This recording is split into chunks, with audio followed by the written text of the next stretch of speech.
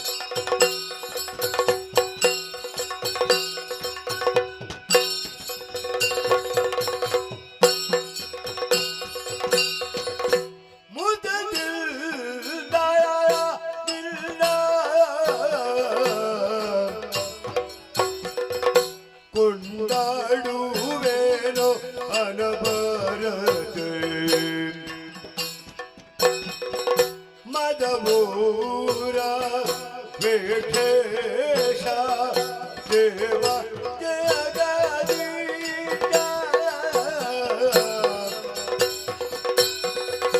ಮುದಗಿಲ್ಲ ಇಲ್ಲ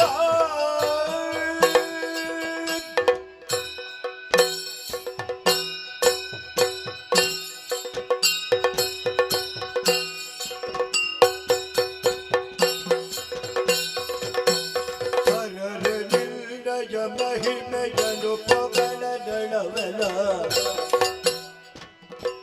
ಕರಡಿಯನು ಪೊತ್ತಿದ್ದ ಮಹಾಶೇಷಗರೆದೋ ಹರನ ಸುಕುಮಾರ ಸಕಲಾಗಮಕ್ಕೆ ದಾತಾರ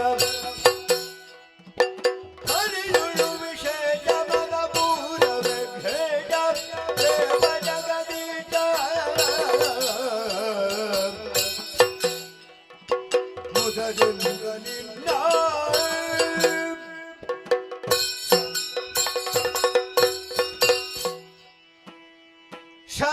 ಶರಣುತ್ತಿರುವ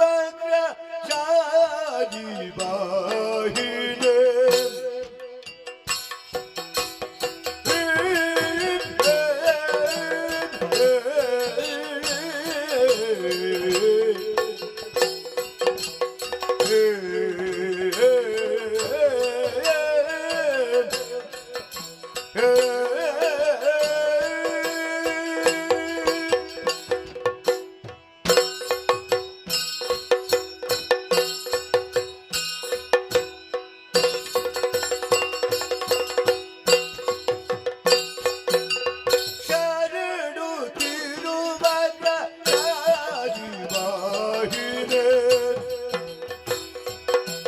ಶರಣು ಶರಮನ ರೂಪಿಣೆ ಶರಣು ಶಂಕರ ಗೌರಿ ಪಾದದೆ ಶರಣು ಭೈರಣ್ಣ ಪೂರಿಣೆ ಶರಣು ಶರಣು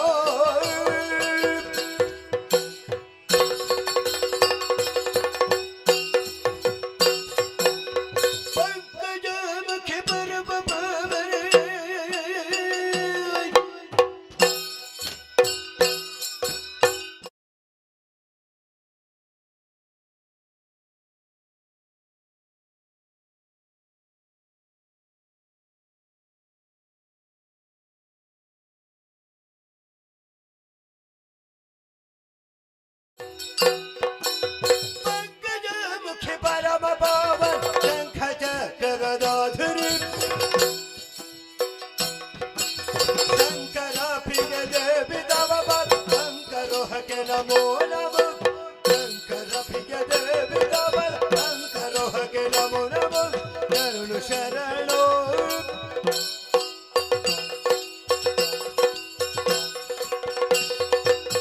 ಎಲ್ಲವೂ ನಿನ್ನುದರ ದುಡಿರುತ್ತಿರಿ ತಿರಿಯಂಬಡು ನಿನ್ನ ಚರಣವದರಿಯಳು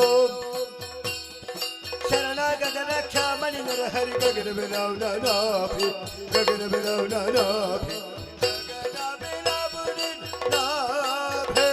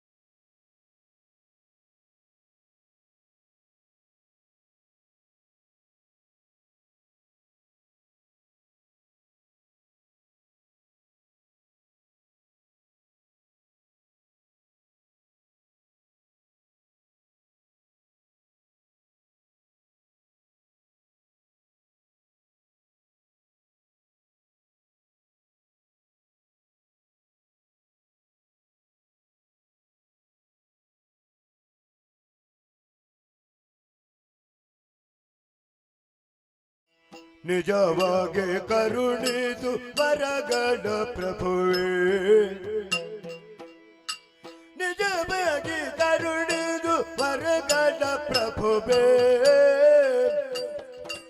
ಗಜಮುಖನಾನಿನ ಪಾದಬಲವೇ ನಿಜವಾಗಿ ಕರುಣಿಸು ವರಗಡ ಪ್ರಭುವೇ ದೇವಾ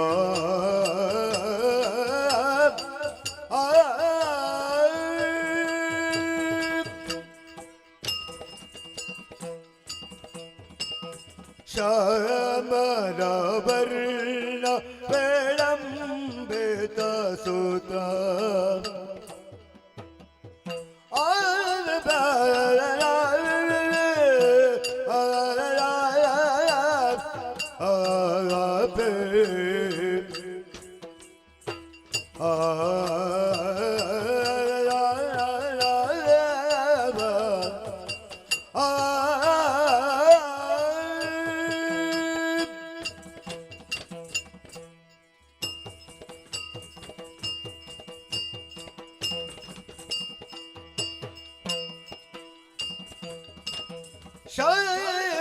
ಶ್ಯಾಮಲವರ್ಣ ವಿಳಂಬಿತ ಸುತ ವಾಮನ ರೂಪ ಮಹೇಶ್ವರ ಪುತ್ರ ಶ್ಯಾಮಲವರ್ಣ ವಿಳಂಬಿತ ಸುತ ವಾಮನ ರೂಪ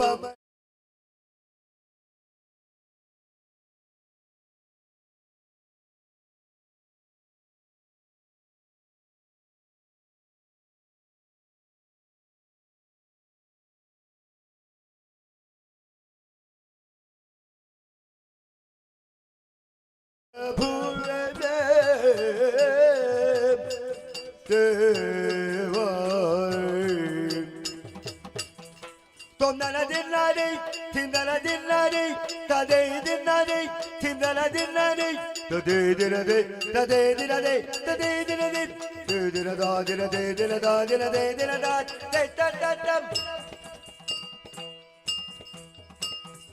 ಒಂದೇ ದೇವರ ದೇವ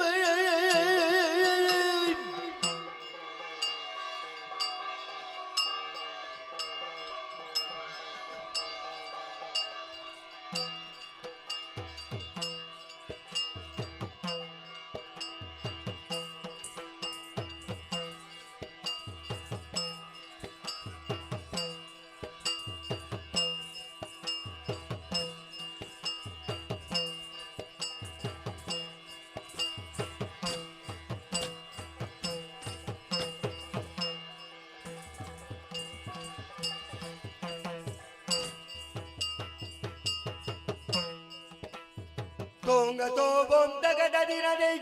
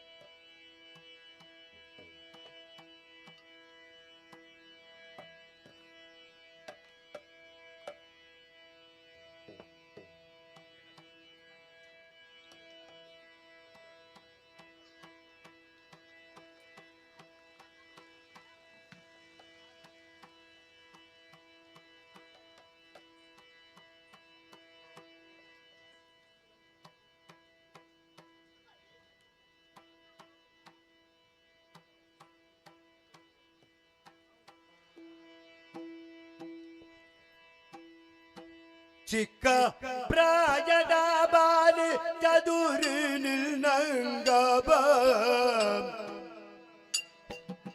ಉರಿಯಲೇನೆ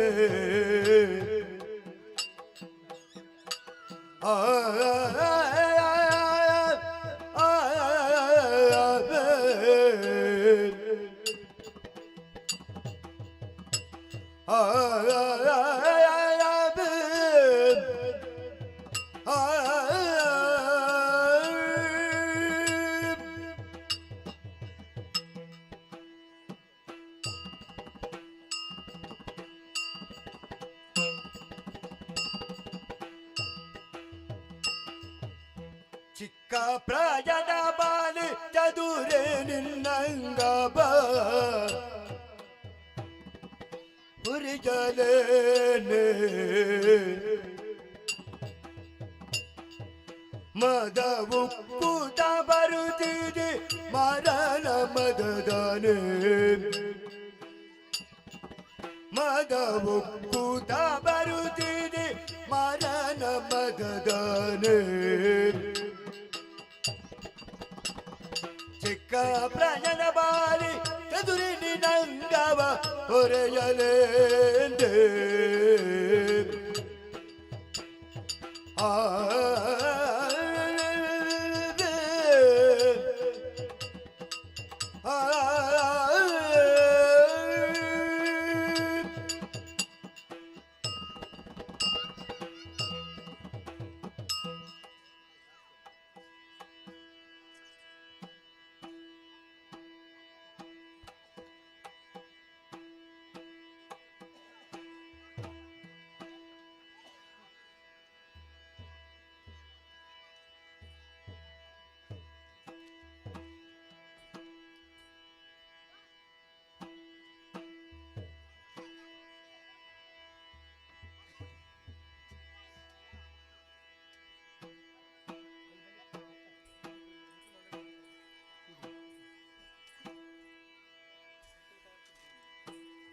ಕಾಮಿನಿ ಕರೆದೋ ತಾರೆ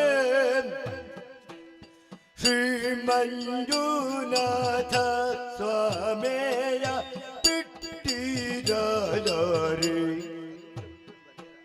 ಶ್ರೀ ಮಂಜುನಾಥ ಸ್ವಾಮಿಯ ಬಿಟ್ಟಿರಲಾರೆ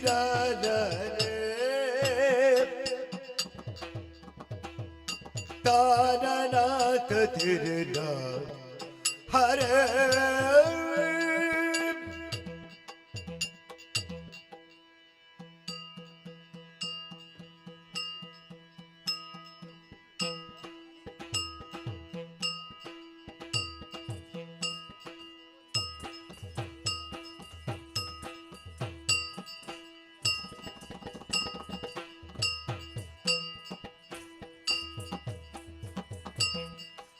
ಕಾಮಿನಿ ಕರೆದು ತಾರೆ ಶ್ರೀ ಮಂಜುನಾಥ ಸ್ವಾಮಿಯ ಬಿಟ್ಟಿರಲಾರೆ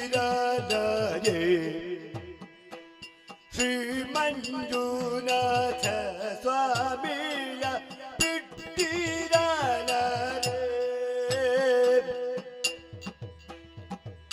ಈ ಮಹಿಯೊಳಗಿಂತ ಪುರುಷನುಳ್ಳನೆ ಕಾಂತೆ ತಾನನಾಥದಿರಿನ ಹರೇ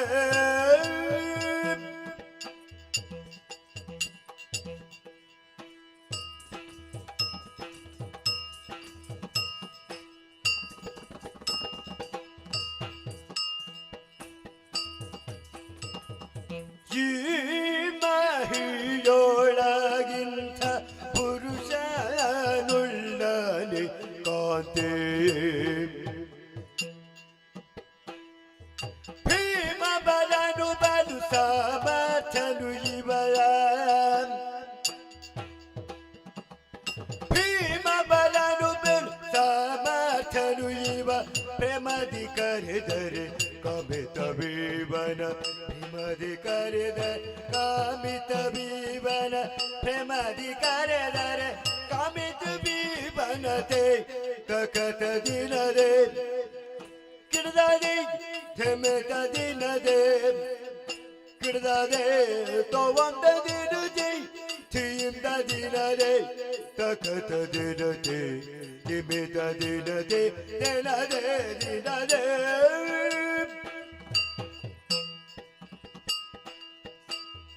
te takata dinade dimita dinade tomda dinade dimita dinade dinade dinade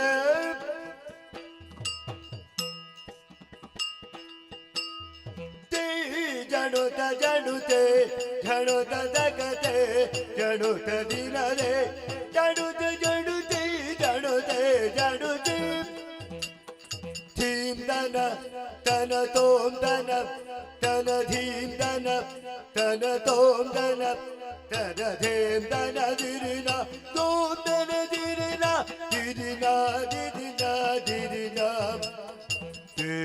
Takata dirade, dimeta dinade, tomam da dinade, dimeta dinade, dinade, dinade.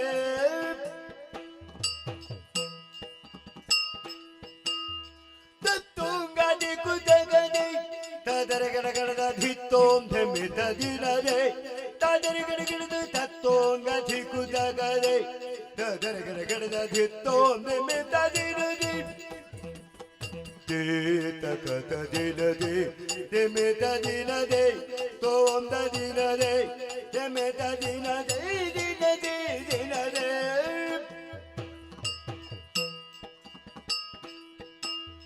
thittam dim gada gada dare gada gada dam Tittam dem gada gada dare gada gada dam Tittam dem gada gada dare gada gada dam Dare gada gada dam Dare gada gada dam Dare gada gada dam Gada dam gada dam Gada di takata dinade Temeta dinade Tomum da dinade Temeta dinade Dinade dinade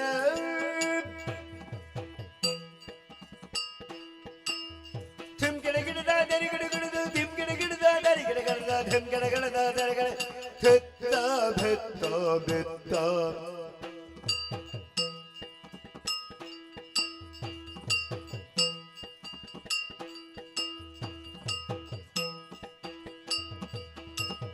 te takada dinade dimita dinade tom da dinade dimita dinade dinade dinade dinade dinade dinade dinade dinade tatam Tanananta dirina hare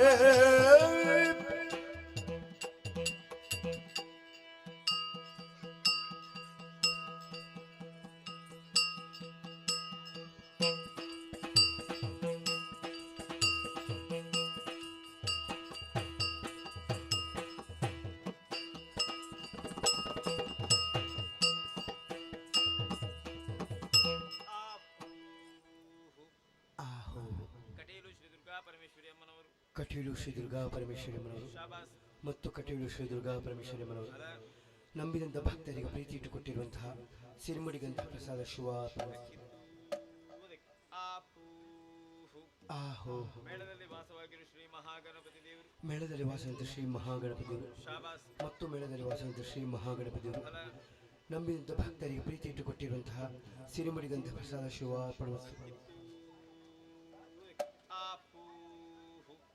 ಸ್ಥಳದಲ್ಲಿ ವಾಸವಾಗಿರುವ ಸಕಲ ದೇವದೇವರುಗಳು ಸ್ಥಳದಲ್ಲಿ ವಾಸವಂತ ಶ್ರೀ ದೇವದೇವರುಗಳು ಮತ್ತು ಶ್ರೀ ದೇವದೇವರುಗಳು ನಂಬಿದಂಥ ಭಕ್ತರಿಗೆ ಪ್ರೀತಿ ಇಟ್ಟುಕೊಟ್ಟಿರುವಂತಹ ಸಿರಿಮುಡಿಗಂಧ ಪ್ರಸಾದ ಶಿವ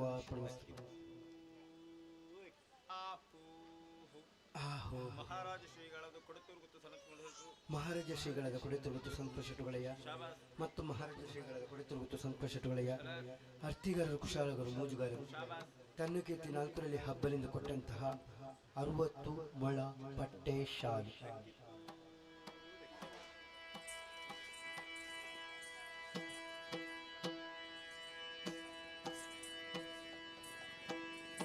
ನಿನ್ನ ನಂಬಿದೆ ಶಾರದೆ ಭಕ್ತಗೆ ಮಾತಿಯನ್ನು ಪಾಲಿಸಬಾರದೆ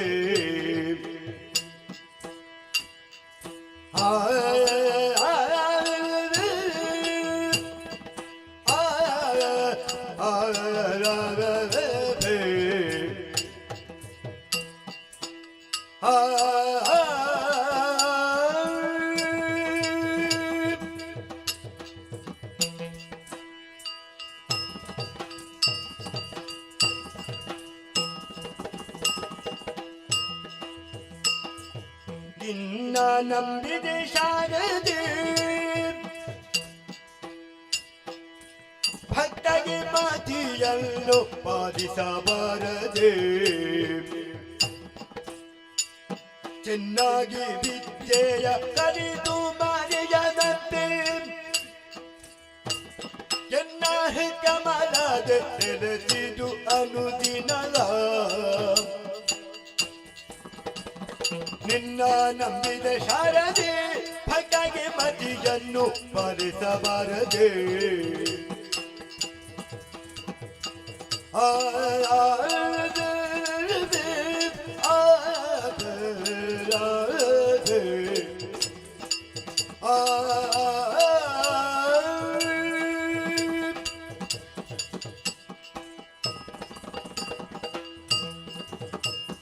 ನೀರು ನದಿಯೋಳು ಹರಿವಂತೆ ಚತುರದಾರೆ ಸಾರಬದರು ಎಲ್ಲ ಯೂಹೆಯೋಳೆರೋ ನಿನ್ನ ನಂಬಿದೆ ಶಾರದೆ ಭಕ್ತಗೆ ಮತಿಯಲ್ಲೋ ಪಾಲಿಸಬಾರದೆ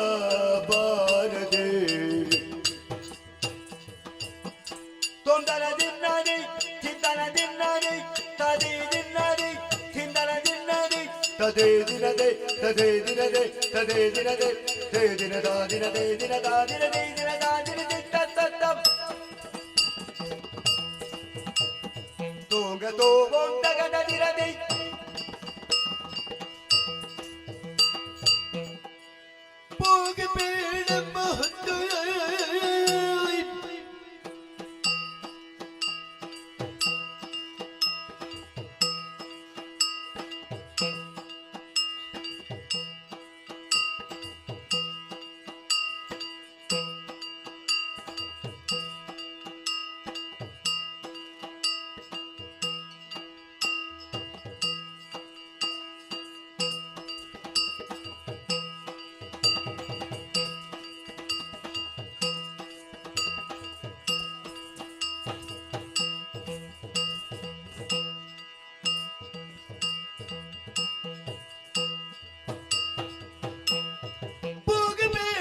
ಹೊತ್ತು ಹೋಗದಿನಾಗೆ ಆದಿಕೇಶವ ರಂಗಧಾಮ ಬಾರು ಬರುಗೆ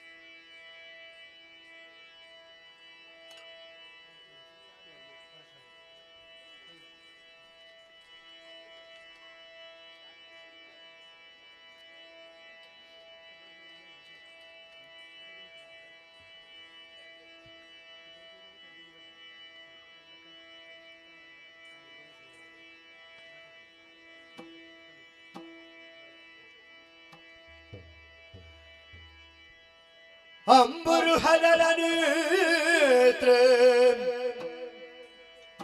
ಶ್ರೀ ದುರ್ಗಾಂಬಿಕೆಯ ಬಲಗೊಂಡು ಭಕ್ತಿಯೊಳಂಬಿಕಾ ಸುತ ವಿಘ್ನರಾಜನ ಪೆರೆದು ಸಂಸುದಿರಿ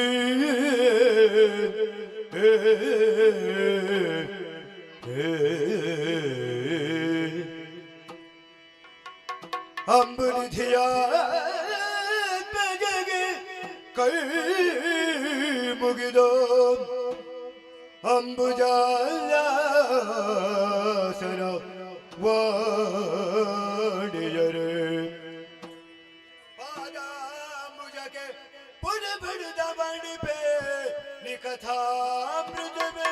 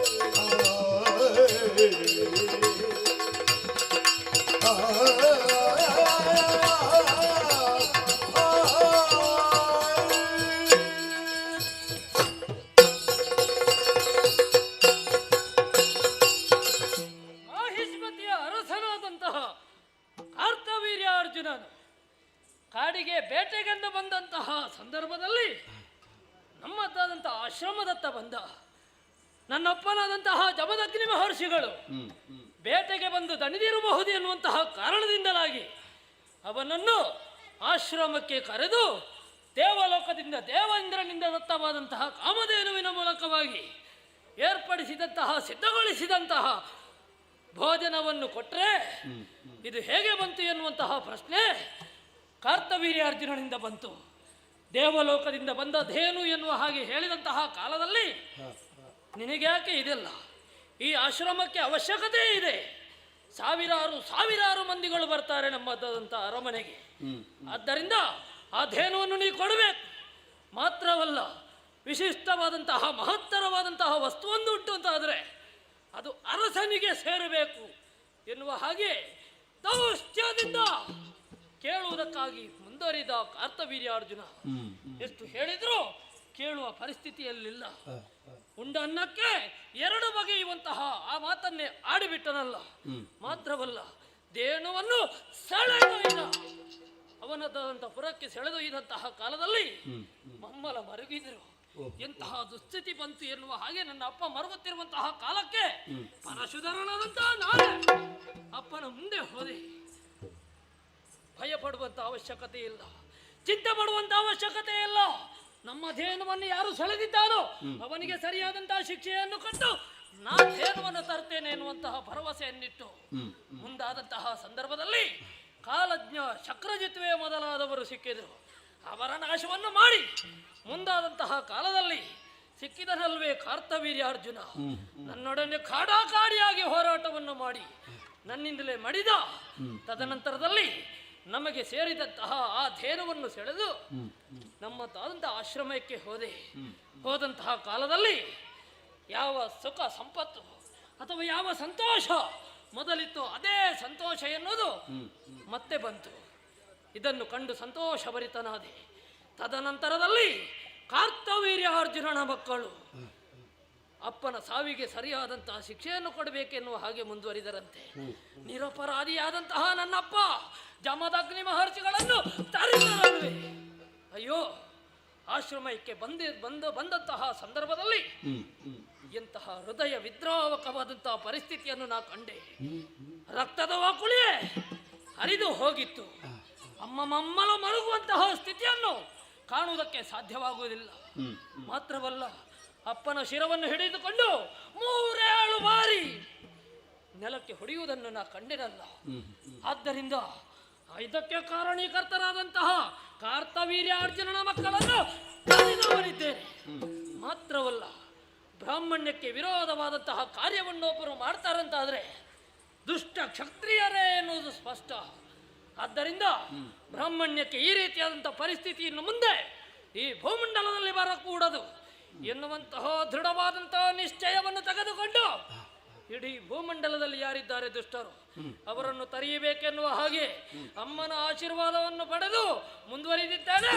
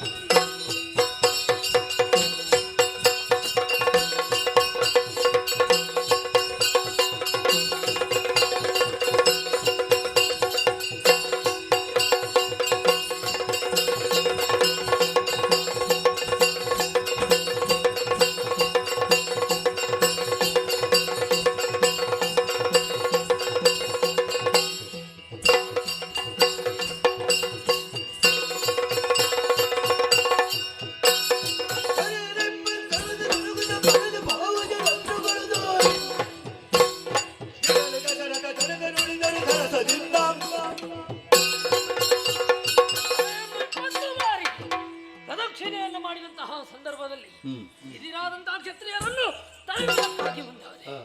ಮಾತ್ರವಲ್ಲ, ಕೆಲವರು ವಿವಾಹದ ನೆಪದಿಂದ, ಕೆಲವರು ದೇವಪೂಜೆಯ ನೆಪದಿಂದ ತಪ್ಪಿಸಿಕೊಂಡರಲ್ವೇ, ಅವರನ್ನು ಯಾವ ಕಾಲಕ್ಕೂ ಬಿಡಕೂಡದು.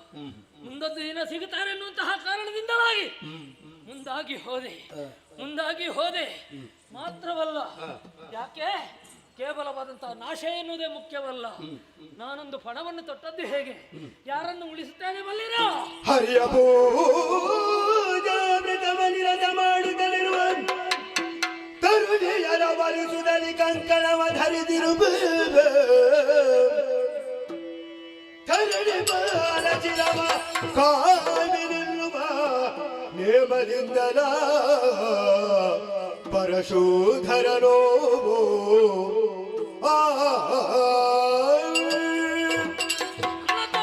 ಸಂಕಲ್ಪವನ್ನು ಕೆಲವರು ಮೊದಲೇ ತಿಳಿದುಕೊಂಡಿದ್ದಾರೆ. ಹರಿಯ ಪೂಜೆಯನ್ನು ಯಾರು ಮಾಡ್ತಾರೋ, ಪೂಜಾ ಮಂದಿರದೊಳಗೆ ಪೂಜೆಯನ್ನು ಮಾಡುತ್ತಿರುವಂತಹ ಸಂದರ್ಭದಲ್ಲಿ ಅಂತವರನ್ನು ನಾ ತರೆಯುವುದಕ್ಕಾಗಿ ಹೋಗಲಿಲ್ಲ. ತದನಂತರದಲ್ಲಿ ವಿವಾಹ ಕಂಕಣಬದ್ಧರೇ ಯಾರಿದ್ದಾರೆ ಅಂತವರಿಗೂ ಏನೂ ಮಾಡಲಿಲ್ಲ.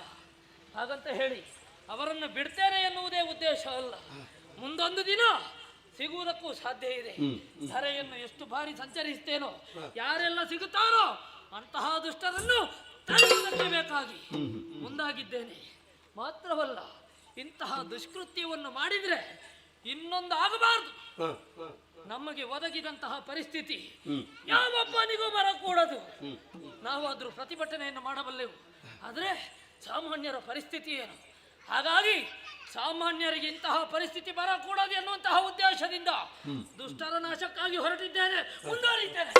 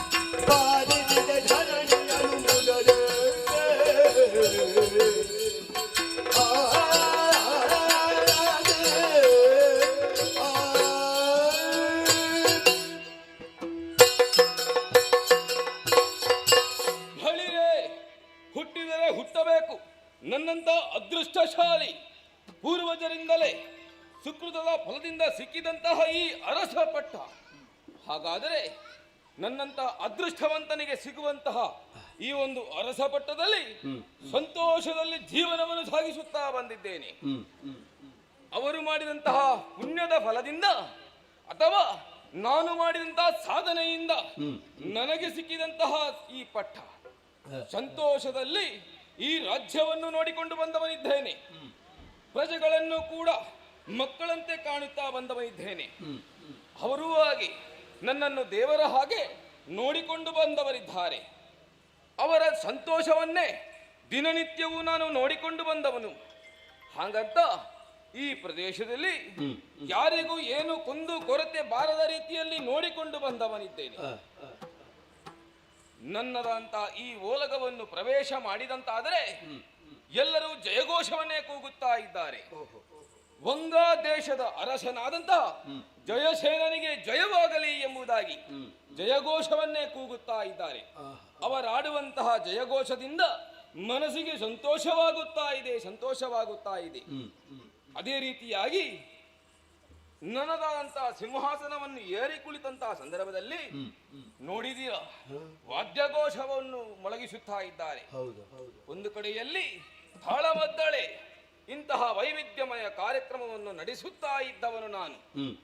ಅವರಿಗೆ ಸಂತೋಷವಾದರೆ ನನಗೂ ಸಂತೋಷ ಎಂದಿನಂತೆ ಇಂದು ಕೂಡ ಪ್ರವೇಶ ಮಾಡಿದ್ದೇನೆ. ಯಾರೋ ನನ್ನನ್ನು ಕಾಣುವುದಕ್ಕೆ ಬಂದಿದ್ದಾರಲ್ಲ,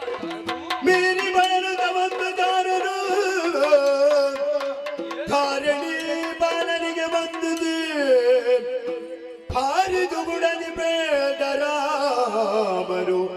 ಬಂದ ಸಂಗತಿಯಾರ ಪ್ರಭು, ಏನು ವಂದಿಸಿಕೊಂಡಿದ್ದೇನೆ. ಎದ್ದೇಳು. ಇದು ನಾನು ನೀನು ಯಾರು ಅಂತ? ದ್ವಾರದಲ್ಲೇ ಇದ್ದವ. ದ್ವಾರಪಾಲಕ. ಹೌದು, ಸೇವೆ ಮಾಡ್ತಾ ಇದ್ದದ್ದು. ನೀನು ಸೇವೆ ಮಾಡ್ಬೇಕಂತ ಹೇಳಿ ನಿನ್ನನ್ನು ಅಲ್ಲಿ ನಿಲ್ಲಿಸಿ. ಹೌದು. ಏನಾಯ್ತು? ಯಾಕಂದ್ರೆ ಹ್ಮ್. ಇಲ್ಲಿಗೆ ಬರಬೇಕು ಅಂತ ಇದ್ರೆ ಹಾ. ಬಹಳಷ್ಟು ವಿಶೇಷ ಇದ್ರೆ ಮಾತ್ರ ಬರುವುದಕ್ಕೆ. ನೀನು ಯಾವತ್ತಿನಾಗಿ ಇವತ್ತು ನಿನ್ನನ್ನು ಕಾಣುವಾಗ ನಿನ್ನನ್ನು ಕಾಣುವುದಕ್ಕೆ ಸಾಧ್ಯವೇ ಇಲ್ಲ. ಹೌದು. ಇವತ್ತು ಮುಖದಲ್ಲಿ ಯಾವುದೋ ರೀತಿಯಂತ ಬೇಸರ, ಭಯ. ಭಯ. ಬೇಸರ ಅಲ್ಲ, ಇದು ಭಯ. ಬೇಸರ ಅಂತ ಹೇಳಿದ್ರೆ ನಿನಗೆ ಭಯ ಆಗುವುದಕ್ಕಿಂತಲೂ ಬೇಸರವಾಗುವುದು. ಬೇಸರ ಒಂದು ಬೇರೆ, ಹಾ. ಆದ್ರೆ ಭಯ ಇನ್ನೊಂದು ರೀತಿಯಲ್ಲಿ. ಹೇಗಾದ್ರು? ಯಾಕೆ? ಏನಾಯ್ತು? ಯಾವ ರೀತಿಯಲ್ಲಿ ಹೇಳಬೇಕು ಅನ್ನುವಂತ ನನಗೆ ಕೂಡ ಗೊತ್ತಾಗ್ತಾ ಇಲ್ಲ. ಆದ್ರಿಂದ ಒಂದೆರಡು ಮಾತನ್ನು ಅವತರಿಸಬೇಕು ಅಂತ ಹೇಳ್ತಾ ಇದ್ದೀನಿ. ಅವಧರಿಸಯ್ಯ. ಲಾಲಿಸಿ ಜಯಜನಾದುರ್ಯನ್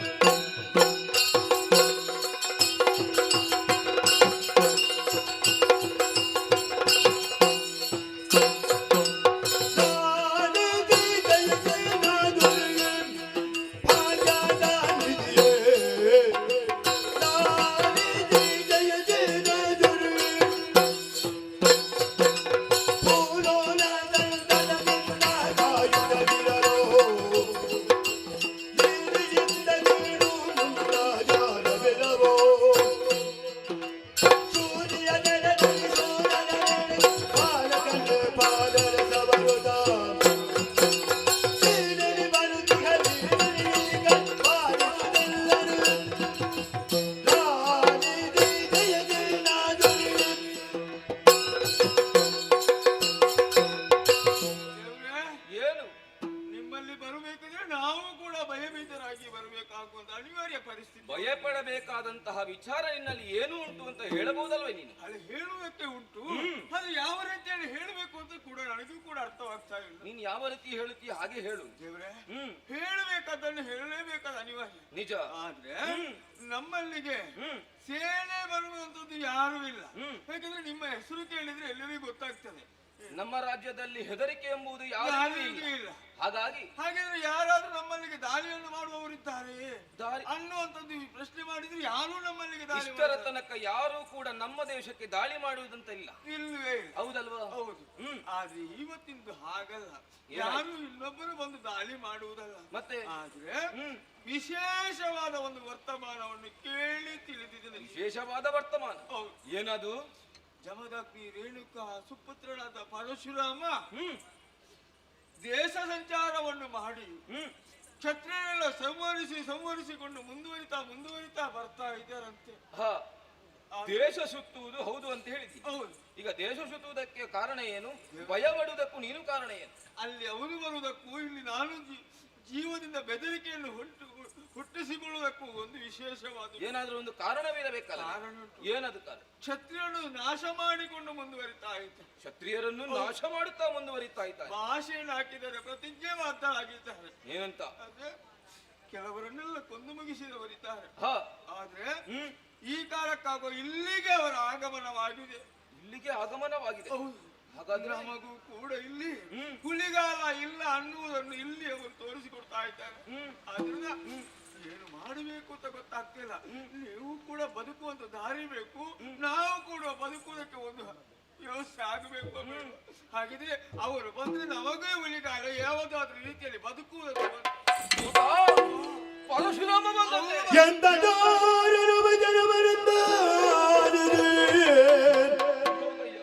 ಜನಪದಿ ಬೆದರುದ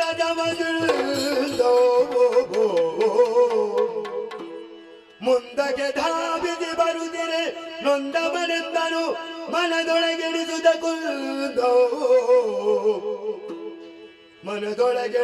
ಕುಂದೋ ಪುರಮಣನು ಭಯದಿಂದ ಧಾಪಿಸುತ್ತದೇಕೆ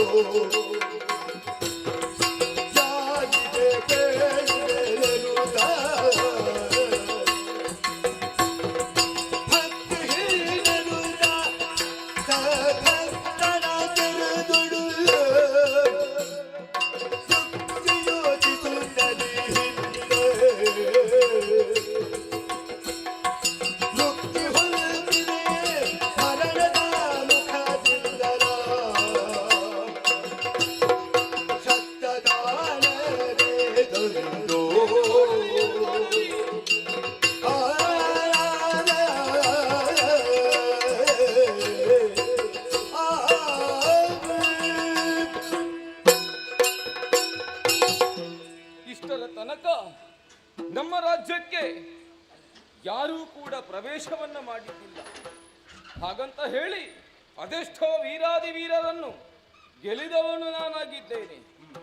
ಹಾಗಾದರೆ ನಮ್ಮದಾದಂತಹ ರಾಜ್ಯಕ್ಕೆ ಪರಶುರಾಮನ ಆಗಮನವಾಗಿದೆ ಅಂತಾದರೆ ಇದಕ್ಕೆ ಕಾರಣ ನನಗೆ ಉಳಿಗಾಲವಿಲ್ಲ ಎಂಬುದಾಗಿ ಅರ್ಥೈಸಿಕೊಂಡವನಿದ್ದೇನೆ. ಎಲ್ಲರನ್ನು ಕೊಲ್ಲುತ್ತಾ ಮುಂದೆ ಬರುವಂತಹವನು ಯಾರು ಅಂತ ನೋಡಿದರೆ ಪರಶುರಾಮ. ನಿಜ, ಪರಶುರಾಮ ಬಂದಂತಾದರೆ ನನ್ನ ಮರಣ ಖಂಡಿತವಾಗಿಯೂ ಸಾಧ್ಯವಾಗುವುದು ಸರಿ. ಹಾಗಂತ ಹೇಳಿ ನಾನು ಕೂಡ ಈ ರೀತಿಯಾಗಿ ದುಃಖಿಸುತ್ತಾ ಇದ್ದರೆ ಮುಂದೆ ಪ್ರಜೆಗಳನ್ನು ರಕ್ಷಿಸುವವರು ಯಾರಿದ್ದಾರೆ? ನಾನು ಈ ರೀತಿಯಾಗಿ ಅಳಕೂಡದು. ಪ್ರಜೆಗಳಿಗೆ ಧೈರ್ಯವನ್ನಾಡಬೇಕಾದವನು ನಾನು.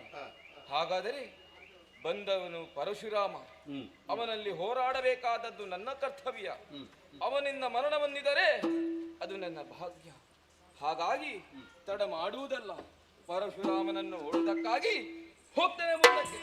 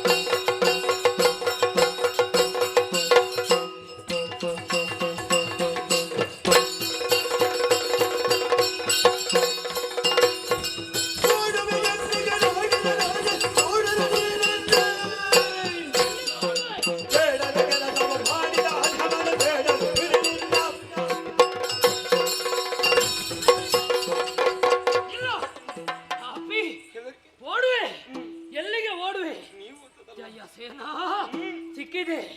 ಇಷ್ಟರವರೆಗೆ ಹೀಗೆ ಸಿಗಲಿಲ್ಲ, ಇವತ್ತು ಸಿಕ್ಕಿದೆ ಅಲ್ಲ. ಬೇಡದ ಕೆಲಸವ ಮಾಡಿದ ನಿಮ್ಮ ತಲೆ ಮಾಡಿದ್ದೇನೆ.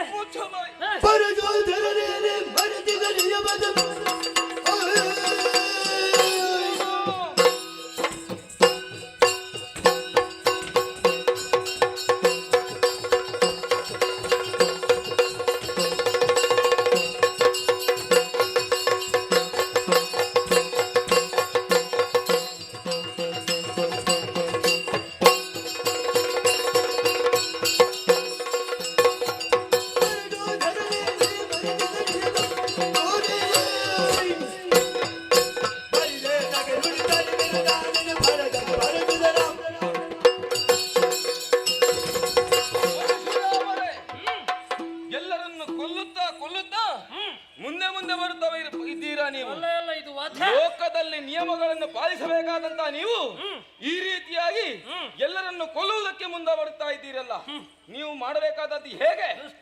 ಲೋಕವನ್ನು ಪಾಲನೆ ಮಾಡಬೇಕಾದವರು ನೀವು. ಹಾಗಂತ ಹೇಳಿ ಲೋಕದಲ್ಲಿ ಎಲ್ಲರನ್ನು ಕೊಲ್ಲುವುದಕ್ಕೆ ಮುಂದಾಗಿದೆಯಂತಾದ್ರೆ ನಿಮಗೆ ಉಳಿಗಾಲವೇ ಇಲ್ಲ ಎಂಬುದನ್ನು ನಾನು ಹೇಳ್ತಾ ಇದ್ದೇನೆ. ನಿಮಗೆ ಇದು ಒಳ್ಳೇದಲ್ಲ. ನಿಮಗೆ ಹಾಗೆ ಹೇಳ್ತಾ ಇದ್ದೇನೆ, ಬಂದ ಹಾಗೆ ಹಿಂದೆ ಹೋಗಬೇಕು.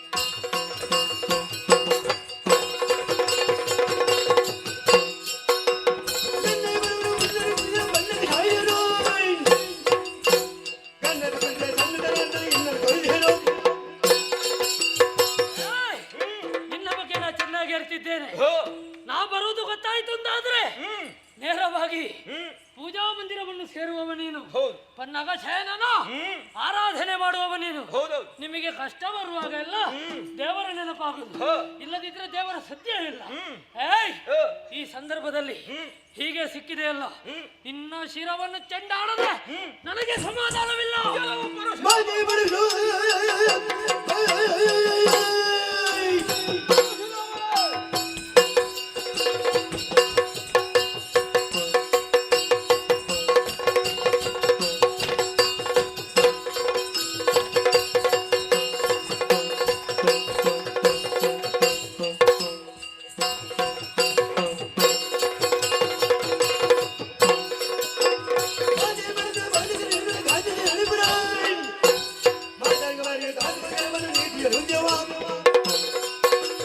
ಪರಶುರಾಮರೇ, ಹೆತ್ತಂತ ತಾಯಿಯನ್ನೇ ಕೊಂದವರು ನೀವು. ಹ.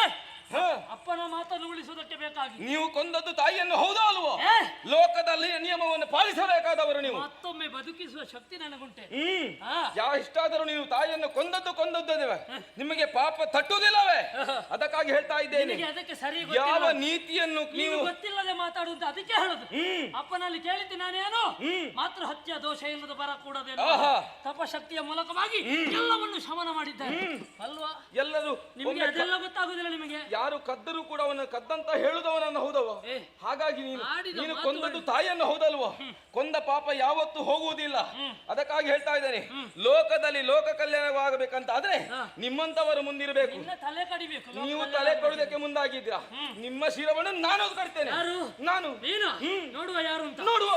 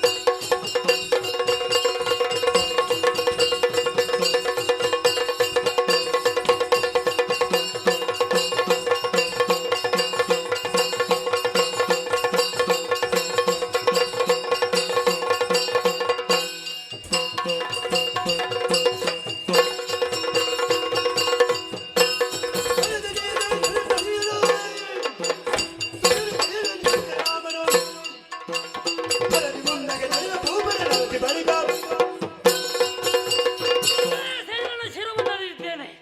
ಇಷ್ಟಕ್ಕೆ ಆಗುವುದಿಲ್ಲ. ಭೂಭಾರ ಹರಣ ಎನ್ನುವುದು ನನ್ನ ಸಂಕಲ್ಪ. ಮುಂದುವರಿತೇನೆ.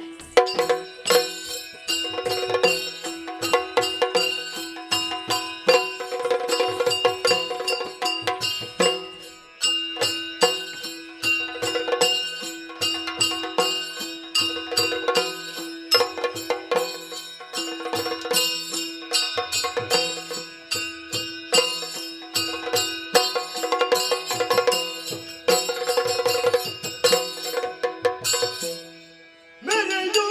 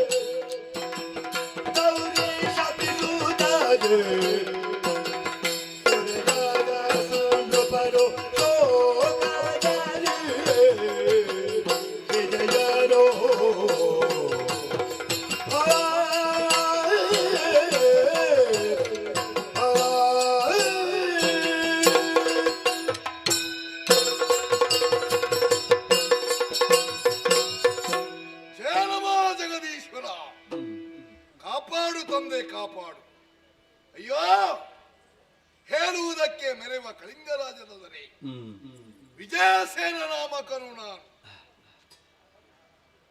ಮಾನವ ಜನ್ಮವೆಂಬುದು ಬ್ರಹ್ಮ ಸೃಷ್ಟಿಯಲ್ಲಿ ವಿಶೇಷವಾದಂತಹ ಫಲಪ್ರದವಾದಂತಹ ಜನ್ಮವಂತೆ. ಅವನು ಮಾಡಿದಂತಹ ಪೂರ್ವ ಜನ್ಮದಲ್ಲಿ ಮಾಡಿದಂತಹ ಸುಕೃತ ವಿಶೇಷವೇ ಅವನ ಇನ್ನೊಂದು ಜನ್ಮಕ್ಕೆ ಹೇತುವಾಗ್ತದೆ. ಒಬ್ಬ ಅರಸನಾಗಿ ಹುಟ್ಟಬೇಕಾದ್ರೆ ಪೂರ್ವ ಜನ್ಮದ ಸುಕೃತ ವಿಶೇಷ ಅಂತ ಬಲ್ಲವರು ಹೇಳಿದ್ದಾರೆ. ಈಗ ಆ ವಾಕ್ಯ ಸುಳ್ಳಾಯ್ತು ಏನು? ಅಲ್ಲವಾದ್ರೆ ಅರಸನಾಗಿ ಮೆರೆಯುವಂತ ನಾನು ಭೀತಿಗೊಳಗಾದಂತಹ ಸ್ಥಿತಿ ಒದಗಿ ಬಂತಲ್ಲ. ಕೇವಲ ನನಗೊದಗಿದಂತಹ ಭೀತಿ ಮಾತ್ರವಲ್ಲ, ಕ್ಷತ್ರಿಯ ಕುಲಕ್ಕೆ ಒದಗಿದಂತಹ ಭೀತಿಯಾಗಿದೆ. ಇನ್ನು ಯೋಚನೆ ಮಾಡಬೇಕು, ಬರುವ ಜನ್ಮ ಇದ್ರೆ ಕ್ಷತ್ರಿಯ ಕುಲ ಬೇಡ ಅಂತ. ಇದಕ್ಕೆ ಕಾರಣ ಏನು? ಈ ಧರ್ಮದೇನುವಿನ 4 ಕಾಲುಗಳಲ್ಲಿ ಒಂದು ಕಾಲು ಕುಂಠಿತವಾದ್ರೆ ಆಗುವ ಸ್ಥಿತಿ ಆಗಿದೆ ಹೇಗೆ? ಇಲ್ಲದಿದ್ರೆ ವರ್ಣಾಶ್ರಮ ಧರ್ಮ ಹೇಗೆ? ಬ್ರಾಹ್ಮಣ, ಕ್ಷತ್ರಿಯ, ವೈಶ್ಯ, ಶೂದ್ರ ಅವರವರು ಮಾಡಿದಂತಹ ಧರ್ಮದಿಂದ, ಅವರು ಮಾಡಿದಂತಹ ಕರ್ಮದಿಂದ ಈ ಪ್ರಪಂಚವೆಂಬುದು ಧರ್ಮದ ನಡೆಯಲ್ಲಿ ನಡೆಯುತ್ತದೆ. ಅಲ್ಲಿ ಕರ್ಮದೋಷವಾದರೆ ಏನು? ಇಂತಹ ಒಂದು ಸ್ಥಿತಿ ಒದಗಿ ಬರ್ತದೆ. ಇಲ್ಲವಾದ್ರೆ ಪೂಜೆ ಪುರಸ್ಕಾರವನ್ನು ಮಾಡುತ್ತಾ, ಯಜ್ಞಗಳನ್ನು ಮಾಡುತ್ತಾ, ಲೋಕಶಾಂತಿಗಾಗಿ ಸದಾ ತನ್ನನ್ನು ತಾನು ತೊಡಗಿಸುವಂತಹ ಬ್ರಹ್ಮ ಕುಲವೇ ಒಂದು ಕ್ಷತ್ರಿಯ ತೇಜಸ್ಸನ್ನು ಹೊಂದಿದರೆ ಆಗುವಂತ ಅವಾಂತರವೇ ಬೇರೆ. ಈಗ ಏನಾಗಿದೆ? ಯಾವುದನ್ನು ಯಾರು ಮಾಡಬೇಕು ಅದನ್ನು ಮಾಡದವರಿದ್ದಾರೆ ಅನ್ನ ಕರ್ಮಲೋಪವಾದರೆ ಅದರಿಂದ ಲೋಕದಲ್ಲಿ ಶಾಂತಿ ಕದಡಿ ಅಶಾಂತಿಯೇ ನೆಲೆಯಾಗುತ್ತದೆ ಎಂಬುದಕ್ಕೆ ಪ್ರಕೃತ ಒದಗಿ ಬಂದಂತಹ ಸ್ಥಿತಿಯೇ ಕಾರಣ. ಬ್ರಾಹ್ಮಣ ಕುಲದಲ್ಲಿ ಹುಟ್ಟಿದಂತಹ ಪರಶುರಾಮ ಅವನಿಗೆ ಯಾರಿಂದಲೋ ಒಬ್ಬ ಕ್ಷತ್ರಿಯನಿಂದ ಅನ್ಯಾಯವಾಗಿದೆ ಎಂಬ ಕಾರಣಕ್ಕಾಗಿ ಕ್ಷತ್ರಿಯ ಕುಲವನ್ನೇ ದ್ವೇಷಿಸುವ ಮಟ್ಟಕ್ಕೆ ಇಳಿದಿದ್ದಾನೆ ಒಬ್ಬ ಬ್ರಾಹ್ಮಣ ಕುಮಾರ. ಅಂದ್ರೆ ಅರ್ಥ ಏನು? ಇನ್ನೊಬ್ಬರಲ್ಲಿ ಧರ್ಮ ಜಾಗೃತಿ ಮಾಡುವವನೇ ಈ ರೀತಿಯಾಗಿ ಒಂದು ಕ್ರಾಂತಿಯನ್ನು ಎಬ್ಬಿಸ್ತಾನಂತ ಹೇಳಿದ್ರೆ ನಾವು ಮಾಡಿದಂತ ಪಾಪ ಆದ್ರೆ ಏನು? ಒಬ್ಬ ಮಾಡಬಾರದ ತಪ್ಪನ್ನು ಮಾಡಿ ಇಡೀ ಕುಲಕ್ಕೆ ಒಂದು ಕೊಡಲಿ ಇಟ್ಟು ಕೊಟ್ಟನಲ್ಲ. ಹಿಡಿದಂತಹ ಕೊಡಲಿಯಿಂದ ಕ್ಷತ್ರಿಯ ಕುಲವನ್ನೇ ಧ್ವಂಸ ಮಾಡುತ್ತಾ ಬಂದ. ಹಾಗಾದ್ರೆ ಈ ಬದುಕೆಂಬುದು ಪವಿತ್ರ, ಹೇಗಾದ್ರೂ ಮಾಡಿ ತನ್ನ ಜೀವವನ್ನು ಬದುಕಿಸಿಕೊಳ್ಬೇಕು ಎಂಬಂತಹ ಉದ್ದೇಶ ಸಾಮಾನ್ಯ ಜೀವಿಗಳಲ್ಲೂ ಕೂಡ ಉಂಟು. ಹಂತದಲ್ಲಿ ಕ್ಷತ್ರಿಯನಾದಂತಹ ನಾನು ನನ್ನನ್ನು ಹೇಗೆ ಉಳಿಸಿಕೊಳ್ಳಬೇಕು ಎಂಬುದಕ್ಕೆ ನಾನೊಂದು ಕಂಡುಕೊಂಡಂತಹ ಉಪಾಯ. ಪರಶುರಾಮ ಯಾವಾಗ ಬರ್ತಾನೆ ತಿಳಿದ ಕೂಡಲೇ ಮದುವೆ ಆಗು. ಅದೇ ಅವನಲ್ಲಿ ಒಂದು ಸಣ್ಣ ಒಳ್ಳೆ ಗುಣ ಉಂಟು. ಒಳ್ಳೆತನದಲ್ಲೊಂದು ಸಣ್ಣ ಒಳ್ಳೆತನ. ಮದುವೆ ಮಂಟಪದಲ್ಲಿದ್ದವರನ್ನು ಕಡಿಯುವುದಿಲ್ಲ ಅವನು. ಹಾಗೆ ಇನ್ನೇನು ಈ ಕಡೆ ಬರ್ತಾನಂತ ಗೊತ್ತಾದ ಕೂಡಲೇ ಗೌರಿ ಎಂಬಂತವಳನ್ನು ನಾನು ಒಪ್ಪದಿದ್ದರೂ ಸೆಳೆದ ಮದುವೆ ಆಗುವುದಕ್ಕೆ ಬಲತ್ಕರಿಸಿದೆ. ಕೊಟ್ಟರಲ್ಲ ಶಾಪ, ನೀನು ಇನ್ನು ಮುಂದೆ ಸತ್ತೇ ಯಾರಿಂದಲಾದ್ರೂ ಸಾಯಿ ಅಂತ. ಭವಿಷ್ಯ ಗೊತ್ತಿತ್ತೇನು? ಪರಶುರಾಮ ಬರ್ತಾನೆ ಇವನನ್ನು ಕೊಲ್ತಾನೆ ಅಂತ. ಅದಕ್ಕೆಂದೇ ಮದುವೆ ಆದದ್ದಲ್ವ ನಾನು. ಆ ಶಾಪವು ಏನು ಅಂತೂ ನನಗೆ ಅರ್ಥವಾಗುತ್ತಿಲ್ಲ. ಈಗೀಗ ಬಂದಂತಹ ಸುದ್ದಿ ನನ್ನ ಭಾವನಾದಂತಹ ಜಯಸೇನನನ್ನು ಕೊಂದನಂತೆ.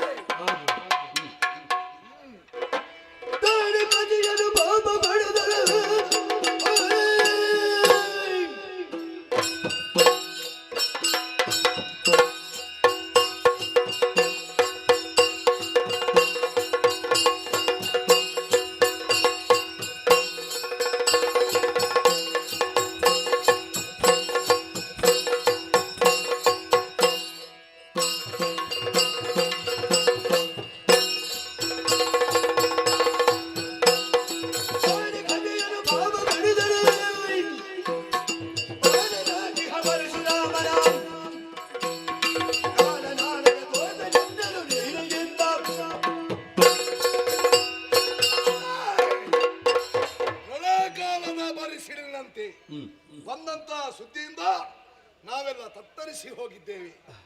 ನನ್ನ ತಂಗಿಯಾದಂತ ವಿಜಯ ಒಂದು ಅಳುದನ್ನು ಕಂಡಾಗ ನನ್ನ ಕರುಳನ್ನೇ ಹಿಂಡಿದಂತ ನೋವಾಗುತ್ತದೆ. ಏನು ಮಾಡುವುದು? ಪ್ರಾಣ ಭಯ ಯಾರಿಗಿಲ್ಲ. ಹಾಗೆಂದು ಎಲ್ಲಾ ಕಾಲದಲ್ಲೂ ಕೂಡ ಪ್ರಾಣ ಭಯದಿಂದಲೇ ಭೀತರಾಗಿ ಹಿಂದೆ ಕುಳಿತುಕೊಳ್ಳುವುದಲ್ಲ, ಬಂದದ್ದನ್ನು ಎದುರಿಸಬೇಕು ಎಂಬಂತ ಉದ್ದೇಶದಿಂದ ಇನ್ನು ತಡ ಮಾಡುವುದಿಲ್ಲ. ಬಂದರವಳನ್ನು ಬಿಡುವುದಿಲ್ಲ ನಾವು. ಮಾಡುವ. ಜಯ ನಮೋ ನಾರಾಯಣ ನಾರಾಯಣ ಜಯ ನಮೋ ನಾರಾಯಣ ಘೋರ ದುರಿತ ಸಂಹಾರಣ ನಿರ್ಜನ ನಯನ ನಾರಾಯಣ ಜಯ ನಮೋ ನಾರಾಯಣ ನಾರಾಯಣ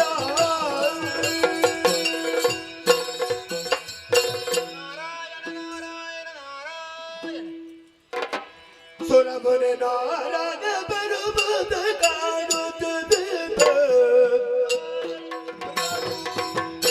ಜಗದಾದಿ ಮಂದಿರಲೋ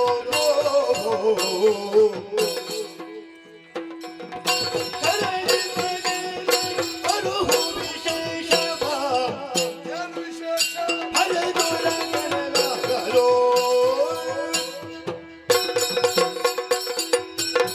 ಹರಿನಾಮಕೀರ್ತನನ್ನು ಮಾಡುತ್ತಾ ಬಂದವರು ನೀವು. ಮನಸ್ಸಿಗೆ ಸಂತೋಷವಾಯಿತು. ಹರ ಹರಿ ಬ್ರಹ್ಮರಿಗೆ ಪ್ರಿಯರು ನೀವು. ಲೋಕ ಕಲ್ಯಾಣಕ್ಕಾಗಿ ಸದಾ ದುಡಿಯುವ ನಿಮ್ಮಂತವರ ಪುಣ್ಯ ಪಾದ ಇಲ್ಲಿಗೆ ಬೆಳೆಸಿದ್ದೀರಂತ ಹೇಳಿದ್ರೆ ಅದು ನನ್ನ ಸುಕೃತ ವಿಶೇಷವೆಂದೇ ಹೇಳಬೇಕು. ಆದುದರಿಂದಲೇ ಯಥಾಯೋಗ ಯಥಾಸಾಧ್ಯ ತಂದು ಉತ್ತಮವಾದಂತಹ ಪೀಠದಲ್ಲಿ ಕುಳಿಸಿದ್ದೇನೆ. ತಮ್ಮ ಪಾದವನ್ನು ತೊಳೆದು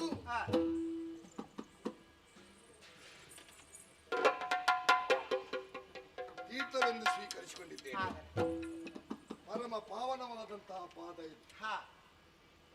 ಮಂಗಳಕರವಾದಂತಹ ನಿಮ್ಮ ಮುಖಕ್ಕೆ ಮಂಗಳಾರತಿ. ಸ್ವಾಮಿ, ಲೋಕದಲ್ಲಿ ಯಾವುದೋ ಒಂದು ವಿಶೇಷವಾದಂತ ವಿಷಮ ಸ್ಥಿತಿ ಬಂದರೆ ಅದನ್ನು ಪರಿಹಾರ ಮಾಡಿಕೊಡುವಲ್ಲಿ ನಿಮ್ಮ ಎತ್ತಿದ ಕೈಯಂತೆ ಸದಾ ಲೋಕಕ್ಷೇಮಕ್ಕಾಗಿಯೇ ದುಡಿಯುವುದು. ನಿಮಗಾಗಿ ನೀವು ದುಡಿಯುವುದಲ್ಲ, ಧರ್ಮವನ್ನು ಉದ್ಧರಿಸುವಲ್ಲಿ ನಿಮ್ಮ ಪಾತ್ರ ದೊಡ್ಡದು. ಆದ್ದರಿಂದಲೇ ಮೂರು ಲೋಕದಲ್ಲೂ ನಿಮಗೆ ವಂದನೆಯನ್ನು ಎಲ್ಲರೂ ಸಲ್ಲಿಸ್ತಾ ಇದ್ದಾರೆ. ಸ್ವಾಮಿ, ನೀವು ಬಂದಿದ್ದೀರಂದ್ರೆ ನಮಗೆ ಒಂದು ಬದುಕು ಬಂದಿದೆ ಎಂದು ಸತ್ಯ. ಆದ್ದರಿಂದಲೇ ಹೇಳುತ್ತಾ ಇದ್ದೀನಿ, ಏನು ಉದ್ದೇಶವನ್ನು ಇರಿಸಿಕೊಂಡು ಬಂದವರು, ಯಾಕೆ ಬಂದಿದ್ದೀರಂತ ನಾನು ಕೇಳುವುದಿಲ್ಲ ಸ್ವಾಮಿ. ಯಾವ ಉದ್ದೇಶದಿಂದ ಬಂದಿದ್ದೀರಿ, ನನ್ನಿಂದ ಏನು ಸೇವೆ ಆಗಬೇಕು ಹೇಳಿ. ಆದ್ರೆ ಒಂದು ವಿಚಾರ ಉಂಟು. ಈಗ ನನ್ನನ್ನು ಬಗೆ ಬಗೆಯಲ್ಲಿ ಅರ್ಪಿಸಿದ್ದು ಹೌದು. ಸಂತೋಷಗೊಂಡಿದ್ದೇನೆ. ಹಾ. ಹಾಗಂತ ನೀನು ಯಾವುದೋ ಒಂದು ವಿಚಾರದಿಂದ ದುಗುಡದಲ್ಲಿದ್ದಿ ಎಂಬುದು ಅರ್ಥವಾಯಿತು. ಯಾಕೆ, ಏನು, ಏನ? ಮಹರ್ಷಿಗಳೇ, ಮುನಿಯೇ ಭಾವನ ರಾಮನು ಘನದೊಳಾತನ ಕರದಿ ಬದುಕಲು ನಾವೆಲ್ಲ ಘನದೊಳಾತನ ಕರದಿ ಬದುಕಲು ವನಿತೆ ಗೌರಿಯ ಮದುವೆಯಾದೆನು ಸೆಳೆದು ತಂದವಳ ಜನಪದರುಣಿಯ ವರಿಸನಿ ಅಳಿರುತ ಶಪಿಸುತ್ತಲಾಗಿ ಮಡಿದಳು. ಎನಗೆ ಬದುಕುವ ದಾರಿಯೇ ನೆನೆ ನುಡಿದ ನಾರದನೋ.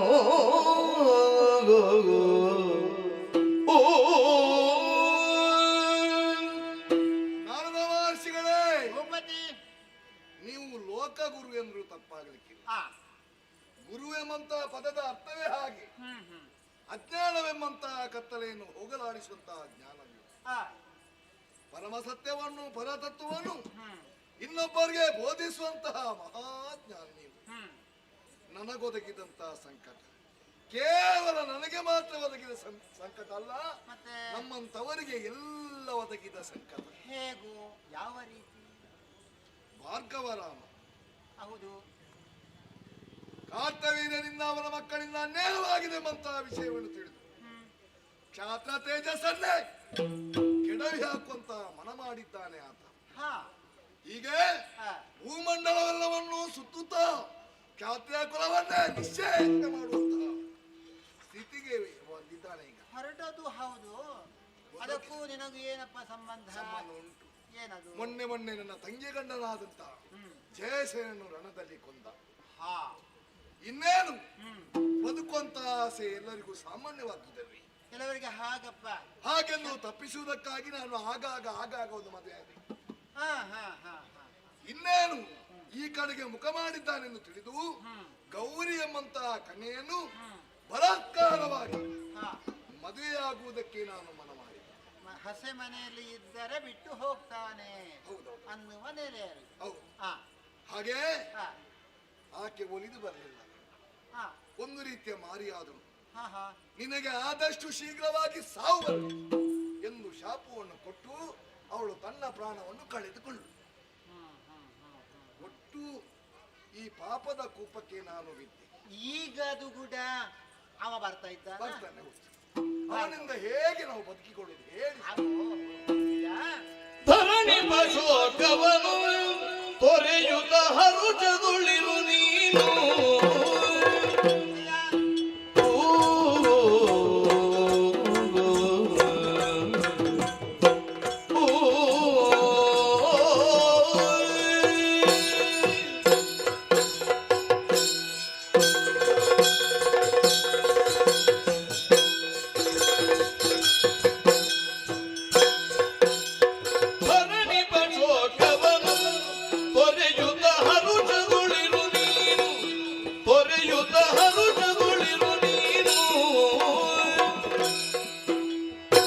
ತರಡೆಯವರಿಸಿದೆ ತುರವಣಿಸಗಲು ತರಡೆಯವರಿಸದೆ ತುರವಣಿಸಗಲು ಬರುವುದು ವಿಜಯವು ಅರುಹುವೆ ನಿರ್ಜಯ. ತರಣಿ ಶೋಕವನು ತೊರೆಯುತ್ತ ಹರುಟಗೊಳಿರು ನೀನು, ತೊರೆಯುತ್ತ ಹರುಟಗೊಳಿರು ನೀನು.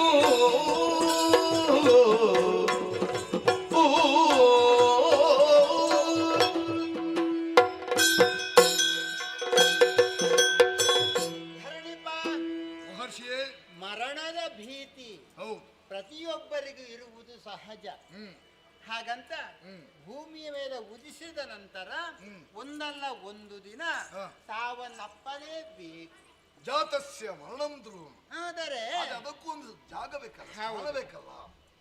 ಅರ್ಧ ದಾರಿಯಲ್ಲಿ ಹಾ.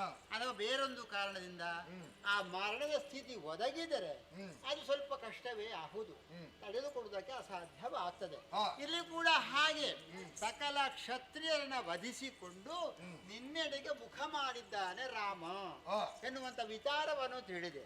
ಅಷ್ಟು ಮಾತ್ರ ಅಲ್ಲ, ಇನ್ನ ಭಾವನನ್ನ ಒಂದು ಕೆಡಹಿದ್ದಾನೆ. ನಿನ್ನ ತಂಗಿಯ ಮುಖಾಂತರವಾಗಿ ವಿಚಾರವನ್ನು ತಿಳಿದು ಇನ್ನೇನು ಇಲ್ಲಿಗೆ ಬಂದ್ರೆ ಹೇಗೆ ಬದುಕುವ ದಾರಿ ಇದರ ಕುರಿತಾಗಿ ಪರಿತಪಿಸ್ತಾ ಇದ್ದಿ. ಸಹಜ ಅಲ್ಲ ಅಂತ ಅಲ್ಲ, ಆದರೆ ಕೆಲವೊಂದು ಸಲ ಈ ಬದುಕುವ ದಾರಿಯನ್ನು ನಾವು ಹುಡುಕಬೇಕಾಗ್ತದೆ. ನಿನ್ನ ಹೇಳಿದ್ಯಲ್ಲ, ಅದಕ್ಕಾಗಿ ಪದೇ ಪದೇ ಮದುವೆ ಆಗ. ಹೌದು. ಆದರೆ ಆ ಪದೇ ಪದೇ ತಂದಂತಹ ನಾರಿಯರಿಂದಲೇ ನಿನಗೆ ಶಾಪ ಸಿಕ್ಕಿತು. ಇನ್ನು ಮುಂದಕ್ಕೆ ಯಾವ ನಾರಿಯನ್ನು ವರಿಸಿದರೂ ಆ ಹೊತ್ತಿನ ನಿನಗೆ ಮರಣ ಬರಲಿ, ಹೀಗಲ್ವೇ? ಹಾ. ಆದರೆ ಈಗ ಮರಣದ ದಾರಿಯನ್ನು ತಪ್ಪಿಸುವುದಕ್ಕೆ ಒಂದು ವಿಚಾರವನ್ನು ನಾನು ಹೇಳ್ತೇನೆ. ಮರಣದ ದಾರಿಯನ್ನು ತಪ್ಪಿಸು. ಹೌದು ಹೌದು. ನೀನೀಗ ನಾರಿಯನ್ನು ವರಿಸಿದರೆ ಮಾತ್ರ ಅಲ್ವಾ ನಿನಗೆ ಮರಣ ಬರ್ತದೆ. ಅವನು ವರಿಸುವುದೇ ಬೇಡ ನೀನು. ಆ ಶಾಪವಾಗಿ ಇರುವುದು ಹೇಗೆ? ನಾರಿಯರನ್ನು ವರಿಸಿದರೆ ಮರಣ ಬರಲಿ, ಹೌದಷ್ಟೇ. ಶೀಘ್ರವಾಗಿ ಮರಣ ಹೌದು, ನಿನಗೆ ಕೂಡ ಹಾಗೆ ವರಿಸುವುದೇ ಬೇಡ. ಹಾಗೆ ಇದ್ದರೆ ನಿನಗೆ ಮರಣದ ಭೀತಿ ಇಲ್ಲ. ಯುದ್ಧದಲ್ಲಿ ಖಂಡಿತ ವಿಜಯ ನಿನ್ನ ಪಾಲಿಗೆ ಲಭಿಸ್ತದೆ. ಮದುವೆ ಆಗುವುದನ್ನು ಬಿಡು, ಯುದ್ಧಕ್ಕೆ ಸದಾ ಸಿದ್ಧನಾಗಿರು. ಹೌದು, ಹಾಗೆಲ್ಲ ನಿಮ್ಮ ಸೂಚನೆ. ಅದನ್ನೇ ಹೇಳ್ತೀನಿ. ಅರ್ಥ ಆಯ್ತಾ? ಆದರೆ ಇನ್ನೊಂದು ವಿಚಾರ ಉಂಟು. ಏನು? ಈಗ ನನ್ನ ತಂಗಿಯ ಬಗೆಗೆ ಹೇಗೆ ಎಂಬುದಾಗಿ ನಿನಗೆ ಆಲೋಚನೆ ಅಲ್ವಾ? ಅದಕ್ಕೂ ಒಂದು ದಾರಿ ಉಂಟು. ಏನು ದಾರಿ? ತೆರಳುತ್ತ ವಿಪಿನದಲ್ಲಿ ವಿಜಯೆಯು ಗುರುತರ ತಪಸ್ಸಿನಲ್ಲಿ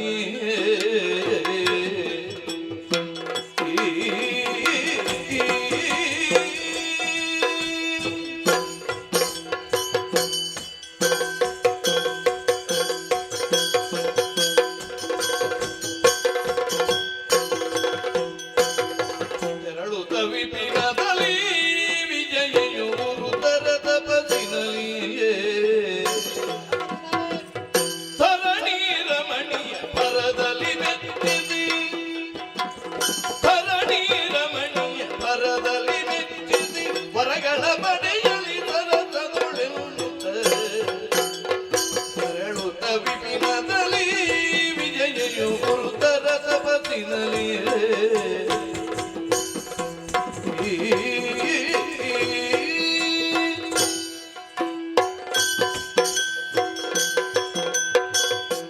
ನೀನು ನಿನ್ನ ಬಗ್ಗೆ ಮಾತ್ರ ಆಲೋಚನೆ ಮಾಡುವುದಲ್ಲ. ತಂಗಿ ವಿಧವೆಯಾದಳಲ್ಲ, ಹೌದು. ಅವಳ ಮುಂದಿನ ಪಥ ಹೇಗೆ, ಅವಳ ಬದುಕು ಜೀವನ ಬದಲಾಯ್ತಲ್ಲ ಹೇಗೆ, ಅವಳದು. ಬದುಕು ಕಷ್ಟ ಆಗಿ ಹೋಯ್ತಲ್ಲ. ಸಹಜ. ಯಾಕಂದ್ರೆ ಓಲೈಸಿಕೊಂಡು ತಕ್ಕೇಸಿಕೊಂಡು ಬರ್ತಾರೆ ಕುಟುಂಬ ವರ್ಗದವರು. ಅವರಿಗೆ ಸಮಸ್ಯೆ ಬಂದಂತಹ ಸಂದರ್ಭದಲ್ಲಿ ಯಾರಾದ್ರೂ ಕೈಗೂಡಲೇಬೇಕು, ಪರಿಹಾರ ಸೂತ್ರ ಒದಗಿಸಲೇಬೇಕು. ಇಲ್ಲಿ ಕೂಡ ಹಾಗೆ ನಿನ್ನ ಒಡ ಹುಟ್ಟಿದಂತಹ ತಂಗಿ ಕಷ್ಟ ಬಂದಿದೆ, ವೈಧವ್ಯ ದೀಕ್ಷೆ ಬರ್ಕೊಂಡು ಆಗಿದೆ ಅವಳು, ಅವಳ ಜೀವನದ ಪಥ ಹೇಗೆ ಎಂಬುದಾಗಿ ಚಿಂತೆ, ಯೋಚಿಸಬೇಡ. ಅವಳಿಗೆ ನೀನು ಆಜ್ಞಾಪನೆ ಮಾಡಬೇಕು. ನೇರವಾಗಿ ಕಾನನ ಸೇರಿ ಆ ಧರಣಿ ದೇವಿಯನ್ನ ಅರ್ಥಾತ್ ಭೂಮಿ ದೇವಿಯನ್ನ ತಪಸ್ಸು ಮಾಡಲಿ. ಆಕೆಯನ್ನು ಪ್ರತ್ಯಕ್ಷೀಕರಿಸಿಕೊಂಡು ಬಗೆ ಬಗೆಯಲ್ಲಿ ವರವನ್ನು ಪಡೆಯಲಿ. ಆ ನಂತರ ಅವಳ ಮುಂದಿನ ಪಥ ಹೇಗೆ ಏನು ಎಂಬುದಾಗಿ ಮುಂದೆ ನಿರ್ಧಾರ ಆಗ್ತದೆ. ಯೋಚಿಸಬೇಡ, ನೀನು ಯುದ್ಧಕ್ಕೆ ಸನ್ನದ್ಧನಾಗು, ಅವಳನ್ನು ತಪಸ್ಸಿಗೆ ಕಳಿಸು, ಒಳ್ಳಿತಾಗಲಿ. ಅವನು ಜಲಮ ವಿಜಯವೇ ರಣವನೇನಿತ್ತೈರಿ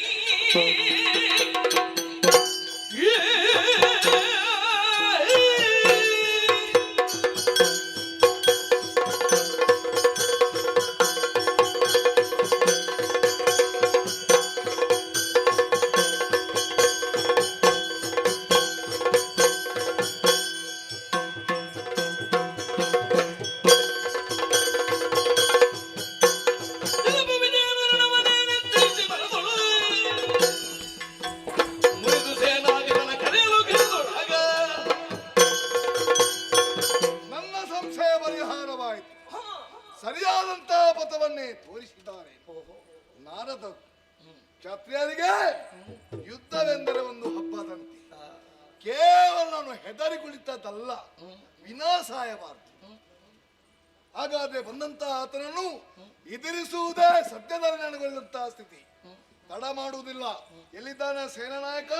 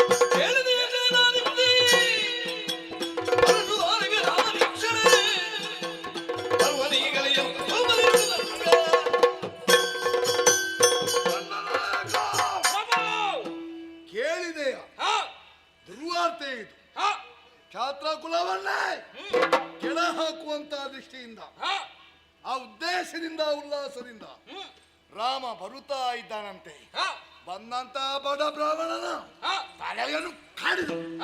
ಹಾ.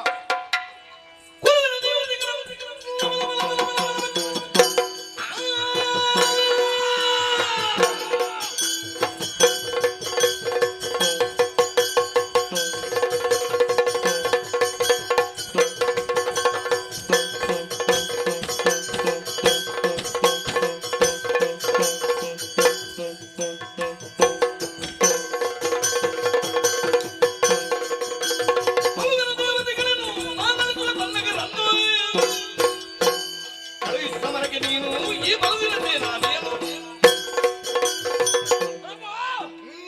ಚಿಂತಿಸುವಂತ ಅವಶ್ಯಕತೆ ಇಲ್ಲ. ಆ, ಬಂದಿರೋ ಎಷ್ಟೋಟ ಪರಾಕ್ರಮಿ ಆದ್ರೆ ಸಹ ಅವನಿಗೆ ತಕ್ಕ ಪಾಠ ನಾನು ಕಲಿಸ್ತೇನೆ. ಬಿಡು ಚಿಂತೆಯನ್ನು. ಹೋಗು, ಶುಭವಾಗಲಿ.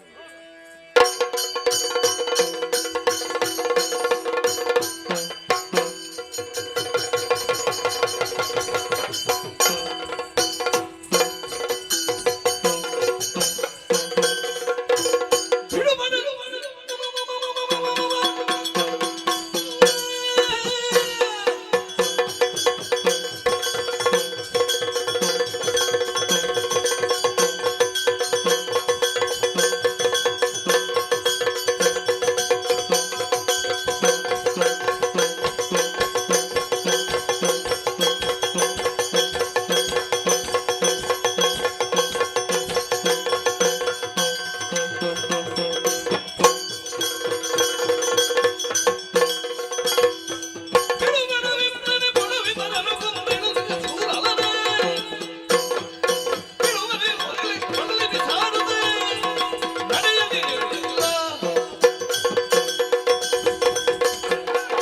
ಪರಶುರಾಮ, ನೀನೊಬ್ಬ ಬ್ರಾಹ್ಮಣನಾಗಿ ನಮ್ಮವರನ್ನೆಲ್ಲ ಕೊಲ್ಲುತ್ತಾ ಮುಂದುವರಿಯುತ್ತಾ ಇದ್ದಿ. ಹಾಗಾಗಿ ನಿನ್ನನ್ನು ಇಷ್ಟಕ್ಕೆ ಸುಮ್ಮನೆ ಬಿಡುದಿಲ್ಲ. ಏನು ಮಾಡ್ತೀನಿ? ಇನ್ನೊಂದು ನಾನು ಕೊಲ್ತೇನಪ್ಪ.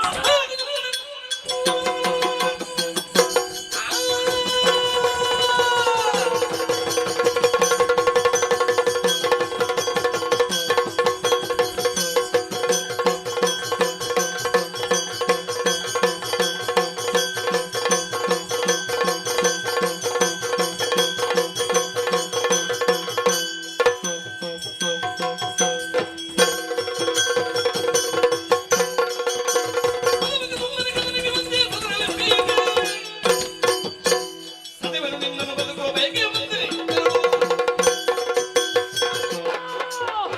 ನಿನ್ನ ರಸವನ್ನು ತರೆಯುವುದಕ್ಕೆ ಬೇಕಾಗಿ ಬಂದಂತಹ ಕಾಲದಲ್ಲಿ ನೀ ನನ್ನಲ್ಲಿ ಮಾತಾಡುದ ನೀ ಲಕ್ಷ್ಯವೇ ಅಲ್ಲ. ತಲೆ ಕಡ್ದು.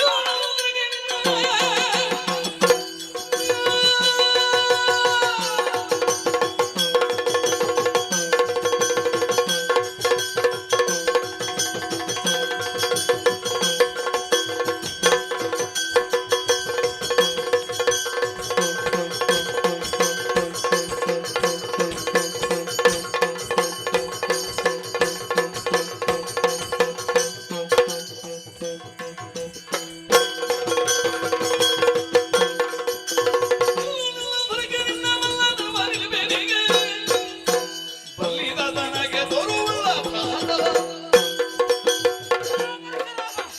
ಇನ್ನಂತವನಿಗೆ ತಕ್ಕ ಪಾಠ ನಾನು ಕಲಿಸ್ತೇನೆ. ಬಾ ಮುಂದಕ್ಕೆ. ನೀನ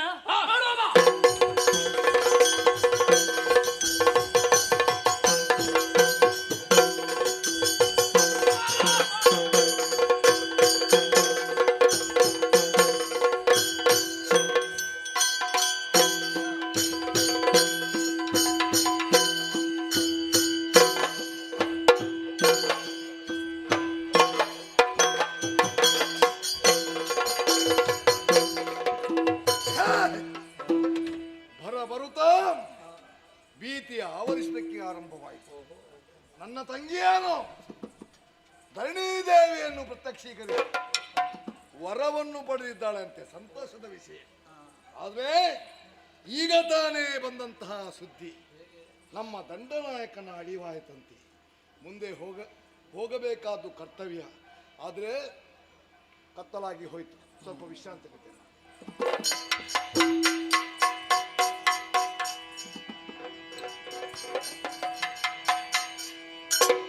ವೀರ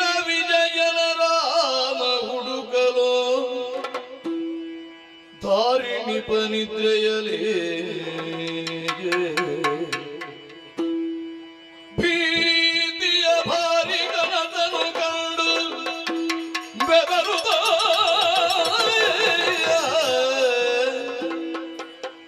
ಧಾರಿಣಿ ಪನಿದ್ರೆಯಲೇ ಭೀತಿಯ ಭಾರಿ ಕನಸನು ಕಂಡು ಬೆದರುದ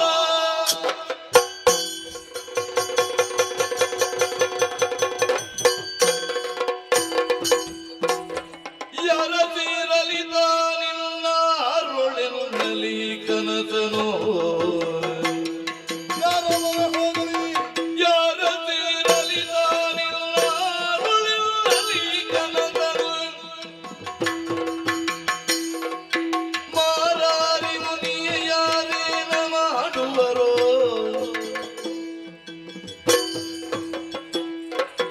ಇಂದಿರೆಯ ರಚನ ಪೂಜಿಸಿ ಮಂದಿರದೆಡೆ ಕೈ ಪಯನ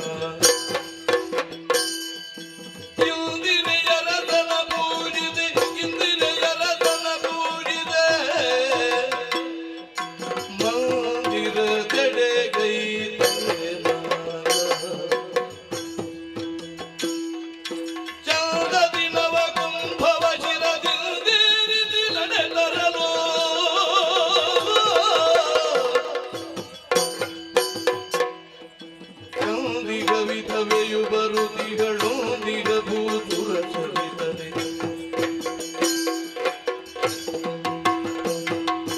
ಗೌಂದಿಗ ವಿಧವೆಯು ಬರುತಿಗಳೊಂದಿಗ ಭೂತುರ ಸಹಿತಲಿಯೇ ಹಿಂದಕ್ಕೆ ಬರುತ್ತಲಿ ಪವಡಿಪೆ ನಿಂದಿಗ ನೆಲಗುಂಪಿಪುದು ಹಿಂದಕ್ಕೆ ಬರುತ್ತಲಿ ಪವಡಿಪೆ ನಿಂದಿಗ ಕಂಪಿದುದು ಯಾರು ಇರಲಿ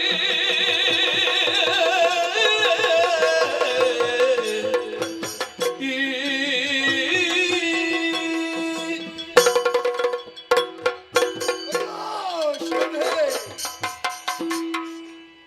ಒಂದಿಷ್ಟು ಕಾಲ ನಿದ್ರೆ ಮಾಡೋಣವೆಂದು ಅಂಶದ ತುಳಿತವಂತ ತಲ್ಪದಲ್ಲಿ ನಾನು ಮಲಗಿದ್ದೆ. ಅಪ್ಪ ನಿದ್ದೆ ಬಂದದ್ದು ತಡ, ಕೆಟ್ಟ ಕನಸನ್ನು ನನ್ನನ್ನು ಆವರಿಸಿತಲ್ಲ.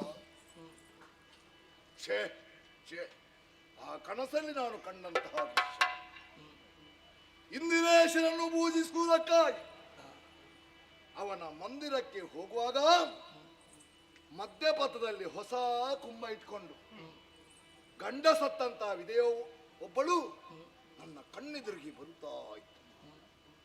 ಛೇ, ಇನ್ನೇನು ಕೆಟ್ಟ ಕನಸಂತ ಕನಸಿನಲ್ಲೇ ಕನವರಿಸುತ್ತಾ ಈ ಕಡೆ ನೋಡಿದರೆ ಒಬ್ಬ ಬ್ರಾಹ್ಮಣ ಬರುವುದು. ಮತ್ತು ತಿರುಗಿದರೆ ಕಟ್ಟಿಗೆಯ ರಾಶಿಯೇ ನನ್ನ ಕಣ್ಣ ಮುಂದೆ ಗೋಚರಿಸ್ತಾ ಉಂಟಲ್ಲ. ಹೌದು ಹೌದು, ಇದು ಒಂದು ರೀತಿಯ ದುಸ್ವಪ್ನವೇ ಸರಿ. ಹಾಗಾದ್ರೆ ಇನ್ನು ಯಾರ ಮರ ಸೇರಲಿ, ನಾನು ಹೇಗೆ ಬದುಕಲಿ? ಬಂದಂತ ರಾಮನನ್ನು ಯಾವ ರೀತಿಯಾಗಿ ಎದುರಿಸಲಿ? ಶಿವನೇ ಶಿವನೇ, ಭರದಲ್ಲಿ ಬೆದರುತ್ತ ಏಳಲು ಭರದಲ್ಲಿ ಬೆದರುತ್ತಲೇಳಲು ಶಿರವದು ಮುಟ್ಟಲು ಕಾಣಲು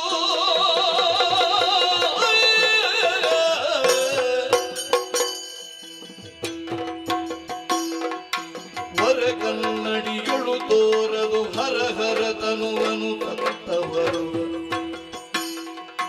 ಸರಸದುಳಪ್ಪುವರಿದಗೋ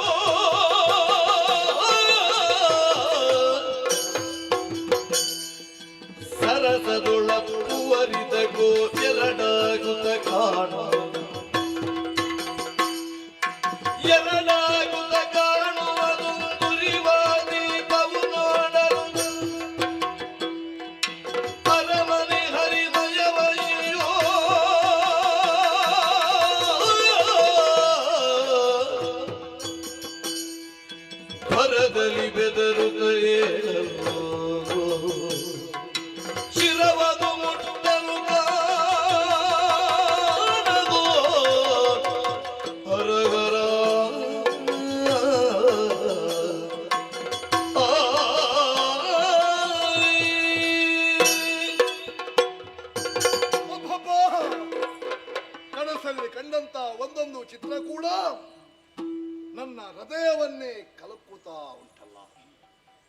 ನೆತ್ತಿಗೆ ತೈಲವನ್ನು ಹೊತ್ತು ಮೈಯೆಲ್ಲ ಮೃತ್ತಿಗೆಯನ್ನು ಲೇಪಿಸುತ್ತ ದಾಸವಾಳದ ಪುಷ್ಪವನ್ನು ಹಾರವನ್ನಾಗಿಸಿಕೊಂಡು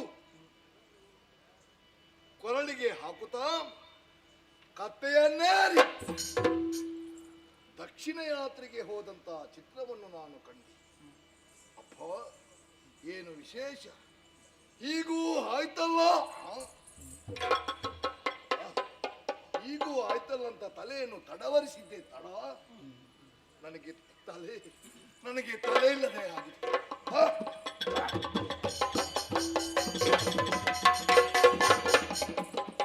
ಕೈ ಎಟಕುವುದಿಲ್ಲ, ಕನ್ನಡಿಯಲ್ಲಾದ್ರೂ ನೋಡೋಣ.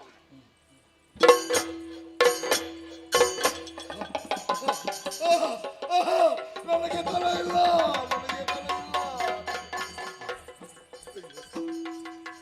ಮಂದವಾದಂತಹ ಬೆಳಕು ಉರಿಯುತ್ತಾ ಇದೆ. ಒಂದು ಬೆಳಕು ನನಗೆ ಎರಡೆರಡಾಗಿ ಕಾಣುತ್ತಾ ಉಂಟು. ನನ್ನ ಅಂತಃಪುರವನ್ನು ಸುತ್ತಲೂ ಕಣ್ಣಾಡಿಸಿ ನೋಡಿದ್ರೆ ಪರಶು ಹಿಡಿದಂತಹ ಪರಶುರಾಮನಿ ಕಾಣುತ್ತಾ ಇದ್ದಾರೆ. ಏನು ಮಾಡಲಿ, ಯಾರಲ್ಲಿ ಹೇಳಲಿ ನನ್ನ ಕಷ್ಟವನ್ನು? ಜಯ ಪರಶುರಾಮ ಜಯ ದುರವೀರ ನಿಸ್ಸೀಮ ದುರವೀರ ನಿಸ್ಸೀಮ ಭಯ ದುರಿತ ಹರ ರಾಮ ಭಯ ದುರಿತ ನಿವಾರಣ ದಿತಿಜ ದುರ್ಜಯ ಭೀಮ ದುರ್ಜನ ಭೀಮ ಜಯ ಕಾಮ ಪಿತರಾಮ ಕಮಲ ಜಯ ಮುಖ ಸೋಮ ಗುಣಧಾಮ ಪರಶುರಾಮ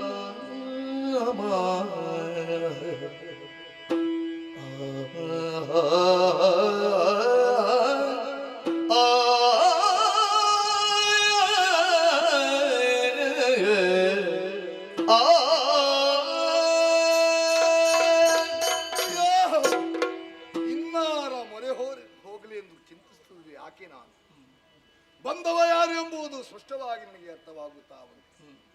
ಅವನಿಂದಲೇ ನನ್ನ ಅಂತ್ಯ. ಹಾಗಾದ್ರೆ ಅಂತ್ಯ ಎಂಬುದು ನಿರ್ಧಾರವಾದ ಬಳಿಕ ಹಿಂದೆ ಸರಿಯುವುದು ಸರಿಯಲ್ಲ. ನಾಳೆ ಬಪ್ಪುವುದು ಹಿಂದೆ ಬರಲಿ, ಇನ್ನು ಬಪ್ಪುವುದು ಈಗಲೇ ಬರಲಿ. ಆದರೆ ದೇವರ ದಯೆಗೆ ನಾವು ಪಾತ್ರರಾಗಬೇಕು. ರಾಮನೇನು ಸಾಮಾನ್ಯದವನಲ್ಲ. ಅಯ್ಯೋ, ಒಂದು ರೀತಿಯಲ್ಲಿ ಈ ಭೂಮಿಯಲ್ಲಿ ಧರ್ಮವನ್ನು ಉದ್ಧರಿಸುವುದಕ್ಕಾಗಿ ನಾರಾಯಣನೇ ಭಾರ್ಗವನಾಗಿ ಬಂದಿದ್ದಾನೆ ಎಂದು ಮನುಮುನಿಗಳೆಲ್ಲ ಹೇಳಿದ್ದಾರೆ. ಈ ಸತ್ಯವನ್ನು ಕಾರ್ತಿವೀರನು ಕೂಡ ಒಪ್ಪಿಕೊಂಡಿದ್ದಾನಂತೆ. ಹಾಗಿರುವಾಗ ಅಂತ ದೇವನೇ ನನ್ನ ಮರಣ ಕಾಲಕ್ಕೆ ದರ್ಶನ ಕೊಡ್ತಾನಂತ ಹೇಳಿದರೆ ನಾನು ಭಾಗ್ಯವಂತ. ಜಯ ಜಯ ಜಯ ಜಯ ಭಾರ್ಗವರಾಮ ಪರಶುರಾಮ. ಓ ದುರದುರಂದರಾದ ಓ ನಿಸ್ಸೀಮನೇ, ಓ ಪಾವನ ಚರಿತನೇ, ರಕ್ಷಿಸು. ಏನೇ ಆಗಲಿ, ನಾನು ಕ್ಷತ್ರಿಯನಾಗಿ ಹುಟ್ಟಿದ್ದೇನೆ. ಯುದ್ಧ ಕಣದಲ್ಲೇ ನನ್ನ ಪ್ರಾಣವನ್ನು ಅವನ ಪಾದ ತಳಕ್ಕೆ ಅರ್ಪಿಸಬೇಕಾಗಿದೆ. ಮುಂದಿನ ಸಿದ್ಧತೆ ಆಗಬೇಕು.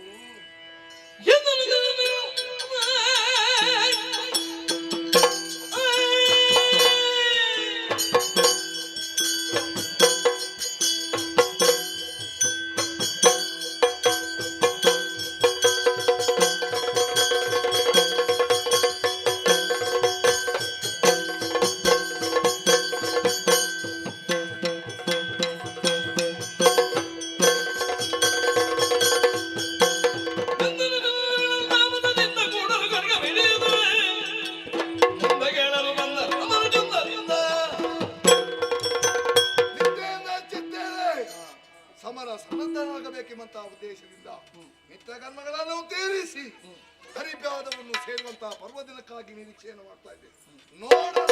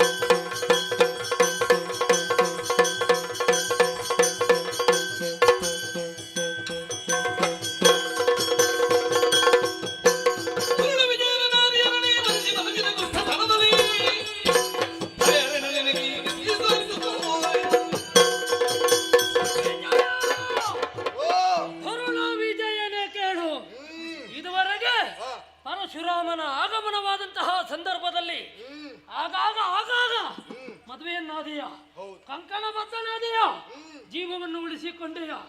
ಈಗ ಸರಿಯಾದ ಸಮಯದಲ್ಲಿ ಸಿಕ್ಕಿದೆ. ನಿನ್ನ ತಲೆಯನ್ನು ಜನ ಆನಂದಿಸಿ ಪರಶುರಾಮನೇ ಬಂದು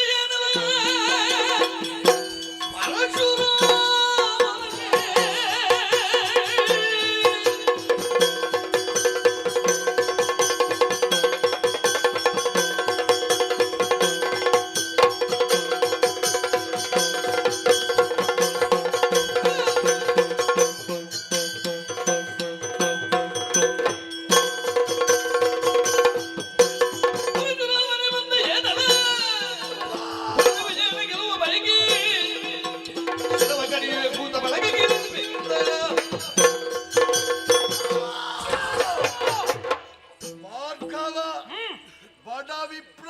ಏಯ್, ನೀ ಹೆದರಿದ್ದು ನನಗೆ ತಾನೆ. ಏ, ಏನ? ಕೆಲವೊಮ್ಮೆ ವಿಷಜಂತುಗಳಿಗೆ ಹೆದರಬೇಕಾಗ್ತದೆ. ಅದು ನೀನು ವಿಷಜಂತು. ಸದಾ ಸಣ್ಣ ಮರಿಯಾದರೂ ಕೂಡ ನಿನ್ನ ವಂಶದವರು. ಏನ?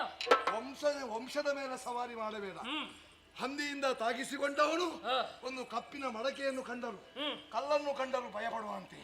ಹಾಗೆ ಒಬ್ಬ ನಿನಗೆ ಮಾಡಿದ ಅನ್ಯಾಯ ಅಂತ ಹೇಳಿ ನಮ್ಮ ಕ್ಷತ್ರಿಯ ಕುಲದ ಮೇಲೆ ಆರೋಪಿಸಬೇಡ. ಇನ್ನೊಬ್ಬ ಬ್ರಾಹ್ಮಣನಿಗೆ ಇಂತಹ ಅನ್ಯಾಯ ಆಗಕೂಡದು. ಅದಕ್ಕಾಗಿ ಎಲ್ಲರನ್ನು ಕ್ಷತ್ರಿಯನ್ನು ಕೊಲ್ಲುವುದಾ? ಅಲ್ಲದೆ ಛೇ, ನಿನ್ನ ವರ್ಣಕ್ಕೊಂದು ಗೌರವ ಇಲ್ಲ ಪುಣ್ಯಾತ್ಮ. ಹಾಕಿದಾರ ಜನ್ನದಾರ. ಬ್ರಾಹ್ಮಣರು ಏನು ಮಾಡಬೇಕಾದನ್ನೇ ಮಾಡಬೇಕು.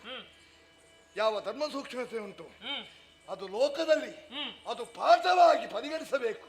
ಹೇಗೆ ನಿನ್ನ ಜೀವನದ ಆದರ್ಶ. ಕ್ಷತ್ರಿಯರು ಮಿತಿ ಮೀರಿ ನಡೆಯುತ್ತಾರೆ ಅಂತ ಆದ್ರೆ ಇದು ಹೇಳುವಂತಹ ಒಂದು ಅವಕಾಶ ಬ್ರಾಹ್ಮಣರಿಗಾದ್ರೂ ಉಂಟೆ ಅನ್ನೋದನ್ನು ತೋರಿಸುವುದಕ್ಕಾಗಿ ಬಂದಿದ್ದೇನೆ. ಒಮ್ಮೆ ತೋರಿಸಿದ್ರೆ ಸಾಕು, ಬಾರಿ ಬಾರಿ ಏನು ತೋರಿಸುವುದು? ಅಷ್ಟು ತಿಳಿಯದವರಲ್ಲ ಮೂಢರು ನಮ್ಮ ಈ ಭೂಮಿಯಲ್ಲಿ ಇರುವುದು. ಆದ್ದರಿಂದ ನಿನಗೆ ಆವರಿಸಿದಂತ ಕ್ರೋಧ, ಯಾವ ನಿನ್ನಪ್ಪ ಕ್ರೋಧ ಬಿಟ್ಟಿದ್ದಾನೋ ಅದೇ ಕ್ರೋಧ ಬಂದು ನಿನ್ನನ್ನು ಆವರಿಸಿದೆ. ಕ್ರೋಧ ಬಿಟ್ಟದ್ದಕ್ಕೆ ಮಾಡಿದ್ರಲ್ವ ನೀವು. ಆದ್ರೆ ಏನು ಮಾಡುದು, ಅದು ನಿನ್ನನ್ನು ಆವರಿಸಿಕೊಂಡು ಮಾಡಬಾರದ ಕೆಲಸನ್ನೆಲ್ಲ ಮಾಡಿಸ್ತಾ ಉಂಟು. ಆದ್ದರಿಂದ ಒಂದು ಹೇಳ್ತೇನೆ ಕೇಳು, ಕೋಪವೆಂಬುದು ಕೇಳು ಪಾಪದ ನೆಲಗಟ್ಟು. ಆದ್ದರಿಂದ ಇದೇ ರೀತಿಯಾಗಿ ಮುಂದುವರಿದು ಹೋದರೆ ಇಂದಲ್ಲ ನಾಳೆಯಾದ್ರೂ ನಮ್ಮ ಜಾತಿ ಮಗ ಬಿಡ್ಲಿಕ್ಕಿಲ್ಲ.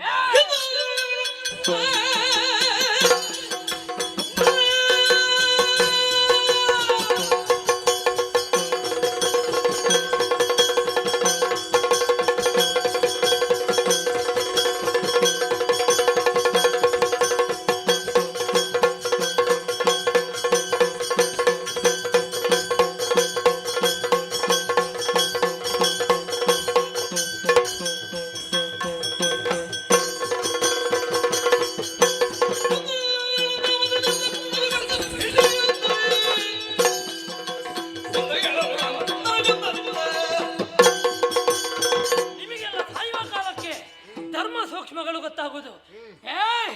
ನೀ ಏನಂದರೂ ಕೂಡ ಈ ಸಲ ಬಿಡುವವನಲ್ಲ ಈ ಪರಶುರಾಮ. ಈ ಪಾತಕಿಗಳಿಗೆ ಧರ್ಮ ಸೂಕ್ಷ್ಮ ಅರ್ಥ ಆಗುದಿಲ್ಲ. ಹೌದಾ? ನೀನು ಮಾಡುದು ಕಗ್ಗೊಲೆ, ಯುದ್ಧವೂ ಅಲ್ಲ. ಏನೇ ಆಗ್ಲಿ ನನ್ನ ಅಪ್ಪನಿಗೆ ಮಾಡಿದಂತಹ ಅನ್ಯಾಯಕ್ಕೆ ಸರಿಯಾಗಿ ನಿನ್ನ ತಲೆಯನ್ನು ತೆಗೆದಿದ್ದೆ.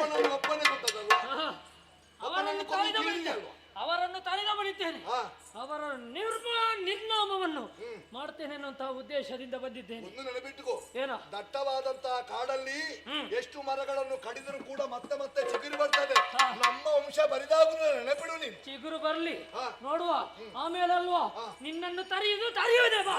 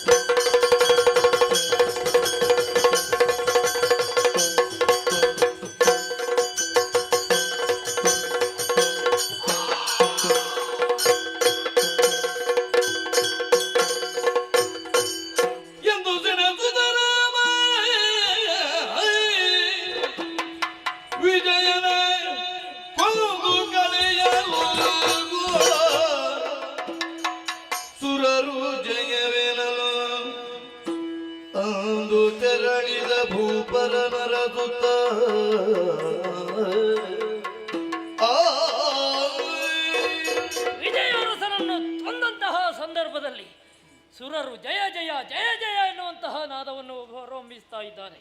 ಹಾಗಿದ್ರೆ ನಾ ಮಾಡಿದ ಅಧರ್ಮ ಅಲ್ಲ ಎನ್ನುವುದು ವೇದ್ಯವಾಯಿತು ತಾನೆ. ಇನ್ನೂ ಉಳಿದಿದ್ದಾರೆ, ಅವರನ್ನು ತೆಗೆಯಬೇಕು. ಆದ್ದರಿಂದ ಈ ದಿಕ್ಕಿನತ್ತ ಸಾಗಬೇಕು.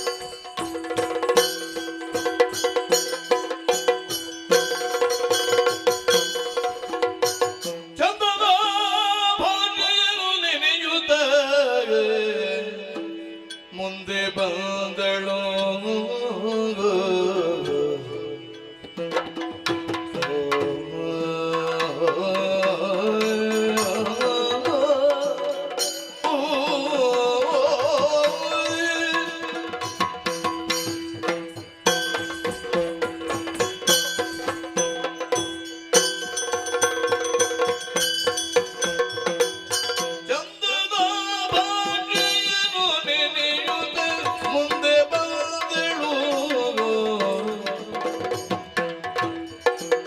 ಪರಶುರಾಮನ ಇಂದು ಕಾಣುತ್ತ ತಿಳಿಪೆ ಸಾಮವನೆಂದು ಬರಲು. ಪರಶುರಾಮನ ಇಂದು ಕಾಣುತ್ತ ತಿಳಿಪೆ ಸಾಮವನೆಂದು ಬರಲು.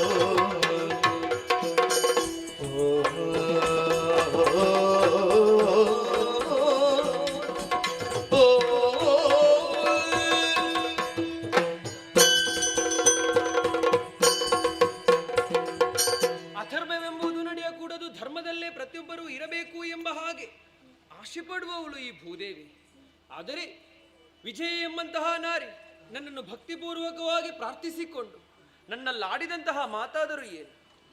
ಅಗ್ರಜನಾದಂತಹ ವಿಜಯಸೇನನ್ನು ಕಳೆದುಕೊಂಡಿದ್ದೇನೆ, ಮಗನನ್ನು ಉಳಿಸಿಕೊಳ್ಳಬೇಕು ಎಂಬಂತಹ ಆಸೆಯನ್ನು ಹೊತ್ತಿದ್ದೇನೆ. ಆದ್ದರಿಂದಲೇ ಉಳಿಸುವಲ್ಲಿ ನೀ ಮುಂದಾಗಬೇಕು ಭೂಮಿ ತಾಯಿ ಎಂಬ ಹಾಗೆ ನನ್ನಲ್ಲಿ ಗೋಗರೆದು ಅತ್ತು ಆಡಿದಂತಹ ಸಂದರ್ಭದಲ್ಲಿ ಧೈರ್ಯದ ವಚನವನ್ನು ಕೊಟ್ಟೆ. ಹೆದರಿಕೆಯಾದರೂ ಯಾರಿಂದ?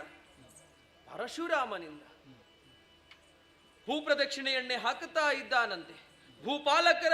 ಭೂಪಾಲಕರ ಶಿರವನ್ನು ಛೇದಿಸುವುದಕ್ಕಾಗಿ ನಾ ಮುಂದಾಗುತ್ತೇನೆ ಎಂಬ ಹಾಗೆ ಭೂಪ್ರದಕ್ಷಿಣೆಯನ್ನು ಗೈದು ಇದ್ದಂತಹ ಭೂಪಾಲಕರನ್ನೆಲ್ಲ ತರೆಯುತ್ತಾ ಮುಂದಾಗುತ್ತಾ ಇದ್ದಾನೆ.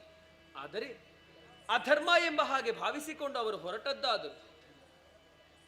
ಅದು ಧರ್ಮವಲ್ಲ, ಅಧರ್ಮ ಎಂಬ ಹಾಗೆ ಅವರಿಗೆ ಅರ್ಥವಾಗುವುದಿಲ್ಲವಲ್ಲ.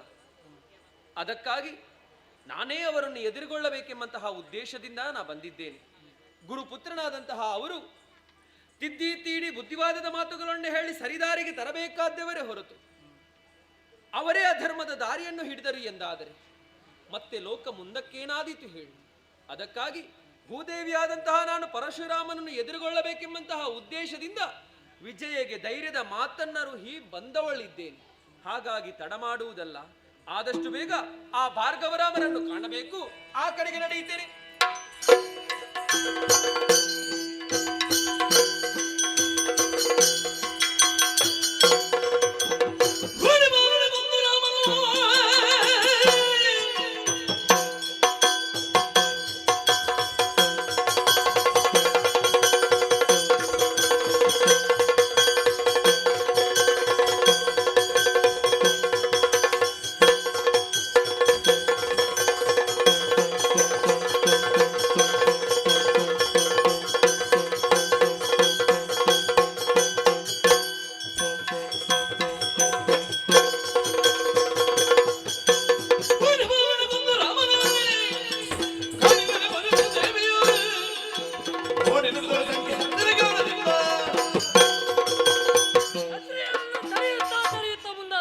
ಸಂದರ್ಭದಲ್ಲಿ ರಾಜನೊಬ್ಬ ಸಿಕ್ಕಿದ.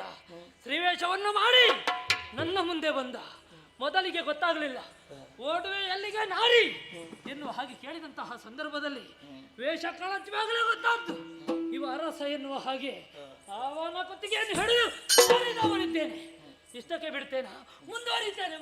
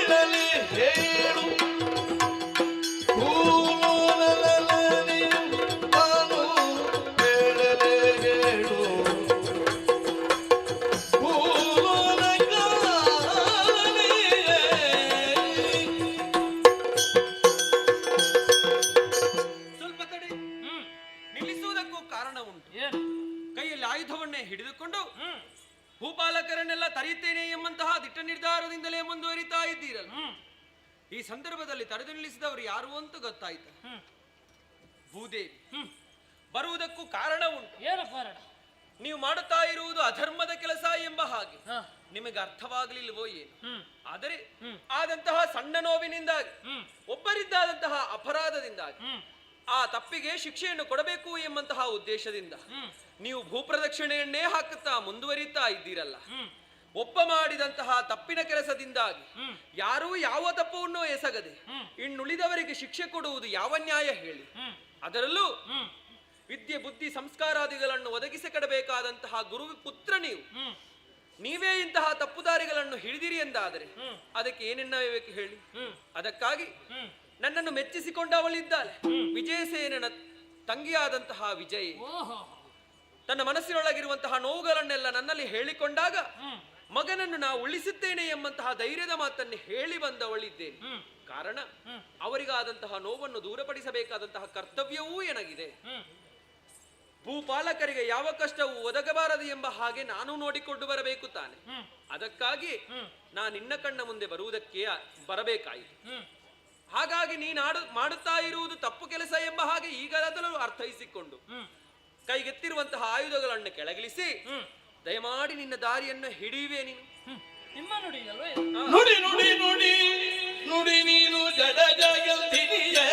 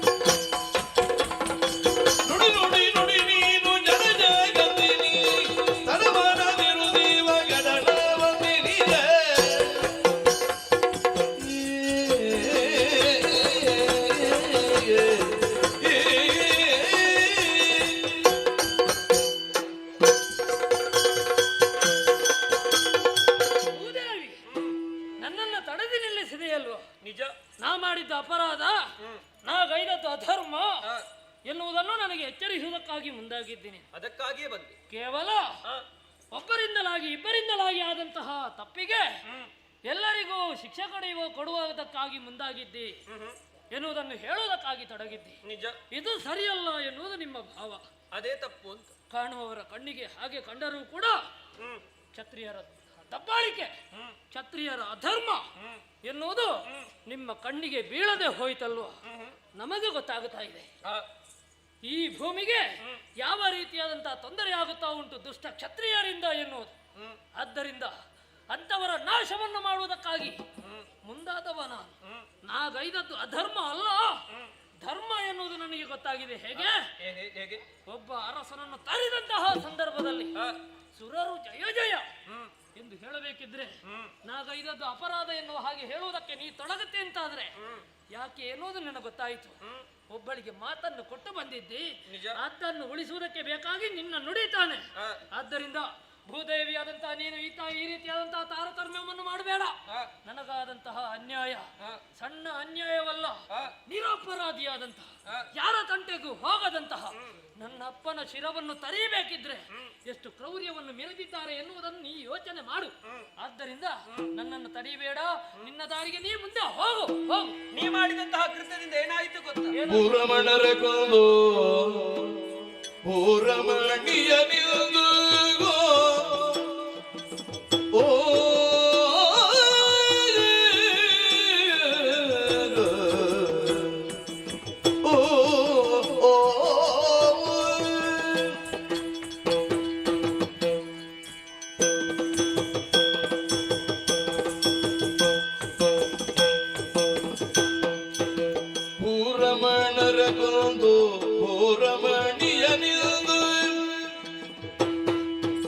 ಕೋರದಾನ ತಳೆದು ಮೀರಿಗೆ ನಿಯಮವ ಮಾರಣ ಕಾರ್ಯವ ಸಾರುವೆ ನಿಲಿದು ನಿಂದು ಓ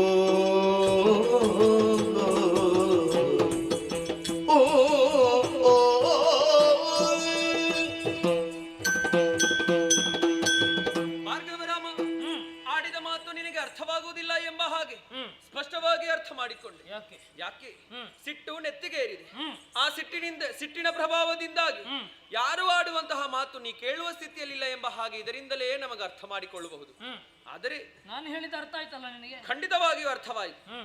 ತಂದೆಗಾದಂತಹ ತೊಂದರೆ ಕಷ್ಟವನ್ನು, ತಂದೆಗಾದಂತಹ ಶಿಕ್ಷೆಯನ್ನು ನಾವು ಯಾವ ಕಾರಣಕ್ಕೂ ಸಹಿಸಿಕೊಳ್ಳಲಾರೆ ಎಂಬ ಹಾಗೆ ನೀ ಮುಂದುವರಿದದ್ದು ಎಂಬ ಹಾಗೆ ಅರ್ಥ ಮಾಡಿಕೊಂಡು ಒಂದು ಅದಾದ್ರೆ ಕ್ಷತ್ರಿಯರಿಂದ ಆದಂತಹ ದಬ್ಬಾಳಿಕೆ ಅದನ್ನು ನಿಯಂತ್ರಿಸುವಂತಹ ಉದ್ದೇಶ ಮತ್ತೊಂದು. ಭೂರಮಣ ಎಂಬ ಹಾಗೆ ಅವರನ್ನೆಲ್ಲ ಕೊಂಡಾಡುವುದು ಯಾಕೆ? ಯಾಕೆ? ಭೂಮಿಯನ್ನು ರಕ್ಷಿಸಿಕೊಂಡು ಬರುವವರವರಿದ್ದಾರೆ. ಆದ್ರೆ ಈಗ ಕ್ಷತ್ರಿಯರು ಎಲ್ಲರೂ ತಪ್ಪು ಮಾಡಿದ್ದಾರಾ? ಒಬ್ಬ ಕ್ಷತ್ರಿಯನನ್ನು ಕೊಂದಾಗ ಸುರರೇ ಜಯ ಜಯ ಎಂಬ ಹಾಗೆ ಜಯಘೋಷವನ್ನು ಹಾಕಿದ್ದಾರೆ ಎಂಬ ಹಾಗೆ ನೀನಾಡಿದ್ದು. ಹಾಗಿದ್ರೆ ಆ ಒಬ್ಬನಲ್ಲಿರಬಹುದು ತಪ್ಪಲ್ವಾ? ಹಾಗೆಂದು ಮತ್ತುಳಿದವರನ್ನು ಕೊಂದಾಗ ಸುರರೇ ಬಂದು ಆಡಿದ್ದುಂಟ? ಇಲ್ಲ. ಹಾಗಿದ್ರೆ ಸುರರಿಗೆ ತೊಂದರೆ ಇದ್ದದ್ದು ಒಬ್ಬನಿಂದ ಮಾತ್ರವಲ್ಲ. ನೀನೊಮ್ಮೆ ಯೋಚಿಸಿ ನೋಡು. ಅವರನ್ನೆಲ್ಲ ತರೆಯುತ್ತಾ ನೀ ಆ ಧರ್ಮದ ದಾರಿಯನ್ನು ಹಿಡಿದೆ. ಧರ್ಮದ ದಾರಿಯಲ್ಲೇ ಇದ್ದುಕೊಂಡು ದೇವರನ್ನೇ ಪ್ರತಿನಿತ್ಯವೂ ಪೂಜಿಸುತ್ತಾ ಇದ್ದವರಿಗೆ ಅವರು ಮಾಡಿರುವಂತಹ ಯಾವ ತಪ್ಪು ಇಲ್ಲದಿದ್ದರೂ ಕೂಡ ಅನ್ಯಾಯವಾಗಿ ನೀ ಕೊಂದ ಹಾಗಾಯ್ತಲ್ಲ. ದೇವರ ಪೂಜೆ ಮಾಡುವಾಗ ನಾನು ಕೊಲ್ಲಿಲ್ಲ. ಹಾಗಲ್ಲ, ದೇವರನ್ನೇ ಪ್ರಾರ್ಥಿಸಿಕೊಂಡು ಅವರು ಧರ್ಮದ ದಾರಿಯಲ್ಲೇ ನಡೆಯುವವರು ಅಂತ ಆಡಿದ್ದು.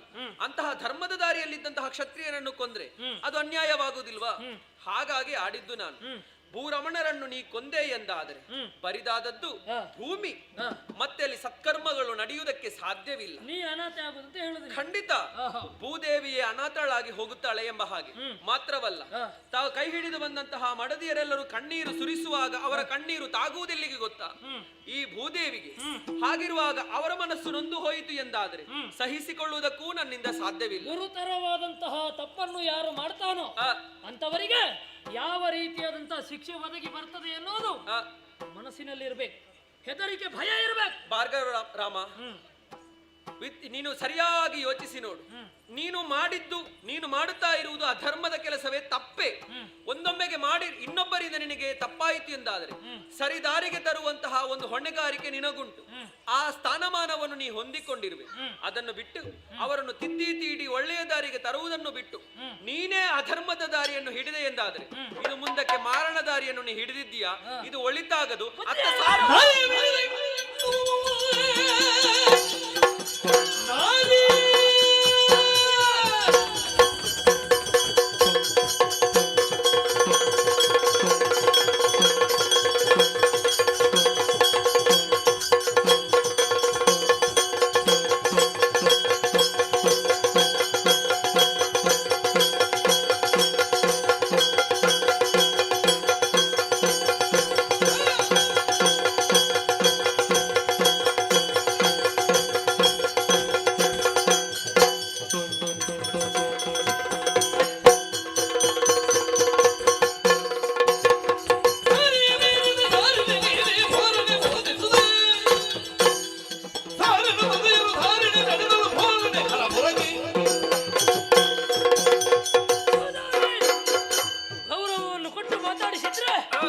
ನನ್ನದ್ದಾದಂತಹ ದೌರ್ಬಲ್ಯ ಎನ್ನುವ ಹಾಗೆ ಯೋಚಿಸಿದ್ಯಾ? ಭಾರ್ಗವ ರಾಮ ಏನು ಮಾಡಿದ್ದು ಸರಿಯಾ ತಪ್ಪೋ ಎನ್ನುವ ಹಾಗೆ ಸರಿಯಾಗಿ ಗೊತ್ತಿದೆ ನನಗೆ. ನನ್ನನ್ನು ತಿದ್ದುವುದಕ್ಕಾಗಿ ಮುಂದಾದ್ರೆ ಪರಿಸ್ಥಿತಿ ಒಳ್ಳೆದಾಗ್ಲಿಕ್ಕಿಲ್ಲ. ಜಾಗ್ರತೆ. ಭಾರ್ಗವರಾಮ, ಏನು? ಹಾಗಿದ್ರೆ ಮಾತನ್ನು ಕೇಳುವುದಿಲ್ಲ ಎಂಬ ಹಾಗೆ ಅರ್ಥ ಮಾಡಿಕೊಂಡೆ. ಹಾಗಿದ್ರೆ ಸುಮ್ಮನೆ ಬಿಡುವವಳು ಈ ಭೂದೇವಿಯಲ್ಲ. ಅನಾಥಳಾಗುತ್ತೇನೆ ಎಂಬಂತಹ ವಿಚಾರ ನನಗೆ ಗೊತ್ತಿರುವಾಗ ಆ ಸ್ಥಿತಿ ನನಗೆ ಬರಬಾರದು ಎಂಬ ಹಾಗೆ ನಾನು ಯೋಚಿಸಿರುತ್ತೇನಲ್ಲ.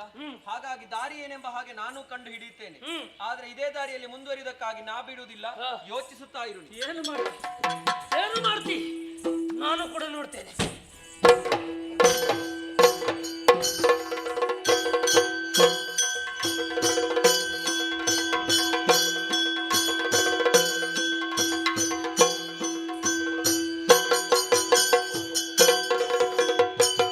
ಅತರಜ ಜಡದಾದ್ರಿಯಲಿ ಮೋದದಿ ಕೃತಿವಾದನು ಗಿರಿಜೆ ಸಹಿತ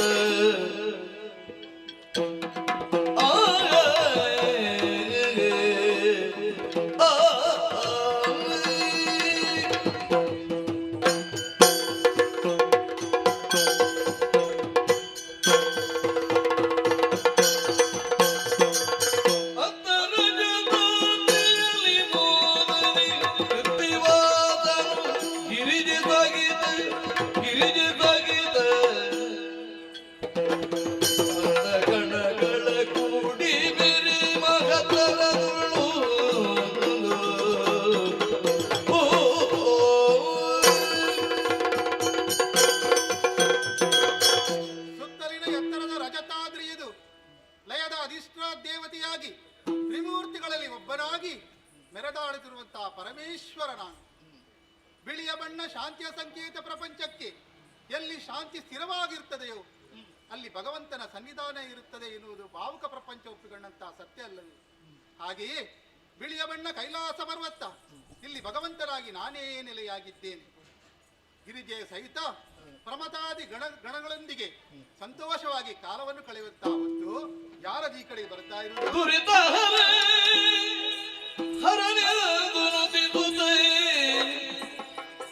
ಧರಣಿ ದೇವಿಯು ಬಂದು ಮಣಿಯನು ಪರಮೇಶ್ವರ ದೇವರೇ, ಹರುಷದಿಂದಾಗಿಯನು ಎತ್ತುತ್ತ ನುಡಿದ ನವಳಲ್ಲಿ ಅರರೆ ಚೋದ್ಯವಿದೇನು ಬಂದಿಗೆ ಸುರಿವ ಕಣ್ಣೀರಿಗೆ ಬೀಳಿನಿ ಕರವ ಮುಗಿಯುತ್ತ ನುಡಿದಳು ಈಗನೆ ಶರಣು ಶರಣು ಶರಣೆಂದು ಶರಣು. ಜಯ ಜಯ ಜಯ ಜಯ. ಇದೋ ನಿಮ್ಮ ಪಾದದ್ವಯಗಳಿಗೆ ಭೂದೇವಿ ನಮಸ್ಕರಿಸುತ್ತಾ ಇದ್ದಾಳೆ. ಸಕಲ ಜೀವರಾಶಿಗಳನ್ನು ಹೊರುವಂತಹ ಮಹಾಮಾತೆ ಭೂದೇವಿ ಈ ಕೈಲಾಸಕ್ಕೆ ಕಣ್ಣೀರಿಡುತ್ತಾ ಬರೋದಕ್ಕೆ ಕಾರಣವಾದ್ರೂ ಏನು ತಿಳಿಸುವೆಯಾ? ಕೇಳುವಿರಾ? ಹರನೇ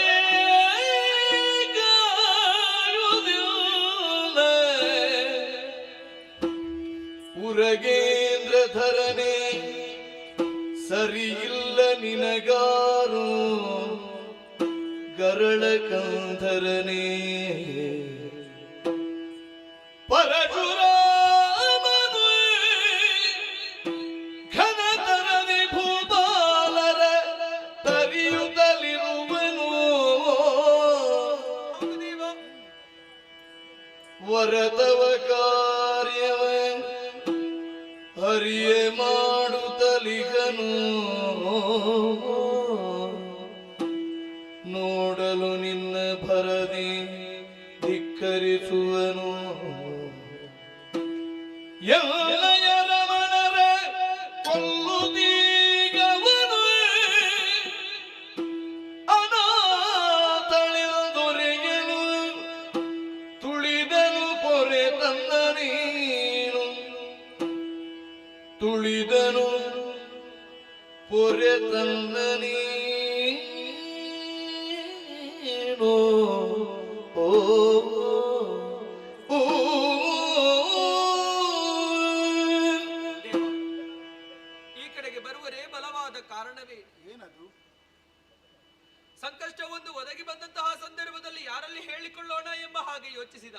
ಹಾ, ಇದೆಲ್ಲವನ್ನು ಪರಿಹರಿಸುವುದಕ್ಕೆ ನಿಮ್ಮಿಂದ ಸಾಧ್ಯ ಉಂಟು ಎಂಬ ಹಾಗೆ ನಾ ಯೋಚಿಸಿ ಈ ಕಡೆಗೆ ಬಂದೆ. ಹಾ, ಕಾರಣ ಭಾರ್ಗವರ ಹಾ, ತಂದೆಗಾದಂತಹ ಅನ್ಯಾಯ. ತಂದೆ ಪ್ರಾಣ ಕಳೆದುಕೊಂಡಿದ್ದಾರೆ. ಹಾ, ಇದಕ್ಕೆಲ್ಲ ಕಾರಣ ನೃಪಾಳು ಎಂಬಂತಹ ವಿಚಾರವನ್ನು ಅರಿತಾಗ ಅಂತವರನ್ನು ಸುಮ್ಮನೆ ಬಿಡಲಾರೆ. ಭೂರಮಣರಿಗೆ ಸರಿಯಾದಂತಹ ಶಿಕ್ಷೆಯನ್ನು ಕೊಡಬೇಕು ಎಂಬಂತಹ ಉದ್ದೇಶದಿಂದ ಹಾ, 21 ಬಾರಿ ಪ್ರದಕ್ಷಿಣೆಯನ್ನು ಮಾಡುವ ಮುಖೇನ ಹಾ. ಪ್ರತಿಯೊಂದು ಭೂಪಾಲಕರನ್ನೆಲ್ಲ ತರೆಯುತ್ತಾ ಮುಂದುವರಿಯುತ್ತಾ ಇದ್ದಾರೆ. ಹೌದೇ? ಧರ್ಮದ ದಾರಿಯಲ್ಲಿ ನಡೆಯಬೇಕಾದಂತಹ ಅವರೇ ಅಧರ್ಮದ ದಾರಿಯನ್ನು ತುಳಿಯುತ್ತಾ ಇದ್ದಾರೆ ಎಂದಾದರೆ ಹಾ, ಬುದ್ಧಿವಾದದ ಮಾತುಗಳನ್ನು ಹೇಳುವುದಕ್ಕಾಗಿ ನಾನೇ ಅವರ ಮುಂದೆ ಬಂದೆ. ಆ ಸಂದರ್ಭದಲ್ಲಿ ಕೇಳುವುದಕ್ಕಾಗಿ ಸಿದ್ಧನಿಲ್ಲ. ಹಾ, ಕೋಪ ಎಂಬುದು ನೆತ್ತಿಗಡರಿದೆ. ಕೋಪದ ಕಣ್ಣಿಗೆ ಮತ್ಯಾರು ಕಾಣುತ್ತಾ ಇಲ್ಲ. ಸರಿದಾರಿಯನ್ನು ಹೇಳಿದರು ಎಂದಾದರೆ ಕೇಳುವ ಸ್ಥಿತಿಯಲ್ಲ ಅವರಿಲ್ಲ. ಹಾಗಾಗಿ ನನ್ನ ಮಾತುಗಳನ್ನೇ ಧಿಕ್ಕರಿಸಿದಾಗ ಏನು ಮಾಡಲಿ ಎಂಬ ಹಾಗೆ ಯೋಚಿಸಿ ನಿಮ್ಮಲ್ಲಿಗೆ ಬಂದಿದ್ದೆ. ಯಾಕೆ ಗೊತ್ತಾ? ಪ್ರಪಂಚದಲ್ಲಿ ಲಯವಾಗಬೇಕು ಎಂದಿದ್ದರೆ ನಿಮ್ಮ ತೀರ್ಮಾನವಾಗಬೇಕಂತೆ. ನೀವು ಯೋಚಿಸಿ ಲಯಾಧಿಕಾರಿಯಾದಂತಹ ನೀವೇ ಯೋಚಿಸಿ ಲಯ ಮಾಡುವುದಕ್ಕಾಗಿ ಮುಂದಾಗುವುದಂತೆ. ಅದನ್ನು ಬಿಟ್ಟು ತಾನು ಯಾವ ತಪ್ಪನ್ನು ಮಾಡದೆ ಲಯದ ಕಾರ್ಯದಲ್ಲಿ ಮುಂದಾಗಿದ್ದಾನೆ ಪರಶುರಾಮ ಎಂದಿದ್ದರೆ ಅವು ಮಾಡುವುದು ತಪ್ಪು ಕೆಲಸವಲ್ವಾ? ಅದನ್ನು ತಡೆಯುವುದಕ್ಕಾಗಿ ನಿಮ್ಮಿಂದ ಸಾಧ್ಯ ಉಂಟು ಎಂಬ ಹಾಗೆ ಅರ್ಥ ಮಾಡಿಕೊಂಡು ಈ ಕಡೆಗೆ ಬಂದಿದ್ದೇನೆ. ಪರಿಹಾರ ಕೊಡುವಿರಾ?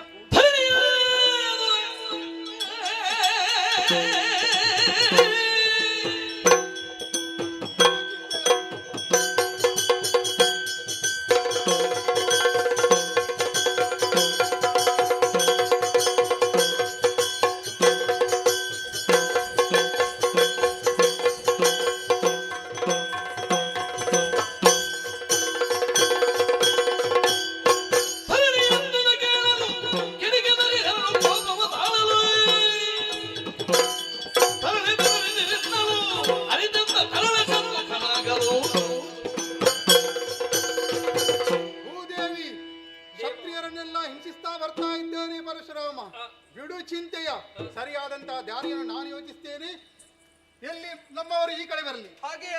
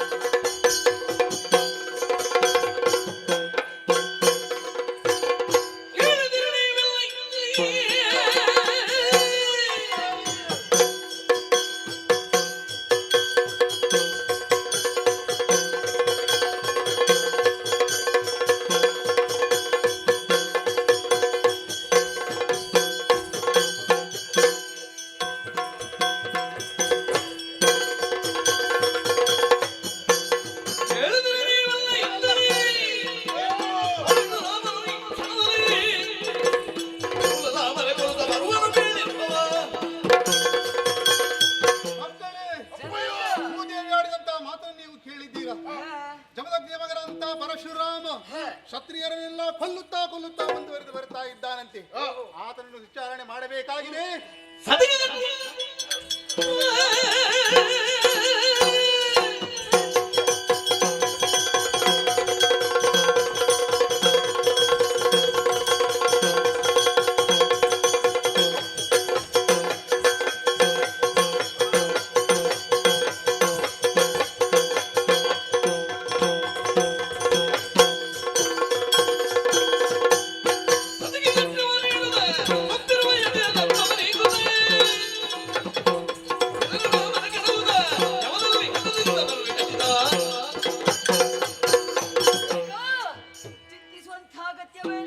ಅಪ್ಪಣೆಯನ್ನು ಕೊಟ್ಟಂತೆ ಹೌದಾದ್ರೆ ಅವನಿಗೆ ತಕ್ಕಂತ ಶಿಕ್ಷಣ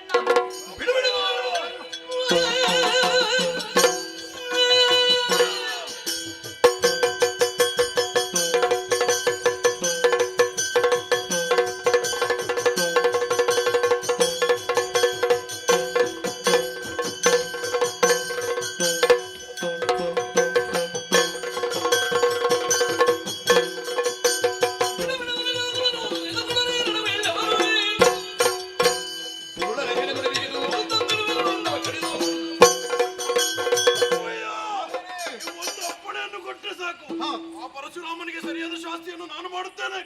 ಹೋಗಿ ಮಕ್ಕಳೇ, ಸರಿಯಾದ ಪಾಠವನ್ನು ಮಾಡಿ.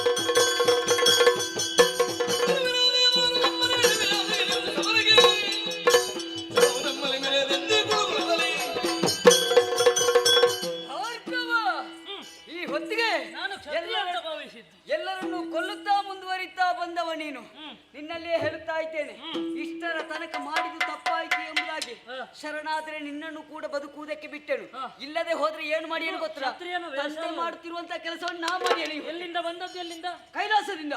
ಓ, ನೀನು ಕೈಲಾಸದಿಂದ ಬಂದದ್ದು? ಹೌದೌದು ಷಣ್ಮುಖ. ಹೌದು.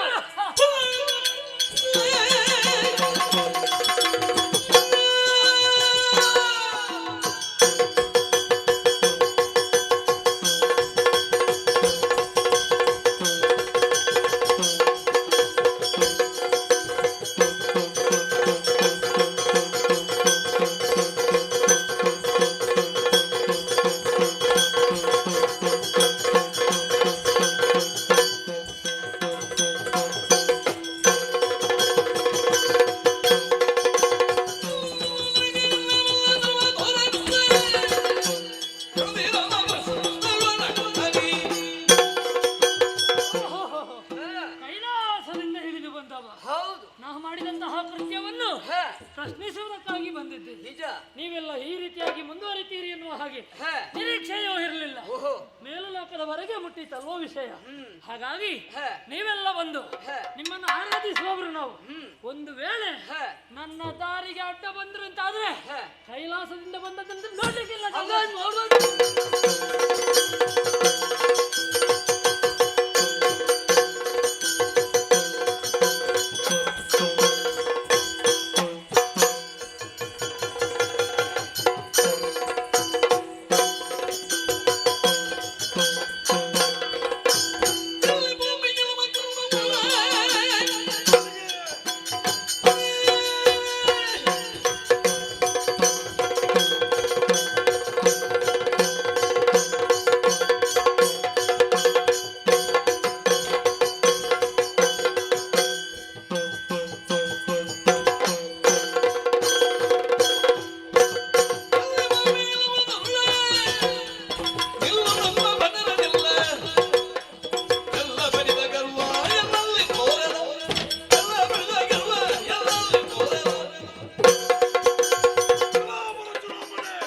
ಕ್ಷತ್ರಿಯ ಕುಲವನ್ನೇ ಕೊಲ್ಲುತ್ತಾ ಮುಂದುವರಿತಾ ಬರ್ತಾ ಇದೆಯಲ್ಲ, ನನ್ನ ಯಾರು ಹೇಳೋರು ಕೇಳೋರು ಇಲ್ಲ ಅಂತ ಭಾವಿಸಿದೆಯಾ? ನನ್ನನ್ನು ಸರಿಯಾಗಿ ಶಿಕ್ಷಿಸುವುದಕ್ಕೆ ಬಂದವ ನಾನೇ ವೀರಭದ್ರ. ವೀರಭದ್ರ. ಹೌದಾ? ಏನು? ಹೌದು. ಇನ್ನ ಮುಂದೆ ಏನು? ನಿನ್ನದು ಕೆಲಸ ಎಲ್ಲ ಮುಗಿದಾಗಿದೆ. ಆ, ಭಾರ್ಗವನ ಮುಂದೆ ಸೆಟೆದು ನಿಂತೆ ಅಂತಾದ್ರೆ ಜಾಗ್ರತೆ.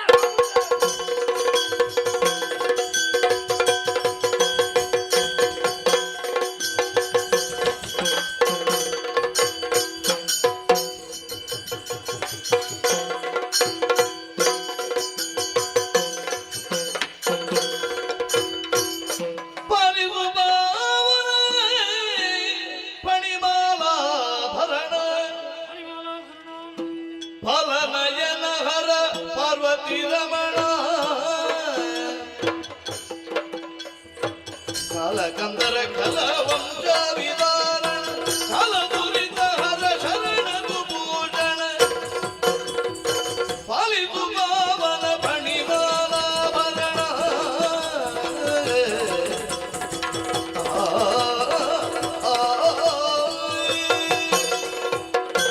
ಜಯ ಜಯ ಜಯ ಜಯ ಜಯ ಜಯ. ಶಂಕರನೇ, ಕೈಲಾಸದಿಂದ ಇಳಿದು ಭೂಲೋಕದಲ್ಲಿ ಉನ್ನತವಾದಂತಹ ದಿವ್ಯ ಸ್ವರೂಪವನ್ನು ಕಾಣಿಸಿಕೊಟ್ಟವನಿದ್ದೀಯ. ನನ್ನ ಮುಂದೆ ಬಂದವನಿದ್ದೀಯ. ಇದು ನನ್ನ ಭಾಗ್ಯ ಎನ್ನುವ ಹಾಗೆ ಯೋಚಿಸಿದ್ದೇನೆ. ಧನ್ಯನಾದೆ. ಜಯ ಜಯ ಜಯ ಜಯ. ಇಳಿದು ಬರುವುದಕ್ಕೆ ಕಾರಣ ಏನು ಅಂತ ಗೊತ್ತಾಗ್ಲಿಲ್ಲ.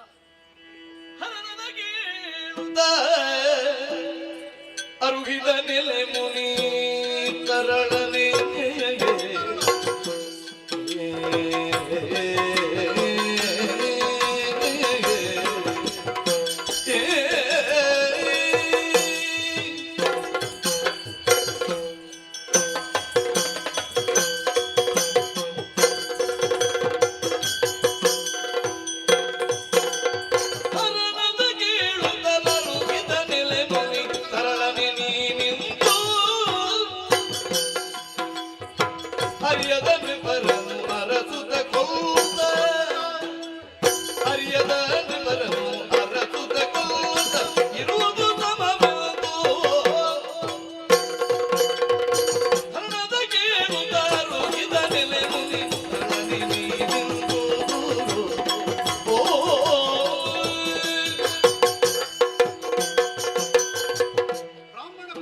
ಜಯ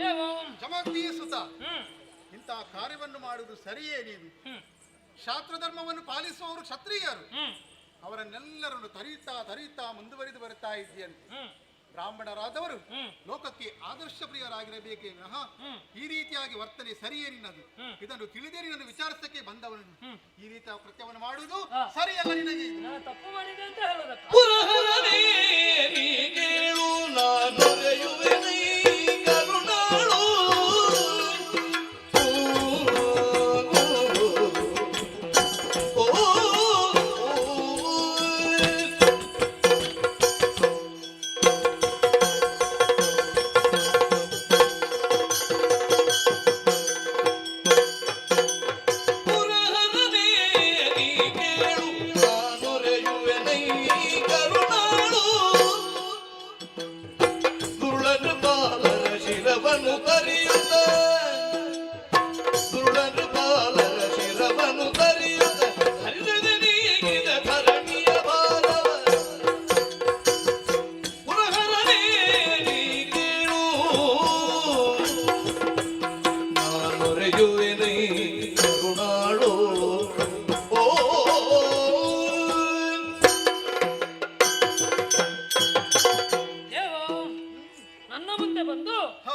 ಎಸಗಿದ ಅಪರಾಧವಾಯಿತು ಎನ್ನುವ ಹಾಗೆ ಹೇಳುವುದಕ್ಕಾಗಿ ನೀ ತೊಡಗಿದವನಿದ್ದೀಯ.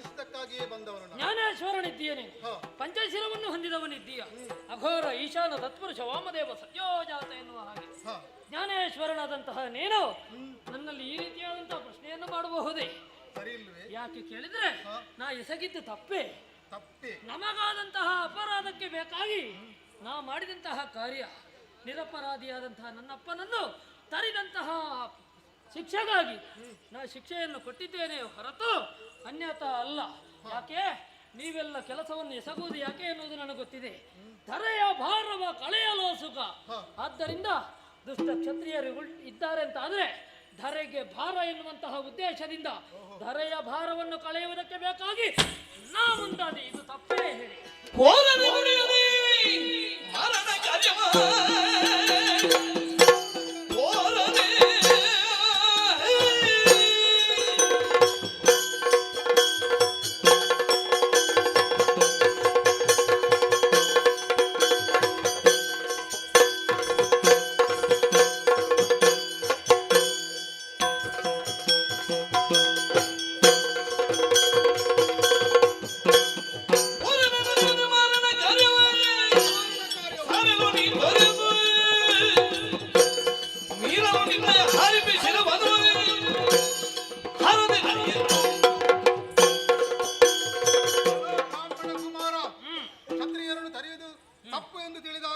ತಿಳಿಸಿದರೂ ಕೂಡ ಒಪ್ಪುದಕ್ಕೆ ನೀನು ಮನ ಮಾಡುತ್ತಾ ಇಲ್ಲವಲ್ಲ.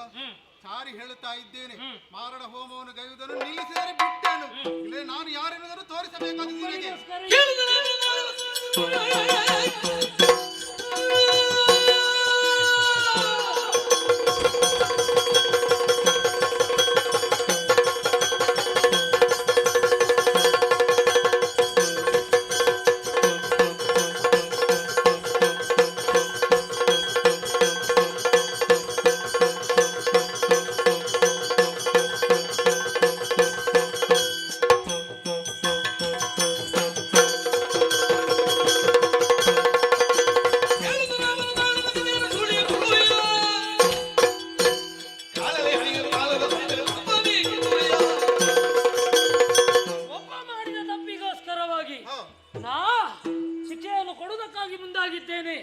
ಎನ್ನುವುದನ್ನು ಹೇಳುತ್ತಾ ಇದ್ದೀರಿ. ಧರೆಯಲ್ಲಿ ಯಾವ ರೀತಿಯ ಅನ್ಯಾಯಗಳು ಕ್ಷತ್ರಿಯರಿಂದ ಆಗುತ್ತಾ ಉಂಟು ಅನ್ನೋದು ನಿಮಗೆ ಗೊತ್ತಿದೆ, ನಿಮಗೆ ಗೊತ್ತಾಗಬೇಕಿತ್ತು. ಆದರೆ ಅವರದ್ದಾದಂತಹ ದಬ್ಬಾಳಿಕೆಯ ಮೂಲಕವಾಗಿ ಬ್ರಾಹ್ಮಣ ವರ್ಗವನ್ನು ಯಾವ ರೀತಿಯಾಗಿ ಮಾಡ್ತಾ ಇದ್ದಾರೆ ಎನ್ನುವುದು ನಿಮಗೆ ಇನ್ನೂ ವೇದ್ಯವಾಗಲಿಲ್ಲ.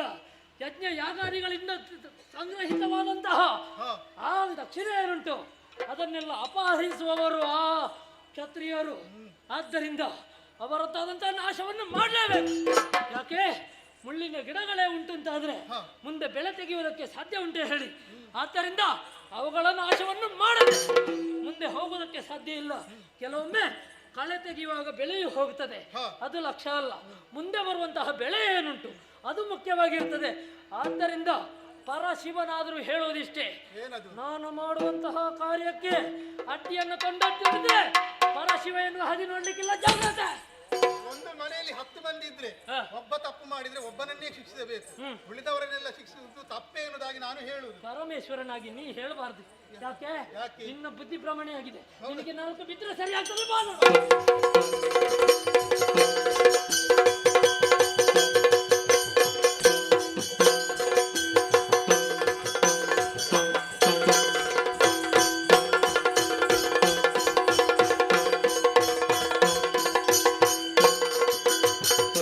ಹರಿಹರರೇ ನೀ ಕೇಳಿ ನಾನೊರೆವುದನೇ ಮುದ ತಾಳಿ ಪರಿದೇತಕ್ಕೆ ಬರುವುದು ಪರಿದೇತಕ್ಕೆ ಬರುವುದು ರವೆ ಸಗುವಿರೈ ಸರ್ವಮಲರಿನ ಹರಿಯದ ತೆರದಲ್ಲಿ ಹರಿಹರರೇ ನೀ ಕೇಳಿ ನಾನೊರೆವುದನೇ ಮುದ ತಾಳಿ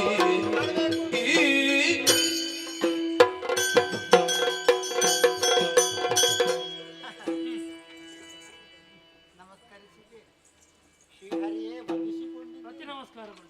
ಹರಿಹರರು ನೀವು ಉಭಯ ಶಕ್ತಿಗಳು ಒಂದಾಗಿ ಕಾದಾಟಕ್ಕಿಳಿದಿದ್ದೀರಿ.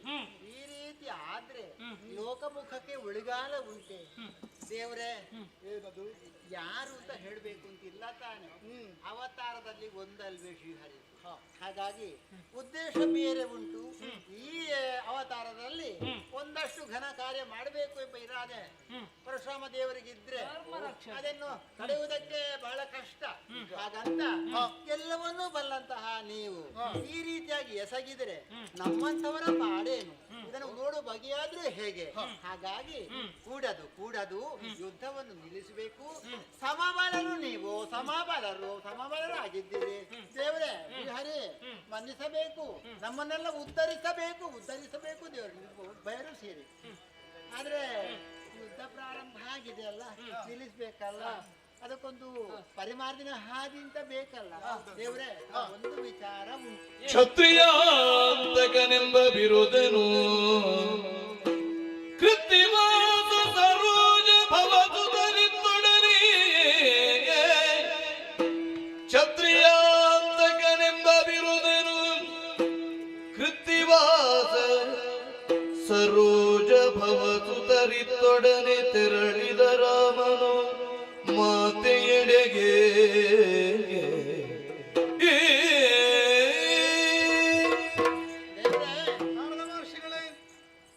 ಹಿಡಿದಂತಹ ಕಾರ್ಯ ಪೂರ್ತವಾಗಲೇಬೇಕು.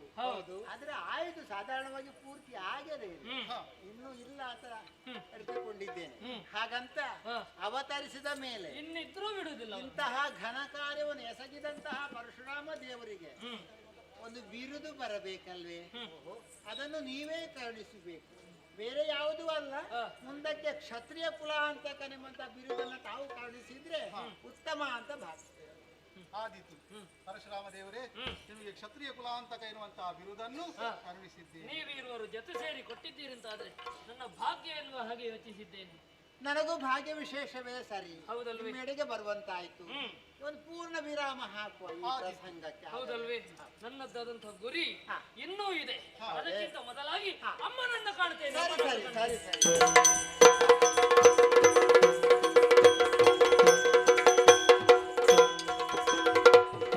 ಮೃತ್ಯುಭುಜನಾಗಿರುವ ಪಿತನನು ಮತ್ತೆ ಯಾಗವ ಮಾಡಿ ಬದುಕಿದೆ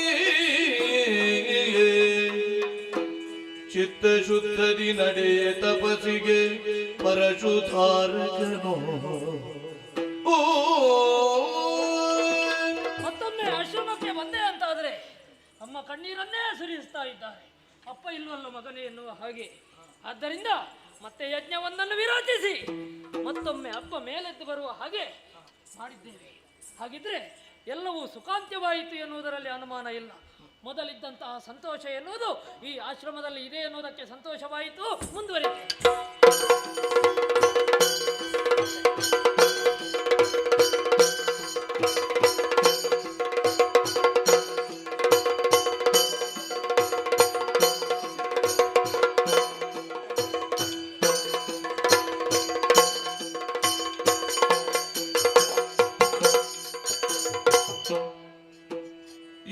ಪಂಚಾಬ್ದಿ ಅಯೋಧ್ಯೆಯುಳ್ ದಶರಥ ಒಟ್ಟೋಲಗೊಟ್ಟುದ ಮನಕಂದುತ್ತ ಸುಮಂತ್ರ ಮಂತ್ರಿ ಮುಖವ ನೋಡುತ್ತಲಿರ್ಪಾಗಳಾಗ ಅನುಭವ ಬಂದಾಗ ವಸಿಷ್ಠರಿಂಗಿರಗುತ್ತ ಮಾತಾಡುವ ಭಕ್ತಿಯು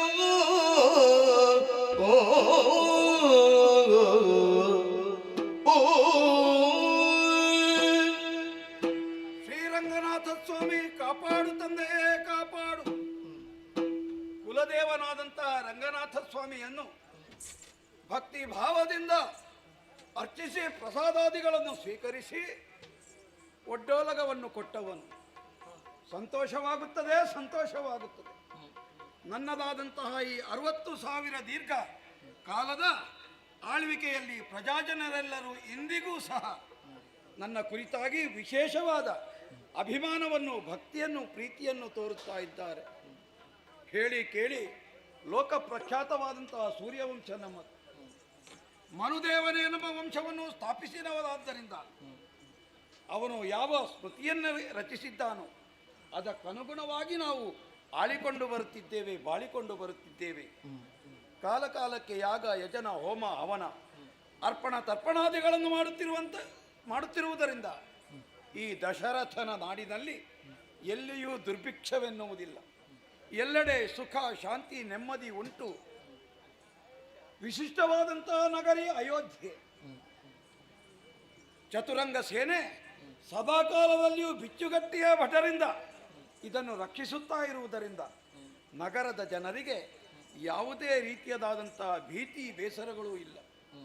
ಈ ರೀತಿಯಾಗಿ ಸುವ್ಯವಸ್ಥಿತವಾಗಿ ನಗರವನ್ನು ನಾವು ರಚಿಸಿಕೊಂಡಿದ್ದರೆ ಸುಮಂತ್ರ, ಶಾಂಡಿಲಾದಿ ಸಪ್ತ ಋಷಿಗಳು ಕಾಲಕಾಲಕ್ಕೆ ನಮಗೆ ಬೇಕಾದುದನ್ನು ಸಲಹೆ ಸೂಚನೆಗಳನ್ನು ಕೊಡುತ್ತಾರೆ. ಮಂತ್ರೀಶನಾದಂತಹ ಸುಮಂತ್ರ ಮಹಾಮತಿವಂತನಾದ್ದರಿಂದ ಹಿಂದಾಗಿರುವುದನ್ನು ನೆನಪಿಟ್ಟುಕೊಂಡು ಮುಂದಾಗಿರುವುದನ್ನು ಊಹಿಸಿ ಪ್ರಕೃತದಲ್ಲಿ ಯಾವ ರೀತಿಯಲ್ಲಿ ವ್ಯವಹರಿಸಬೇಕು ಎನ್ನುವುದನ್ನು ಚೆನ್ನಾಗಿ ಸೂಚಿಸುತ್ತಾ ಇದ್ದಾನೆ. ಆದರೆ ಏನು ಮಾಡೋಣ, ನೋವು ಎನ್ನುವುದು ಮನುಷ್ಯ ಜೀವಿಗೆ ಬರುವುದು. ಹೇಳಿಕೊಳ್ಳೋಣವೆಂದರೆ ಅಯ್ಯನಿಲ್ಲ, ಅಮ್ಮನಿಲ್ಲ, ಇರುವುದು ಒಂದೇ ಒಂದು ಪರಮ ಪವಿತ್ರವಾದಂತಹ ಗುರುಪದ. ಆ ಗುರುಪದಕ್ಕೆ ನಾನು ಶರಣು ಹೋಗುತ್ತೇನೆ. ನೋಡೋಣ, ಅಲ್ಲಿಂದಾದರೂ ನನ್ನ ಮನಸ್ಸಿನ ಬೇಗುದಿ ದೂರವಾದೀತು. ಗುರುದೇವ ಗುರುದೇವ ಗುರುದೇವ ನಮೋ ನಮಃ. ಭೂಪತಿ ಸ್ವಾಮಿ ಮರುಗುತ್ತೀರಲ್ಲ? ಹೌದು. ಸಕಲ ನೃಪಚೀಕರ ಕೋತಲ ಪದೇ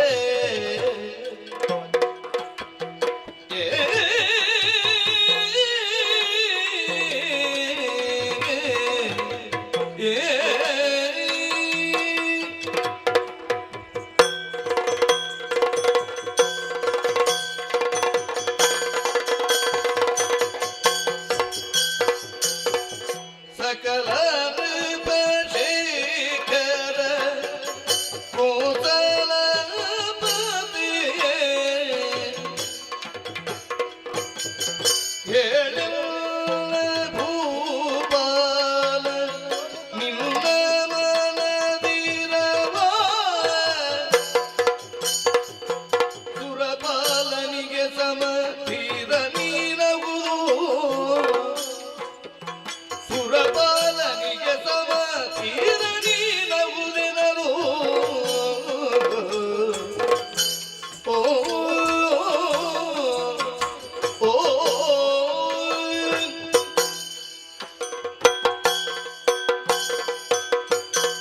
ದಶರಥ ಭೂಪತಿ ಗುರುದೇವ, ಆಶ್ಚರ್ಯವಂತೆ ಯಾಕೋ ಸಕಲವು ನಿನ್ನ ಬಾಳಿಗೆ ಒದಗಿ ಬಂದಿದೆ. ಉಂಟು, ಯಾವ ಕೊರತೆಯೂ ಇಲ್ಲ. ಇಲ್ಲ, ಶಕ್ತಿ ಸಾಮರ್ಥ್ಯದಲ್ಲಿ ಹಾ ಸುರಪನಿಗೆ ಸಮನಾಗಿದ್ದಿ ನೀನು. ಉಂಟು, ಹೌದು. ಶೂರನ ಹೌದು, ವೀರನೂ ಹೌದು. ಹಾ ಎಲ್ಲವೂ ಇದೆ ಎಂದ ಮಾತ್ರಕ್ಕೆ ಓ. ಯಾವುದೋ ಒಂದು ಶೂನ್ಯತೆ ಆವರಿಸಿದೆ. ಎಂಬುದಾಗಿ ನಿನ್ನ ಮುಖವನ್ನು ಕಾಣುವಾಗ ಗೋಚರವಾಗ್ತಾ ಉಂಟು.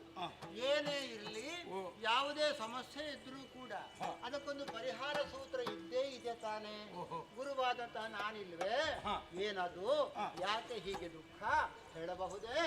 ಗುರುದೇವ, ಮಕ್ಕಳೆಲ್ಲದವರಿಂದ ಮಾನಸದೊಳಿಂದು ಮಕ್ಕಳಿಲ್ಲದವರಿಂದ ಮಾನಸದೊಳಿಂದು ಕಕ್ಕುಲಿತೆಗೊಳ್ಳುತ್ತ ಬಲುದು ಇದುವೆನೇ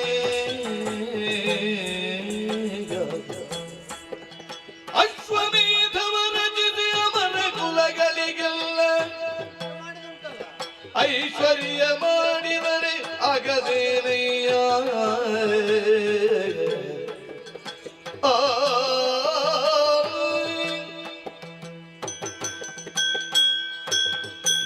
ಗುರುದೇವ, ಒಂದು ಮನೆಯಲ್ಲಿ ವಾಸಿಸುವಂತಹ ಯಾರಿಗೇ ಆಗಲಿ ಏನಾದರೂ ತೊಡಕುಂಟಾದರೆ ಓಡಿ ಬಂದು ಅವರು ಹೇಳುವುದು ಯಾರಲ್ಲಿ? ಚಾವಡಿಯಲ್ಲಿ ಕುಳಿತಂತಹ ಹಿರಿಯರು. ಆದರೆ ಆ ಹಿರಿಯನಿಗೆ ಆ ರೀತಿಯದಾದಂಥ ನೋವು, ಬೇಸರಿಕೆ, ಕಕ್ಕುಲತೆಗಳು ವ್ಯಾಪಿಸಿ ತೊಡಗಿದರೆ ಅವನು ಹೋಗಿ ಸೇರಬೇಕಾದ್ದು ದೇವರ ಮನೆಗೆ. ಸರಿ. ಹೀಗಾಗಿ ಬಹಳ ರೀತಿಯಿಂದ ಮನೋವ್ಯಥೆಗೆ ಒಳಗಾದವನು ನಾನು. ಅಷ್ಟು ಇಷ್ಟು ಎಂಬುದಾಗಿ ತಾವು ತಿಳಿದುಕೊಂಡವರು. ಈ ಕಾಲದಲ್ಲಿ ನನ್ನನ್ನೇ ನಾನೊಮ್ಮೆ ಕನ್ನಡಿಯಲ್ಲಿ ನೋಡಿಕೊಂಡೆ. ವೃದ್ಧಾಪ್ಯ ದೇಹಾದ್ಯಂತ ಆವರಿಸಿಕೊಂಡು ಬಿಟ್ಟಿದೆ. ಮಡದಿಯರು ಋಷಿಪಂಚಮಿ ವ್ರತದ ಉದ್ಯಾಪನವನ್ನು ಮಾಡಿ ಆಗಿಯದೆ 60,000 ದೀರ್ಘ ವರ್ಷಗಳ ಕಾಲ ದೀರ್ಘವಾದಂಥ ಆಡಳಿತವನ್ನು ನಡೆಸಿದ್ದೇನೆ. ನೋಡಿದರೆ ಭವಿತವ್ಯದಲ್ಲಿ ನನಗೇನೋ ಒಂದು ಸರಿಯಾದಂಥ ಸಂಜೆ ದೊರಕುತ್ತದೆ ಎನ್ನುವ ಭರವಸೆ ಇಲ್ಲ. ನಿನಗೂ ಗೊತ್ತಿರಬಹುದು, ಅಪುತ್ರಸ್ಯ ಗತಿರ್ನಾಸ್ತಿ ಶಾಸ್ತ್ರವಚನ. ಯಾವಾತನು ಪುತ್ರವಂತನಾಗಿ ಆ ಪುತ್ರನ ಮುಖೇನವಾಗಿ ತಿಲತರ್ಪಣವನ್ನು ಸ್ವೀಕರಿಸುತ್ತಾನೋ ಅವನ ಮುಂದಿನ 7 ತಲೆಮಾರುಗಳು, ಅದರ ಮುಂದಿನ 7 ತಲೆಮಾರುಗಳು, ಅದರ ಮುಂದಿನ 7 ತಲೆಮಾರುಗಳು, ಹೀಗೆ 21 ತಲೆಮಾರುಗಳು ಪುನೀತವಾಗುತ್ತವೆ, ಶಾಂತಿ ನೆಮ್ಮದಿಯನ್ನು ಪಡೆಯುತ್ತವೆ ಎನ್ನುವುದು ಶಾಸ್ತ್ರವಚನ. ಆದರೆ ಮನು ಮಹಾರಾಜನಿಂದ ಹರಿದು ಬಂದಂತಹ ಈ ವಂಶವಾಹಿನಿಯಲ್ಲಿ ಈ ದಶರಥನೇ ಕಟ್ಟ ಕಡೆಯವನಾಗಿ ಬಿಟ್ಟೆ. ಮಕ್ಕಳಿಲ್ಲ ಎನ್ನುವ ಕಕ್ಕುಲತೆ. ಹೀಗಾಗಿ ಕೌಸಲ್ಯ ಮದುವೆಯ ನಂತರದಲ್ಲಿ ಮಕ್ಕಳನ್ನು ಪ್ರಾಪ್ತಿಸದೇ ಇದ್ದಾಗ ನಾನು ಸುಮಿತ್ರೆಯನ್ನು ವಿವಾಹವಾದೆ. ಅಲ್ಲಿಯೂ ಅನೇಕ ವರ್ಷಗಳ ದಾಂಪತ್ಯ ಮುಂದುವರಿದರೂ ಫಲಪ್ರಾಪ್ತವಾಗಲಿಲ್ಲ. ಹೀಗಾಗಿ ಕೇಕಯದ ರಾಜಕುಮಾರಿಯನ್ನು ಮದುವೆಯಾದೆ. ಆದರೂ ಭಗವಂತನು ಕಣ್ಣು ಬಿಡಲಿಲ್ಲ. ಇದರರ್ಥ ಈ ಜನ್ಮದಲ್ಲಿ ಪುತ್ರವಂತನಾಗಿ ನೆಮ್ಮದಿಯಿಂದ ಸಾಯುವ ಅರ್ಹತೆಯೇ ನನಗಿಲ್ಲ ಎನ್ನುವುದು ಈಗ ಮನಸ್ಸಿಗೆ ಬಹಳ ಖೇದವನ್ನು ಕೊಡುತ್ತಾ ಇದೆ. ವಂಶವನ್ನೇ ಕೊನೆಗೊಳಿಸಿದಂತಹ ಅವರು ಪಾಪಿಯಾಗಿ ಬಿಡುತ್ತೇನೆ. ನನ್ನ ಪ್ರಜಾಜನರು ಅನಾಥರಾಗಿ ಬಿಡುತ್ತಾರೆ, ಅನಾಥರಾಗುತ್ತಾರೆ. ಅನವಧರಣಿ ಬಾಲಾಗ್ರಣಿ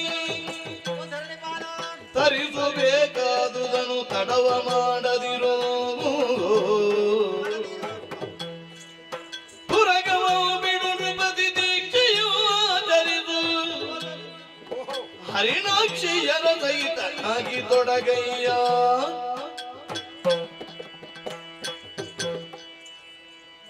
ಜೀವನದ ಬಗ್ಗೆ ಆಲೋಚನೆ ಮಾಡುವಾಗ ಒಂದಷ್ಟು ದುಃಖ ಆಗುವುದು ಸಹಜ. ಉತ್ತರಾಧಿಕಾರಿಗಳು ಬೇಕು ಎನ್ನುವುದು ಸಾವನ್ನಾದರೂ ಆಪ್ಯಾಯಮಾನತೆಯಿಂದ ಸ್ವೀಕರಿಸಬೇಕಲ್ಲವೇ? ಮಕ್ಕಳಿಲ್ಲ ಅಂತ ಹೇಳಿದ್ರೆ ದುಃಖವಾಗುವುದು ಸಹಜ. ಹಾಗಂತ ವ್ಯಥೆ ಪಟ್ಟರೆ ಒದಗಿ ಬಂದಂತಹ ಸಂಕಷ್ಟ ಪರಿಹಾರ ಆಗುವುದುಂಟೆ? ಅದಾಗಲಿಕ್ಕಿಲ್ಲ. ಅದಕ್ಕೊಂದು ಪರಿಹಾರ ದಾರಿಯನ್ನು ಹುಡುಕಬೇಕೋ ಬೇಡವೋ?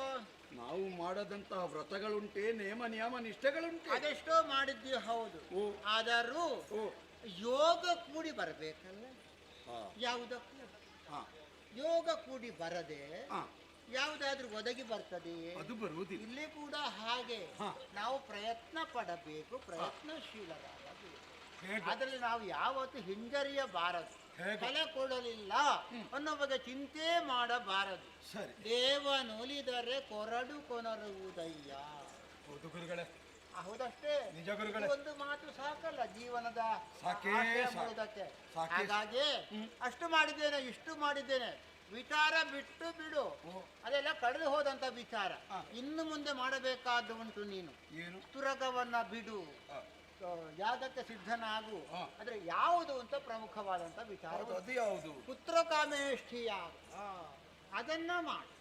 ಅಶ್ವಮೇಧವನ್ನು ಮಾಡಿ ಪುತ್ರಕಾಮೇಷ್ಠಿಯನ್ನು ಮಾಡಬೇಕು. ತುರಗವನ್ನು ಬಿಟ್ಟಾಯ್ತು. ಬಿಟ್ಟ ನಂತರ ಪುತ್ರಕಾಮೇಷ್ಠಿ ಯಾಗ. ಯಾವುದದು?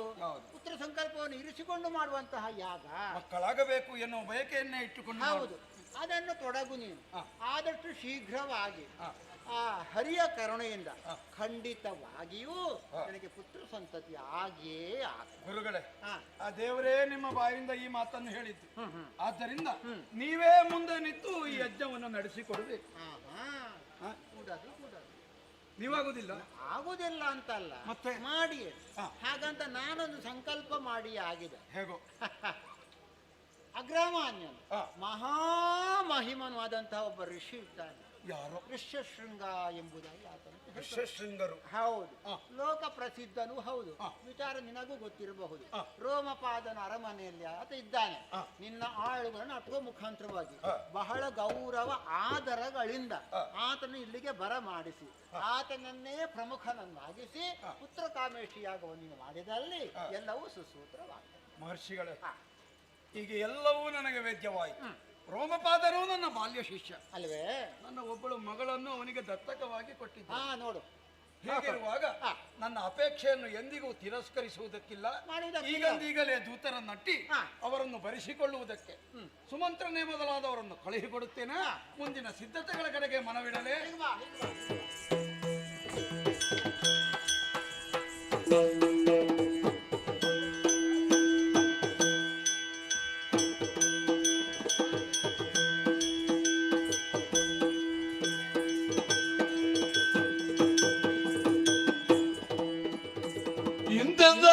ಮುನಿಪೇಳಲ್ ಸಂತೋಷದಿ ಮುನಿಗಳೊಡನೆ ಕರೆಕೊಳುತ್ತಾಗ ಮಾತೃ ಸುಮಂತ್ರನ ಕರ ಬಿಡಿದಂತ ಭವನ ತಿಡಿಗೆ ನರಪತಿ ಬಂದೋ.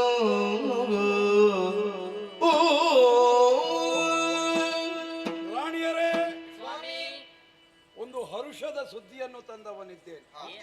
ಹೌದು, ಯಾಕೋ ಏನು ಆಸ್ಥಾನದಲ್ಲಿರುತ್ತಲೇ ಒಮ್ಮಿಂದೊಮ್ಮೆಗೆ ನಾನು ಮ್ಲಾನವದನನಾದ.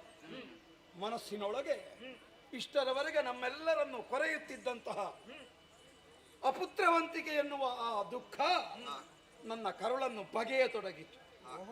ಅರಿವಿಲ್ಲದಂತೆ ಕಣ್ಣಿನಿಂದ 2 ಹನಿ ನೀರು ಉದಿರಿದರೆ ಗುರುಸ್ಮರಣೆಯನ್ನು ಮಾಡಿತು. ನನ್ನನ್ನು ಕಂಡಂತಹ ಗುರುಗಳು ಮನಸ್ಸಿನ ಒಳತೋಟಿಯನ್ನು ಕೇಳಿ ತಿಳಿದು ಅದಕ್ಕೊಂದು ಉತ್ತಮ ಪರಿಹಾರವನ್ನು ಹೇಳಿದ್ದಾರೆ. ನಾನು ಅಶ್ವಮೇಧಯುಕ್ತವಾದಂತಹ ಪುತ್ರಕಾಮೇಷ್ಠಿಯನ್ನು ಮಾಡಬೇಕಂತೆ. ಆ ಯಾಗವನ್ನು ಮಾಡಿದ್ದೇ ಆದರೆ ನಾನು ಪುತ್ರವಂತನಾಗುವುದಕ್ಕೆ ಸಾಧ್ಯತೆ ಉಂಟು ಎಂದವರ ರುಹಿದರು. ನಿಮಗೂ ಗೊತ್ತಿರುವಂತೆ ವೃದ್ಧಾಪ್ಯವಲ್ಲವೇ? ಮಂತ್ರಿ ಸುಮಂತ್ರನು ಕೈ ಹಿಡಿದುಕೊಂಡು ನನ್ನನ್ನು ಕರೆ ತರುತ್ತಿದ್ದರೆ ಒಮ್ಮೆ ಅವನ ಮುಖವನ್ನು ನೋಡಿದ್ದೆ. ಹರ್ಷಚಿತ್ತನಾಗಿದ್ದ. ಈ ರೀತಿಯ ಗಂಭೀರ ಸಮಯದಲ್ಲಿಯೂ ಈ ಹರ್ಷ ಏನು ಎಂಬುದಾಗಿ ಅವನನ್ನು ಕೆಣಕಿ ಕೇಳಿದರೆ ಅವನೊಂದು ಮಾತನ್ನಾಡಿದ್ದಾನೆ. ಒಂದು ಕಾಲದಲ್ಲಿ ಅವನು ವನಪ್ರದೇಶಕ್ಕೆ ಹೋಗಿದ್ದನಂತೆ. ಋಷ್ಯಾಶ್ರಮದಲ್ಲಿ ಬಹುಮಂದಿ ಋಷ್ಯಗಳೆಲ್ಲರೂ ಒಟ್ಟು ಸೇರಿಕೊಂಡು ಪರಸ್ಪರ ಮಾತಾಡಿಕೊಳ್ಳುತ್ತಿದ್ದರಂತೆ. ಮುಂದಕ್ಕೆ ಅಯೋಧ್ಯೆಯ ಚಕ್ರವರ್ತಿಯಾದಂತಹ ದಶರಥ ಪುತ್ರಕಾಮೇಷ್ಠಿ ಯಾಗವನ್ನು ಮಾಡುತ್ತಾನೆ. ಅದರಿಂದ ಅವನಿಗೆ ಪುತ್ರೋದಯವಾಗುತ್ತದೆ. ಆ ಮಕ್ಕಳು ಆಚಂದ್ರಾರ್ಕವಾಗಿ ವಿಶೇಷವಾದಂತಹ ಕೀರ್ತಿಯನ್ನು ಪ್ರಾಪ್ತಿಸಿಕೊಳ್ಳುತ್ತಾರೆ ಎಂದು. ಆದರೆ ಋಷಿವಚನ ತಾನು ಅದನ್ನು ಬಹಿರಂಗಕ್ಕೆ ತರಬಾರದು ಎನ್ನುವ ಕಾರಣಕ್ಕೆ ತನ್ನ ಮನಸ್ಸಿನೊಳಗೆ ಇಟ್ಟುಕೊಂಡಿದ್ದ. ನಾನು ಆಗಾಗ ದುಃಖಿತನಾದಾಗ ಅವನು ಸಮಾಧಾನ ಮಾಡುವುದು. ನೀವು ಯೋಚಿಸಬೇಡಿ, ಕೊಡುವ ದೇವರಿದ್ದಾನೆ. ಇವತ್ತು ಅದು ಮಹರ್ಷಿಗಳಾದಂಥ ವಶಿಷ್ಠರೇ ನುಡಿದವಾಗ ಅವನು ಅದನ್ನು ನನಗೆ ಪ್ರಕಟಪಡಿಸಿದ. ಆದ್ದರಿಂದ ಪುತ್ರ ಕಾಮೇಷ್ಟಿ ಯಾಗಕ್ಕೆ ನಾನು ಸನ್ನದ್ಧನಾಗಿದ್ದೇನೆ. ನೀವೆಲ್ಲರೂ ನನಗೆ ಸಹಕಾರವನ್ನು ಕೊಡುತ್ತೀರಲ್ಲ? ಒಳ್ಳಿದಾಯಿತು ಭೂಪಾಲ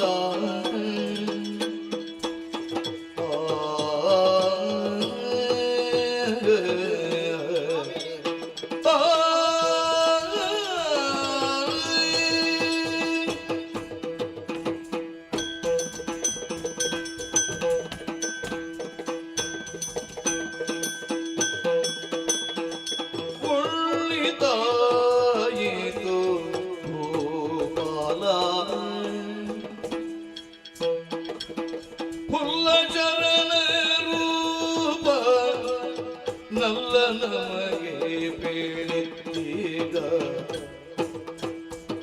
ಕಲ್ಯಾಣದ ಕಾರ್ಯ ಒಳ್ಳಿದಾಯಿತು ಭೂಪ.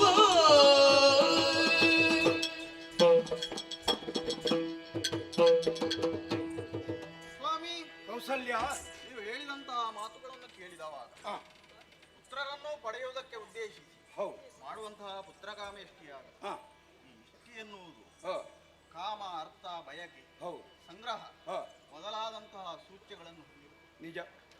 ಮೊದಲನೆಯದಾಗಿ ಹಾ ನಮ್ಮ ಪ್ರಜೆಗಳಿಗೆ ಹಾ ಮುಂದಕ್ಕೊಬ್ಬ ನಾಯಕನನ್ನು ತೋರಿಸುವಂತಹ ಒಂದು ಹೌದು ಬಯಕೆ, ಹಾ ಅದರೊಂದಿಗೆ ಹಾ ಮಕ್ಕಳನ್ನು ಎತ್ತಿ ಆಡಿಸುವಂತಹ ಹಾ ಹೆಣ್ತನದ ಹಾ ತಾಯ್ತನದ ಸೌಭಾಗ್ಯ ಹಾ ಮತ್ತು ಮಾತುಕತೆ. ಹಾ ಇನ್ನು ಮುಂದಕ್ಕೆ ಹಾ ಪುತ್ರಪದಂ ಪ್ರಪೌತ್ರ ಪರ್ಯಂತಾನಮಯ ಹೌದು ಪಾರ್ವಣ ವಿಧಿನ ಪಿಂಡ ದಾನೋಪಕಾರ ಹೌದು ಕರ್ತಸ್ವಾತ್ ವಿಶೇಷ. ನಿಜ.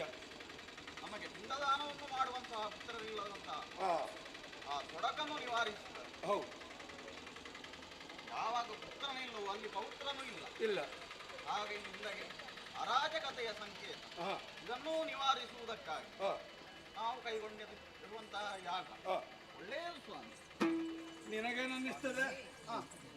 ಸ್ವಾಮಿ, ಹಾ ಯಾಗ ಯಜ್ಞಾದಿಗಳನ್ನು ಮಾಡಿ ಹೌದು ಹರಿಯ ಭಕ್ತಿಯಿಂದ ಕೃಪೆಯಿಂದ ಅವರ ಕೃಪೆಯಿಂದ ಹಾ. ನಾವು ಮಕ್ಕಳನ್ನು ಆಡಿಸುವುದೇ ನಮಗೆ ಸಂತೋಷ ಅಲ್ವೇ? ಒಳ್ಳೆಯ ಮಾತು, ಒಳ್ಳೆಯ ಮಾತು. ಸುಮಿತ್ರ. ಎಷ್ಟೋ ಸಮಯದಿಂದ ನಮಗೆ ಮಕ್ಕಳಿಲ್ಲದವರು ನಾವು. ಹೌದು. ಒಂದು ವೇಳೆ ಮಕ್ಕಳು ಇದ್ದರೆ ಹಾ. ಸಂತೋಷವಾಗಿ ನಾನು ಬಾಳ್ತೇನೆ ಸ್ವಾಮಿ. ಹಾಗಿದ್ದರೆ ಯೋಚನೆ ಮಾಡಬೇಡ.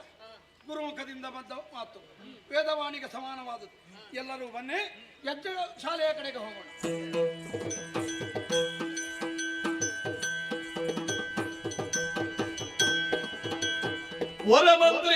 ವರಮಂತ್ರೀಶ್ವರನಿಂದಡ ದಶರಥ ಆನಂದವಿರುವಿಂದು ಭೂಸುರಕ್ಷಾದ್ಯರವಂದಿರುವುದೇ ಮುನಿಯಂ ಕರೆತಂದು ಸುಮೂರ್ತದಿ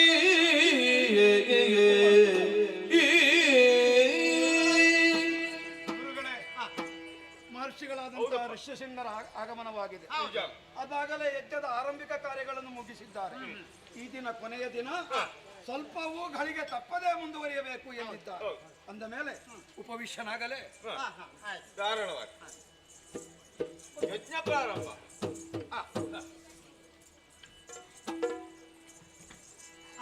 ಮಹಾರಾಜ, ಯಜ್ಞವನ್ನು ಮುಂದುವರಿಸಲಿ. ಸರಿ ಸರಿ ತಮ್ಮಪ್ಪಣೆ. ಎಲ್ಲವನ್ನು ಸಮರ್ಪಿಸೋಣ. ಯಾಗ ಎಲ್ಲವೂ ಸಮರ್ಪಣಾ ಭಾವದಿಂದ, ಭಕ್ತಿ ಭಾವದಿಂದಲೇ ಎಲ್ಲರೂ ಸಮರ್ಪಣಾ ರೀತಿಯಲ್ಲಿ ಯಜ್ಞಕ್ಕೆ ಎಲ್ಲವನ್ನು ಆಹುತಿ ಮಾಡೋಣ. ನಮಮ ನಮಮ ನಮಮ. ಇಂತೇಳು ದಿವಸ ಮುನಿಗಳ ತಿಂಥಿಣಿಯು ಮಖವ ರಚಿಸಿ ಪೂರ್ಣಾಹುತಿಯ ಜಯ ಜಯ ಜಯ ಜಯ. ಮೂಪಿಸಿದಿರಿ ವರಲಕ್ಷ್ಮೀ ಕಾಂತನೇ ಗೋಚರಿಸಿದಂತೆ ಯಜ್ಞೇಶ್ವರನು ನೋಡಿ ನೋಡಿ ನೋಡಿ. ರಾಜಶೇಖರ ರಾಜ ಮಾನವದನ ರಾಜೀವಾಕ್ಷನ ಭಜ ರಾಜಲಕ್ಷ್ಮಿಯೊಳಿಯುವುದು ನರವೀಷವನು ತಾಳಿ ಆ ಜಗತ್ಪತಿಯನು ಯಜ್ಞಿಯೊಳೀಗ ಬಂದನು. ಓ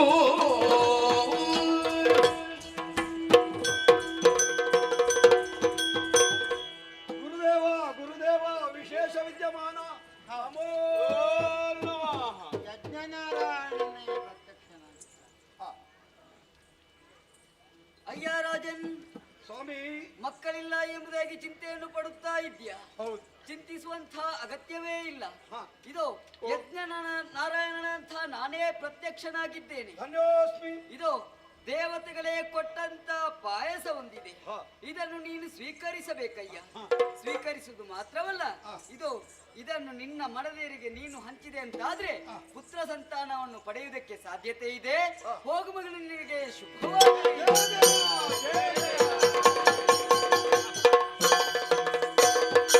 ನೋಡಿದ್ಯಾ ಗುರುದೇವ, ಹೇಗಾಯ್ತು? ತಾವು ಆಡಿದಂತಹ ಅಮೃತ ವಚನ ಶತಶಃ ಸತ್ಯವಾಗಿತ್ತು. ಹೊರಡು.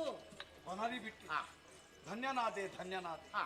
ಹಾಗಿದ್ದರೆ ತಡ ಮಾಡುವುದಲ್ಲ, ಆದಷ್ಟು ಬೇಗ ಮನದೇವರಿಗೆ ವಂದನೆಗಳನ್ನು ಸಲ್ಲಿಸಿ ಇದನ್ನು ಮಡದಿಯರಿಗೆ ಕೊಡುತ್ತೇನೆ. ತಾವು ಕೆಲ ದಿನ ಇಲ್ಲಿಯೇ ಇರಬೇಕು. ಆದಿತ್ಯ ಸ್ವೀಕಾರ ಮಾಡು.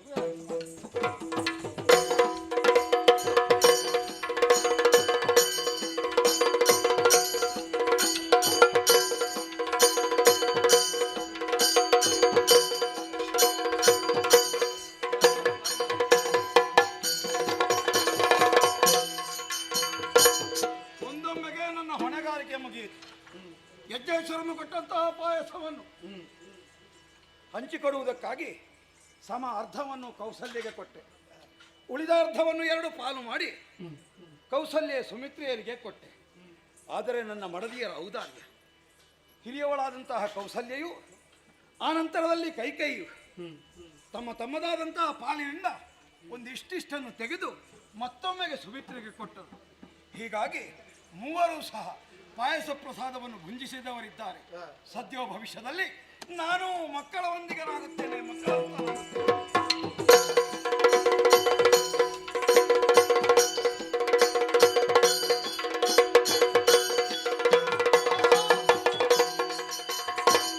ಧನ್ಯವಾಯಿತು ಬದುಕು, ಧನ್ಯವಾಯಿತು. ಸುಯೋಗ್ಯವಾದಂತಹ ಮಾಸಗಳು ಕಳೆದವಾಗ ಗರ್ಭಿಣಿಯರಾದಂತಹ ನನ್ನ ಮಡದಿಯರು ಮಕ್ಕಳಿಗೆ ಜನ್ಮವನ್ನು ಕೊಟ್ಟಿದ್ದಾರೆ. ಚೈತ್ರ ಮಾಸದ ಶುಕ್ಲ ಪಕ್ಷದ ನವಮಿಯ ದಿನದಂದು ಕರ್ಕಾಟಕ ಲಗ್ನದಲ್ಲಿ ಕರ್ಕಾಟಕಸ್ಥಕನಾಗಿರುವಂತಕ್ಕಂತಹ ಚಂದ್ರನ ಆ ದಿವ್ಯ ಸುಮುಹೂರ್ತದಲ್ಲಿ ಹಿರಿಯ ಮಗನಿಗೆ ಜನ್ಮವನ್ನು ಕೊಟ್ಟವಳು ಪುನರ್ವಸು ನಕ್ಷತ್ರ. ಹೀಗಾಗಿ ಲೋಕವನ್ನೇ ರಂಜಿಸತಕ್ಕಂತಹ ಗುಣಭರಿತನಾದವನು, ವಿಶೇಷವಾದಂತಹ ಗುಣ ಲಕ್ಷಣಗಳುಳ್ಳವನು. ಆದ್ದರಿಂದ ರಾಮ ಎಂಬುದಾಗಿ ಹೆಸರಿಡು ಎಂದು ವಸಿಷ್ಠರು ಹೇಳಿದ್ದಾರೆ.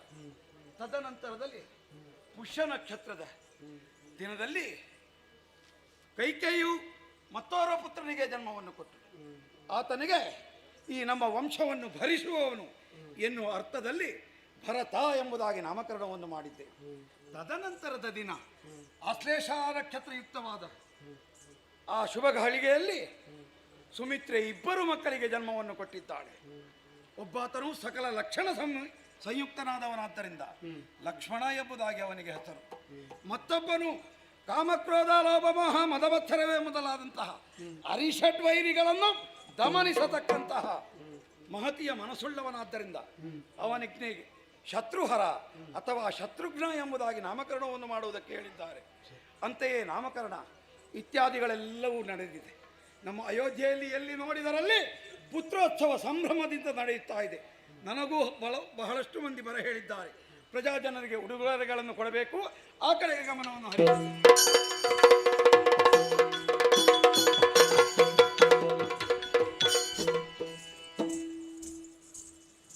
ಕಲಾಭಿಮಾನಿಗಳ ವಿಜ್ಞಾಪನೆ. ಇವತ್ತಿನ ಕಲಾ ಸೇವೆ ನಡೆಸಿಕೊಟ್ಟಂತಹ ಮಹನೀಯರಿಗೆ ನಮ್ಮ ಆರಾಧ್ಯ ಮೂರ್ತಿಯಾದ ಕಟೀಲು ಶ್ರೀ ದುರ್ಗಾ ಪರಮೇಶ್ವರಿ ಅಮ್ಮನವರು ಸಕಲ ಸುಖ ಸಂಪತ್ತು ನೀಡಲಿ ಎಂಬುದಾಗಿ ಬೇಡಿಕೊಳ್ಳುತ್ತಾ ಇದ್ದೇವೆ.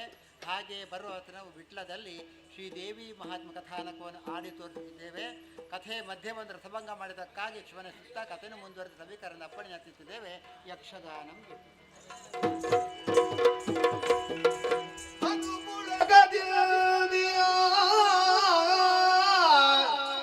ತನು ಒಳಗರಿಂದ ವಿಶ್ವಾಮಿತ್ರ ಧರೆಗಿಳಿದು ಮುನಿವರರ ನೆರೆಸಿ ನಡೆದಂದು ಘೋರ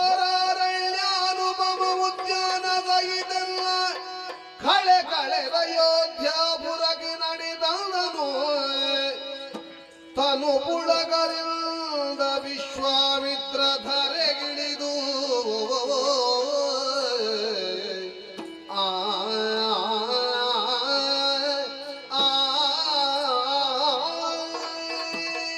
ಈ ಪ್ರಪಂಚದಲ್ಲಿ ಧರ್ಮ ಅನ್ನುವಂತಹದ್ದು ಉಳಿಯಬೇಕು ಅಂತಾದ್ರೆ ಅಧರ್ಮದ ನಾಶವಾಗಿ ಹೋಗಲೇಬೇಕು.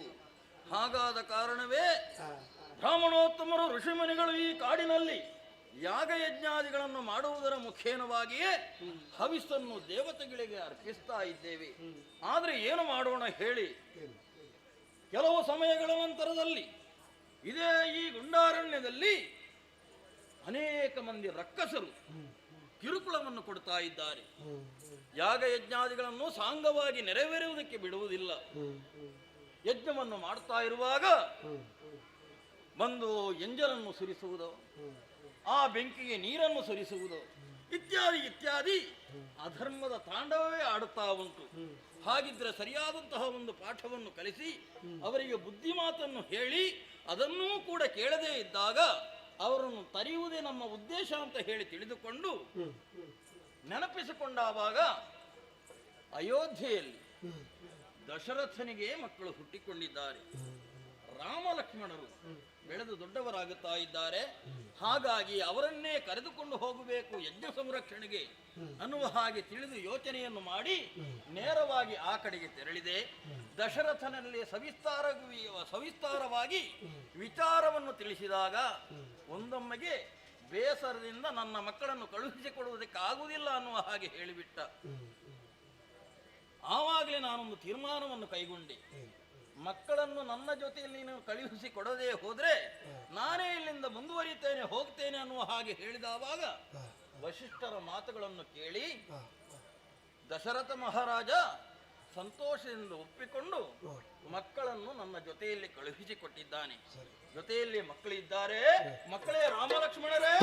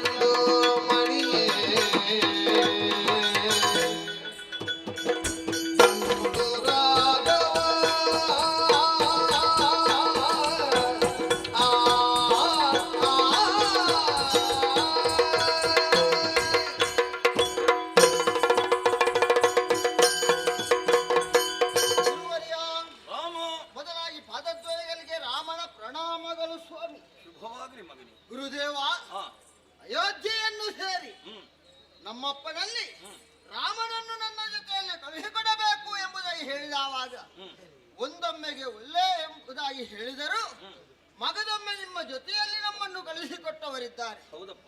ನಾನು ನಿಮ್ಮ ಜೊತೆಯಲ್ಲಿ ಹೊರಡುವಾಗ ತಮ್ಮನಾದಂತಹ ಲಕ್ಷ್ಮಣ ಕೂಡ ನನ್ನನ್ನು ಹಿಂಬಾಲಿಸಿಕೊಂಡು ಬಂದವನಿದ್ದಾನೆ.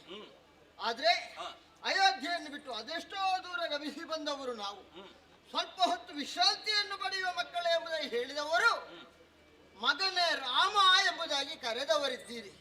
ಕರೆದಾಕ್ಷಣ ನಿಮ್ಮ ಬಳಿಗೆ ಬಂದಿದ್ದೇನೆ. ಗುರುವರ್ಯ, ಈ ಸಮಯದಲ್ಲಿ ನಮ್ಮನ್ನು ಬೆಳಿಗ್ಗೆ ಕರೆಯಬೇಕೆಂದಾದ್ರೆ ಕಾರಣ ಏನು, ಏನಾಗಬೇಕು ನಮ್ಮಿಂದ ಎಲ್ಲವನ್ನು ವಿವರಿಸಬೇಕು. ರಾಮ ಲಕ್ಷ್ಮಣರೇ. ಗುರುವರ್ಯ, ಶ್ರೀರಾಮ ಲಕ್ಷ್ಮಣ ದೇವೇ ಶರೀರ ಕೇಳೆ ಸಾರಿದಾರಿ ಪರಿ ಮುಂದೆ ಸಾರಿದಾರಿ ಪರಿ ಮುಂದೆ ದಾರಿ ಪಾಷಾಣ ಬೆಕ್ಕಳವಯ್ಯ ದಾರಿ ಪಾಷಾಣ ಬೆಕ್ಕಳವಯ್ಯ ಬಲು ಭಯ ಬೀರುತ್ತಲೇ ಹೋದೋ ಕಣ್ಮನಗೆ ಶ್ರೀರಾಮ ಲಕ್ಷ್ಮಣ ದೇವೇ ಶರೀರ ಕೇಳಿ ಆ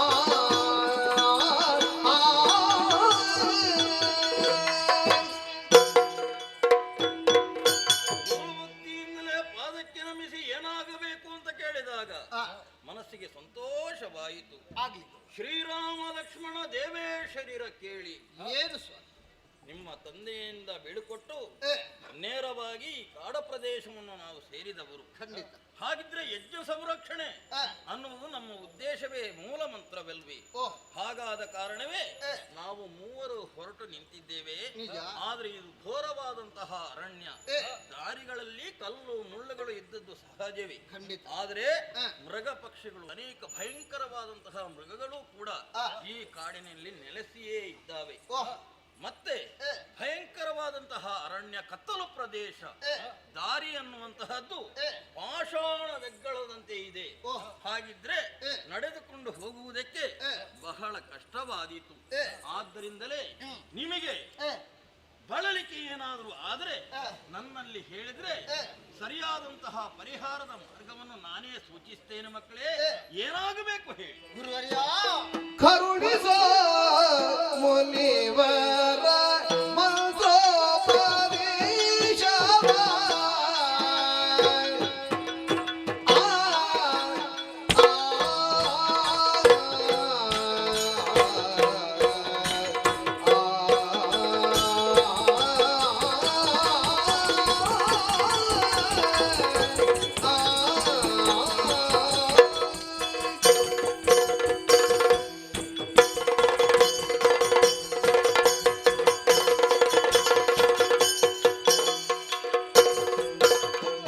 ಕರುಣಿಸೋ ಮುನಿವರ ಮಂತ್ರೋಪದೇಶವ ಚರಣದಿಗಿ ವಂದಿಸುವೆವು ಗುರುಳರ ಬಾಧೆಯರಿಗೆ ತೋರುಣರ ಬಾಧೆಯರಿಗೆ ಸೌಖ್ಯದಿ ನಿರ್ಮ ಇರಿಸುವಿ ವಹಿಸಿದ್ದ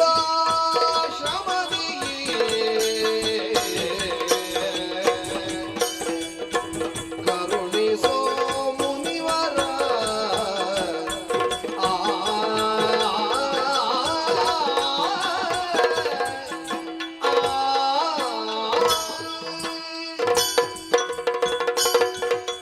ಗುರುವರ್ಯ, ಅರಮನೆಯಲ್ಲಿ ಆದ್ರೂ ಹಂಸತೂಲಿಕಾ ತರ್ಪದಲ್ಲಿ ನಡೆದಾಡುತ್ತಾ ಇದ್ದವರು ನಾವು. ಆದ್ರೆ ಅರಮನೆಯನ್ನು ಬಿಟ್ಟು ನಿಮ್ಮ ಜೊತೆಯಲ್ಲಿ ಬಂದವರು. ಹೌದು. ಕಾಡು ದಾರಿಯಲ್ಲಿ ಕಲ್ಲು ಮುಳ್ಳು ಎಂಬುದಾಗಿ ಹಾ. ಯೋಚನೆ ಮಾಡದೆ ಹ, ಮುಂದುವರಿಯುತ್ತಾ ಇದ್ದೇವೆ. ಹೌದು, ಹ್ಮ್, ನೀವೇ ಹೇಳಿದ ಹಾಗೆ ಹ, ಅದೆಷ್ಟೋ ದೂರ ಗಮಿಸಿ ಬಂದ ಕಾರಣವೇ ಹ, ಆಯಾಸವು ಅಧಿಕವಾಗುವ ಹಾಗೆ ಕಾಣುತ್ತಾ ಇದೆ. ಹ್ಮ್, ಮಾತ್ರವಲ್ಲ, ಬಾಯಾರಿಕೆಯಾಗುತ್ತಾ ಇದೆ, ಹ, ಹಸಿವು ಪ್ರಾರಂಭವಾಗಿದೆ. ಹ. ಹಾಗಿದ್ರೆ ಇದೆಲ್ಲವೂ ನಿವಾರಣೆಯಾಗಬೇಕಾದು, ಮಾಡಿಕೊಳ್ಳಬೇಕಾದ್ದು ನಮ್ಮ ಧರ್ಮ. ಹ. ಎಂಬುದಾಗಿ ನೀವೇ ಸೂಚಿಸಬೇಕು ಸ್ವಾಮಿ. ಮಕ್ಕಳೇ, ಗುರುವರ್ಯ, ಹಾಗಿದ್ರೆ ವಿನಯದಿಂದಲೇ ಬಳಲಿಕೆಯಾದ್ರೆ ಬಾಯಾರಿಕೆಯಾದ್ರೆ ಪರಿಹರಿಸುವಂತಹ ಶಕ್ತಿ ನಿಮ್ಮಲ್ಲಿ ಇದೆ ಅನ್ನುವ ಹಾಗೆ ಪಾದಬುಡದಲ್ಲಿ ಬಿದ್ದು ಬೇಡಿಕೊಂಡಾವಾಗ, ಹೌದು ಮಕ್ಕಳೇ, ಯಾವ ರೀತಿಯಲ್ಲಿಯೂ ನಿಮಗೆ ಕೆಡುಕು ಉಂಟಾಗಬಾರದು. ಆದ್ದರಿಂದಲೇ ಬಲ ಅತಿಬಲ ಅನ್ನುವಂತಹ ಆ ಮಂತ್ರದ ಶಕ್ತಿಯನ್ನು ನಿಮ್ಮ ಕಿವಿಯ ಮುಖೇನವಾಗಿ ಇದೋ ಉಪದೇಶ ಮಾಡ್ತೇನೆ ಮಕ್ಕಳೇ. ಸರಿ ಸರಿ, ಖಂಡಿತ. ಇನ್ನು ಮುಂದೆ ಹೋಗೋಣ ಯಜ್ಞ ಸಂರಕ್ಷಣೆಗೆಂದು ಬನ್ನಿ.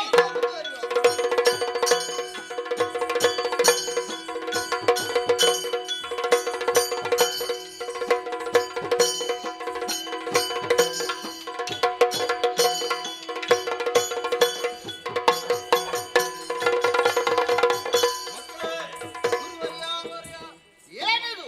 ಬಹಳ ಮುಂದುವರೆದು ಬಂದಿದ್ದೇವೆ. ಕಾಣ್ತಾ ಇದೆಯಲ್ಲ ಈ ಪ್ರದೇಶ. ಯಾಕೆ ಸ್ವಾಮಿ ಇದು ಹೀಗೆ? ಮುನಿಪತಿಯ ಕೇಳದಿ ಗುರುವರ್ಯ, ಮುನಿಪತಿಯ ಕೇಳದಿ ಭಯಂಕರ ವನವಿದಾವುದು. ಯಾವುದು ಸ್ವಾಮಿ? ವನವಿದಾವಾಶ್ರಮವು ಗಮಿಸುವಡರಿ ವಿಷರಿಗಳವಲ್ಲ ಹೆಸರೀರಿ ಮಹಾವನದ ಈ ವನದ ಮುನಿಪತಿಯೇ ಕೇಳದಿ ಭಯಂಕರ ವನವಿದಾವಾಶ್ರಮವು.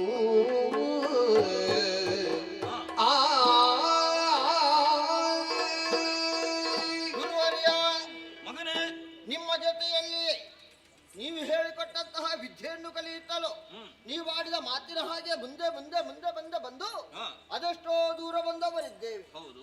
ಆದ್ರೆ ಈ ಸಂದರ್ಭದಲ್ಲಿ ಪ್ರದೇಶವು ವಿಚಿತ್ರವಾಗಿ ಕಾಣುತ್ತಾ ಇದೆ. ಯಾಕಂದ್ರೆ ಯಾವುದೇ ಕಾಡಾದರೂ ಹಚ್ಚ ಹಸಿರಾಗಿ ಕಂಗೊಳಿಸಬೇಕು. ಆದ್ರೆ ಇಲ್ಲಿ ವಿಚಿತ್ರ ಯಾವ ರೀತಿ ಕಾಣಬೇಕಾದಂತಹ ರೀತಿಯಲ್ಲಿ ಯಾವುದೂ ಕಾಣುತ್ತಾ ಇಲ್ಲ. ಇದೇ ದಾರಿಯಲ್ಲಿ ನಾವು ಮುಂದುವರಿದು ಹೋಗುತ್ತಾ ಇದ್ದಾವಾಗ ತಟ್ಟನೆ ನಿಂತು ಪ್ರಶ್ನೆಯನ್ನು ಕೇಳುತ್ತಾ ಇದ್ದೀಯಲ್ಲ. ಹಾಗಾಗಿ ನನಗೊಂದು ಸಂದೇಹ ಸ್ವಾಮಿ. ಏನದು? ಖಂಡಿತವಾಗಿ ಅನ್ಯಥಾ ಭಾವಿಸಬಾರದು. ಗುರುವಿನಲ್ಲಿ ಯಾವ ಶಿಷ್ಯನಾದರೂ ಕೂಡ ಇದಿರಾಗಿ ನಿಂತು ಮಾತಾಡಬಾರದಂತೆ. ಆದ್ರೂ ಇಲ್ಲಿ ಸಂದೇಹ ಹುಟ್ಟಿಕೊಂಡ ಕಾರಣ ನಿವಾರಣೆ ಮಾಡಿಕೊಳ್ಳುವುದಕ್ಕಾಗಿ ನಿಮ್ಮಲ್ಲಿ ಕೇಳುತ್ತಾ ಇದ್ದೇನೆ ಸ್ವಾಮಿ. ಇದು ಕಾಡು ಯಾವುದು? ಎಲ್ಲಿ ನೋಡಿದರೂ ಕೂಡ ಕಪ್ಪಾಗಿ ಕಾಣುತ್ತಾ ಇದೆ. ಹೌದು. ಮಣ್ಣು ಕಲ್ಲು ಮರ ಎಲ್ಲವೂ ಕೂಡ ಕರಟಿ ಹೋದಂತಹ ಸ್ಥಿತಿಯಲ್ಲಿದೆ. ಮಾತ್ರವಲ್ಲ, ಪಕ್ಷಿಗಳ ಇಂಚರ ಇಲ್ಲ, ಪ್ರಾಣಿಗಳ ಓಡಾಟ ಇಲ್ಲ. ಹಾಗಿದ್ರೆ ಈ ರೀತಿಯಾಗಿ ಕಾಣಬೇಕು ಎಂದಾದ್ರೆ ಇದು ಯಾವ ಕಾಡು? ಇಲ್ಲಿಯ ಹೆಸರೇನು? ಈ ಪ್ರದೇಶ ಯಾಕೆ ಹೀಗಾಯಿತು? ಎಲ್ಲವನ್ನು ವಿವರಿಸಿದ್ರೆ ನಿನ್ನ ಸಂಶಯಕ್ಕೊಂದು ಪರಿಹಾರ ಬೇಕಲ್ವಿ? ಸುರೇಂದ್ರನು ಪೂರ್ವದಲ್ಲಿಯೇ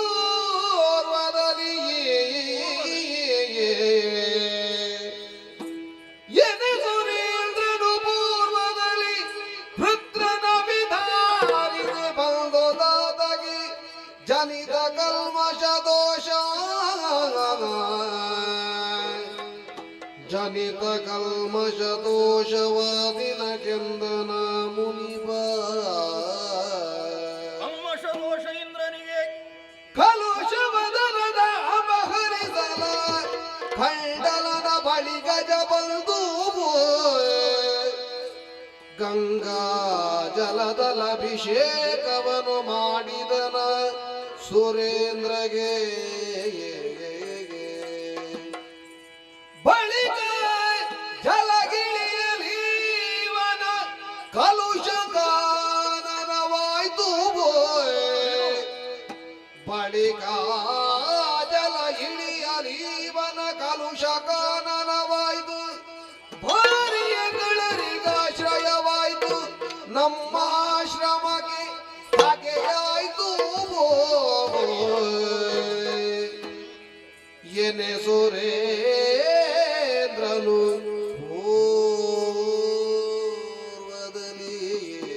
ಪೂರ್ವದಲ್ಲಿ ಆ ಆ ಆ ಮಕ್ಕಳೇ, ಗುರುವರ್ಯ, ಈ ಹಿಂದೆ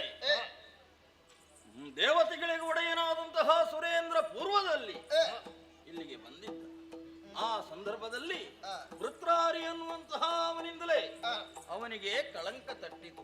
ಹೇಗೆ? ಅಂದ್ರೆ ಅವನೊಬ್ಬ ದುಷ್ಟನಾಗಿದ್ದ. ಅವನನ್ನು ಕೊಂದು ಮುಗಿಸುವುದಕ್ಕೆ ಯಾವ ರೀತಿಯಿಂದಲೂ ಸಾಧ್ಯವಿಲ್ಲದಾಗಿ ಹೋಗಲಾದಾಗ ಆ ಸಂದರ್ಭದಲ್ಲಿಯೇ ದದೀಚಿ ಮುನಿಯ ಬೆನ್ನೆಲುಬಿನಿಂದಲೇ ಸಿದ್ಧಪಡಿಸಿದಂತಹ ಆ ಆಯುಧದಿಂದಲೇ ವೃತ್ರಾರಿಯ ವಧೆಯಾಯಿತು.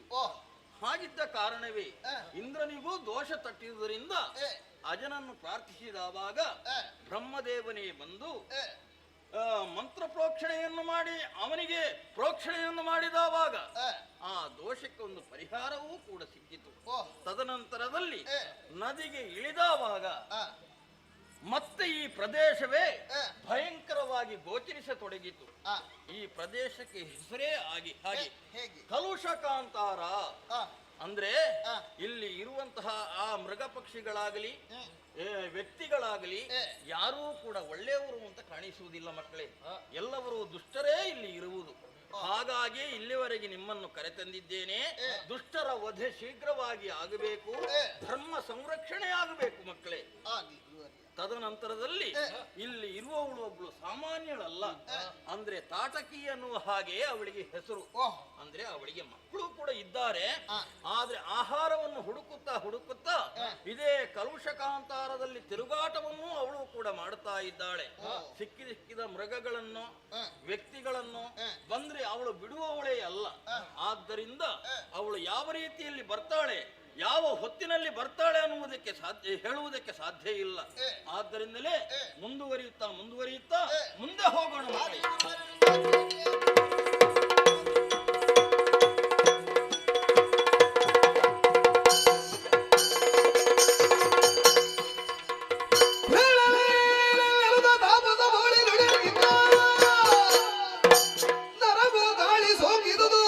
ಬೆಸದೆ ಬಂದಳು ದುರುಳೆ ತಾಟಕಿ.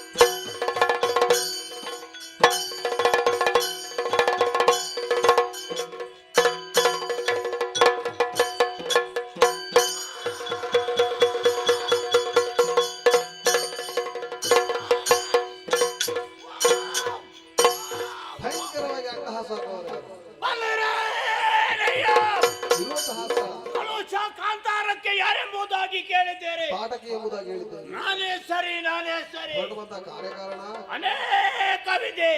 ಸುಕೇಶಿ ಎಂಬ ಯಕ್ಷನು ಪುತ್ರಾರ್ಥಿಯಾಗಿ ಬ್ರಹ್ಮದೇವನನ್ನು ತಪಸ್ಸಿನ ಮೂಲಕ ಮೆಚ್ಚಿಸಿ 1000 ಆನೆಯ ಬಲಹುಳ್ಳಂತ ಒಂದು ಹೆಣ್ಣು ಮಗಳನ್ನು ಪಡೆದುಕೊಂಡಿದ್ದಾನೆ. ಅವಳೇ ನಾನಾಗಿದ್ದೇನೆ. ನನ್ನ ತಂದೆಯವರು ನನಗೆ ತಾಟಕ ಎನ್ನುವಂತ ನಾಮಕರಣವನ್ನು ಮಾಡಿದ್ದಾರೆ. ಪ್ರಾಯ ಪ್ರಬುದ್ಧಳಾದ ನನಗೆ ಮದುವೆಯನ್ನು ಕೂಡ ಮಾಡಿದ್ದಾರೆ. ಯಾರ ಜೊತೆಯಲ್ಲಿ ಗೊತ್ತುಂಟಾ? ಜರ್ಜನ ಮಗನಾದ ಸುಂದನಿಗೆ ಕೊಟ್ಟು ನನ್ನನ್ನು ಮದುವೆ ಮಾಡಿದ್ದಾರೆ. ಗಂಡನ ಜೊತೆಯಲ್ಲಿ ಸಂತೋಷದಿಂದ ಕಾಲವನ್ನು ಕಳೆದೆ. ಅಷ್ಟು ಮಾತ್ರವಲ್ಲದೆ ನಮ್ಮ ದಾಂಪತ್ಯ ಫಲದಿಂದಾಗಿ 2 ಗಂಡು ಮಕ್ಕಳಿಗೆ ಜನ್ಮವನ್ನು ಕೊಟ್ಟಿದ್ದೇನೆ. ಮಕ್ಕಳಿಗೂ ಕೂಡ ನಾಮಕರಣವನ್ನು ಮಾಡಿದ್ದೇನೆ. ಸ್ವಭಾವ ಮಾರೀಚ. ಆದರೆ ಏನು ಮಾಡೋಣ, ಗಂಡನ ಜೊತೆಯಲ್ಲಿ ಸಂತೋಷದಿಂದ ಕಾಲ ಕಳೆಯುವ ಸಂದರ್ಭ ನಡೆದಂತಹ ಘಟನೆಯನ್ನು ಮತ್ತೊಮ್ಮೆ ಆಲೋಚಿಸಿರುವಾಗ ಒಮ್ಮಿಂದೊಮ್ಮೆ ಮೈಯಲ್ಲಿ ಬಿಸಿ ರಕ್ತ ಸಂಚಾರವಾಗುತ್ತಾ ಉಂಟು. ಯಾಕೆ ಬಲ್ಲಿರ ಸ್ವಾಮಿ? ನನ್ನ ಗಂಡ ಇಲ್ಲ ಸ್ವಾಮಿ, ನನ್ನ ಗಂಡ ಇಲ್ಲ. ನನ್ನ ಗಂಡ ಸತ್ತದ್ದಲ್ಲ, ನನ್ನ ಗಂಡನನ್ನು ಕೊಂದದ್ದು. ಯಾರು ಬಲ್ಲಿರೋ? ಆ ಅಗಸ್ತ್ಯನೇ ನನ್ನ ಗಂಡನನ್ನು ಕೊಂದಿದ್ದಾನೆ. ಆದರೆ ಏನು ಮಾಡೋಣ, ಗಂಡ ಸತ್ತ ಮೇಲೆ ದುಃಖಿಸ್ತಾ ಕಾಲವನ್ನು ಕಳೆಯುತ್ತಾ ಇದ್ದರು ನಾನು.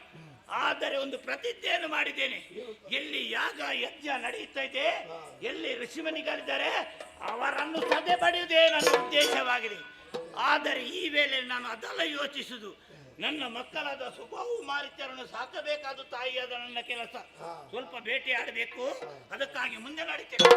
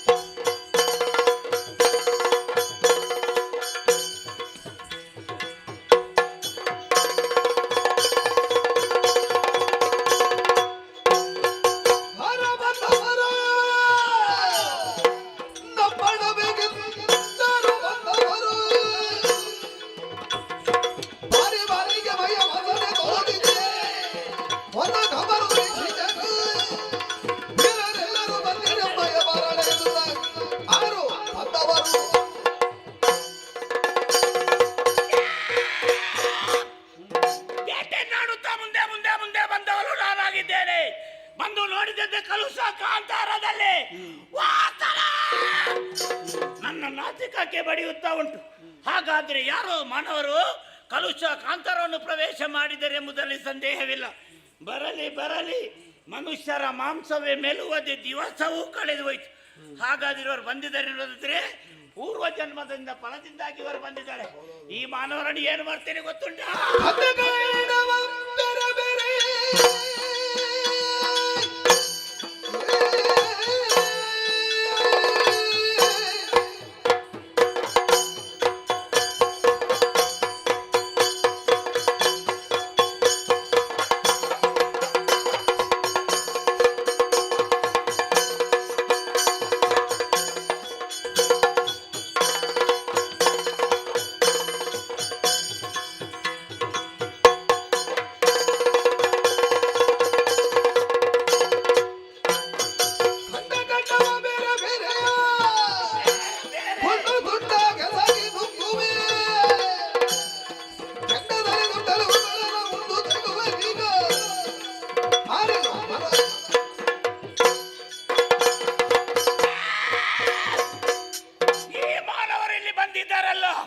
ಇವರನ್ನು ಏನು ಮಾಡ್ತೇನೆ ಗೊತ್ತುಂಟ? ಮೊದಲಾಗಿ ಖಂಡವಾಗಿ ತುಂಡು ತುಂಡರಿಸುತ್ತೇನೆ. 3 ವಿಧದ ಪಾಲು, ಮಾಂಸ ಬೇರೆ, ರಕ್ತ ಬೇರೆ, ಎಲುಬು ಬೇರೆ. ಮನುಷ್ಯರ ಮಾಂಸವನ್ನು ಏನು ಮಾಡ್ತೇನೆ ಗೊತ್ತುಂಟ? ಕಚಕಚನೆ ಜಗಿತೇನೆ.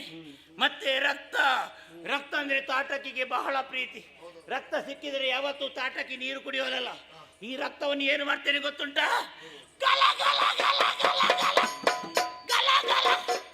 ಗಲಗಲನೆ ಪಾನಕದಂತೆ ಕುಡಿತೇನೆ. ಮತ್ತೆ ಇರುವುದು ಎಲುಬು ಸ್ವಾಮಿ, ಅದು ಈಗ ಬೇಡ. ದೊಡ್ಡ ಗಂಟು ಕಟ್ಟಿ ಮೇಲೆ ಇಡುದು. ಬರುವ ಮಳೆಗಾಲದ ಸಮಯಕ್ಕೆ ಅದನ್ನು ತೆಗೆಯುವುದು. ದೊಡ್ಡದ ಅಗ್ನಿಕುಂಡವನ್ನು ಏರ್ಪಡಿಸಿ ಚೆನ್ನಾಗಿ ಉರಿಯುವುದು ಸ್ವಾಮಿ.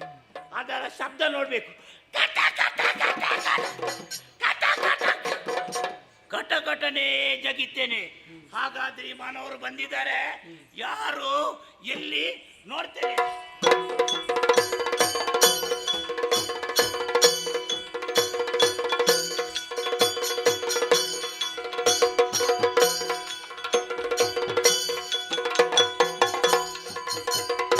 ಇವಳು ಬೆಳೆದಳು ಕಡು ಕರಾಳ ಮುಗಿದಗೋ ರಾಘವ ದೇವ ನೋಡು ನೀ ಬೇಗದಿ ಶರಾಸನದ ಕಳೆದುದಳು ಮಗಾತ್ರವ ಧುರಗೆ ಪ್ರಾರಂಭವೆಂದ ಮುನಿವ ಇವಳು ಬಂದಳು ಕಡು ಕರಾಳ ಮುಗಿದಗೋ.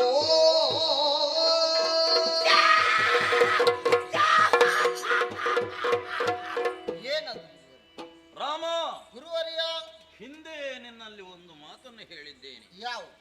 ರಾಕ್ಷಸಿ ರಣಭಯಂಕರ ಅವಳು, ಓಹ್, ಅಟ್ಟಹಾಸವನ್ನು ಕೊಡ್ತಾ ಇದ್ದಾಳೆ. ಸಿಕ್ಕಿದವರನ್ನೆಲ್ಲ ತಿನ್ನುತ್ತಾ ಇದ್ದಾಳೆ. ನೋಡಿದೆಯಾ ಆ ಕಡೆಯಲ್ಲಿ ಭೀಕರವಾದಂತಹ ಆಕೃತಿ. ಓಹ್, ಯಾರು ಹೆದರಲೇಬೇಕು. ಮಗನೇ ರಾಮ, ಗುರುವರ್ಯ, ಹಾಗಿದ್ರೆ ಇಂತಹ ದುಷ್ಟರು ಇರುವಂತಹ ಪ್ರದೇಶದಲ್ಲಿ ಧರ್ಮವೊಂದು ಉಳಿಯಬೇಕು ಅಂತಾದರೆ ಇಂಥವರ ವಧೆ ಆಗಲೇಬೇಕು. ಆದ್ದರಿಂದಲೇ ಇನ್ನು ತಡ ಮಾಡಬೇಕಾದುದಿಲ್ಲ. ಬತ್ತಳಿಕೆಯಿಂದ ಶರವನ್ನು ತೆಗೆದು ಇವಳಿಗೆ ಪ್ರಯೋಗಿಸಿ ಇವಳನ್ನು ಹನನ ಮಾಡು ಮಗನೇ. ಒಂದು ಕೊಲಬಹುದೇನಯ್ಯ ಹೇಳು ಪ್ರಾಣಿಯ ಮೌನಿ ಪಾಲಾಗ ಕ್ಷತ್ರಿ ಕುಲದವರೆಂಗೆ ತೋಹೇ ತತ್ವವಲ್ಲವೇ ಮೌನಿ ಪಾಲಾಗ ಇವಳಿಗೆ ನಾದರೂ ಕೈದು ಭಂಗುವೆನೋ ಮೌನಿ ಪಾಲ ಎಲ್ಲಳವದಳು ತಾನಾಗು ನಗುತ್ತಲಿದ್ದೆಂದನು ಮೌನಿ ಪಾಲ ಬಲಬಹುದೇನಯ್ಯ ಈ ಹೆಣ್ಣು ಪ್ರಾಣಿಯ ಮೌನಿ ಪಾಲ ಮೌನಿ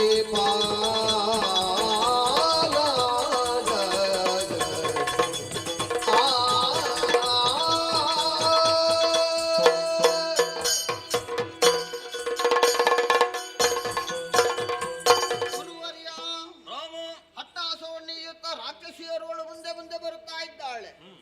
ಈ ಸಮಯದಲ್ಲಿ ಆಕೆಯನ್ನು ಕೊಂದು ಕೊಡು ರಾಮ ಎಂಬುದು ಹೇಳುತ್ತಾ ಇದ್ದೀರಿ. ಲೋಕದ ಸಂರಕ್ಷಣೆ ಆಗಲಿ. ಗುರುವರ್ಯ, ಒಂದು ಸಂದೇಹ ಸ್ವಾಮಿ. ಏನು? ರಾಕ್ಷಸಿ ಎಂಬುದೇ ಹೇಳಿದವರಿದ್ದೀರಿ, ಆದ್ರೆ ರಾಕ್ಷಸಿ ಎಂದಾದ ಬಳಿಕ ಹೆಣ್ಣು ಎಂಬುದು ಸ್ಪಷ್ಟ ತಾನೆ. ಹೌದು. ಬ್ರಹ್ಮ ಹತ್ಯೆ, ಶ್ರೀಹತ್ಯೆ, ಶಿಶು ಹತ್ಯೆ ಮೊದಲಾದಂತಹ ಪಂಚಮಹಾಪಾತಕಗಳಲ್ಲಿ ಒಂದಾಗುವುದಿಲ್ವೇ? ಈ ಶ್ರೀಹತ್ಯೆಯನ್ನು ಮಾಡಿದೆವೆಂದಾದ್ರೆ ನನಗೆ ಮಾತ್ರವಲ್ಲ, ನಮ್ಮದಾದಂತಹ ವಂಶಕ್ಕೆ ಕಲಂಕ ಬರುವುದಕ್ಕೆ ಸಾಧ್ಯವಿಲ್ಲವೇ ಗುರುಗಳ? ಹಾಗಾಗಿ ನೀವು ಆಡಿದ ಮಾತಿನ ಹಾಗೆ ಈ ಹೆಣ್ಣು ಪ್ರಾಣಿಯನ್ನು ಕೊಲ್ಲಬಹುದೇ ಸ್ವಾಮಿ? ನನ್ನಿಂದ ಸಾಧ್ಯವಿಲ್ಲ. ರಾಮ, ಪೂರ್ವದೊಳು ಈ ಹಿಂದೆ ಮೃತ್ಯುವನು ಶಿವ ಕೊಲ್ಲುವ ಸಮಯದೊಳು ಗರ್ವದಿಂದ ಬಲೆಯಲ್ಲಳುಗಿನ ರಾಮ ರಾಮ ನೀರು ವಿಭಾರ ಬಹಾರಗದಲ್ಲವಿ ಪರಿದೆ ಸಂಕೋಚವೋ ತಾಳದೆಯೇ ತರುವೆಗೊಳ್ಳೆಯ್ದ ಕರಾಳ ಮುಖಿಯ ಕುಲ್ದ ನಿರ್ವಯುಗಂಜದಿರಿಲ್ದ ಪಾತಕ ಸರ್ವದ ನಿನಗಿಲ್ಲ. ಪೂರ್ವದೊಳ ಮೃತ್ಯುವನು ಶಿವ ಕೊಲ್ಲುವ ಸಮಯದೊಳು ಆ ಆ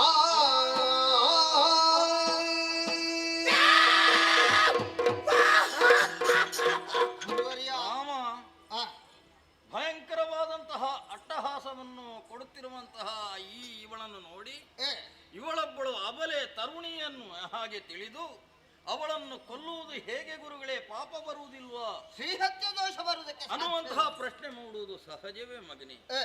ಆದ್ರೆ ಇಂಥವರು ಲೋಕದಲ್ಲಿ ಉಳಿಯಬಾರದು ಅನ್ನುವಂತಹ ಉದ್ದೇಶದಿಂದಲೇ ನಿಮ್ಮನ್ನು ಇಲ್ಲಿಯವರೆಗೆ ನಾನು ಕರೆತಂದವ. ಹಾಗಿದ್ರೆ ಪಾಪ ಬಂದೀತು ಅನ್ನುವಂತಹ ಸಂಶಯ ನಿನಗೆ ಕಾಡುವುದು ಸಹಜವೇ. ಶ್ರೀಹತ್ಯೆ ಮಾಡಬಹುದು. ಇಂತಹ ದುಷ್ಟರನ್ನು ತರಿದ್ರೆ ಸ್ತ್ರೀ ಹತ್ಯೆ ಮಾಡಿದ್ರೂ ಕೂಡ ಅಂತಹ ಪಾಪದ ಆ ದೋಷ ನಿನ್ನನ್ನು ಅಂಟಿಕೊಳ್ಳುವುದಿಲ್ಲ. ಯಾಕೆ ಅಂತ ಕೇಳಿದ್ರೆ ಈ ಹಿಂದೆ ಪೂರ್ವದಲ್ಲಿಯೇ ಒಂದು ಘಟನೆ ನಡೆದಿದೆ ಮಗನೇ. ಅಂದ್ರೆ ಲೋಕ ಕಂಟಗಳಾಗಿ ಮೆರೆದಾಡ್ತಾ ಇದ್ಳು ಮೃತ್ಯುವನ್ನುವವಳು ಸಜ್ಜನರಿಗೆ ಬಾಧೆಯನ್ನು ಕೊಡ್ತಾ ಇದ್ಳು. ಅದೇ ಸಂದರ್ಭದಲ್ಲಿ ಮೂರು ಮೂರ್ತಿಗಳಲ್ಲಿ ಒಬ್ಬನಾದಂತಹ ಪರಮೇಶ್ವರನೇ ತ್ರಿಶೂಲವನ್ನು ಹಿಡಿದು ಹೆಣ್ಣನ್ನುವುದನ್ನು ನೋಡದೆ ಅವಳನ್ನು ತರಿದಿದ್ದಾಳೆ. ತದನಂತರದಲ್ಲಿ ಶಿಕ್ಷೆಗೂ ರಕ್ಷೆಗೂ ರಕ್ಷಣಾಕರ್ತನಾದಂತಹ ಮಹಾವಿಷ್ಣುವೇ ಪುಲೋಮೆ ಹೆಣ್ಣು ಹೌದು ತಾನೆ, ಅವಳ ಮಾತು ಮಿತಿಮೀರಿ ಹೋದ ಕಾರಣ ಚಕ್ರಾಯುಧದಿಂದಲೇ ಅವಳನ್ನು ಕೂಡ ಕೊಂದಿದ್ದಾನೆ. ಹಾಗಿದ್ರೆ ಇವಳು ಸಾಮಾನ್ಯ ಒಬ್ಬ ಹೆಣ್ಣು ಹೌದು, ತದನಂತರದಲ್ಲಿ ರಾಕ್ಷಸಿಯೂ ಕೂಡ ಹೌದು, ಸಿಕ್ಕಿದವರನ್ನು ಬೇಟೆಯಾಡಿ ತಿಂದದ್ದೂ ಕೂಡ ಹೌದು. ಪಾಪ ಇವಳನ್ನು ಅಂಟಿಕೊಂಡಿದೆ. ಇಂಥವಳನ್ನು ಕೊಂದ್ರೆ ನಿನಗೆ ಯಾವ ದೋಷವೂ ಬರುವುದಿಲ್ಲ. ಪ್ರಯೋಗ ಮಾಡಬಾರದು.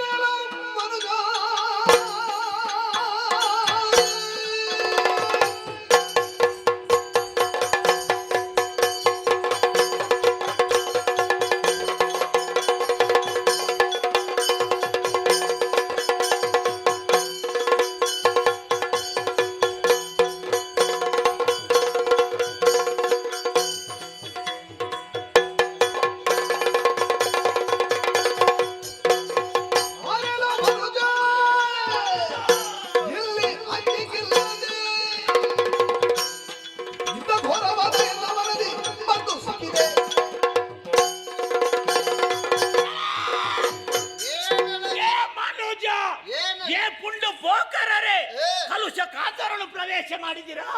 ಎಷ್ಟು ಧೈರ್ಯವಾಗಿ ನಿಮಗೆ? ನೀನು ಬಿಡು, ನಿನ್ನಂತ ಅದೆಷ್ಟೋ ಪುಂಡು ಬೋಕರರು ಈ ಮೊದಲು ಕಲುಷ ಕಾಂತರನ್ನು ಪ್ರವೇಶ ಮಾಡಿದ್ದಾರೆ. ಏನಾಗಿದ್ದಾರೆ ಗೊತ್ತುಂಟಾ? ಬರೇ ನನ್ನ ಆಹಾರದ ಸೊತ್ತುಗಳಾಗಿದೆ. ಈಗ ಇಲ್ಲಿಗೆ ಬಂದಿದ್ದೀರಿ, ತಿಳಿದುಕೊಂಡಿದ್ದೇನೆ. ನೀವು ಆಗಿ ಬಂದದ್ದಲ್ಲ, ನಿಮ್ಮನ್ನು ಕರೆದುಕೊಂಡು ಬಂದವ ಅಲ್ವೇ? ಇವ ದೊಡ್ಡ ಗಡ್ಡ ಬಿಟ್ಟ ಗೊಡ್ಡು ಸನ್ಯಾಸಿ, ನಮ್ಮ ಗುರುಗಳು. ನಿನಗೆ ಗುರುಗಳಾಗಿರ್ಬೋದು, ನಿಮಗೆ ಪರಿಚಯ ಇಲ್ಲ. ಇವನ ಪರಿಚಯ ಮೊದಲೇ ನನಗುಂಟು. ಅವ ದೊಡ್ಡ ನನ್ನ ಗಿರಾಕಿಯವ. ಅಂದ್ರೆ ಅವನಿಗೂ ನನಗೂ ಮೊದಲೇ ದೊಡ್ಡ ಕೈ ಉಂಟು.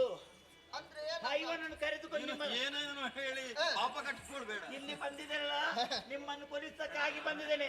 ಅದಕ್ಕಾಗಿ ಬದುಕು ಆಸೆ ಉಂಟಾದ್ರೆ ನಡೆಯಿರಿ.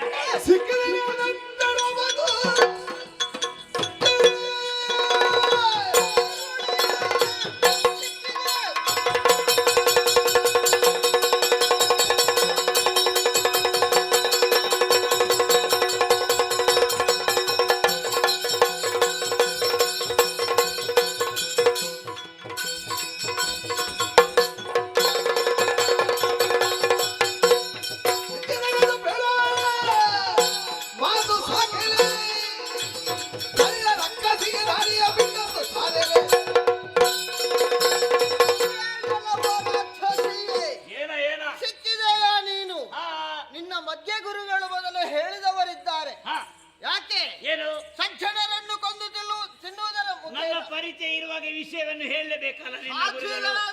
ಋಷಿಮುನಿಗಳು ತಪಸ್ಸನ್ನು ಮಾಡುತ್ತಾ ಇರುವಾಗ ಅನ್ಯಾಯವನ್ನು ಅನಾಚಾರವನ್ನು ಮಾಡುತ್ತಾ ಮುಂದುವರಿದವಳು. ಯಾಗ ಕಂಠಗಳಾಗಿ ಬೆರೆಯುತ್ತಾ ಇದ್ದ. ನನಗೆ ಸಂಬಂಧಪಟ್ಟಂತೆ ಕಲುಷ ಕಾಂತಾರ ಏನು ಬೇಕಾದ್ರೆ ಮಾಡ್ತೇನೆ, ಕೇಳುವವರು ಯಾರಿಲ್ಲ. ಕೇಳುವುದಕ್ಕೆ ಯಾರೂ ಇಲ್ಲ ಎಂಬ ಅಹಂಕಾರದಿಂದಲೇ ಇದುವರೆಗೆ ಈ ರೀತಿಯಾಗಿ ವರ್ತಿಸಿದವಳು ನೀನು. ಹಾಗಾಗಿ ನಿನ್ನನ್ನು ಕೇಳುವುದಕ್ಕಾಗಿಯೇ ಬಂದವ ನಾನಿದ್ದೇನೆ. ಹಾಗಾಗಿ ನಿನಗೆ ಎಚ್ಚರಿಸುತ್ತಾ ಇದ್ದೇನೆ. ಮತ್ತೇನೂ ಅಲ್ಲ, ಸಜ್ಜನರನ್ನು ಬದುಕುವುದಕ್ಕೆ ಬಿಡುವುದರ ಮುಖೇನ ಯಾರಿಗೂ ಅನ್ಯಾಯ ಮಾಡದೆ ಉಳಿದೆ ಎಂದಾದ್ರೆ ಬದುಕುವುದಕ್ಕೆ ಅವಕಾಶವಿದೆ. ಹಾಗಾಗಿ ನಾವು ಮುಂದೆ ಗಮಿಸುವವರು ದಾರಿ ಬಿಟ್ಟು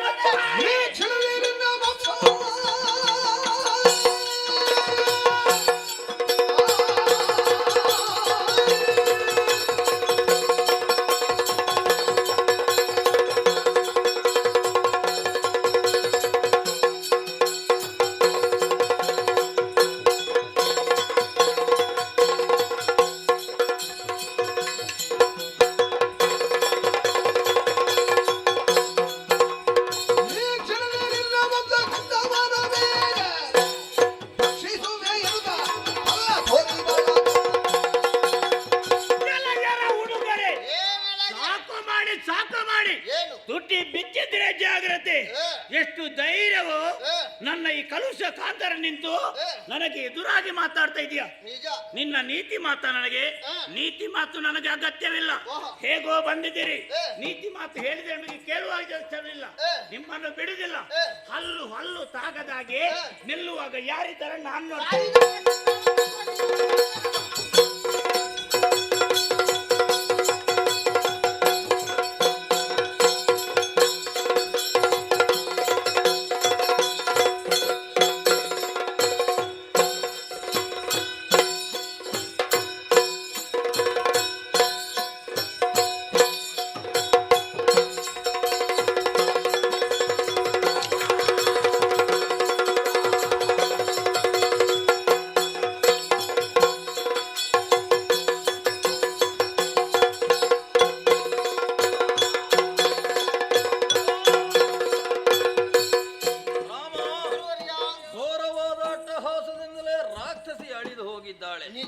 ಇವಳು ಸತ್ತಿದ್ದಾಳೆ ಅನ್ನುವ ಮಾತ್ರಕ್ಕೆ ರಾಕ್ಷಸರು ಎಲ್ಲರೂ ಮುಗಿದು ಹೋದ್ರು ಅಂತ ಅರ್ಥವಲ್ಲ. ಯಾಕೆ ಅಂತ ಹೇಳಿದ್ರೆ ಇವರಿಗೆ ಇಬ್ರು ಮಕ್ಕಳಿದ್ದಾರೆ. ಮಾರೀಚ ಸುಭಾವು ಅನ್ನುವ ಹಾಗೆ ದಿನನಿತ್ಯಲೂ ಆಹಾರವನ್ನು ತಂದು ಕೊಡುವವಳೇ ಇವಳು. ಹಾಗಿದ್ರೆ ಇವತ್ತು ನನಗೆ ಆಹಾರ ಇಲ್ಲ ಅನ್ನುವ ಹಾಗೆ ಅವರು ತಿಳಿದು ಯಾರು ಕೊಂದವರು ಅನ್ನುವ ಹಾಗೆ ಯೋಚನೆಯನ್ನು ಮಾಡಿ ಖಂಡಿತವಾಗಿಯೂ ಇಲ್ಲಿಗೆ ಬಂದೇ ಬರ್ತಾರೆ. ಆ ಸಂದರ್ಭದಲ್ಲಿ ಎದುರಿಸೋಣ ಬನ್ನಿ.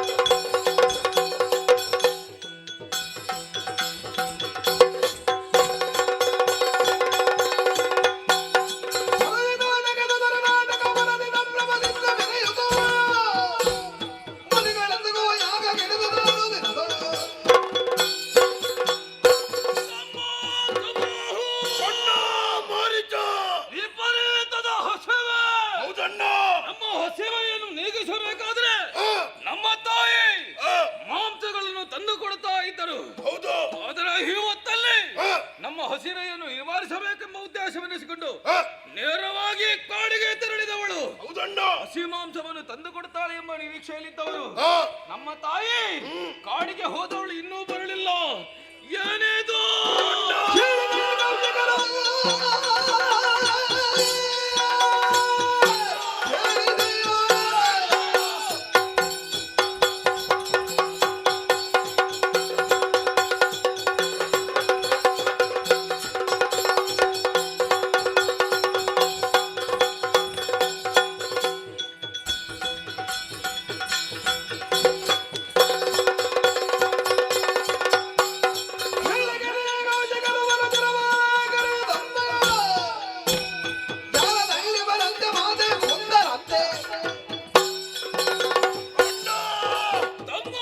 ಎಂದಿನಂತೆ ಇಂದು ಆಹಾರವನ್ನು ಹುಡುಕುತ್ತಾ ಹೋಗಿರುವ ನಮ್ಮ ಅಮ್ಮನನ್ನು ಆಹಾರ ಹುಡುಕುತ್ತಿರುವ ಸಂದರ್ಭದಲ್ಲಿ ಇಬ್ಬರು ಹುಡುಗರು ಸೇರಿ ಕೊಂದಿದ್ದಾರಂತಣ್ಣ.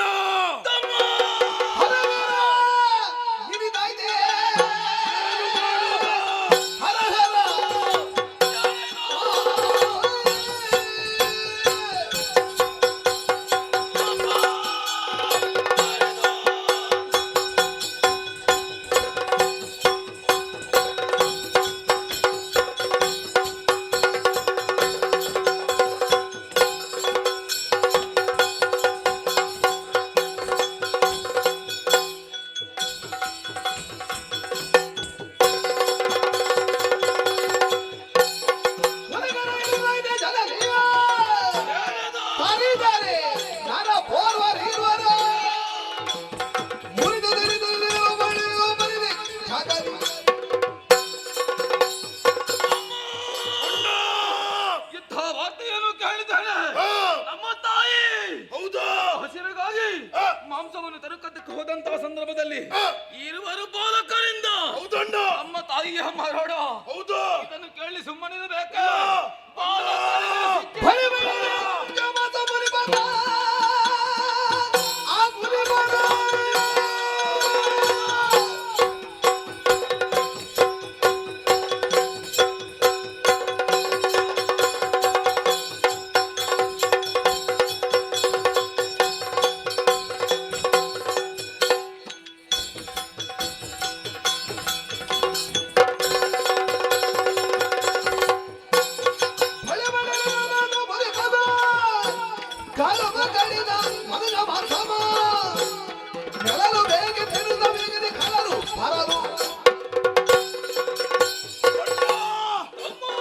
ಈ ವಿಷಯ ಕಾಲ ಇಬ್ಬರು ಹುಡುಗರಿಂದ ಆದದ್ದಲ್ಲ.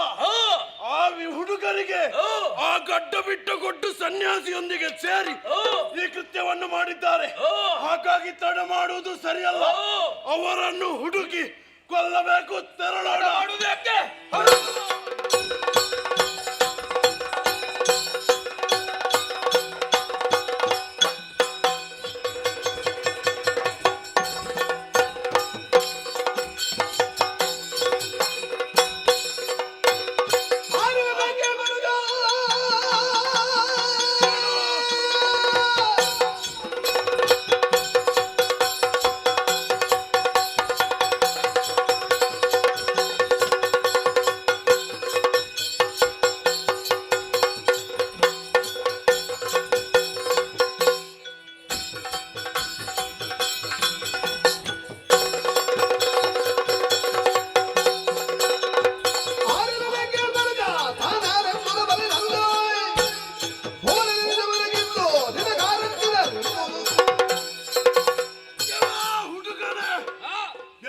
ಇಂದು ಕೂಡ ಆಹಾರವನ್ನು ಹುಡುಕುತ್ತಾ ಬಂದಿರುವ ನನ್ನ ತಾಯಿಯನ್ನು ಕೊಂದಿರುವೆ ಅಲ್ಲ. ನಿನ್ನನ್ನು ಸುಮ್ಮನೆ ಬಿಡುವೆನೆಂದು ಭಾವಿಸಿದೆಯಾ? ನಿನ್ನನ್ನು ಕೊಲ್ಲುವಾಗ ನಿನ್ನನ್ನು ರಕ್ಷಿಸುವುದಕ್ಕೆ ಯಾರು ಬರ್ತಾರಂತ ನಾನು ನೋಡ್ತೇನೆಪ್ಪ.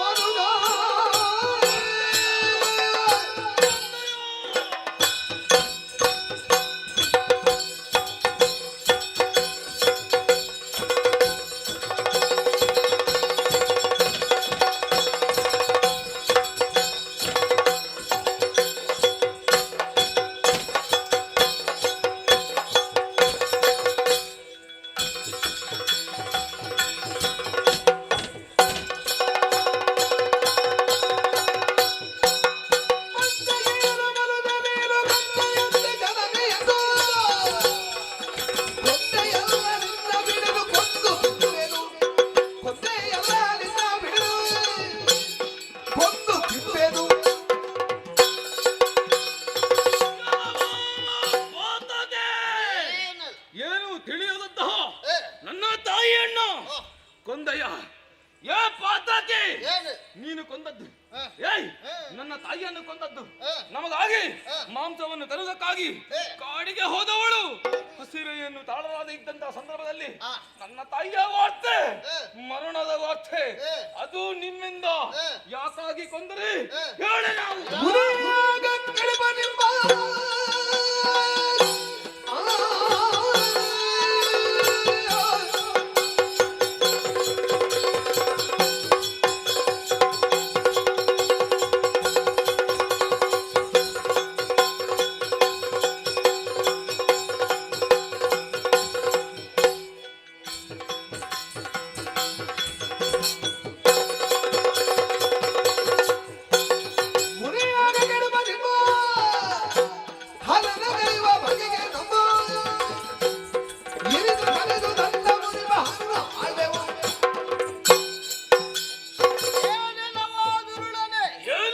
ತಾಯಿಯನ್ನು ಕೊಂದಿದ್ದೇನೆ ಎಂಬ ಮಾತ್ರಕ್ಕೆ ಸಿಟ್ಟಿನಿಂದ ಬಂದು ನನಗೆ ದೂರಾಗಿ ನಿಂತೆಯ.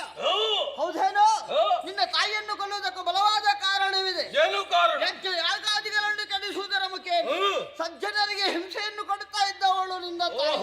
ಇದನ್ನು ತಿಳಿದೇ ಋಷಿವರ್ಯರು ನಮ್ಮನ್ನು ಜೊತೆಯಾಗಿ ಕರೆದುಕೊಂಡು ಬಂದವರಿದ್ದಾರೆ. ಯಾಗಗಳನ್ನು ನಿಲ್ಲಿಸಿದವ ಹೌದು, ತೊಂದರೆ ಕೊಟ್ರ? ಖಂಡಿತ ನಮ್ಮ ಗುರುಗಳಿಗೆ ತೊಂದರೆಯಾಗಿದೆ, ಋಷಿಮುನಿಗಳಿಗೆ ತೊಂದರೆಯಾಗುತ್ತದೆ ಎಂದಾದ್ರೆ ಅಂತವರನ್ನು ಶಿಕ್ಷಿಸುವುದೇ ನಮ್ಮ ಧರ್ಮ. ಹಾಗಾಗಿ ಶಿಕ್ಷಿಸಿದವ ನಾನಿದ್ದೇನೆ. ಮುಂದುವರಿದು ಬಂದೆ ಎಂದಾದ್ರೆ ನಿನ್ನನ್ನು ತಾರೀದೆ.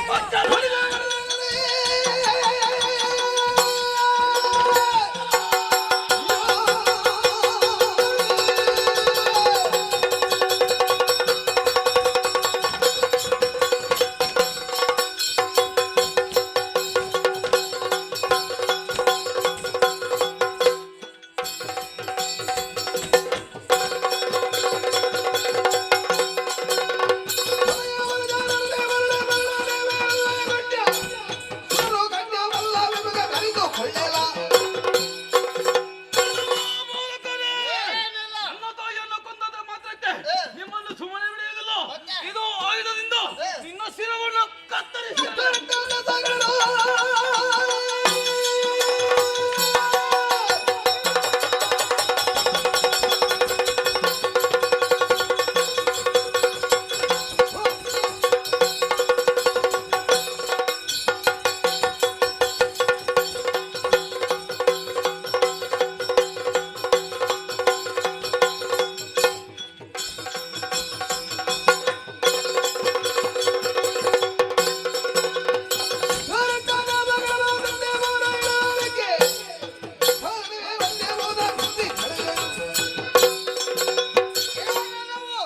ಕಾಮದಿಂದ ಬುದ್ಧಿಯ ಮಾತನ್ನು ಹೇಳಿದೆ, ಅದು ಪತ್ತೆಯಾಗುವುದಿಲ್ಲ ಎಂಬುದಾಗಿ ನಿನ್ನ ಮಾತಿನಿಂದಲೇ ಅರ್ಥವಾಗಿದೆ. ಆಗ ಸಂರಕ್ಷಣೆಗಾಗಿ ಇರುವಂತಹ ನಾನು ನಿನ್ನನ್ನು ಕೊಲ್ಲುವಾಗ ಯಾರು ಕೈತಳ್ತಾರೆ?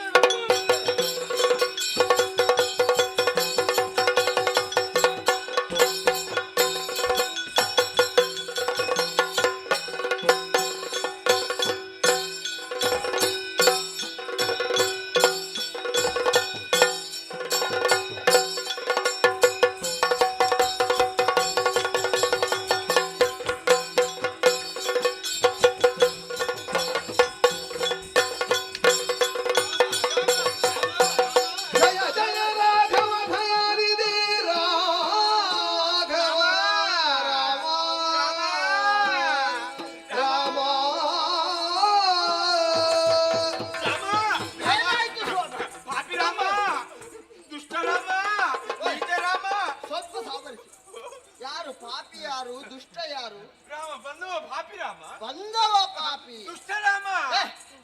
ಯಾರು ಬಂದವ ದುಷ್ಟ, ಅಧಮ ರಾಮ, ಅಧಮ ರಾಮ. ಬಂದವ ಅಧಮ ಅಂತ ಹೇಳಿದ್ರೆ ಸಾಕು. ಬಂದವ ಅಧಮ ನೀಚ ರಾಮ,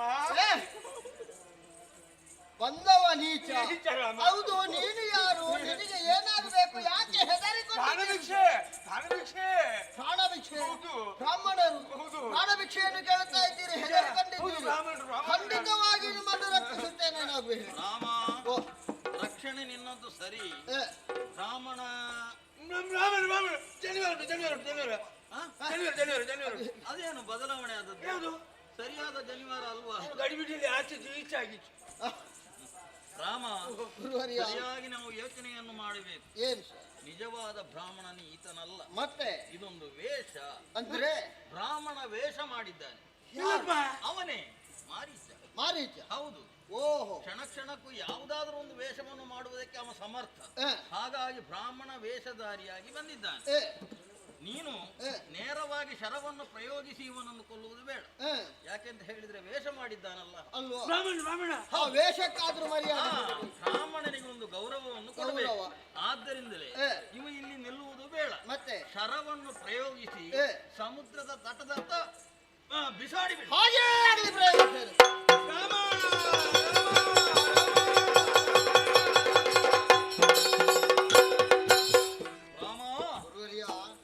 ದುರುಳರ ವಧೆಯಾಗಿದೆ. ಹಾಗಿದ್ರೆ ಯಜ್ಞ ಸಂರಕ್ಷಣೆಗೆಂದು ನಾವು ಬಂದವರು. ಎಲ್ಲರೂ ಪುಷ್ಪವೃಷ್ಟಿಯನ್ನೇ ಸುರಿಸ್ತಾ ಇದ್ದಾರೆ. ಸಂತೋಷದ ವಿಚಾರವೇ ಸರಿ. ಹಾಗಿದ್ರೆ ಪುರಕ್ಕೆ ನಾವು ಹೋಗಬೇಕು ಅಂತ ತಿಳಿದಾಗ ಓಲೆಯನ್ನು ಮಿಥಿಲಾನಗರದಿಂದ ಅಲ್ಲ, ಹೌದು, ಯಜ್ಞವನ್ನು ಮುಂದುವರಿಸಬೇಕಾದ್ದು ನಮ್ಮ ಕರ್ತವ್ಯ.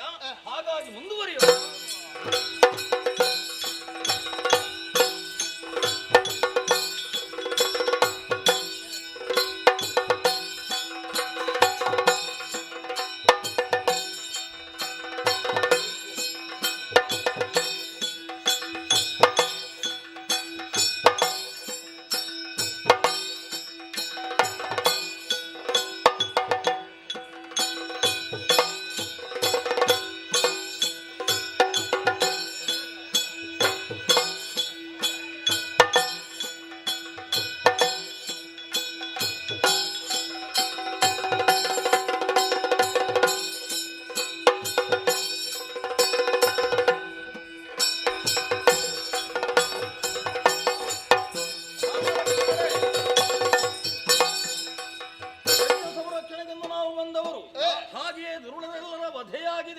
ಮಿಥಿಲಾನಗರವನ್ನು ಸೇರಿಕೊಳ್ಳಬೇಕು ಅನ್ನುವ ಉದ್ದೇಶಕ್ಕೆ ಬೇಕಾಗಿ ನಡೆದಾಡುತ್ತಾ ಬಂದವರು ನಾವು. ಕಾಣುತ್ತಾ ಇರುವುದು ದೇಶ ಅದುವೇ ಮಿಥಿಲಾ ದೇಶ. ಆ ಕಡೆಗೆ ನಡೆಯುವ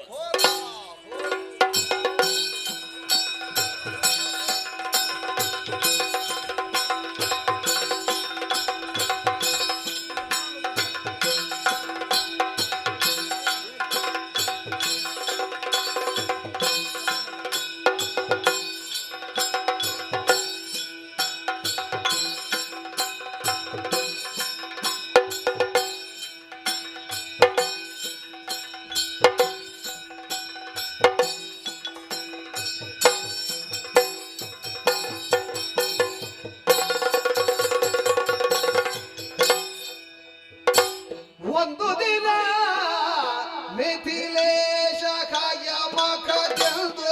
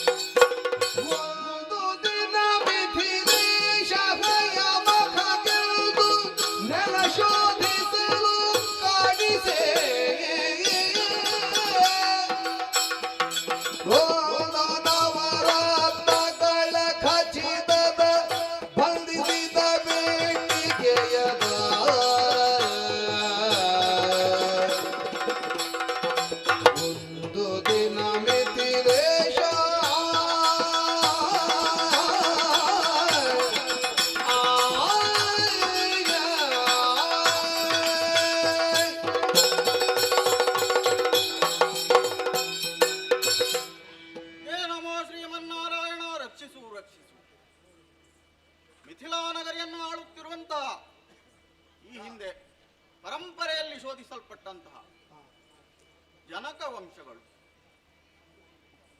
ವಂಶ ಈ ಮಿಥಿಲೆಯನ್ನು ಯಾವಾತ ಆಳುತ್ತಾನೆ ಆತನನ್ನು ಜನಕನೆಂದು ಪರಿಭಾವಿಸುವಂತಹ ಹಾಗೆ ಶಿರಧ್ವಜನಾದಂತಹ ನಾನು ಈ ಸಿಂಹಾಸನವನ್ನು ಏರಿದ ಬಳಿಕ ಜನಕನೆಂದು ಪರಿಗಣಿಸಲ್ಪಟ್ಟೆ. ಹೀಗೆ ರಾಜಧರ್ಮದಲ್ಲಿ ರುಜುಮಾರ್ಗವನ್ನು ಕಂಡುಕೊಂಡುದರಿಂದ ರಾಜರ್ಷಿ ಎನಿಸಲ್ಪಟ್ಟೆ. ಲೋಕ ಕಲ್ಯಾಣಾರ್ಥವಾಗಿ ಯಾಗವನ್ನು ಮಾಡುವಂತಹ ಪ್ರಮೇಯ. ಅದಕ್ಕಾಗಿ ಚಿನ್ನದ ಕುಳವುಳ್ಳಂತಹ ನೇಗಿಲನ್ನು ಭೂಮಿಯಲ್ಲಿ ಹುಟ್ಟುವುದರ ಪರಿಣಾಮವಾಗಿ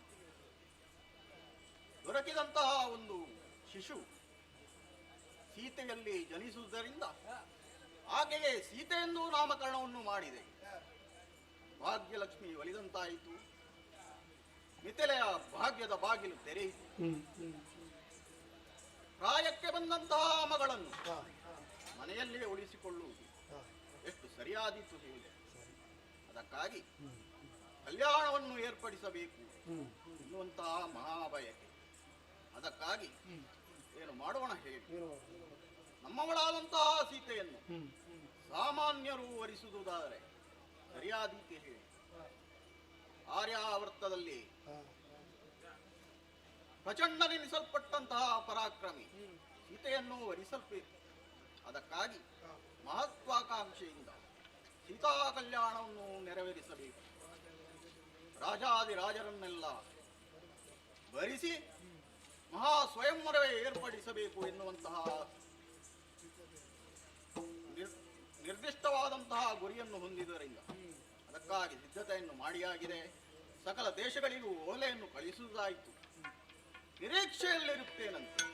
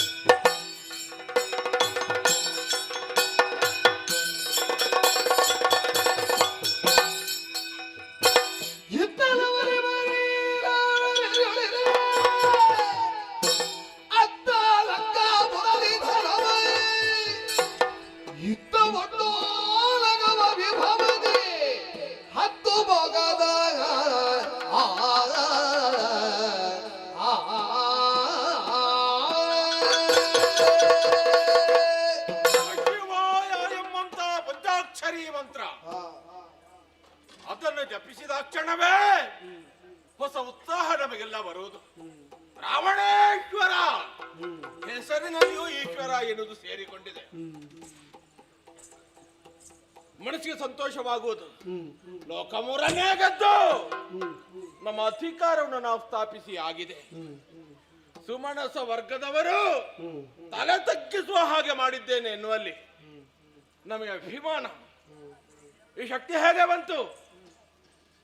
ನಮ್ಮ ಜನ್ಮದ ಬಗ್ಗೆ ಯೋಚಿಸಿದಾಗೆಲ್ಲ ಅರ್ಥವಾಗುವುದು. ವಿಶ್ವವಾಸ್ತು ಅವರಿಂದಾಗಿ ಬ್ರಹ್ಮ ತೇಜಸ್ಸು ನನ್ನನ್ನು ಸೇರಿಕೊಂಡಿದೆ. ತಾಯಿ ಕೈಕಸಾದೇವಿ ಆ ಕಡೆಯಿಂದ ರಾಕ್ಷಸ ಶಕ್ತಿಯು ನನ್ನನ್ನು ಆವರಿಸಿಕೊಂಡಿದೆ. ಆದ್ರೆ ಮಾತೆ ಕಡೆಯಿಂದ ಬಂದಂತ ಶಕ್ತಿ ಯಾವುದಿದೆಯೋ ಅದೇ ಹೆಚ್ಚಾಗಿ ವಿಜೃಂಭಿಸಿದ ಕಾರಣದಿಂದಲಾಗಿ ನಾನಿಂದು ತ್ರಿಜಗದಲ್ಲಣ ರಾವಣನಾಗಿ ಮೆರೆಯುವುದಕ್ಕೆ ಸಾಧ್ಯವಾದದ್ದು. ಹಾಗಂತಲೇ ಲಂಕೆಯಲ್ಲಿ ನಮ್ಮದ್ದಾಗಿರುವಂತಹ ಪಾರುಪತ್ಯವೋ ಅಧಿಕಾರವೋ ಇದ್ರೆ ಸಾಕಾಗೋದಿಲ್ಲ. ಮಿಕ್ಕ ಪ್ರದೇಶಕ್ಕೂ ಬೇಕು ಎಂಬ ಕಾರಣಕ್ಕಾಗಿ ಲೋಕಲೋಕವನ್ನು ಸಂಚರಿಸುವುದಕ್ಕೆ ಮುಂದಾದ ಸ್ವಾಧೀನಪಡಿಸಿಕೊಂಡು ಲಂಕೆಯಲ್ಲಿ ತಟಸ್ಥನಾದ್ರೆ ಆಗ್ತದಾ? ಎಲ್ಲ ಕಡೆಯಲ್ಲಿ ಏನು ನಡೆಯುತ್ತದೆ ಎಂಬುದನ್ನು ನಾವು ತಿಳಿಬೇಕಾ ಬೇಡ? ಹೇಗೆ ಹೋಗುವುದು? ನಮ್ಮಲ್ಲಿ ವಾಹನ ವಿಮಾನ ಸಹೋದರನದ್ದು ಈಗ ಪ್ರಚಾರ ಉಂಟು. ಸಹೋದರರಲ್ಲಿ ಏನಿದ್ದರೂ ಕಸಿದುಕೊಳ್ಳುವವ ರಾವಣ ಎಂಬುದಾಗಿ. ಸರಿಯಾಗಿ ನೋಡಿದ್ರೆ ಹಾಗಲ್ಲದು. ಕುಬೇರನ ಕೈಯಿಂದ ಕಸಿದುಕೊಂಡದ್ದು ಸತ್ಯವೇ, ಆದ್ರೆ ನಾವು ಕೊಟ್ಟದ್ದು ಉಂಟಲ್ವಾ? ಖರಾಸುರನಿಗೆ ಕೊಡ್ಲಿಲ್ವಾ? ಹಾಗಾದ್ರೆ ಕೇವಲ ಕಸಿದುಕೊಳ್ಳುವುದು ಮಾತ್ರವಲ್ಲ, ನಮ್ಮನ್ನು ಅನುಸರಿಸುವವರಿಗೆ ನಾವು ಕೊಡ್ತೇವೆ ಎನ್ನುವುದಕ್ಕೆ ಇದು ಸಾಕ್ಷಿ. ಆ ಪುಷ್ಪಕ ವಿಮಾನವನ್ನು ಏರಿಕೊಂಡು ಒಮ್ಮೆ ಸುತ್ತಾಡಬೇಕೆಂಬಂತ ಬಯಕೆ ಹುಟ್ಟಿಕೊಂಡಿದೆ. ತಡ ಯಾಕೆ? ನಡೆಯುತ್ತೇನೆ.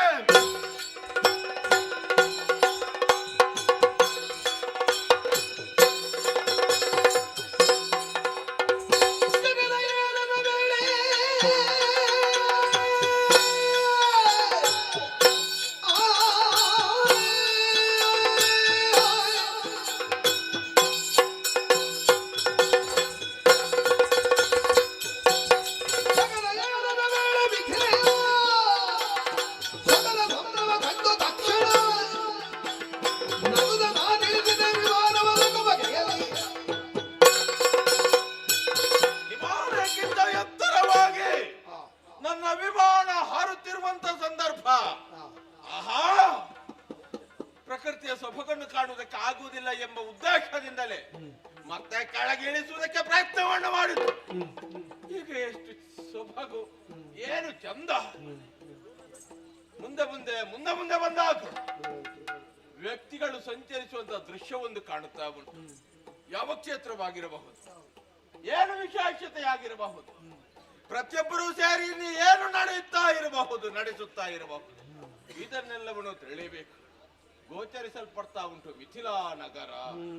ಹಾಗಾದ್ರೆ ಇಲ್ಲಿ ಏನೋ ವಿಶೇಷತೆ ಇದೆ ಎನ್ನುವುದು ಸ್ಪಷ್ಟ.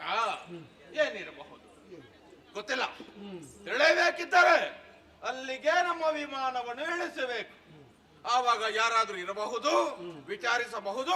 ಇಳಿಸ್ತಾನೆ ನೋಡೋಣ.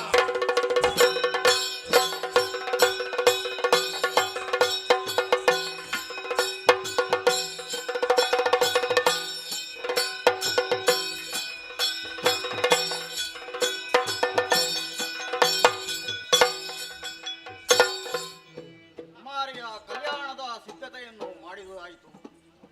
ಸಕಲ ದೇಶಗಳಿಗೂ ಓಲೆಯು ಸಿಕ್ಕಿದೆ ಎನ್ನುವಂತ ವರ್ತಮಾನವು ನಮಗೆ ದೊರಕಿದೆ. ಹಾಗಾಗಿ ಮದುವೆಯ ವ್ಯವಸ್ಥೆಗಾಗಿ ಎಲ್ಲಿದ್ದಾನೆ ನಮ್ಮ ವಂದಿಸಿಕೊಳ್ಳುತ್ತಿದ್ದೇನೆ. ನನಗೆ ವಿಷಯ ಗೊತ್ತುಂಟಲ್ಲ? ಗೊತ್ತುಂಟು. ಮದುವೆ ಹೌದೌದು, ಮದುವೆ ಜಾಗರೂಕತೆ. ಹೌದಪ್ಪ. ಚಾಚು ತಪ್ಪಬಾರದು. ತಲೆ ಇದ್ರೆ ಸಾಲದು, ತಲೆಯ ಒಳಗೆ ಇನ್ನೊಂದು ತಲೆ. ಆ ವಿಷಯ ಹೌದು, ಒಳ್ಳೆ ಮಾತಾಡು. ಹೌದು, ಯೋಚಿಸಬೇಡಿ. ನಿಮ್ಮ ತಲೆಯಾಗಿ ನಾನಿರ್ತೇನೆ. ಎಲ್ಲವೂ ನಿನ್ನದೇ. ಸರಿ, ನಿನ್ನ ಉಸ್ತುವಾರಿ ನನ್ನ ತಲೆ ಮೇಲೆ ಹೊರಿಸಿದ್ರಲ್ಲ, ಭಾರ ಹೊರ್ತೇನೆ. ಆಯ್ತು, ಎಲ್ಲಿ ತಪ್ಪಲಿಕ್ಕಿಲ್ಲ. ಬರ್ತಾ ಇದ್ದಾರೆ ಕೆಲವರೆಲ್ಲ, ನೋಡುವ.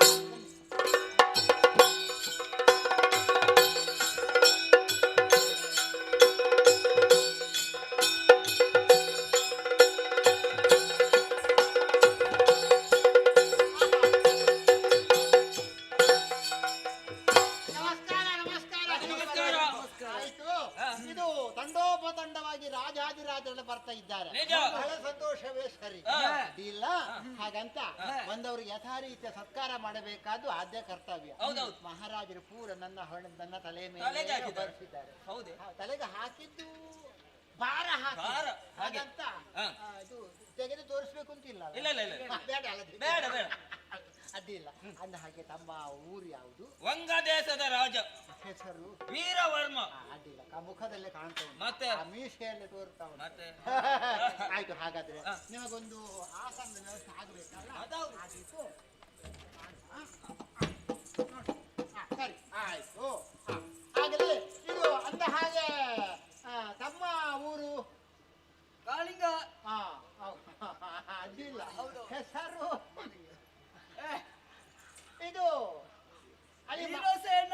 ನಿಮ್ಮ ಮಾಲಿಂಗಾರ್ಜನ ಪರಿಚಯ ಉಂಟಾ? ಯಾವುದು ಮಾಲಿಂಗಾರ್ಜನ? ಯಾರವರು? ಓ ದೇವ್ರೆ, ಅವರಿಗೆ ಪರಿಚಯ ಇಲ್ಲದಂತ ಒಂದು ವ್ಯಕ್ತಿಗಳಿದ್ದಾರೆ ಮಹಾರಾಜ. ಪರಿಚಯ ಇರ್ಬೋದು, ನನಗೆ ಪರಿಚಯ ಇಲ್ವಾ? ಒಳ್ಳೆ ಕಲಾಕಾರರು, ಬಹಳ ಪ್ರಸಿದ್ಧರು. ಹೌದು. ಓ ಪರಿಚಯ, ಹೆಸರು ಗೊತ್ತಿರ್ಬೇಕು, ಅಂದ್ರೆ ನೋಡ್ಲಿಕ್ಕೆ ಈಗ ಇಲ್ಲ. ಅವ್ರು ಹೋಗಿ ಅಡ್ಡಿಲ್ಲ, ಒಳ್ಳೇದು. ನಿಮಗೆ ಬೇಕಾದ ವ್ಯವಸ್ಥೆಯನ್ನು ಮಾಡಿದ್ದೇವೆ, ಆಯ್ತಲ್ಲ? ಸರಿ, ಹಾಗಾದ್ರೆ ಇದು ಇನ್ನೊಂದು ವ್ಯವಸ್ಥೆ ಮಾಡುವ. ಇದು ಅದು ಹೌದು ರಾಯ್ರೆ. ಈಗ ನೋಡುವ, ಅಲ್ಲಿ ಆನೆ, ಕುದುರೆ, ಒಂಟೆ, ಕಾಲಾಳು, ಕೈಯಾಳು ಎಷ್ಟು ಬಂದು ಇದ್ದೀರೋ ಅವಳು ಪೂರ್ತಿ ಕಳಿಸ್ಬೇಕು ಇಲ್ಲಿಂದ. ಎಲ್ಲವನ್ನೂ ಉಪಯೋಗಿಸಿ. ಯಾಕೆ ಗೊತ್ತಾಯ್ತಾ? ಇಲ್ಲಿನ ರಥ ಬರ್ಲಿಕ್ಕಿಲ್ವೋ? ಶಿವಧನಸ್ಸು. ಹೌದು, ಪರಂಪರೆಯಲ್ಲಿ ಹೌದು, ಅನುಗ್ರಹವಾದ ಅದು ರಥ ಬರ್ಬೇಕು ಅಂತಂದ್ರೆ ಸಾಮಾನ್ಯರಿಗೆ ಸಾಧುವೆ. ಅಷ್ಟು ಜನ ಬೇಕಾಗ್ತದೆ. ಎಲ್ಲ ನಿನ್ನ ಉಸ್ತುವಾರಿ. ನೋಡುವ. ಓ ಬರ್ತಾ ಉಂಟು, ಬರ್ತಾ ಉಂಟು. ಎಲ್ಲಿಂಟು?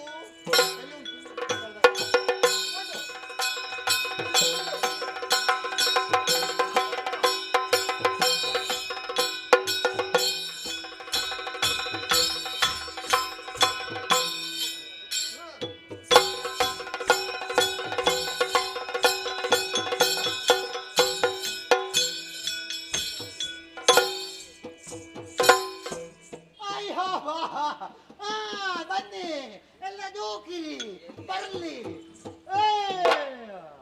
ಹರ ಹರ ಮಹಾರೇ. ಹಾಗೆ ಇಲ್ಲಿ ಅಲ್ವಾ ಅದು? ಹೌದು, ಮುಖ್ಯವಾಗಿ ಬೇಕಾದ್ದೇ ಅದಲ್ವಾ? ಹೌದು, ಇವತ್ತಿನ ಪಣವೇ ಅದಲ್ವಾ? ಹೌದು. ಇದನ್ನು ಯಾರು ಎತ್ತುತ್ತಾರೋ ಅವರಿಗೆ ಬರ್ಬೇಕು. ಅದು ಯಾರು ಎತ್ತುತ್ತಾರೋ ಅವರಿಗೆ ಸೀತಮ್ಮ ಹೌದಾ? ಅದ ಹಾಕುವಂಥದ್ದು. ಹೌದು. ಅಂಗಭೂಮಿ ಫಲನೆಂದು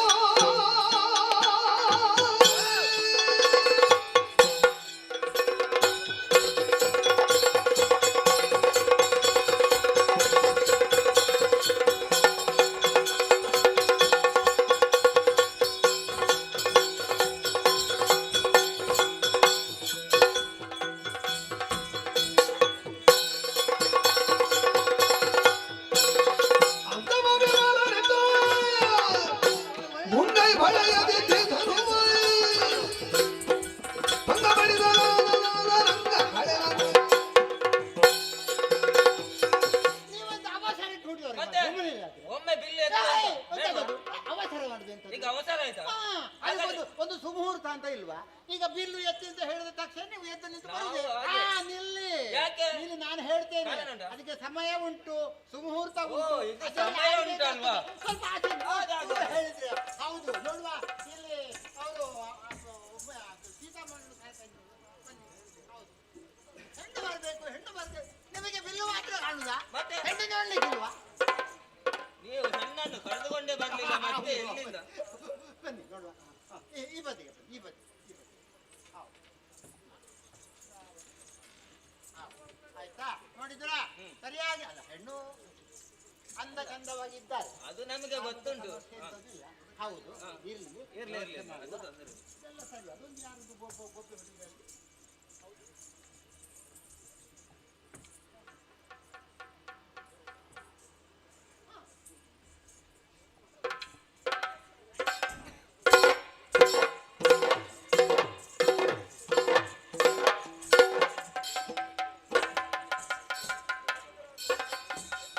ಓಹೋ ಎಟ್. ಬರಲಿ ಆ ಸಾಗುದೇನು? ಇಲ್ಲಿ ಬಾ. ಮುಖದಲ್ಲಿ ಕಣ್ಣುಂಟ ಕಾಣ್ತದ? ಮಕ್ಕದಾಗಿದೆ ಯಾಕೆ? ಸಾಗಿದೆ ನಾನ?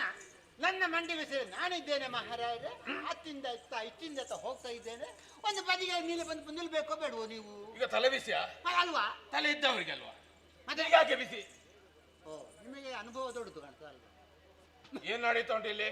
ಹಾ, ಏನು ನಡೀತಾ ಉಂಟು? ಗೊತ್ತಿಲ್ವಾ? ಹೇ, ಮುಖ ನೋಡುದು ಯಾಕೋ? ಹೌದು, ಆಹಾ, ಗೊತ್ತಿಲ್ಲ. ಆಹಾ. ಮದುವೆ ಕಾರ್ಯಕ್ರಮ ಅಂತ ಮದುವೆಯ ಎಲ್ಲಿ? ಎಲ್ಲಿ? ಗೊತ್ತಿಲ್ಲ ಅದೇ. ಯಾರಿಗೆ? ನನ್ನ ಅಮ್ಮನಿಗೆ. ಹೇ, ಆ ಮುದುಕಿಗೆ ಹೋಗುವ ಕಾಲಕ್ಕೆ ಬಂದಂತ ಮುದುಕಿ. ಚಟ ಜ್ವರ ಉಂಟಾ? ಅಪ್ಪ ಸತ್ತಿದ್ದಾರಾ? ನಿನ್ನ ಅಪ್ಪ ಸತ್ತಿದ್ದಾರಾ? ಮತ್ತೆ ಅಮ್ಮನಿಗೆ ಇನ್ನೊಂದು ಮದುವೆ ಯಾಕೆ? ಬಾರ ಇಲ್ಲಿ. ನೀವು ಅದೆಲ್ಲ ಹೇಳಿ ಗೊತ್ತಾಯ್ತಲ್ಲ. ನೀನೇ ಹೇಳಿದ್ದಲ್ವಾ? ನಮ್ಮನೆ ಮದುವೆ.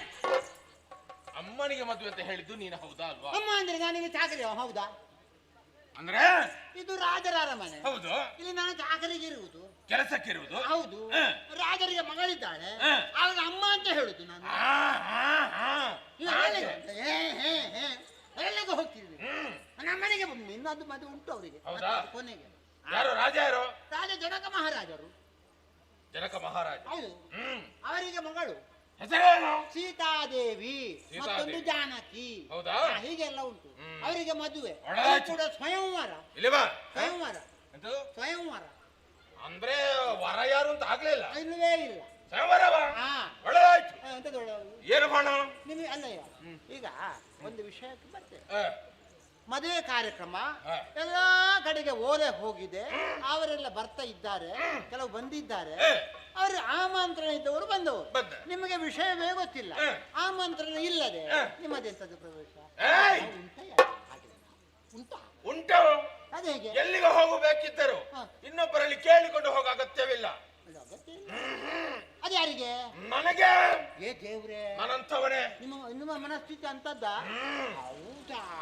ಯಾರು ಅಂತ ಗೊತ್ತಾಯ್ತಾ? ಬಂದಾಗಲೇ ನೀವು ಗದರಿಸಿದ್ರೆ ವಿಷಯ ಅಡಿಗೆ ಬೀಳ್ತದೆ.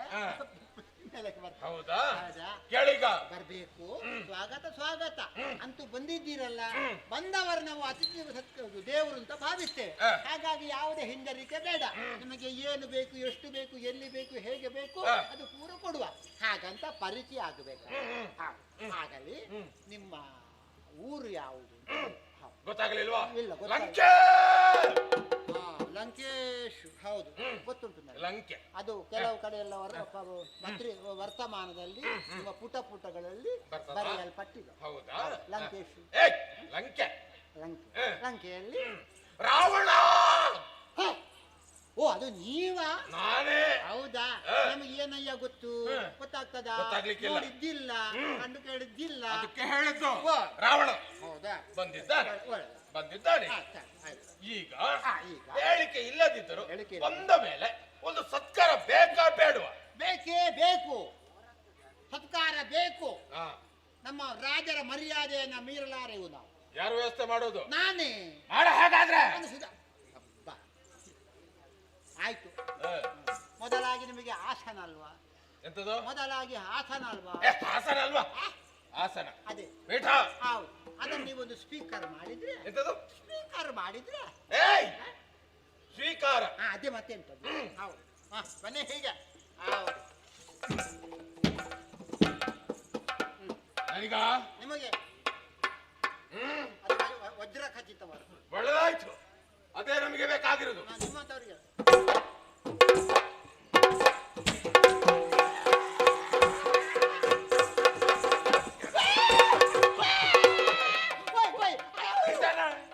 ದರಿದ್ರದವನ ಎಷ್ಟಾಯ್ತು? ವಂಚಿಸ್ತೀಯಾ? ಎಲ್ಲಿ? ಮೋಸ ಮಾಡ್ತೀಯಾ? ಏನಾಯ್ತು ನಿಮಗೆ? ಪೀಠವನ್ನು ತೆಗೆದದ್ದು ಯಾಕೆ? ಹೌದು, ತೆಗೆದಿದ್ದೇನೆ. ಯಾಕೆ? ಯಾಕಂತ ಹೇಳಿದ್ರೆ ಸ್ವೀಕರಿಸುವುದಕ್ಕೆ ಹೇಳಿದ್ಯಾರು? ನಾನೇ. ತೆಗಿದ್ಯಾಕೆ? ಅಂದ್ರೆ ಮೇಲೆ ನೋಡಿ ಅಂತೆ. ಏನುಂಟು? ಸೂರ್ಯಕಿರಣ ಪೂರ್ತಿ ನಿಮ್ಮ ಮುಖಕ್ಕೆ ಬೀಳ್ತದೆ. ಅದು ಚಪ್ಪರದ ಎಡೆಯಲ್ಲಿ. ಚಪ್ಪರ ಸರಿ ಹಾಕಬೇಕಿತ್ತು. ಏನು ಜಾಗ ಬಿಟ್ಟದ್ದು ಯಾಕೆ? ಗಾಳಿಯಲ್ಲಿ ಹಾಗೆಲ್ಲ ಆಗ್ತದೆ. ಹೌದಾ? ಸೂರ್ಯಕಿರಣ ಅಂದವಾದ ಸುಂದರವಾದ ನಿಮ್ಮ ಸೌಂದರ್ಯವನ್ನು ಮುಖ ಅದಕ್ಕೆ ಅದಕ್ಕಾಗಿ ತೆಗ್ದೆ. ನನಗೆ ಗೊತ್ತಾಗಲಿ ಅವಸರ ಮಾಡಿದ್ದೆ ಯಾಕೆ. ಹೌದು, ದೂರಾಲೋಚನೆ. ಇಲ್ಲಿ ಬನ್ನಿ. ತೆಗಿಬಾರ್ದು. ಇಲ್ಲಪ್ಪ, ತೆಗಿಬಾರ್ದು. ಇಲ್ಲ, ತೆಗೆಯುವುದೇ ಇಲ್ಲ ನಾನು. ತೆಗೆಯುವುದಿಲ್ಲ.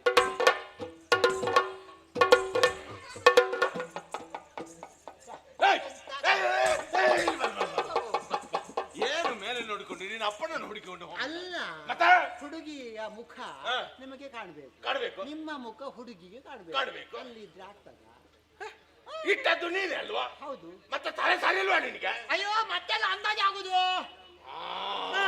ಮೊದಲಿಗೆ ಗೊತ್ತಾಗ್ಲಿಲ್ಲ. ಹೌದೌದು, ನೋಡುವ. ಓ, ಈ ಕಡೆಗೆ ಬನ್ನಿ. ಇಲ್ಲಿ ಸರಿ ಹೊಂದುತ್ತದೆ. ಸರಿ ಉಂಟಾ? ಎಲ್ಲ ನೋಡು ಸುತ್ತ. ಇಲ್ವಾ? ಇಲ್ಲಿ ನಾನು ಹೇಳ್ಕೊಡ್ತೀನಿ. ಬೇಡ, ನಿಜವಾ? ನಂಬುದಕ್ಕಾಗುದಿಲ್ಲ ನಿಮ್ಮನ್ನೆಲ್ಲ. ಇಲ್ಲಪ್ಪ, ಹಾಗಲ್ಲ. ಬೇಕು ಅಂತ ಅಲ್ಲ.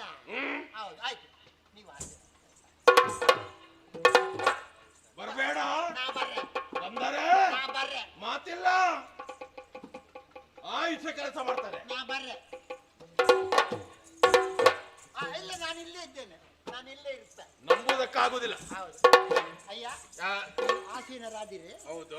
ಸರಿ, ಹಾಗಾದ್ರೆ ಏನುಂಟು? ನೀವು ತಗೊಳ್ತೀರಾ? ಹೌದು. ಎಂತದು ಎಂತದು ತಗೊಳ್ಳುವುದು? ಬಾಯಾರಿಕೆಗೆ. ಮತ್ತೆ ಅಷ್ಟೇನು ನೀವು? ಏನೆಲ್ಲ ತಕೊಳ್ತೀರಾ ಅಂತ ಅಯ್ಯೋ, ಹೇಳುವಾಗ ಹಾಗಲ್ಲ. ತಗೊಳ್ತೀರ ಕೈ ತೋರಿಸಿತ್ತು. ತಾ ಏನುಂಟು ತಾ? ನಿಮಗೆ ಬೇಕಾದ ವ್ಯವಸ್ಥೆ ಮಾಡುವ. ಹಾಗಂತ ಇಲ್ಲಿ ಆಗ್ಲಿಕ್ಕಿಲ್ಲ. ನಾವು ಕೊಟ್ಟದ್ದನ್ನು ಕುಡಿಬೇಕು. ಆಯ್ತು. ಹೌದು. ಏನುಂಟು? ತರ್ತೇನೆ, ನಿಲ್ಲಿ. ಬೇಗ.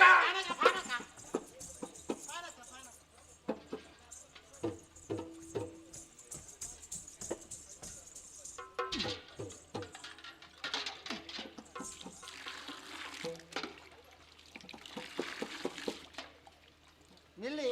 ಅವಸರ ಮಾಡಬೇಡಿ ಮಹಾರಾಜರೇ. ಅದು ಯಾವಾಗ ಕೊಡುವುದು? ಉಪ್ಪು ಸಕ್ಕರೆ ಇಷ್ಟಾದ್ರೆ ಹಾಕಿ ಒಂದು ಅಂತಿರುವುದು. ಅದಕ್ಕೊಂದು ರುಚಿ ಮೊದಲೇ ಸಿದ್ಧಪಡಿಸಲಿಲ್ವಾ? ಮಾಡಿದ್ದೇವೆ. ಆದ್ರೂ ಕೊಡುವಾಗ ನಿಮ್ಮಂತವರಿಗೆ ಕೊಡುವಾಗ. ಹೌದು ಹೌದು. ಉಪ್ಪು ಸಕ್ಕರೆ ಹಾಕಿ ಆಗಿದೆ. ಅದಕ್ಕೆ ರುಚಿಗೆ ತಕ್ಕಷ್ಟು ಸ್ವಲ್ಪ ಉಪ್ಪು. ಬೇಗ ಬೇಗ ಬೇಗ.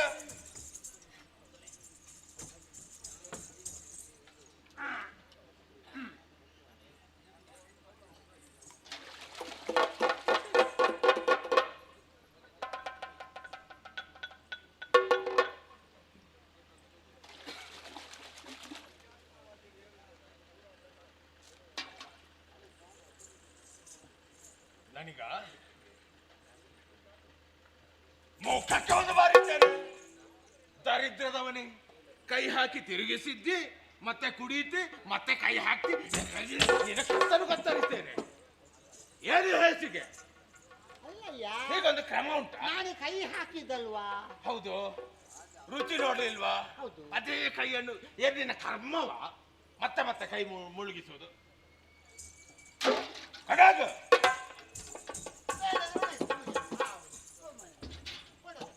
ಹೇಳಿ, ಪಣ ಅಂತ ಹೇಳಿದೆ ಅಲ್ಲ? ಹೌದು. ಎಂತದು ಬಿಲ್ಲ? ಹಾ, ಎಲ್ಲಿತ್ತಿದು?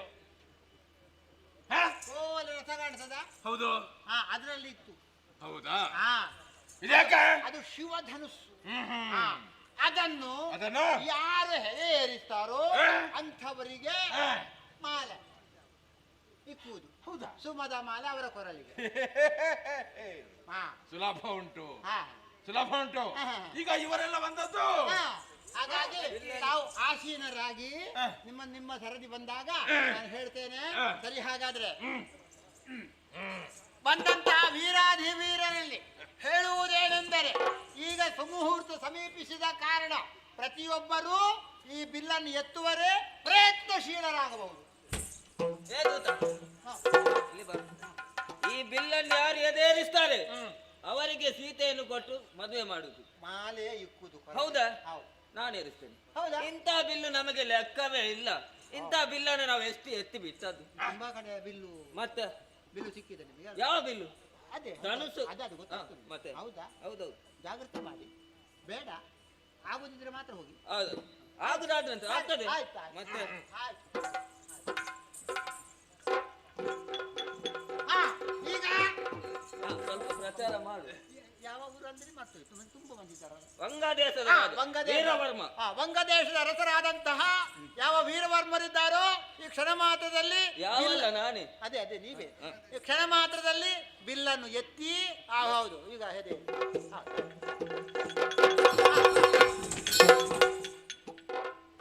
ಏನಾಯ್ತು?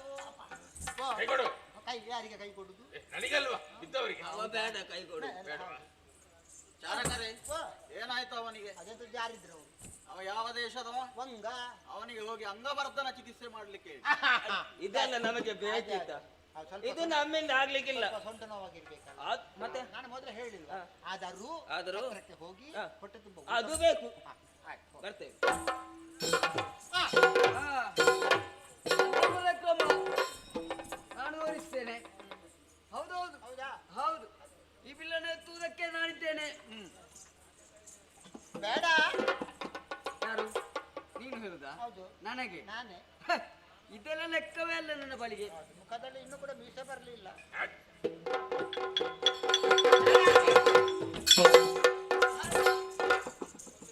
ಸ್ವಲ್ಪ ಕೈ ಕೊಡು ಪುಣ್ಯಾತ್ಮ. ಕೈ ಕೊಡು, ಕೈ ಕೊಡು. ಆಗದ ಹೋಗದ ಕೆಲಸಕ್ಕೆ ಕೈ ಹಾಕಿದ್ರೆ ಹೀಗೆ ಆಗುದು. ಮನಸ್ಸು ಮಾತ್ರ ಅಲ್ವಾ? ಓ, ಏನಾಯ್ತು? ಜಾರಿದ್ದು ಸ್ವಲ್ಪ. ಹೇಗೆ ಜಾರಿತ್ತು? ಬರುವಾಗ ಊಟ ಮಾಡಿದ್ವಿ, ಅದರಲ್ಲಿ ಗೊತ್ತುಂಟ? ಅವು ಯಾವುದ್ರಲ್ಲಿ? ತುಪ್ಪದಲ್ಲಿ ಊಟ. ತುಪ್ಪದಲ್ಲೇ ಅದು ಜಾರಿದ್ದಲ್ಲಿಗೆ. ಅವು ಹಾಗ. ಹೌದಪ್ಪ. ನೀವು ಅಡಿಗೆ ಬಿದ್ದದಲ್ಲ. ಅಲ್ಲ, ಬಿದ್ದದಲ್ಲ. ತುಪ್ಪ ಕೈ ಕೊಟ್ಟಿದ್ದಲ್ಲ. ಆಯ್ತು ಆಯ್ತು, ಹತ್ರಕ್ಕೆ ಹೋಗಿ ಹೊಟ್ಟೆ ಊಟ ಮಾಡಿ. ಆದಿತ್ತು. ಇನ್ನು ಬೇಕಾದ್ರೆ ನೀವು ತುಪ್ಪದಲ್ಲೇ ಊಟ ಮಾಡಿಸುವ. ಆದಿತ್ತು.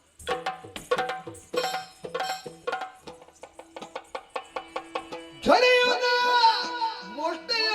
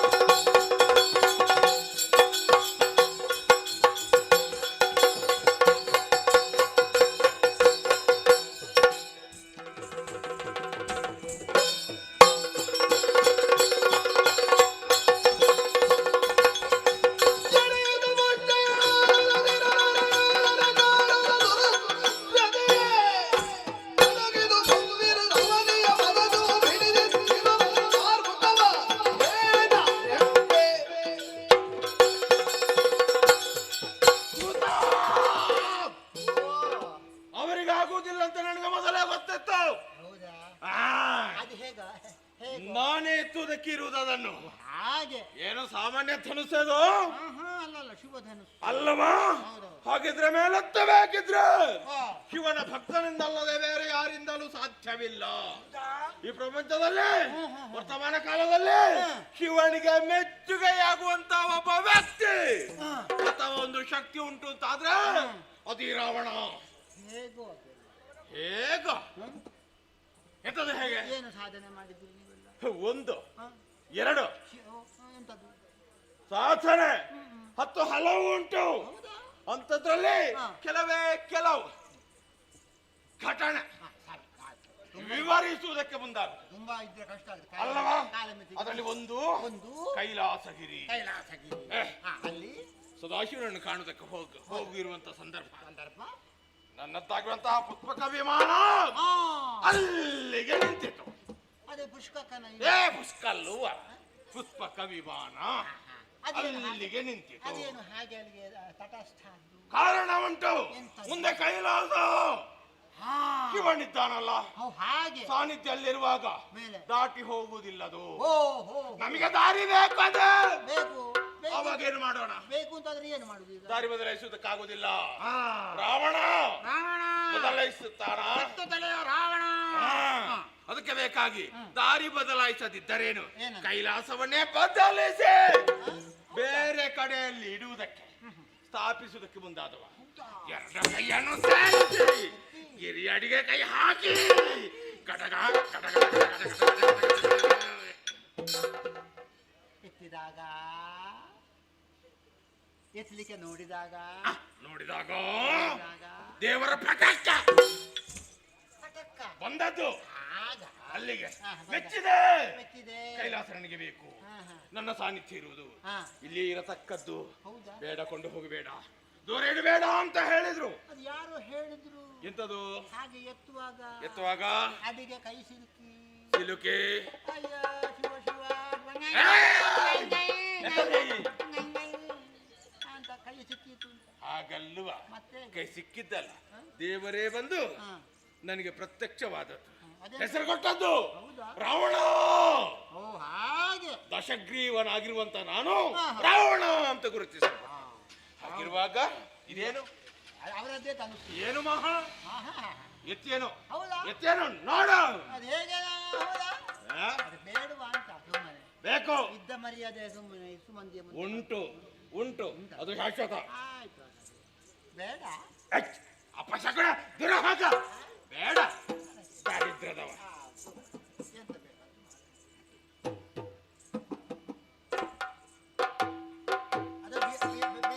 ಬಿಲ್ಲು ಬಾರೋ ನನಗೆ ಗೊತ್ತಿಲ್ವಾ?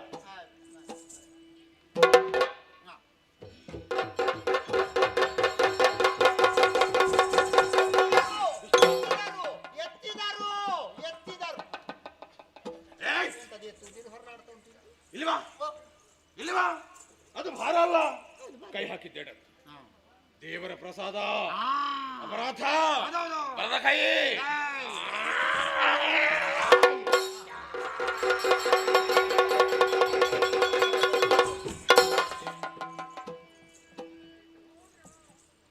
ಒಂದು ಕೈ ತಪ್ಪು. ಎರಡು ಕೈ ತಪ್ಪಿನ ಹೊರೆ. ಹಾಗಲ್ವಾ? ಮಾಡಿದ್ದು ತಪ್ಪು ಎರಡು ಕೈಯಿಂದ. ಈಗ ನೋಡು, ಮೇಲೆ ಬರ್ತಾನೆ.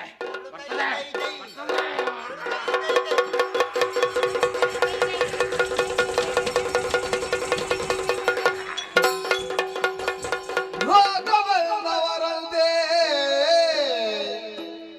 ಬಂದವರಂತೆ ನಿಲ್ದಿರ್ಪ, ರೋಗ ಬಂದವರಂತೆ ನಿಲ್ದಿರ್ಪದ್ಯಾಗೆ ತನು ನೀಗುವನು ಏನೆಂದು ಬಾಗೆ ಬಂದಂತೆ ಬೈದೋಗಿರಿದು ಸಂತೋಷದಿಲ್ಲ ನಗುತ್ತಿದ್ದ ಜನ ಸಂದೋಹವು.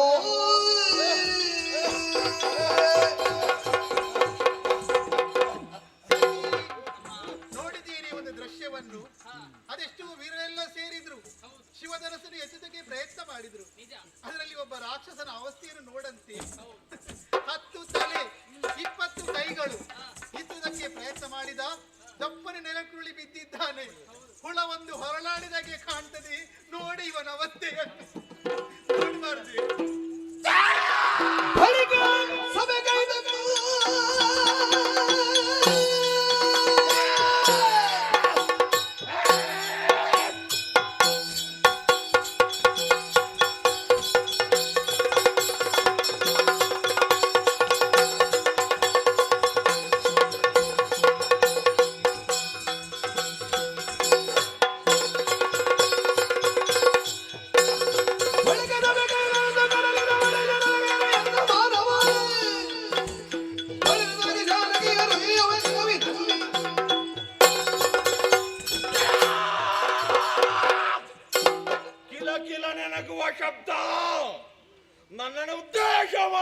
ಮಾತನಾಡಿದ ಧ್ವನಿ ಯಾರದ್ದು ಎಂಬುದಾಗಿ ನೋಡಿದಾಗ ಸೀತೆಯದ್ದು.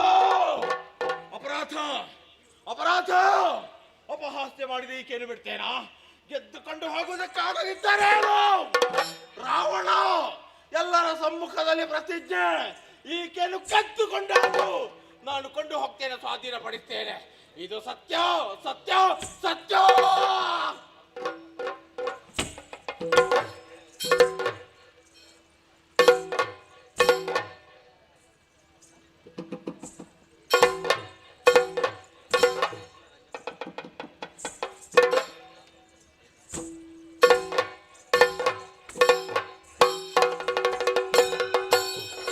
ಕೇಳಿ ಮುನಿ ತಿಲಕರಿರ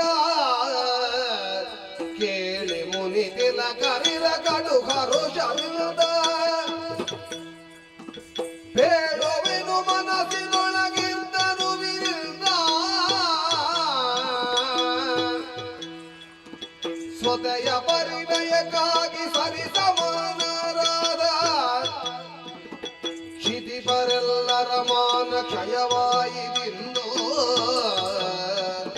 ಕೇಳೆ ಮುನಿದಿಲ ಕರಿರ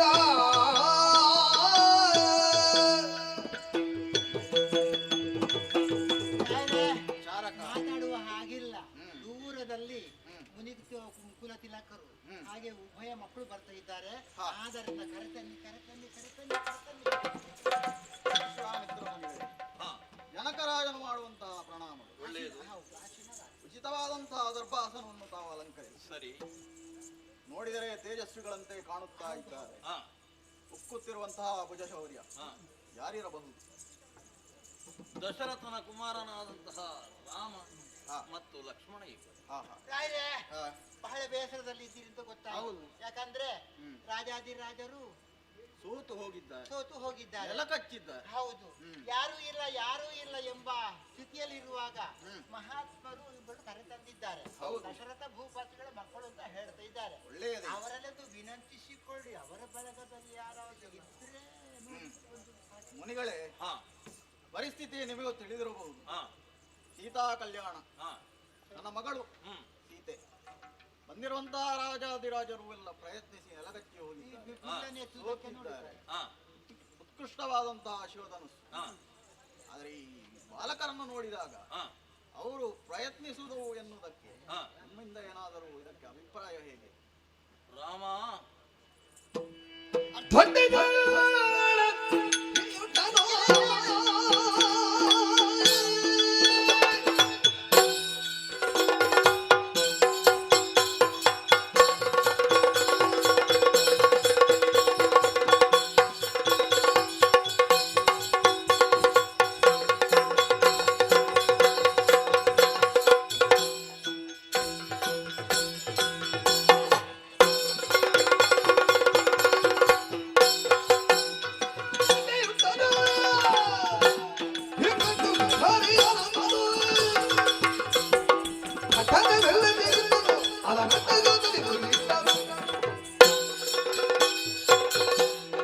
ಗುರುಗಳು ಕಣ್ಸನ್ನೆಯ ಮೂಲಕ ರಾಮ ನೀನು ಮುಂದಾಗು ಎಂಬುದಾಗಿ ಸೂಚಿಸಿದವರಿದ್ದಾರೆ. ಅದೆಷ್ಟೋ ಮಂದಿ ರಾಜಾದಿರಾಜರು ಬಿಲ್ಲನ್ನು ಎದುರಿಸುವುದಕ್ಕೆ ಸಾಧ್ಯರಾದಂತಹ ಸಮಯದಲ್ಲಿ ಗುರುಗಳು ನನಗೆ ಸೂಚನೆ ಕೊಟ್ಟಿದ್ದಾರೆ ಎಂದಾದ ಸಮಯಕ್ಕೆ ಗಟ್ಟಿಗೆಲ್ಲವನ್ನು ಬಿಗಿದಿದ್ದೇನೆ. ಗುರುಗಳ ಆಜ್ಞೆಯನ್ನು ಶಿರಸಾವಹಿಸಿ ಇಲ್ಲನ್ನು ಎದುರಿಸುವುದಕ್ಕಾಗಿ ಇದಿರು ಬಂದವ ನಾನಿದ್ದೇನೆ. ಆದರೆ ನಾನು ಮಾಡಬೇಕಾದಂತಹ ಕಾರ್ಯ ಒಂದಿದೆಯಲ್ಲ, ಬಿಲ್ಲನ್ನು ಎದುರಿಸಬೇಕು ಎಂದಾದ್ರೆ ಮೊದಲಾಗಿ ಮಾಡಬೇಕಾದದ್ದು ಏನು?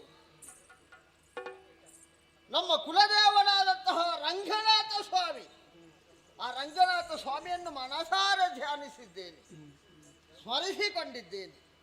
ಮಾತ್ರವಲ್ಲ, ತಂದೆ ತಾಯಿಯರು ಅರಮನೆಯಲ್ಲೇ ಇದ್ದಾರೆ, ಅವರನ್ನು ಕೂಡ ಮನಸ್ಸಿನಲ್ಲಿ ಧ್ಯಾನಿಸಿದ್ದೇನೆ.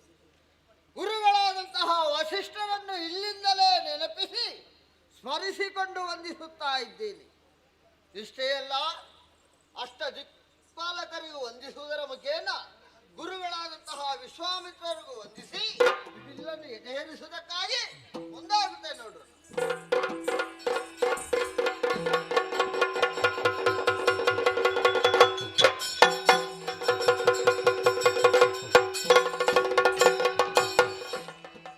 ಎಲ್ದಿವರಾಕ್ಷಿ ಬಂದು ಶ್ರೀರಾಮಚಂದ್ರನಿಗೆ ಸುಂದರ ಮಾಲೆಯಲಿಕ್ಕಿದಳು ರವಿಶ್ರೀಕಾಂತನಿಗೆ. ಎಲ್ದಿವರಾಕ್ಷಿ ಬಂದು ಶ್ರೀರಾಮಚಂದ್ರನಿಗೆ ಆ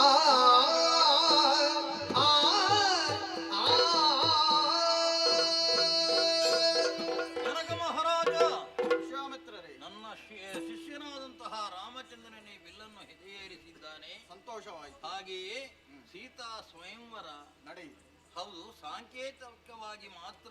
ಹೌದು. ಹಾಗಿದ್ರೆ ಸರ್ವರ ಸಮ್ಮುಖದಲ್ಲಿ ಆಗಬೇಕಾದದ್ದು ಹೌದು. ಅಯೋಧ್ಯೆಯಲ್ಲಿ. ಹಾ. ಆದ್ದರಿಂದ ಹಾ. ಎಲ್ಲವರನ್ನು ಕೂಡಿಕೊಂಡು ಆ ಕಡೆಗೆ ನಡೆಯುವ.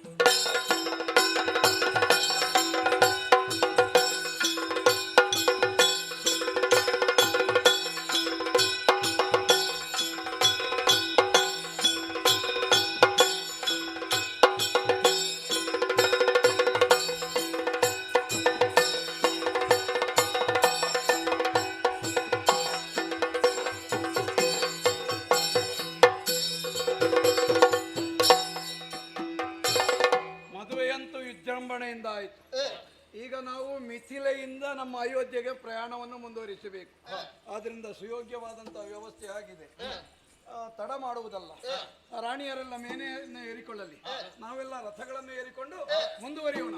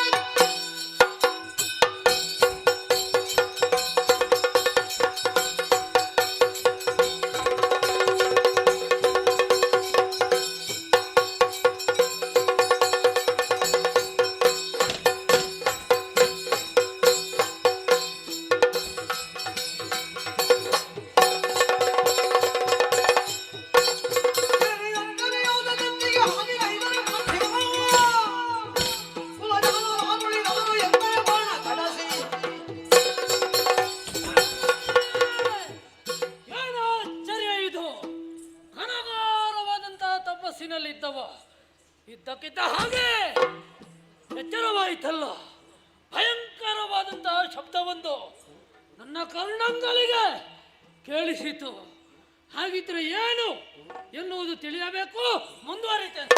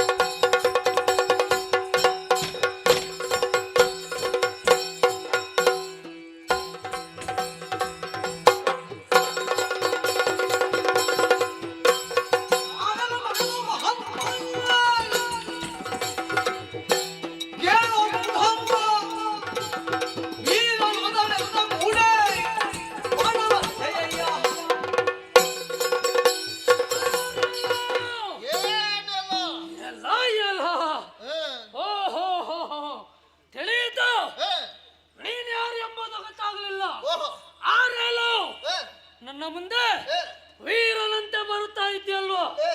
ಯುದ್ಧ ಉಂಟು ನಿನ್ನಲ್ಲಿ? ಯುದ್ಧ ಉಂಟು ಅಂತಾದ್ರೆ ಈ ಪರಶುರಾಮನ ಮುಂದೆ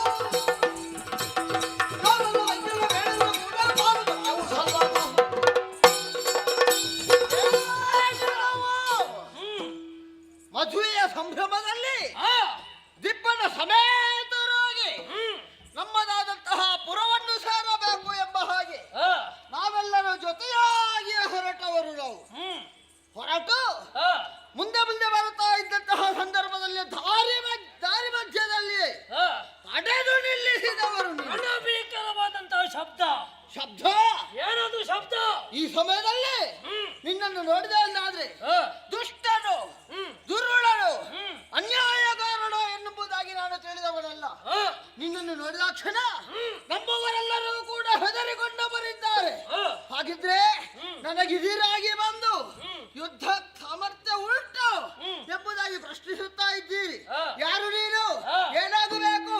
ಯಾವುದೇ ಸಂದರ್ಭ ಇಲ್ಲದೆ ಯುದ್ಧವನ್ನು ಬಯಸಿದ್ದೀರಿ ಎಂದಾದ್ರೆ ಏನು ಕಾರಣ?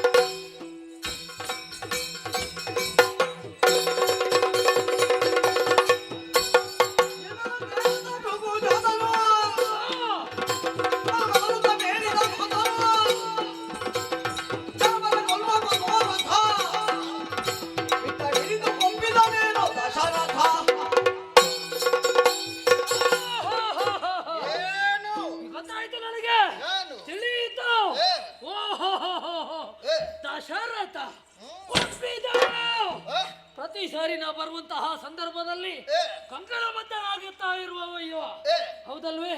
ಈ ರೀತಿಯಾಗಿ ನಡೆದುತ್ತಾ ಇದ್ದಾರೆ. ಆದ್ದರಿಂದ ನನ್ನ ಮುಂದೆ ಬಂದು ಏನು ಪರಾಕ್ರಮ ಎನ್ನುವುದನ್ನು ಕೇಳುತ್ತಿದ್ದಾದ್ರೆ ಧರೆಗೆ 21 ಬಾರಿ ಪ್ರದಕ್ಷಿಣೆಯನ್ನು ಮಾಡಿ ದುಷ್ಟಾಚಾತ್ರಿಯರನ್ನು ತನ್ನಂತಹ ವಿಕ್ರಮ ನಮ್ಮಲ್ಲಿದೆ. ಏನು ಜಾಗ್ರತೆ?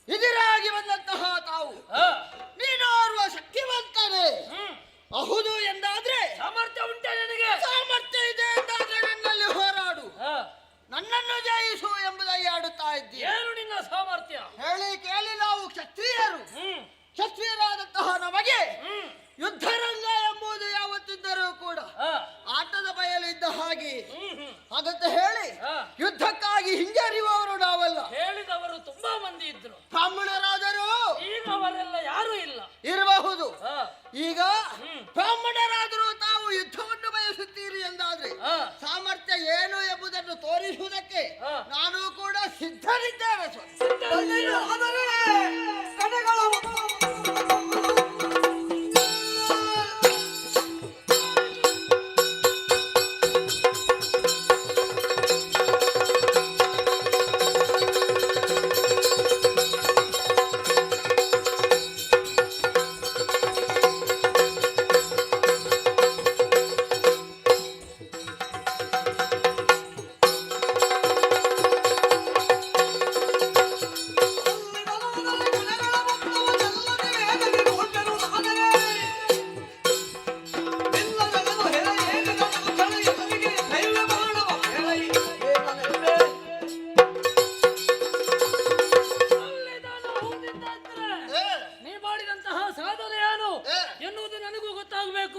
ನನ್ನಲ್ಲೂ ಶರವಿದೆ, ಕೇವಲವಾದಂತಹ ಶರದಿಂದಲಾಗಿ ನಿನಗೆ ಹೆಸರು ಬರ್ತದೆ ಎನ್ನುವ ಹಾಗೆ ಯೋಚನೆ ಮಾಡಿದ್ರೆ ನನ್ನಲ್ಲಿರುವಂತಹ ಶರವನ್ನು ತೆಗೆಗೇರಿಸುವಂತಹ ಶಕ್ತಿ ನಿನ್ನಲ್ಲಿದೆಯೋ? ಖಂಡಿತವಾಗಿ ಇದೆಯಾ ಇಲ್ಲ ಎಂಬುದಾಗಿ ಸಮರಮುಖದಲ್ಲಿ ತೋರಿಸ್ತೇನೆ.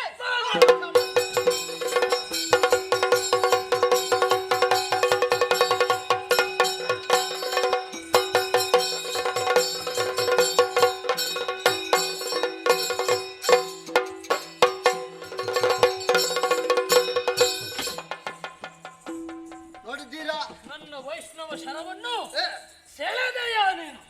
ಇನ್ನು ಮುಂದೆ ಏನಾಗಬೇಕು? ಸೆಳೆದಂತಹ ನಾನು ಸಿಂಜಿನಿಗೆ ಬಾಣವನ್ನು ಹೂಡಿದ್ದೇನೆ. ಬಾಣವನ್ನು ಪ್ರಯೋಗ ಮಾಡುವುದಕ್ಕಾಗಿ ಸಿದ್ಧರಾಗಿದ್ದೇನೆ. ಎಲ್ಲಿಗೆ ಹೂಡಬೇಕು ಎಂಬುದಾಗಿ ಹೇಳಬೇಕು. ನಿನಗೆ ಎಲ್ಲಿಗೆ ಹೂಡಬೇಕು ಎನ್ನುವ ಹಾಗೆ ಗುರಿ ಹೇಳಬೇಕು. ಖಂಡಿತ ನೀನು ಗುರಿ ಇಡುವುದು ಅಹೂತಂತಿದ್ರೆ ನನ್ನ ಹೊಕ್ಕಳನ್ನೇ ಗುರಿ ಇಡು. ಹೊಕ್ಕಳನ್ನೇ ಗುರಿ ಇಡಬೇಕು ಎಂದಾದ್ರೆ ಯಾಕೆ ಎಂಬುದಾಗಿ ಅರ್ಥ ಆಗ್ಲಿಲ್ಲ. ಯಾಕೆ ಈ ಮಾತನ್ನು ಹೇಳಿದೆ? ಯಾಕೆ? ಬ್ರಾಹ್ಮಣರು ತಾವು ಹೊಕ್ಕಲಿಗೆ ಗುರಿ ಇಟ್ಟು ಪ್ರಯೋಗ ಮಾಡಿದೆ ಅಂದಾದ್ರೆ ನಿಮ್ಮ ಮರಣವಾಗುವುದು ಖಂಡಿತ. ಬ್ರಹ್ಮಹತ್ಯ ದೋಷ ಬರುವುದಿಲ್ವೇ? ಅಲ್ಲಿ ಯಾಕೆ ಹೊಡೆಯಬೇಕು? ಹಾಗೆ ಬ್ರಹ್ಮಹತ್ಯಾ ದೋಷ. ಅದಕ್ಕಿಂತ ಮೊದಲು ಇದಕ್ಕೆ ಕಾರಣ ಏನು ಬಲ್ಲಿನ? ಏನು ಕಾರಣ ಒಂದಿದೆ. ಹಾಗಿದ್ರೆ ನೀವು ಪ್ರಯೋಗ ಮಾಡುವಂತಹ ಆ ಬಾಣ ನನಗೆ ಬಿದ್ದು ನಾ ಸಾಯ್ತೇನೆ ಎನ್ನುವ ಹಾಗೆ ಯೋಚನೆ ಮಾಡಿದ್ದೆ. ಅದಕ್ಕಿಂತ ಮೊದಲು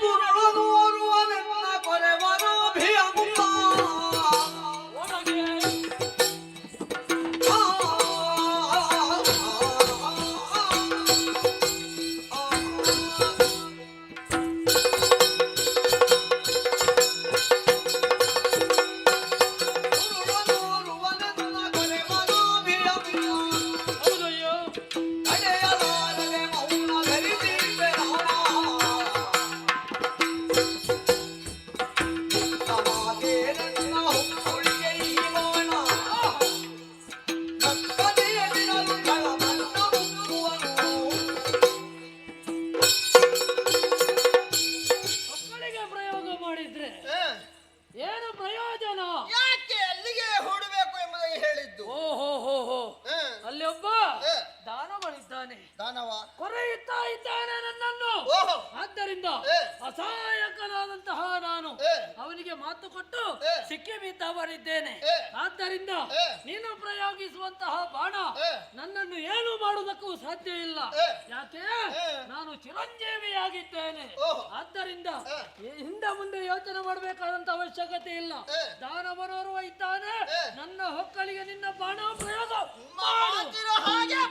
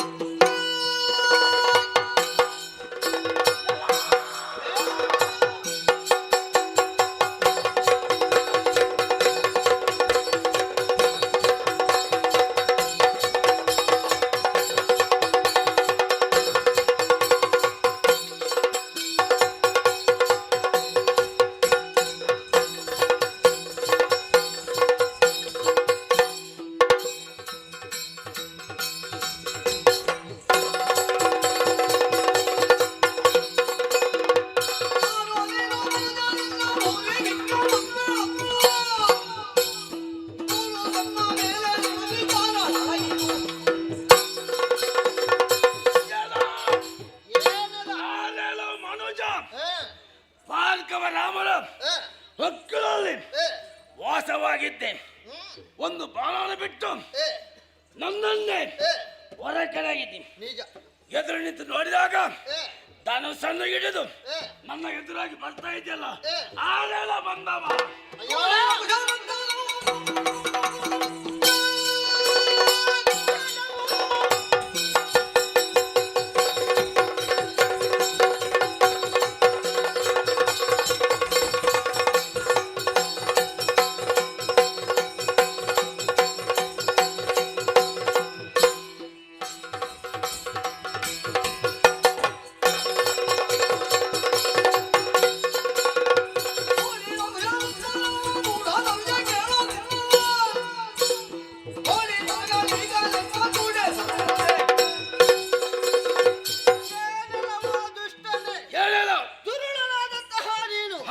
ಮೋಸದಿಂದ ವಂಚನೆಯಿಂದ ಭಾರ್ಗವರಾಮರ ಹೊಕ್ಕಳೊಳಗೆ ಸೇರಿಕೊಂಡವ ನೀನಿದ್ದೀರಿ. ಅವರು ಕೊಟ್ಟ ಮಾತಿನ ಹಾಗೆ ನಿನ್ನನ್ನು ಸೇರಿಸಿಕೊಂಡವರಿದ್ದಾರೆ. ಆದ್ರೆ ಒಳಗೆ ಸೇರಿಕೊಂಡಿದ್ದಂತಹ ನೀನು ಅವರ ಹೊಕ್ಕಳನ್ನೇ ತೀಯುವುದಕ್ಕಾಗಿ ಮುಂದಾಗಿದ್ದಿ ಎಂಬುದು ಸ್ಪಷ್ಟ. ಹಾಗಾಗಿ ಅನ್ಯಾಯಗಾರನಾದಂತಹ ನೀನು ಭುಯ ಮೇಲೆ ಉಳಿಯಬಾರದು ಎಂಬ ಹಾಗೆ ಮನ ಮಾಡಿದವ ನಾನಿದ್ದೇನೆ. ಅನ್ಯಾಯಗಾರದಂತ ನಿನ್ನನ್ನು ತರೆಯುವಾಗ ಯಾರು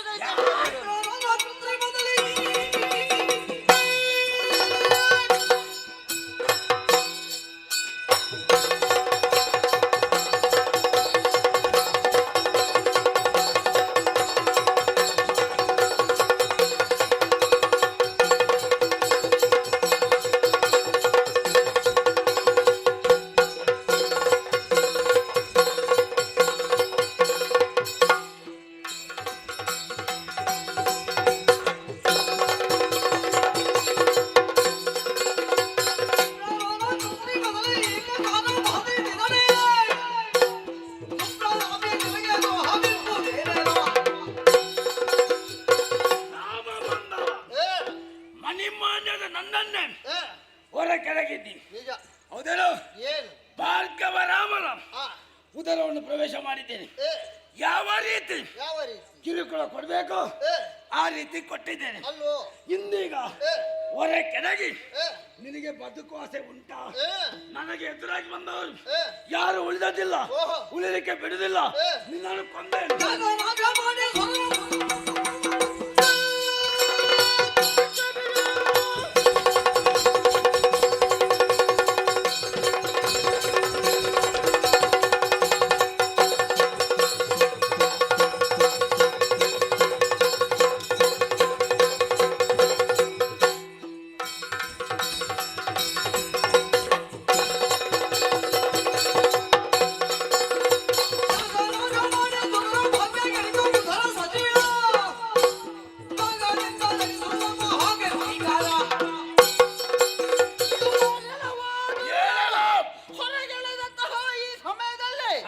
ನಿನ್ನನ್ನು ಕೊಲ್ಲುತ್ತೇನೆ ಎಂಬ ಮಾತನ್ನಾಡುತ್ತಾ ಇದೆಯಾ?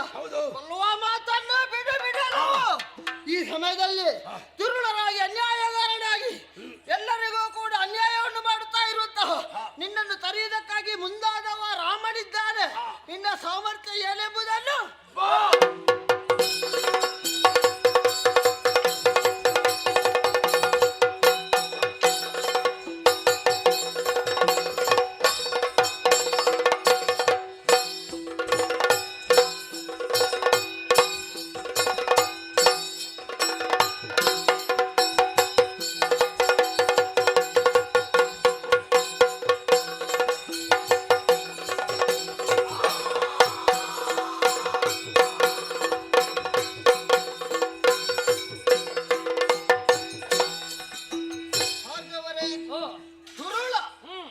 ನಿಮ್ಮ ಹೊಕ್ಕಳನ್ನು ಕರೆಯುತ್ತಾ ಇದ್ದವ ಹೊರಗೆಳೆದು ಕೊಂದವ ನಾನಿದ್ದೇನೆ.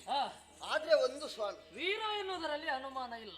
ಆದ್ರೆ ಇವ ನಿಮ್ಮ ಹೊಕ್ಕಳೊಳಗೆ ಸೇರಿಕೊಳ್ಳಬೇಕೆಂದಾದ್ರೆ ಕಾರಣ ಏನು? ಹೇಗೆ ಸೇರಿಕೊಂಡ? ಯಾಕೆ ಹೀಗಾಯ್ತು? ಎಲ್ಲವನ್ನು ತಿಳಿಯುವಂತ ಕುತೂಹಲ ಸ್ವಾಮಿ. ರಾಮ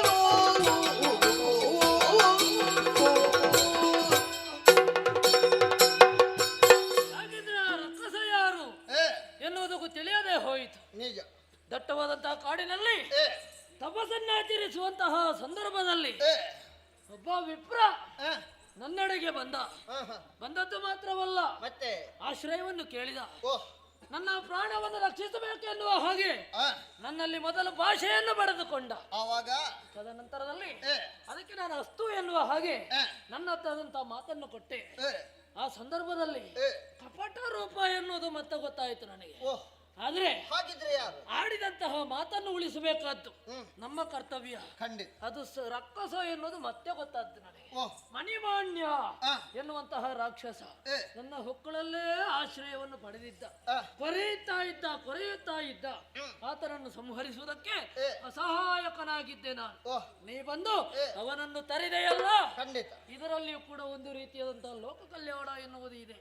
ಹಾಗಿದ್ರೆ ನಿನ್ನಿಂದ ಮುಂದಕ್ಕೆ ಲೋಕ ಕಲ್ಯಾಣ ಆಗುತ್ತದೆ ಎನ್ನುವುದರಲ್ಲಿ ಯಾವುದೇ ಒಂದು ರೀತಿಯಾದಂತಹ ಅನುಮಾನವಿಲ್ಲ. ಹೌದಲ್ವೇ? ಒಳ್ಳೆ ಈ ರೀತಿಯಾಗಿ ನಿನ್ನದ್ದಾದಂತಹ ಕಾರ್ಯವನ್ನು ಮಾಡುತ್ತಾ ಧರ್ಮ ರಕ್ಷಣೆಯಲ್ಲಿರೋ. ಶುಭವಾಗಲಿ, ಶುಭವಾಗಲಿ.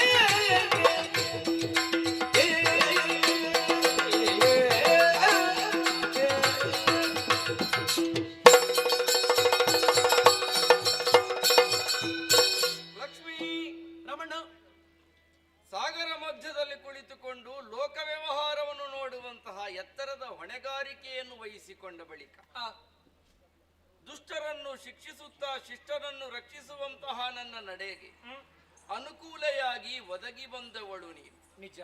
ಲೋಕ ನೆಮ್ಮದಿಯನ್ನು ಕಾಪಿಟ್ಟುಕೊಳ್ಳುವಲ್ಲಿ ಅಥವಾ ಲೋಕ ನೆಮ್ಮದಿಗೆ ಬೇಕಾಗಿ ಬಹುವಿಧದಿಂದ ನಾನು ತೊಡಗಿಸಿಕೊಂಡಾಗ ನಾನಾಡುವಂತಹ ಮಾತುಗಳನ್ನು ದರ್ಶನ ಸುಧಾಪಾನ ಎನ್ನುವಂತಹ ನಿಲುವಿನಲ್ಲೇ ಸ್ವೀಕರಿಸುತ್ತ ಏನನ್ನು ನಾನು ಹೇಳುತ್ತೇನೋ, ಯಾವ ರೀತಿಯಾಗಿ ನಾನು ತೊಡಗಿಸಿಕೊಳ್ಳುತ್ತೇನೋ ಅದಕ್ಕೆ ಪೂರಕಳಾಗಿ ನೀನು ಒದಗಿ ಬಂದವಳು. ಸತ್ಯ. ಲೋಕದ ನಡೆ ಹೀಗೆ ಇರಬೇಕು ಎನ್ನುವಂತಹ ನನ್ನ ಸಂಕಲ್ಪವೇನು, ಅದಕ್ಕೆ ಬಹುವಿಧವಾಗಿ ಬಹುಬಗೆಯಿಂದ ಬಹು ರೀತಿಯಲ್ಲಿ ನಾ ತೊಡಗಿಸಿಕೊಂಡಾಗಲೆಲ್ಲದಕ್ಕೂ ಕೂಡ ನನ್ನ ನಾಟಕದಲ್ಲಿ ನೀನೂ ಕೂಡ ಪಾತ್ರವಾದವಳೇ ಹೌದು ತಾನೆ. ನಿಜ. ಹೌದು. ಹಸುವಿನ ಕೆಚ್ಚಲಲ್ಲಿ ಹಾಲಿರಬೇಕು, ಹಾವಿನ ನಾಲಿಗೆಯಲ್ಲಿ ವಿಷವಿರಬೇಕು. ಸತ್ಯ. ಇದು ಲೋಕದ ಧರ್ಮ. ಹೌದು. ಆ ನಿಟ್ಟಿನಲ್ಲಿ ಯಾವುದ್ಯಾವುದು ಯಾರ್ಯಾರೆಲ್ಲಿ ಎಲ್ಲೆಲ್ಲಿ ಇರಬೇಕು ಎನ್ನುವುದನ್ನು ಅರ್ಥೈಸಿಕೊಂಡು ಆ ರೀತಿಯಲ್ಲಿ ಯೋಚಿಸುತ್ತಾ ನಡೆಯುವಂತಹ ನನಗೆ ನೀ ಒದಗಿ ಬಂದದ್ದು ನನ್ನ ಭಾಗ್ಯ ವಿಶೇಷವೇ ಹೌದು. ಸರಿ. ಈಗ ನಾ ಯೋಚನೆ ಮಾಡುವುದೇನು ಬಲ್ಲೆಯ? ಹೇಗೆ ಸ್ವಾಮಿ? ಪರಮ ಪವಿತ್ರವಾದಂತಹ ದ್ವಾದಶಿಯ ದಿನವೆಂದು. ಹೌದು. ನೀನೂ ಚೆನ್ನಾಗಿ ಬಲ್ಲವಳು ದ್ವಾದಶಿಯ ಮಹಿಮೆ ಏನು ಎನ್ನುವ ಹಾಗೆ. ಏಕಾದಶಿಯ ದಿವಸ ಸಂಪೂರ್ಣವಾಗಿ ಯಾರೆಲ್ಲ ನನ್ನನ್ನು ನೆನೆಯುತ್ತಾ ಇರುತ್ತಾರೋ ಅವರು ದ್ವಾದಶಿಯ ಪರಮ ಮುಹೂರ್ತದ ದಿವಸ ಹೊತ್ತಿನಲ್ಲಿ ಪಾರಣೆಯನ್ನು ಮಾಡದೇ ಹೋದರು ಅಂತಾದರೆ ಏಕಾದಶಿಯ ಫಲವೂ ಸಿಗುವುದಿಲ್ಲ. ಏಕಾದಶಿಯ ವ್ರತವನ್ನು ಭಂಗ ಮಾಡಿದಂತಹ ದೋಷಕ್ಕೂ ಪಾತ್ರರಾಗುತ್ತಾರೆ. ಸರಿ. ವೈಕುಂಠದಲ್ಲೇ ದ್ವಾದಶಿ. ಇದನ್ನರಿತೆ ಇಲ್ಲಿಗೆ ಬಂದು ದ್ವಾದಶ ಪಾರಣೆ ಮಾಡುವವರು ಅನೇಕರಿದ್ದಾರೆ. ಇಂದೂ ಕೂಡ ಆ ಸುಸಂದರ್ಭಕ್ಕೆ ನಾವೆಲ್ಲರೂ ಕೂಡ ಸಂತೋಷದಿಂದ ತೊಡಗಿಸಿಕೊಳ್ಳುವ ಹೊತ್ತು ನಿನಗೂ ಒಂದು ಕರ್ತವ್ಯ ಉಂಟು. ಏನು ಬಲ್ಲೆಯ? ಏನು ಸ್ವಾಮಿ?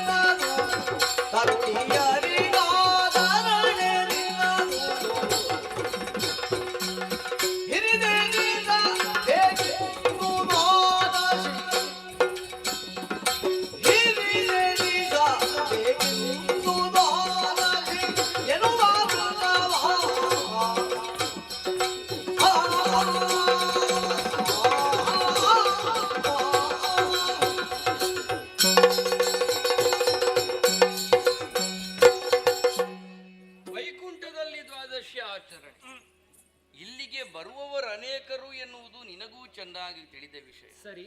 ಹಾಗಂತ ಈ ದಿವಸ ಯಾರೆಲ್ಲ ಬರುತ್ತಾರೆ? ಹೌದು, ಋಷಿಗಳು ಬರುತ್ತಾರೆ, ಮುನಿಗಳು ಬರುತ್ತಾರೆ, ಸಿದ್ಧರೋ ಸಾಧ್ಯರೋ ಬಹುವಿಧವಾಗಿ ನನ್ನನ್ನು ಅರ್ಚಿಸಲೋಸುಗವಾಗಿ ಸುರಲೋಕದಿಂದಲೂ ಬರುವವರಿದ್ದಾರೆ. ಸರಿ. ಹಾಗಂತ ಈ ದಿವಸ ಬರುವವರೆಲ್ಲರೂ ಕೂಡ ಸಪತ್ನೀಕರಾಗಿ ಬರುವವರು ಎನ್ನುವುದು ನಿನಗೂ ಚೆನ್ನಾಗಿ ತಿಳಿದ ವಿಷಯ. ಬ್ರಹ್ಮನೂ ಬರುತ್ತಾನೆ, ಹರನೂ ಬರುತ್ತಾನೆ, ಸಪತ್ನೀಕರಾಗಿ ಅವರು ಆಗಮಿಸುವವರಿದ್ದಾರೆ. ಆದ್ದರಿಂದಲೇ ಇವತ್ತಿನ ದ್ವಾದಶಿ ಹಿರಿದನಿಸಬೇಕು ಎನ್ನುವಂತಹ ಸತ್ಸಂಕಲ್ಪದಿಂದಲೇ ಬಂದಂತಹ ಪುರುಷ ವರ್ಗದವರನ್ನೆಲ್ಲನ್ನೂ ಕೂಡ ನಾನೇ ಪ್ರೀತಿಯಿಂದ ಆದರಿಸುತ್ತೇನೆ. ಸರಿ. ನಾನಾಗಲೇ ಹೇಳಿದೆ ಸಪತ್ನೀಕರಾಗಿ ಆಗಮಿಸುತ್ತಾರೆ ಅಂತ. ಹೌದು. ಹಾಗೆ ಅವರ ಯಾರೆಲ್ಲ ಬರುತ್ತಾರೆ ಅವರೆಲ್ಲರ ಪತ್ನಿಯಂದಿರನ್ನು ಅತ್ಯಂತ ಮೃದುಭಾಷಿಯಾಗಿ ಪ್ರೀತಿಯಿಂದಲೇ ಯಾವ ಭಾವವನ್ನೂ ತೋರದೆ, ಅಂದರೆ ಏನು, ವೈಕುಂಠದಲ್ಲಿ ಯಾವ ಭಾವವಿರಬೇಕು ಆ ಭಾವ ಮಾತ್ರ ಪ್ರಕಟಗೊಳಿಸಿ ಅವರನ್ನು ಚೆನ್ನಾಗಿ ಆದರಾತಿಥ್ಯ ಮಾಡುವಂತ ಹೊಣೆಗಾರಿಕೆ ನಿನ್ನ. ಹೇಗೆ ವಹಿಸಿಕೊಳ್ತೀಯ ನೀನು?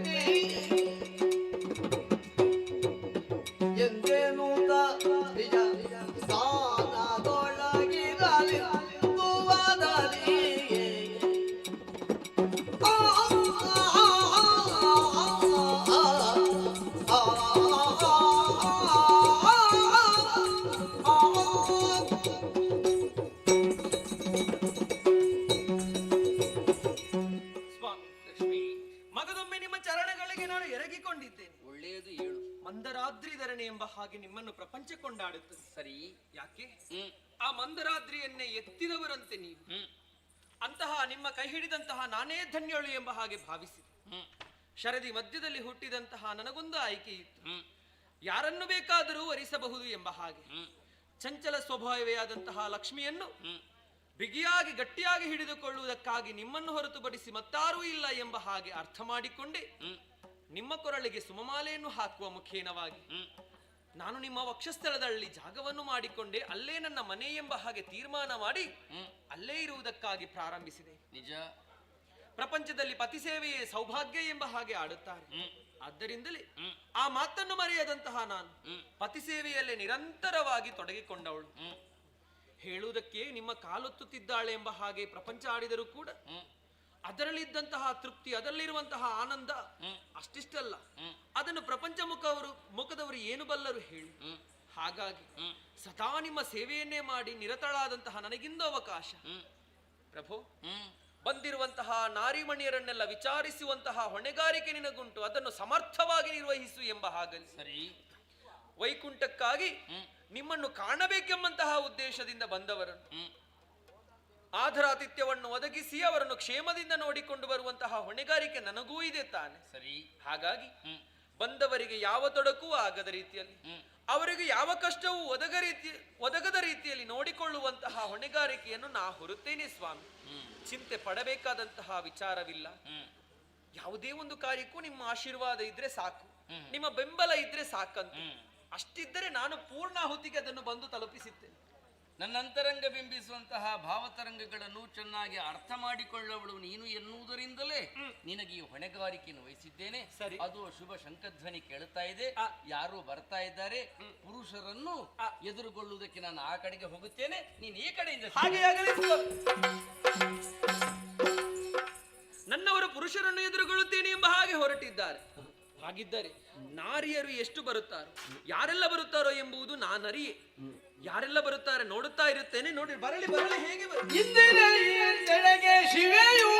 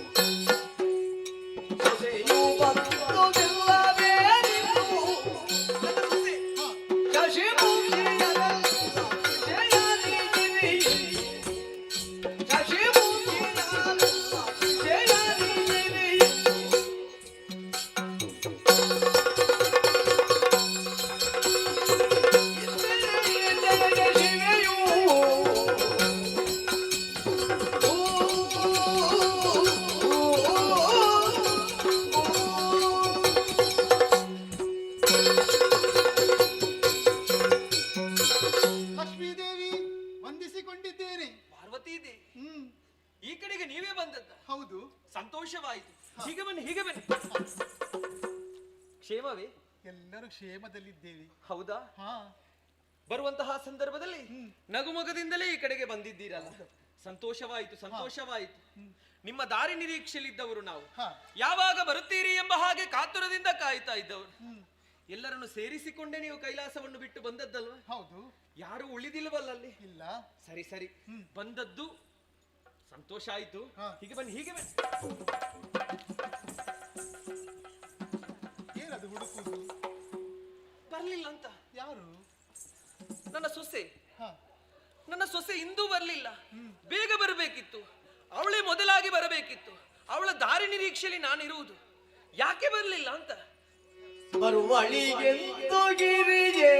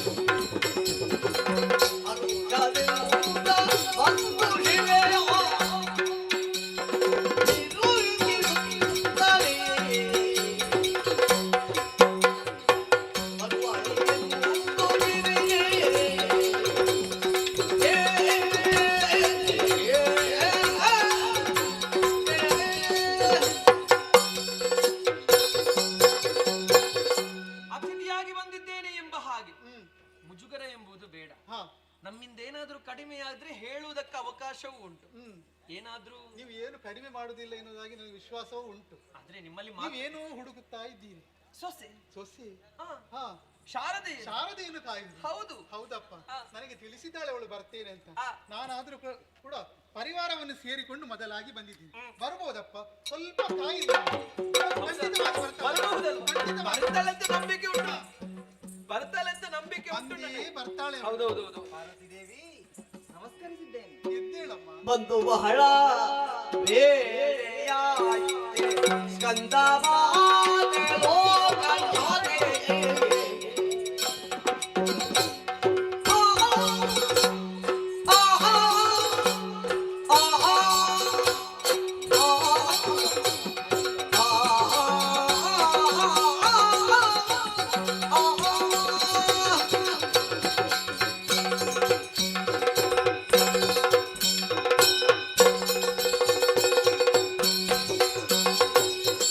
ಬಂದು ಬಹಳ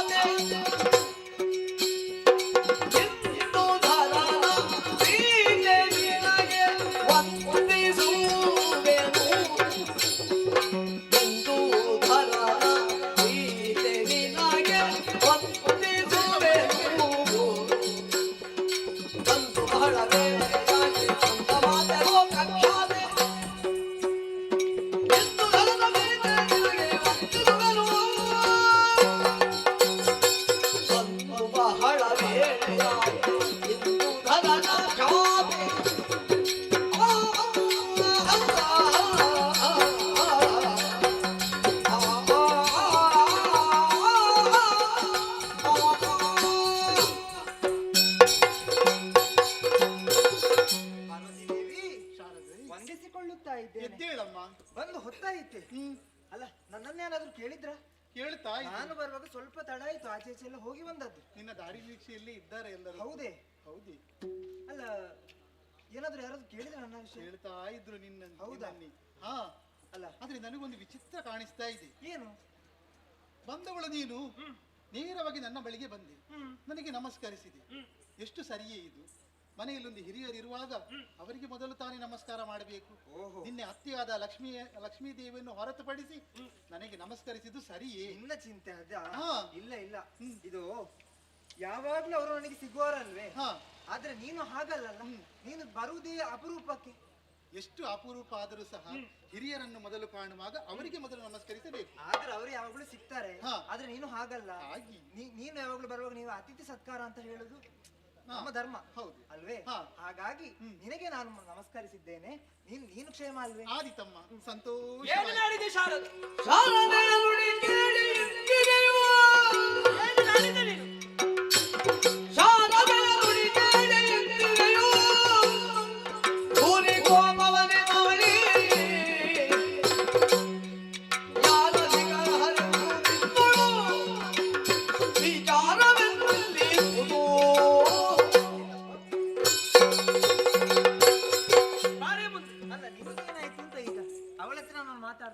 ನಿಮಗೇನಾಯ್ತು ಈಗ? ನಿನಗೇನು ಆಯ್ತಂತ ಗೊತ್ತಾಗ್ಲಿಲ್ವಾ? ಇಲ್ಲಪ್ಪ. ಅದನ್ನು ನಾನೇ ಹೇಳಿ ಆಗ್ಬೇಕಾ? ಹೌದು. ಹಾಗಿದ್ರೆ ಕೇಳಿಸಿಕೊಳ್ಳುವುದಕ್ಕೆ ನಿನಗೆ ಒಂದು ವ್ಯವಧಾನ ಅಂತ ಉಂಟಾ? ಹೇಳಬೇಕು. ಹೇಳು. ನನಗೆ ನೀನು ಹೇಳುವುದಷ್ಟೊತ್ತು ಬೆಳೆದಿದ್ಯಾ? ಅಲ್ಲ, ನೀವು ಹೇಳಿದ ನಿನಗೊಂದು ಅಹಂಕಾರ ಉಂಟು. ವಿದ್ಯಾದಿ ದೇವತೆ ಪಟ್ಟವನ್ನು ನಾನು ಸ್ವೀಕರಿಸಿಕೊಂಡಿದ್ದೇನೆ, ಸಕಲರಿಗೂ ವಿದ್ಯೆಯನ್ನು ನೀಡುವವಳು ನಾನು ಎಂಬಂತಹ ಅಹಂಕಾರ ನಿನ್ನ ತಲೆಗಡರಿದ ಕಾರಣದಿಂದಲೇ ನೀನು ಈ ರೀತಿಯಾಗಿ ವರ್ತಿಸ್ತಾ ಇದೆಯೆಂಬ ಹಾಗೆ ಸ್ಪಷ್ಟವಾಗಿ ತಿಳಿದುಕೊಂಡೆ. ಬಂದಂತಹ ಸಂದರ್ಭದಲ್ಲಿ ಅವಳನ್ನು ಕಂಡಾಗ ನೀ ನಮಸ್ಕರಿಸಿದೆ. ಅರ್ಥ ಮಾಡಿಕೊಂಡೆ ಹೇಗೆ? ನಾನು ಅದರಲ್ಲಿ ಮತ್ಸರ ಎಂಬುದು ನನಗೆ ಬರಲಿಲ್ಲ. ಯಾಕೆ ಹೇಳು?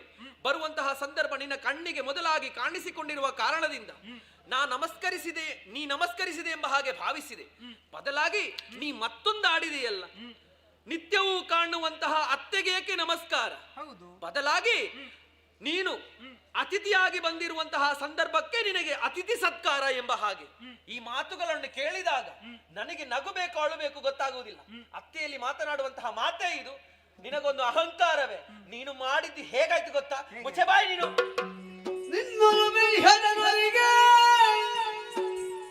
ಊರೊಳಗೆ ಬಂದಿಸುವ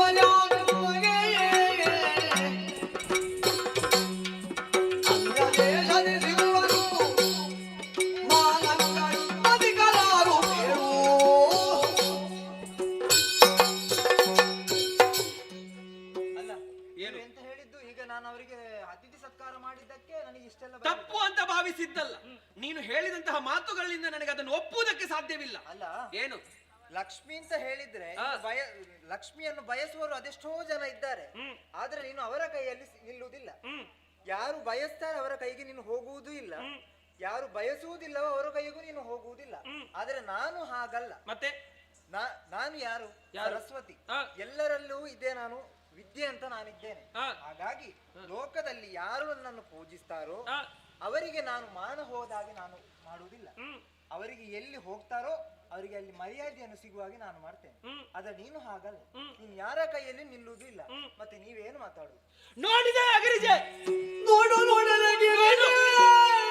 ನೋಡು ಈಕೆಯ ಮಾತ ಎಂತಹ ದರ್ಪದ ಮಾತು. ಆಡುವುದು ಸರಿಯೇ?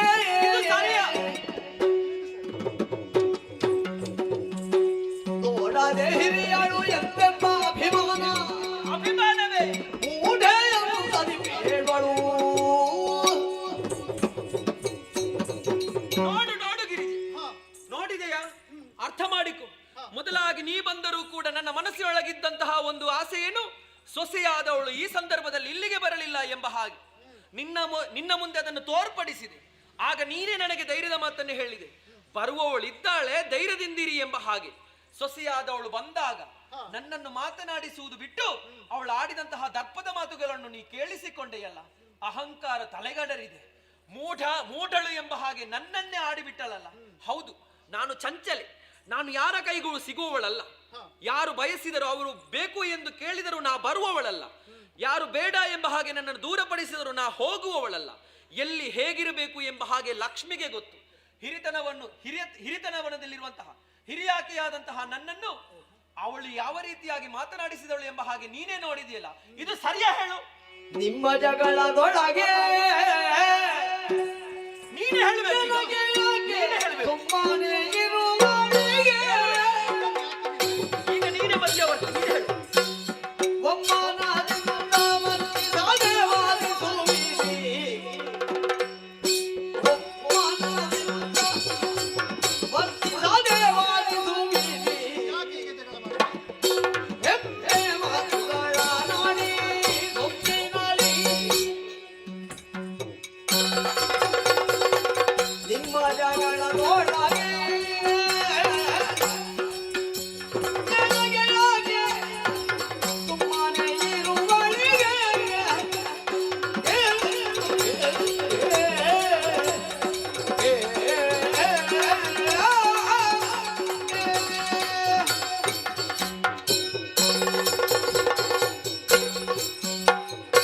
ಈಗ ನೀನೇ ಮಧ್ಯವರ್ತಿ. ನೋಡು, ಅವಳು ಮಾಡಿದ್ದು ಸರಿಯಾ ತಪ್ಪು ಎಂಬ ಹಾಗೆ ಸರಿಯಾಗಿ ಸ್ಪಷ್ಟವಾಗಿ ಬಿಡಿಸಿ ಹೇಳು. ಅವಳ ಆಡಿದ್ರಲ್ಲಿ ತಪ್ಪು ಏನೂ ಇಲ್ಲ, ಸರಿಯಾಗಿ ಹೇಳಿದ್ದಾಳೆ. ನಿಮ್ಮನ್ನು ಯಾವಾಗಲೂ ಅವಳು ಕಾಣ್ತಾಳೆ, ನನ್ನನ್ನು ಅಪರೂಪಕ್ಕೆ ಅವಳು ಕಂಡಳು, ನನಗೆ ನಮಸ್ಕರಿಸಿದಳು. ಅದರಲ್ಲಿ ಎಷ್ಟು ತಪ್ಪು? ಸರಿ ಅಲ್ವಾ ಅವಳು ಮಾಡಿದ? ಹಾಗಂತ ನೀವಿಬ್ರು ಜಗಳ ಮಾಡಿ ನನ್ನನ್ನು ಮಧ್ಯಕ್ಕೆ ನೀವು ಎಳಿತಾ ಇದ್ದೀರಲ್ಲ. ನೀವು ನಾಳೆ ಒಂದೇ ಆಗ್ತೀರಿ. ನಾನು ಬೇರೆ ಮನೆಯವಳು, ಹೌದಾ ಅಲ್ವಾ ಹೇಳಿ? ಅತ್ತೆ ನೀವು ಒಂದಾಗಬಹುದು. ನೀವು ನಿಮ್ಮ ಜಗಳದಲ್ಲಿ ನನ್ನನ್ನು ಎಳೆದು ನನ್ನನ್ನು ಯಾಕೆ? ನೀನು ಏನಂದುಕೊಂಡೆ?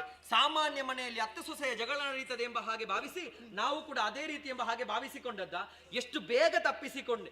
ನಿಮ್ಮ ಜಗಳದೊಳಗೆ ನಾನು ವಾದಿಸುತ್ತಿರುವಾಗ ನಾನು ಮಧ್ಯಕ್ಕೆ ಬರುವುದಿಲ್ಲ ಎಂಬ ಹಾಗೆ ನೀನು ಆಡುವುದಾ? ನಿನ್ನ ಬಗ್ಗೆ ಗೊತ್ತಿಲ್ಲ ನಮಗೆ. ನಿನ್ನ ಬಗ್ಗೆ ಗೊತ್ತಿಲ್ಲ. ನೀನು ಬಾರಿ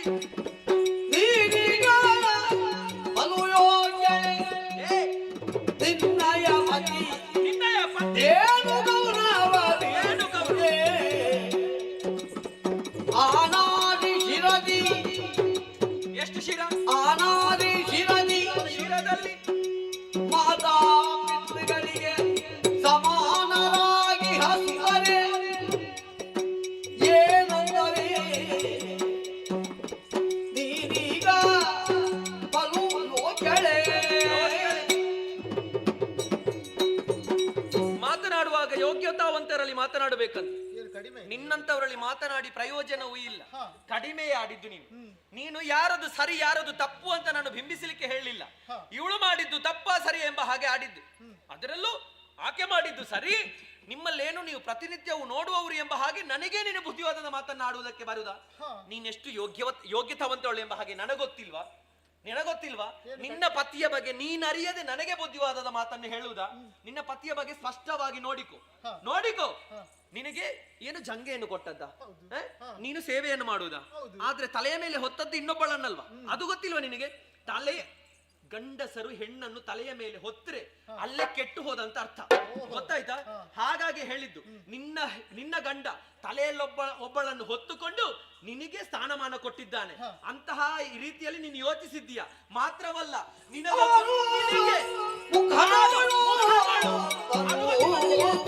ಅದು ಮರೆತು ಹೋಯ್ತಾ? ಆರು ಮುಖದೋಳು ಹುಟ್ಟಿ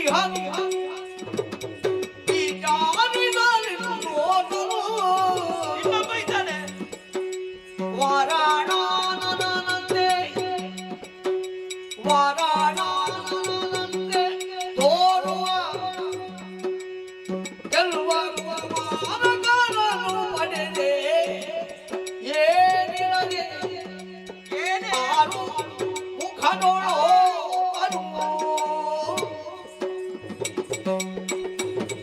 ಪತಿಯ ವಿಚಾರ ಹಾಗಿರಲಿ. ನಿನ್ನ ಸಂಸಾರದ ಗುಟ್ಟು ನಮಗೆ ಗೊತ್ತಿಲ್ಲ ಅಂತ ಹೇಳಿದ್ದ. ಬೇಡ ನಿನ್ನ ಸಂಸಾರದ ಗುಟ್ಟನ್ನು ರಟ್ಟು ಮಾಡುವುದು ಬೇಡ ಅಂತ ಸುಮ್ಮನಿದ್ದದ್ದು. ಅಂತದ್ದೇನಾಯ್ತು ಈಗ? ನಿನಗೆ ಗೊತ್ತಿಲ್ವಾ? ಮಕ್ಕಳನ್ನು ಪಡೆದಿದ್ದೀಯಾ? ಅದು ಎಲ್ಲದಕ್ಕೂ ಸರಿ ಉಂಟಾ? ಒಂದೊಂದು ರೀತಿಯಲ್ಲಿ ಉಂಟು. ಒಬ್ಬನಿಗೆ ಈ ಪ್ರಪಂಚದಲ್ಲಿ ಯಾರಿಗಾದ್ರೂ ಹೇಗೆ ಮುಖ ಇರಬೇಕು, ಸರಿಯಾಗಿರ್ಬೇಕಾದ ಒಂದು ಮುಖ. ನಿನ್ನ ಮಗನಿಗೊಬ್ಬನಿಗೆ ಎಷ್ಟು ಮುಖ ಉಂಟು? ಎಷ್ಟುಂಟು? 6 ಮುಖಗಳು. 6 ಮುಖ ನೋಡುವುದಕ್ಕೆ ಹೇಗುಂಟು ಸರಿಯಾಗಿ ಗಮನಿಸಲಿಕ್ಕೆ ಆಗ್ತದೆ ನಿನಗೆ? ತಾಯ್ತನವನ್ನು ಸರಿಯಾಗಿ ಅನುಭವಿಸಿದ್ಯಾ? ಇನ್ನೊಬ್ಬ ಬಿಡು, ಇನ್ನೊಬ್ಬ ಹೇಗಿದ್ದಾನೆ ಅವನ ಹೊಟ್ಟೆ ನೋಡ್ಬೇಕು, ಇಷ್ಟು ದೊಡ್ಡದುಂಟು. ಅವನಿಗೆ ತಿನ್ಲಿಕ್ಕೆ ಎಷ್ಟು ಕೊಡ್ಬೇಕು ನೀನು? ಬಿಡು, ಮುಖ ಉಂಟ ಅವನಿಗೆ, ಸರಿಯಾದ ಮುಖ ಉಂಟ. ಸರಿಯಾಗಿ ನೋಡುವುದಕ್ಕಾಗಿ ಮುಖ ಹೇಗುಂಟು? ಆನೆಯ ಹಾಗುಂಟು. ಆನೆ ಮುಖದವನನ್ನು ಹೆತ್ತವಳು ನೀನು, ನೀ ಸಾಕಿದವಳು ನೀನು. ಅಂತಹ ಮಕ್ಕಳನ್ನು ಪಡೆದುಕೊಂಡಿರುವಂತಹ ನಿನ್ನ ಮಾತುಗಳನ್ನು ನಾ ಕೇಳಬೇಕು ಎಂಬ ಹಾಗೆ ಆಡಿದ್ದ. ಲಕ್ಷ್ಮಿಯ ಮಾತುಗಳನ್ನು ಕೇಳಬೇಕಾದ್ದು ನೀವು, ಬದಲಾಗಿ ನೀವೇ ನಮಗೆ ಬುದ್ಧಿವಾದದ ಮಾತುಗಳನ್ನು ಹೇಳುವುದಕ್ಕಿಂತ ಮುಂಚಿತವಾಗಿ ನಿಮ್ಮ ಯೋಗ್ಯತೆಯನ್ನು ತಿಳಿದುಕೊಳ್ಳಬೇಕು ನೀವು.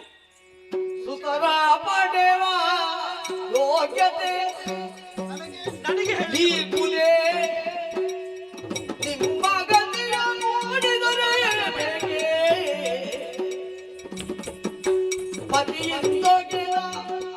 ಮಾನಸದಳು ಯತಿಕಾನಾದನಾದನು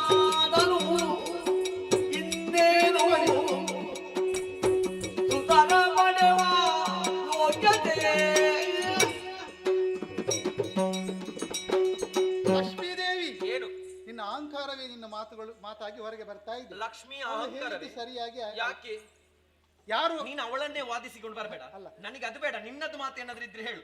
ಮನುಷ್ಯರಲ್ಲಿಯೂ ಕಾಣ್ತೇವೆ ನಾವು, ಯಾರಲ್ಲಿ ಲಕ್ಷ್ಮಿ ಅಧಿಕವಾಗಿರ್ತದೆ ಅವರೆಲ್ಲ ಮಾತಲ್ಲಿ ತೋರಿಸುವುದು. ಅದು ಹಾಗೆ, ಅದೇ ಹಾಗಿರಲಿ. ನನ್ನ ಗಂಡನ ವಿಚಾರವನ್ನು ನೀನು ಅವರು ಯಾಕೆ ಅಹಂಕಾರದಿಂದ ವರ್ತಿಸುವುದು? ಲಕ್ಷ್ಮಿ ಸೌಭಾಗ್ಯವತಿ, ಆ ಸೌಭಾಗ್ಯವತಿ ನಮ್ಮ ಜೊತೆಗಿದ್ದಾಳೆ ಎಂಬಂತ ಅಹಂಕಾರ ಅವರಿಗೆ ಇರಬೇಕು. ಮಕ್ಕಳನ್ನು ನಾನು ಹಡೆದಿದ್ದೇನೆ, ಅವರ ಆಕಾರ ವಿಕಾರವನ್ನು ನೀನು ಗುರುತಿಸ್ತಾ ಇದ್ದೀನಿ. ಅವರಿಗೆ ಎಷ್ಟು ಯೋಗ್ಯತೆ ಇದೆ ಲೋಕದಲ್ಲಿ ಅನ್ನೋದನ್ನು ಲೋಕಮುಖಕ್ಕೆ ಯೋಗ್ಯತೆ ಬಗ್ಗೆ ಮಾತಾಡಬೇಡ ನೀನು. ನಿನ್ನ ಯೋಗ್ಯತೆ ಏನೆಂಬ ಹಾಗೆ ಮೊದಲಾಗಿ ನೋಡು. ನೀನು ಮೊದಲು ನಮ್ಮ ಮಕ್ಕಳ ಆಕಾರವನ್ನು ನೀನು ಹೇಳಿದ್ದಲ್ಲ, ಅದನ್ನು ನಾನು ಇದ್ದದನ್ನೇ ಹೇಳಿದ್ದೆ. ನಮ್ಮ ಗಣೇಶ ಅದು ನಿಮಗೆ ಚೆನ್ನಾಗಿ ಗೊತ್ತಿದೆ. ಇಷ್ಟೆಲ್ಲ ಹೇಳ್ತೀಯಲ್ಲ, ಮಕ್ಕಳನ್ನು ಪಡೆದು ತಾಯ್ತನದ ಸುಖವನ್ನು ಕಂಡವಳು ನಾನು.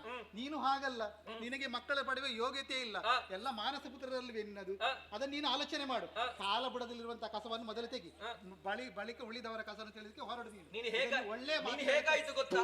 ನಿನ್ನ ಕಾಲ ಬುಡದಲ್ಲಿ ದೊಡ್ಡದಾದಂತಹ ಕುಂಬಳಕಾಯಿಯ ಕೊಳೆತು ಬಿದ್ದಿದೆ, ನನ್ನ ಕಾಲ ಕೆಳಗೆ ಇರುವಂತಹ ಸಾಸಿವೆಯನ್ನು ನೀನು ಹುಡುಕುವುದಕ್ಕಾಗಿ ಹೋಗುವುದು. ನಿನ್ನದು ಏನು ಹೇಳು? ನೀನು ಮಂಜುಗಡ್ಡೆಯಲ್ಲಿ ಇರುವುದು, ನೀನು ಅದನ್ನು ಯೋಚಿಸಿದ್ರೆ ಅದರಲ್ಲೂ ನಿನಗೆ ಬೇಕಂತೆ. ನೀನೇನು ತಪಸ್ಸು ಮಾಡಿ ಹೋದದ್ದ? ನಿನಗೆ ಯಾವ ತಪಸ್ಸೆ? ನಿನಗೆ ಏನು ನೀನು ಮಾತಾಡುದೇನು ಹೇಳು? ಹೇಳ.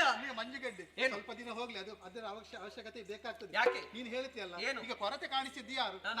ನನಗೆ ಇಲ್ಲಿರುವಾಗ ಅವಶ್ಯಕತೆ ಇಲ್ಲ, ಅದೆಲ್ಲ ಅವಶ್ಯಕತೆ ಬಗ್ಗೆ ಮಾತಾಡಬೇಡ. ನನಗೆ ಎಲ್ಲಿ ಏನು ಯಾವ ಅವಶ್ಯಕತೆ ಅಂತ ನನಗೊತ್ತು. ನಾನು ಲಕ್ಷ್ಮಿ ಅಂತ ಎಂಬುದನ್ನು ನೀನು ಸರಿಯಾಗಿ ಜ್ಞಾನದಲ್ಲಿರಿಸಿಕೊ, ಅದು ಬೇಡ ನಿನಗೆ. ಏನು ನೀನು ಹಾಗೆ ಮಾತಾಡುದು? ನಾನು ಹಾಗೆ ಮಾತಾಡ್ತೀನಿ, ನಿನಗೇನು? ಲಕ್ಷ್ಮಿ ನಾನು ಹಾಗೆ ಮಾತಾಡ್ತೀನಿ. ಅದಕ್ಕೆ ನಾನು ಹೇಳಿದ್ದೆ, ಏನು ಒಂದು ಸುಂದರವಾದಂತಹ ಮಗುವನ್ನು ಹೇರುವಂತ ಯೋಗ್ಯತೆ ನನಗಿಲ್ಲ, ನನ್ನ ಬಗ್ಗೆ ಮಾತಾಡ್ತೀಯ ನೀನು? ಯಾರಿಗೆ? ನನಗೆ ಹೇರುವಂತಹ ಯೋಗ್ಯತೆ ಇಲ್ಲ, ನಿನಗೆ ಹೆತ್ತದ್ದು ಸರಿ ಇಲ್ವಲ್ಲ, ಅದನ್ನು ಯೋಚಿಸು. ನಾವು ಹೆತ್ತದ್ದಲ್ಲ, ನಾವು ಹೆತ್ತು ಪ್ರಯೋಜನ ಇಲ್ವಲ್ಲ, ಅದನ್ನು ನೋಡು.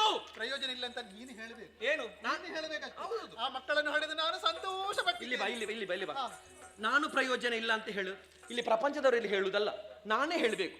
ನನಗೆ ಪ್ರಯೋಜನ ಇಲ್ಲ ಅಂತ ಹೇಳಿದಾಗ ನನಗೆ ಒಂದು ಕಂಡಿದೆ ಅಂತಾದ್ರೆ ನಾನೇ ಹೇಳಬೇಕು. ಇನ್ನೊಬ್ಬರು ಬಂದು ನನ್ನ ಮಾತುಗಳನ್ನು ಹೇಳಲಿಕ್ಕೆ ಅದು ನೀನು ಯೋಚಿಸಿದ್ರೆ ಆಯ್ತು, ನನ್ನಿಂದ ಆಗ್ಲಿಕ್ಕಿಲ್ಲ. ನಾನು ಹೋಗಿ ಹೇಳಿ ಅಂತ ಹೇಳಿ ನೀನು ಬಾರಿ ಮಾತಾಡ್ತೆ.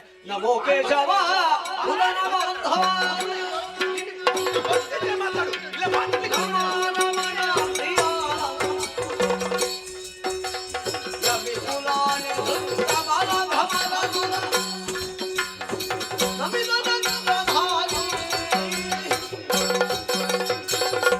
ಎಲ್ಲ ಇದಾಯ್ತು. ಶಂಭೋ ಶಂಕರ ಬ್ರಹ್ಮದೇವಾಯ ನಮಃ. ನಮಸ್ಕರಿಸಿದ್ದೆ. ಸಂತೋಷ. ಅಯ್ಯೋ, ನಾವು ನಿಜ ಹೇಳಬೇಕಾ? ಇವರಲ್ಲಿ ಮಾತನಾಡಿದ್ದಷ್ಟು ನನಗೆ ಗೊತ್ತೇ ಆಗ್ಲಿಲ್ಲ ನೀವು ಬಂದದ್ದು ಅಂತ. ಅಷ್ಟು ಅನ್ಯೋನ್ಯತೆ. ನಾವು ಮತ್ತೆ ಅನ್ಯೋನ್ಯತೆಯಲ್ಲಿ ನಾವು ಬಿಟ್ಟು ಕೊಡೋದಿಲ್ಲ ಒಬ್ರು. ಸರಸ ಸಂಭಾಷಣೆ. ಹೌದೌದು. ಮತ್ತೆ ಸಂಸಾರದ ಗುಟ್ಟು ಅದು ರಟ್ಟಾಗ ಕೂಡ ಲೋಕಮುಖಕ್ಕೆ ಆದರ್ಶ ಪ್ರಾಯ. ನಿಮ್ಮನ್ನು ನೋಡಿ ಅಭ್ಯಾಸ. ಏನಮ್ಮ ಇಲ್ಲ, ನನ್ನ ನಾರಾಯಣ ಅವರಿಗೆ ಕೇಳಲಿಕ್ಕಿಲ್ಲ. ಯಾಕೆ ಅವ್ರಿಗೆ ಕೇಳಲಿಕ್ಕಿಲ್ಲ? ಯಾಕೆ? ಅವರ ಧ್ವನಿ ಅವರಿಗೆ ಕೇಳ್ತಲ್ಲ. ನಾರಾಯಣ ನಾರಾಯಣ ಅಂತ ಹೇಳಿಕೊಂಡು ಬರೋದಲ್ಲ. ನನ್ನವರ ನಾಮವೇ ನಿಮ್ಮ ಬಾಯಿಯಲ್ಲಿ. ಹೌದೌದು. ಶಂಭೋ ಶಂಕರ. ಹೌದೌದು. ಆಗ ನನ್ನ ಅಯ್ಯಾಣ ಬಿಟ್ಟು ಕೊಡ್ಲಿಕ್ಕೆ ಇದು ನಾರದ್ರೆ ಆಗ್ಲಿ ಒಳ್ಳೇದಾಯ್ತು ಒಳ್ಳೆ ಎಲ್ಲ ಸುತ್ತುವವರು ಹೌದು. ಈ ಕಡೆಗೆ ಅಲ್ಲ ಬರಬಾರ್ದು ಅಂತಲ್ಲ, ಆದ್ರೂ ಈ ಹೊತ್ತಿನಲ್ಲಿ ಈಗ ಹೆಣ್ಮಕ್ಕಳೇ ಇರೋದು. ನಾನು ಬಂದಿದ್ದು ವೈಕುಂಠಕ್ಕೆ, ಹೌದೌದು. ಹಾಗಂತ ನಿಮ್ಮ ಆಶೀರ್ವಾದ ಅಲ್ಲ, ಈಗ ಬೇಕಲ್ಲ? ಈ ಕಡೆಗೆ ಬಂದಿದ್ದೀರಲ್ಲ, ಹೌದು. ಇಲ್ಲಿ ಪತಿವ್ರತೆಯರೇ ಇರುವುದು, ಹಾಗಲ್ಲ. ಹೌದಪ್ಪ, ನಿಮ್ಮನ್ನು ಬಿಟ್ಟರೆ ಲೋಕಮುಖದಲ್ಲಿ ಬೇರೆ ಯಾವ ಪಾತಿವ್ರತೆ? ಈ ಕಡೆ ಬನ್ನಿ, ಈ ಕಡೆ ಬನ್ನಿ. ಈ ಕಡೆ ಈ ನಿಮಿಷ. ಹೋಗು ಅಂದರೆ ಹೋಗುವವರಲ್ಲ, ಬಾ ಅಂದರೆ ಬರುವವರು ಇಲ್ಲ, ತಾವಲ್ಲ. ಇಲ್ಲ, ಇಲ್ಲ. ನೀವಾಗಿ ಬರುವುದಕ್ಕೆ ಒಂದು ಏನಾದ್ರೂ ಒಂದು ಕಾರಣ ಇದೆ ಎನ್ನುವುದು ಸ್ಪಷ್ಟ. ಕಾರಣ ಹೌದೌದು ಉಂಟು. ಅಲ್ಲ, ಈಗ ನೀವು ಬಂದದ್ದು ತಾಯಂದಿರಿ ನೋಡ್ಲಿಕ್ಕೆ ಅಲ್ವಾ? ಈ ಕಡೆ ಬಾ, ಈ ಕಡೆ ಬಾ, ಈ ಕಡೆ ಬಾ. ಮಾಡುದು ಈ ಕಡೆ ಬಾ. ನೋಡುದು ಹೌದು. ನೋಡಿ ನೋಡಿ ನೋಡಿ, ನಾವು ಮೂವರು ಜೊತೆಗೆ ಇರೋದು. ಹೌದೌದು. ನೋಡಿ ಸಂತೋಷ ಪಡಬೇಕು ನೀವು. ಈ ಕಡೆಯಿಂದ ನೋಡಿಕೊಂಡು ಬನ್ನಿ. ರಾಣಿಯರು. ಹೌದೌದು ಹೌದು. ಹೌದೌದು, ಈ ಕಡೆಯಿಂದ. ರಾಣಿಯರು. ಹಾ. ಚಂದ ಉಂಟು, ಚಂದ ಉಂಟು. ಆದ್ರೆ ಈಗ ಬಂದದ್ದು ಎಲ್ಲಿಂದ ಅನ್ನೋ ಪ್ರಶ್ನೆ ಅಲ್ಲ. ಅಲ್ಲ, ಕೇಳಬಾರದು ಕೇಳಬಾರದು, ವಾ. ಆದ್ರೂ ಕೇಳಬಾರದು. ಇಲ್ಲ. ನೀವು ಮೂರು ಲೋಕ ಸಂಚಾರಿ ಅಲ್ವಾ? ಹೌದು. ನೀವು ಏನಾದ್ರೂ ತರದಿರುವವರಲ್ಲ, ಏನಾದ್ರೂ ತಂದೆ ತರ್ತೀರಾ? ತಂದಿದ್ದೇನೆ ಅವತರಿಸಬೇಕು. ಇಂದತ್ರಿ ಮುನಿಯ ಶ್ರಮದಿಂದಲೇ ಇಂದತ್ರಿ ಮುನಿಯ ಶ್ರಮದಿಂದಲೇ ನಾ ಬಂದೆನಲ್ಲಿ ನಡೆದ ವಿಚಿತ್ರವ ಇಂದಿರೆ ನಿಮಗರುಹರು ಮನ ಸಂದೇಹಗುಳಿಪುದು ಮನ ಸಂದೇಹಗುಳುವುದು ಜನಲಾರಮೆಯಾಗಲು ಓ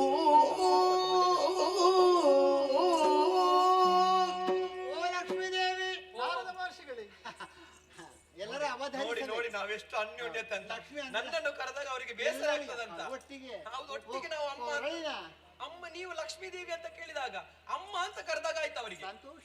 ಹಾಗೆ ಆಗಿ. ಹೌದು. ಹಾಗಂತ ಅವಧರಿಸಬೇಕು. ಹೇಳಿ ಹೇಳಿ. ಬಂದಿದ್ದೇನೆ. ಈಗ ನಾವು ಮೂರು ಒಟ್ಟಿಗೆ ಕೇಳಿದ್ರೆ ತಪ್ಪಿಲ್ವಲ್ಲ? ಇಲ್ಲ ಇಲ್ಲ ಇಲ್ಲ, ಅಡ್ಡಿಲ್ಲ. ನಾವು ಮತ್ತೆ ಅನ್ಯೋನ್ಯತೆಯಲ್ಲಿ ಇರುವುದು ಅಂತ. ನಾನು ನೀವು ಹೇಳಿದಾಗೆ ಸಂಚಾರಿ ಹೌದು, ಮೂರು ಲೋಕ ಸಂಚಾರಿ ಹೌದು. ಹಾಗೆ ಸಂಚಾರ ಮಾಡ್ತಿರುವಂತಹ ಸಂದರ್ಭದಲ್ಲಿ ಅತ್ರಿ ಮಹರ್ಷಿಯ ಆಶ್ರಮಕ್ಕೆ ಹೋಗುವ ಅಂತ ಆಯ್ತು. ಹೌದಾ? ಹೌದು. ಸರಿ. ಹಾಗೆ ಹೋದೆ, ಅಲ್ಲಿ ಆತಿಥ್ಯ ಸ್ವೀಕಾರ ಮಾಡಿದೆ. ಹಾಗೆ ಹೊರಡುವ ಆ ಸಂದರ್ಭದಲ್ಲಿ ಬಹಳ ವಿಚಿತ್ರವಾದಂತ ಒಂದು ವಿಚಾರವನ್ನು ಕಂಡೆ. ಹಾಗಾದ್ರೆ ಹಾಗಂತ ಅದನ್ನು ವಿಚಿತ್ರವಾದದ್ದು ನಿಮ್ಮಲ್ಲಿ ಹೇಳಲಿಕ್ಕೆ ನಾನೊಂದು ರೀತಿಯ ಸಂದೇಹ, ಬೇಕೋ ಬೇಡವೋ ಅದ್ಯಾಕೆ ಹಾಗೆ ಹಿಂಜರಿಕೆ ಹಾಗಾದ್ರೆ ಅಲ್ಲ, ಹೇಳಿ ಏನಾದ್ರೂ ಪ್ರಯೋಜನ ಉಂಟಾ ನೀವೀಗ ಅಂತ ಆ ರೀತಿಯಾಗಿ ಮಾತಾಡಬಾರ್ದು. ಹಾ. ಕುತೂಹಲಕಾರಿಯಾದಂತಹ ಒಂದು ವಿಚಾರವನ್ನು ನೀವು ಈ ರೀತಿಯಾಗಿ ಹೇಳಿದ್ರೆ ಮತ್ತೆ ನಮಗೂ ಕೇಳಬೇಕು ಕೇಳಬೇಕು ಎಂಬಂತಹ ಹಂಬಲ ಅಧಿಕ ಆಗುವುದಿಲ್ವಾ?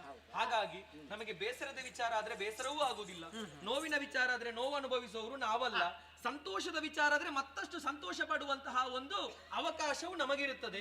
ಹಾಗಾಗಿ ಏನೆಂಬ ಹಾಗೆ ಸರಿಯಾಗಿ ಬಿಡಿಸಿ ಹೇಳುವಿರ ನೀವು? ಹೇಳಬಹುದಲ್ಲ?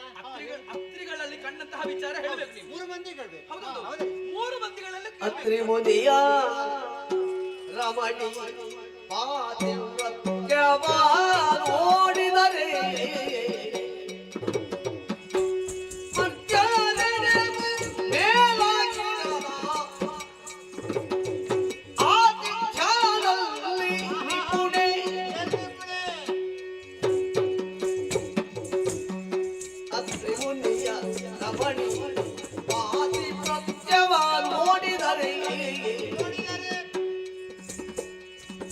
ಆಳಿಯ ರೊಡಗೂಡಿ ಕಾಲು ಶಾಲಿ ಮೆರೆಯುತ್ತಿರಲು ಬೀಳುವುದು ಬನಲ ಮುಸಲ ಮೇಲಗೆ ನಿಂತಿರುವುದು ಬೀಳುವಂಡ ಬನಲು ಮುಸಲ ಮೇಲಗೆ ನಿಂತಿರುವುದು ಅತ್ರಿ ಮುನಿಯ ರಮಣಿ ನೋಡಿದರೆ ಯಾರು ಇಲ್ಲ. ಮೇಲಾಗಿರದು ಆ ಕ್ಷಣದಲ್ಲಿ ನಿಪುಣೆ.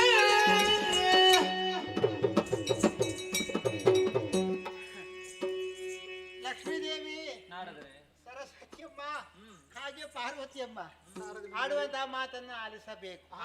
ಅತ್ರಿ ಮಹರ್ಷಿಯ ಬಳಿ ಆಶ್ರಮದಿಂದ ಬಂದೆ, ವಿಚಾರ ಹೊತ್ತು ತಂದೆ ಹೇಳಿದಾಗ ಬಹಳ ಆಸ್ಥೆಯಿಂದ ಕೇಳುವುದಕ್ಕೆ ತೊಡಗಿ. ಹೌದು. ಏನು ಎಂತು ವಿಷಯ ಉಂಟು. ಏನು ಲೋಕಮುಖದಲ್ಲಿ ಹಾ. ಎಲ್ಲಾ ಕಡೆಗೆ ಹೋಗ್ತೇನೆ, ಎಲ್ಲರ ಆತಿಥ್ಯ ಸ್ವೀಕಾರ ಮಾಡುವ ನಾನಿದ್ದೇನೆ. ಹೌದು. ಆದರೆ ಇಂದು ಆ ಅತ್ರಿ ಮಹರ್ಷಿಯ ಆಶ್ರಮಕ್ಕೆ ಹೋದಂತಹ ಸಂದರ್ಭ, ಆ, ಅತ್ರಿ ಮುನಿಯ ಹಾ. ಮಡದಿಯಾದಂತಹ ಅನಸೂಯಾದೇವಿ, ಆ, ಅವಳ ಒಂದು ಆತಿಥ್ಯ ಛೆ, ಹೇಳ ತೀರದು. ಹೌದಾ? ಬಹಳ ವಿಶೇಷವಾದಂತ ಆತಿಥ್ಯ. ಹಾ. ಮತ್ತೆ ಪತಿವ್ರತಾ ಧರ್ಮದಲ್ಲಿ ಆ, ಕಾಣೆ, ಪತಿವ್ರತೆ ಭೂಲೋಕದಲ್ಲಿ ಕಾಣೆ ಅಂತಹ ಪತಿವ್ರತಾ ನಾರಿಯನ್ನು ನಾನು ನೋಡ್ಲೇ ಇಲ್ಲ. ಹೌದು. ಎಣೆಗಾಣೆ. ಹಾ. ಏನು ಆದರ, ಹಾ. ಏನು ಆತಿಥ್ಯ, ಹಾ. ಏನು ಪತಿಭಕ್ತಿ, ಹಾ. ಏನು ಪತಿಪಾರಾಯಣೆ. ಆ, ಅದಕ್ಕಿಂತಲೂ ಮಿಗಿಲಾಗಿ ಸರಿ. ಆ ಪತಿವ್ರತಾ ಧರ್ಮದಿಂದ ಆ. ಅಲ್ಲಿ ನಡೆದಂತ ಒಂದು ವಿಸ್ಮಯ ಘಟನೆ. ನಾರದ್ರೆ ಹಾ. ನೀವೇನು ನಮ್ಮನ್ನು ಪರೀಕ್ಷಿಸುವುದ? ಹಾ. ಮತ್ತೆ ಏನುಂಟು? ಹ್ಮ್. ಅದು ಯಾವ ಎಲೆ ಮನೆಗೂ ಹೋದ್ರು ಹ್ಮ್.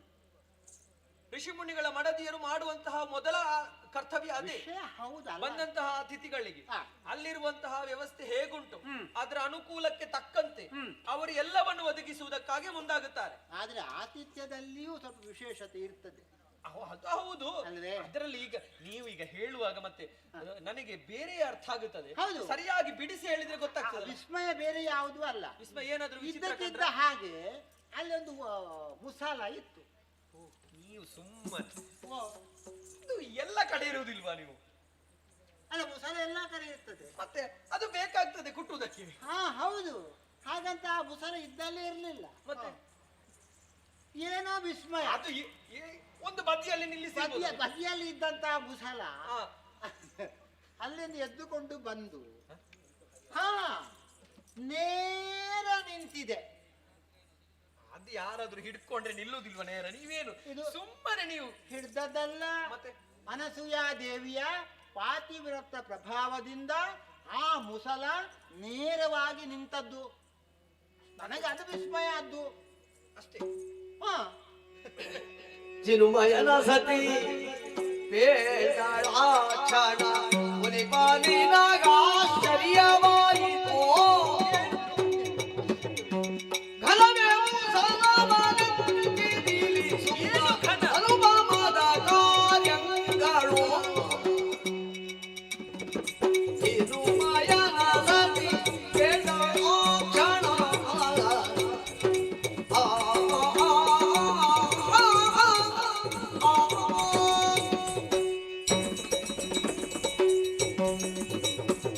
ವಿಸ್ಮಯ ವಿಸ್ಮಯ ವಿಸ್ಮಯ ಎಂಬ ಹಾಗೆ ಒತ್ತಿ ಒತ್ತಿ ಹೇಳುವಾಗ ನಾವು ಏನೆಂಬ ಹಾಗೆ ಅರ್ಥೈಸಿಕೊಂಡ. ಯಾರು ಹಿಡ್ಕೊಂಡದ್ದಲ್ಲ, ಹೌದೌದು. ಯಾವ ಆಧಾರವೂ ಇಲ್ಲ. ಆ. ಬಹಳ ಪಾತಿವ್ರತ್ಯ ಧರ್ಮ ಏನುಂಟು ಆ, ಅದರ ಆಧಾರದಲ್ಲಿ ಇಂಥದ್ದು. ಅದು ನೀನೇ ಹೇಳಬೇಕು, ನೀನೇ ಹೇಳಬೇಕು ಅಂತ. ಅದೇನು ಹಾಗೆ? ಆದ್ರೆ ಪ್ರಪಂಚ ಮುಖದಲ್ಲಿ ಪತಿವ್ರತೆಯರಿ ಎಂಬ ಹಾಗೆ ಯಾರನ್ನು ಕರೆಯುವುದು? ಒಂದು ಪತಿವ್ರತೆಯರು ಹೇಗಿರಬೇಕು ಎಂಬ ಹಾಗೆ ಯಾರನ್ನು ಬಿಂಬಿಸುವುದು? ಲಕ್ಷ್ಮೀನಾರಾಯಣರಂತಿರಬೇಕು ಅಥವಾ ಪಾರ್ವತಿ ಪರಮೇಶ್ವರ. ಹೌದೌದು. ಈ ಕಡೆ ಬ್ರಹ್ಮಶಾರ. ಹೌದೌದು, ಬ್ರಹ್ಮ ಶಾರದೆಯಂತಿರಬೇಕು ನಮ್ಮ ಜೀವನ. ಮಾತ್ರವಲ್ಲ, ಪಾರ್ವತಿ ಪರಮೇಶ್ವರರು ಜೀವಿಸಿದಂತೆ ನಾವು ಜೀವನವನ್ನು ಸಾಗಿಸಬೇಕು ಎಂಬ ಹಾಗೆ, ಕಷ್ಟ ಸುಖದಲ್ಲಿ ನಾವು ಜತೆಗಿರಬೇಕು ಎಂಬ ಹಾಗೆ ನಮ್ಮ ಮೂವರನ್ನೇ ಬಿಂಬಿಸುವುದು. ಹಾಗಿದ್ರೆ ಪತಿವ್ರತೆ ಎಂಬ ಹಾಗೆ ಪ್ರಪಂಚದಲ್ಲಿ ಗುರುತಿಸುವವರು ಯಾರು? ನಾವು. ಹಾಗಿರುವಾಗ ನಮಗಿಂತ ಮಿಗಿಲೆ ನಾವೇನು ಕಡಿಮೆ ಇದು ತಿಳಿದುಕೊಳ್ಳಬೇಕಲ್ವಾ? ಹಾಗಾಗಿ ನೀವೇನು ಮುಸಲ, ಅದೇನು ವಿಶೇಷತೆ? ಸುಮ್ಮನೆ ನಾವು ಮತ್ತೆ ಕ್ಷಣ ಮಾತ್ರದಲ್ಲಿ ಮನಸ್ಸು ಮಾಡಿದ್ರೆ ಸಾಕು, ಅದು ನಿಲ್ತದೆ ಅದರಷ್ಟೇ. ನಾವೀಗ ಸ್ವಲ್ಪ ಅದಕ್ಕೆ ತಾಗಿದ್ರೆ ಸಾಕು, ಅದು ಅದರಷ್ಟಕ್ಕೆ ನಿಲ್ತದೆ. ಅವಳು ಎತ್ತಿಕೊಂಡು ಬಂದದ್ದು ಅಲ್ಲ ನಿಲ್ಲಿಸಿದ್ದು. ಹೌದೌದು. ತನ್ನಷ್ಟಕ್ಕೆ ನಿಂತಿದೆ. ಅವಳೆಷ್ಟು ಪ್ರಯತ್ನಿಸಿರ್ಬಹುದು, ಹಿಡ್ಕೊಂಡು ಅದನ್ನು ನಿಲ್ಲಿಸಲಿಕ್ಕೆ ಎಷ್ಟು ಪ್ರಯತ್ನ ಪಟ್ಟಿರ್ಬಹುದು. ನಾವು ಹಾಗಲ್ಲ, ಹೋಗಿ ಅಲ್ಲಿ ಇಟ್ಟರೆ ಸಾಕು, ಅದು ನಿಲ್ತದೆ.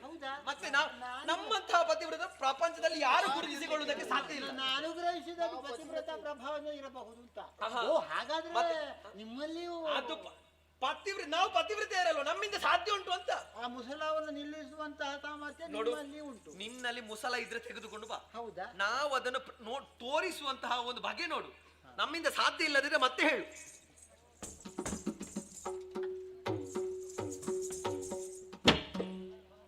ಬಂತಲ್ಲ, ಅದನ್ನೊಮ್ಮೆ ತಿರುಗಿಸು. ಮುಸಲ ಅದನ್ನೊಮ್ಮೆ ತಿರುಗಿಸು. ಹೇಗೆ ಬೇಕಾದ್ರೂ ಅಡ್ಡಿ ಇಲ್ಲ. ಅಲ್ಲ, ನಿಲ್ಲಿಸಿದ್ದಾಯ್ತು. ಆಯ್ತು. ಪ್ರಾರಂಭದಲ್ಲಿ ಯಾರು ಈಗ ಪತಿವ್ರತಾ ಪ್ರಭಾವದಿಂದ ಈ ಮುಸಲವನ್ನು ಯಾವ ಆಧಾರ ಇಲ್ಲದೆ ನಿಲ್ಲಿಸಬೇಕು. ಯಾರು ಪ್ರಯತ್ನಿಸ್ತೀರಿ ಪ್ರಾರಂಭದಲ್ಲಿ? ನನ್ನ ಸೊಸೆ ಇದ್ದಾಳೆ. ಹೌದಾ? ನನ್ನ ಸೊಸೆ ಮೊದಲಾಗಿ ಪ್ರಯತ್ನ, ಅವಳು ನಿಲ್ಲಿಸಿದ್ರೆ ಸಾಕು. ನನ್ನ ಅಮ್ಮ. ಆಯ್ತು, ನಾನು ನೋಡುವೆ, ನೀವು ನಿಲ್ಲಿಸಿ. ಮೊಮ್ಮಗನೇ ನೋಡು, ಬೀಳ್ತಾ ಉಂಟು. ಇನ್ನೊಮ್ಮೆ ಸರಿಯಾಗಿಲ್ಲ, ಸರಿಯಾಗಿ ಸರಿ ಹಿಡ್ಕೋಬೇಕು. ಸರಿ, ಹೌದು. ಹೀಗೆ ಮಾಡಿ.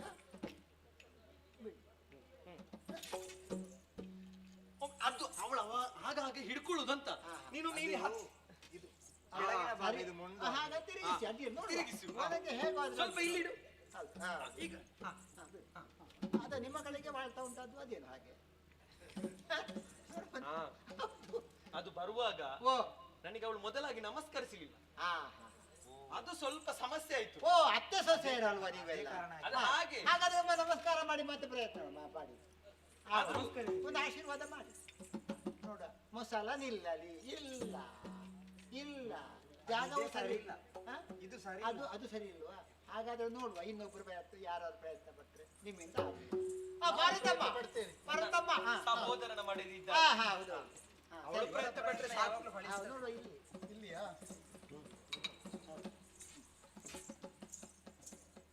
ನೋಡಿ, ಸರಿಯಾಗಿ ನೋಡಿ ನಾರದ ಮಾತು. ಈಗ ನಿಂತಿದೆ.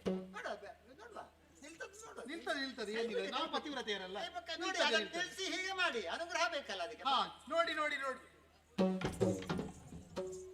ಆದ್ರೂ ಸ್ವಲ್ಪ ಹೊತ್ತು ನಿಂತಿದೆ. ಅದು ಕೈಲಾಸಗಿರಿಗೆ ಹೋಗ್ತದೆ ಅಂತ ಹೇಳ್ತಾ ಉಂಟು. ಅಮ್ಮ, ಇದು ಆಗುವಂತದ್ದಲ್ಲ. ನೋಡು, ನಿನ್ನಿಂದ ಆಗ್ಲಿಕ್ಕಿಲ್ಲ. ಇನ್ನು ಎಲ್ಲಿಯಾದ್ರೂ ಆಗುವುದಿದ್ರೆ ಆಳಕರ್ತೃವಾದಂತಹ ನಾರಾಯಣ ಮಡದಿ. ಹೌದು, ನನ್ನ ಅಜ್ಜಿ.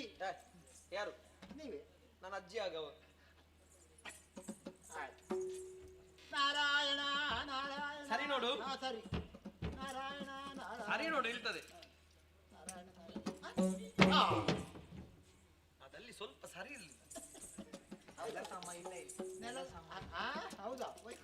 ವೈಕುಂಠದಲ್ಲಿ ಅಕುಂಠಿತವಾದಂತಹ ವೈಕುಂಠವಿದು ಸರಿ ಇಲ್ಲ ಎಂಬ ಹಾಗೆ ಆಡಿದೆಯ. ಅದೆಲ್ಲ ಒಂದು ವಾಡಿಕೆ ಮಾತು ಉಂಟು. ಅಡಿಗೆ ಬಿದ್ದರು ಮುಗಬೇರು.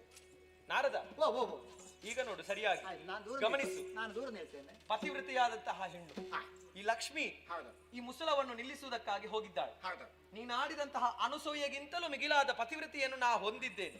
ಹಾಗಾಗಿ ನಾನು ಕಾಂಬೇನು ಕಾಣುತ್ತಾ ನಿಲ್ತದೆ, ಖಂಡಿತ. ಆಯ್ತಾ? ಹಿರಿದೆಲಿ ಪತಿವ್ರತ ಧ್ವಜ ಧರೆ ಗುರುಳಿದೆನುತ ಮುನಿಪನ ಕೂತಲಿ ಶಾರದೆಯೊರೆದಳು ನಮ್ಮನು ಪರಿಹಾಸ್ಯಗೈಯುವುದೇನೆ ಚಂದವೋ ನಿನಗೆ.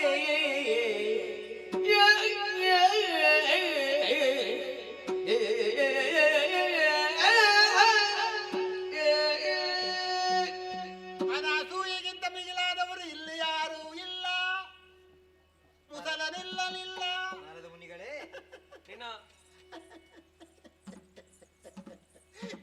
ಈ ಮಾತೆಲ್ಲ ಎಲ್ಲಿಗೆ ಹೋಯ್ತು? ಏನಾಯ್ತು?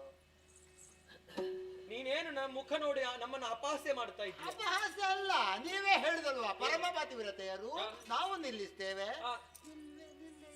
ನಿಲ್ಲಿಸುವುದಕ್ಕೆ ಸಾಧ್ಯ ಇಲ್ಲ ಎಂಬ ಹಾಗೆ ಆಡಿದ್ದ.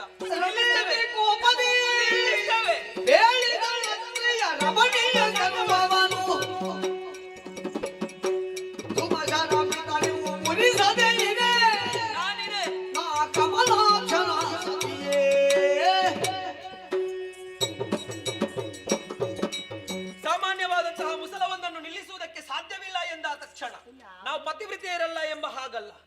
ಆದರೂ ಅನುಸೂಯೆಯನ್ನೇ ಹೊಗಳುವುದಕ್ಕಾಗಿ ಮುಂದಾದೆ. ನಮ್ಮಲ್ಲಿ ಕೊರತೆ ಏನು, ಅವಳಲ್ಲಿ ನಮಗಿಂತ ಮಿಗಿಲೇನು, ಅದನ್ನು ಗುರುತಿಸಿಕೊಳ್ಳಬೇಕು. ಮಾತ್ರವಲ್ಲ, ನಮಗಿಂತ ಮಿಗಿಲಾದಂತಹ ಪತಿವ್ರತೆಯನ್ನು ಆಕೆ ಹೊಂದಿದ್ದಾಳೆ ಎಂಬ ಹಾಗೆ ನೀನಾಡಿದರೂ ನಾವು ಒಪ್ಪುವುದಿಲ್ಲ. ಆ ಪತಿವ್ರತೆಯನ್ನು ಕೆಡಿಸಿದ್ದೇವೆ ನಾವು.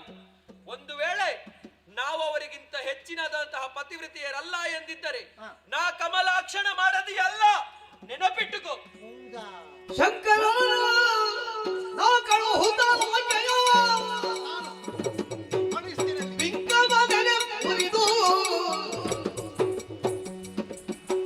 ಅಂಕೆಗೆ ತಲದಿರಲನುದಿನ ಪರಶಿವನ ಕದಿ ಬಂದಿದ್ದೇನೆ.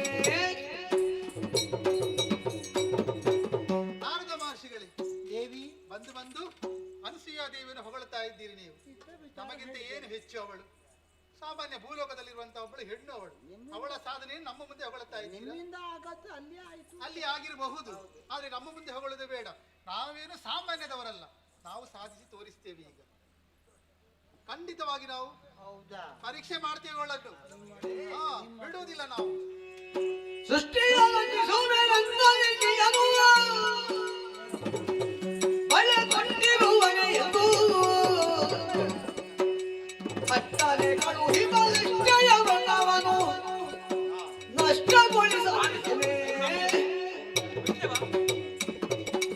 ನಾರದರೆ, ನೀವು ಭೂಲೋಕದಲ್ಲಿದ್ದವರನ್ನು ಹೊಗಳ್ತಾ ಇದ್ದೀರಿ.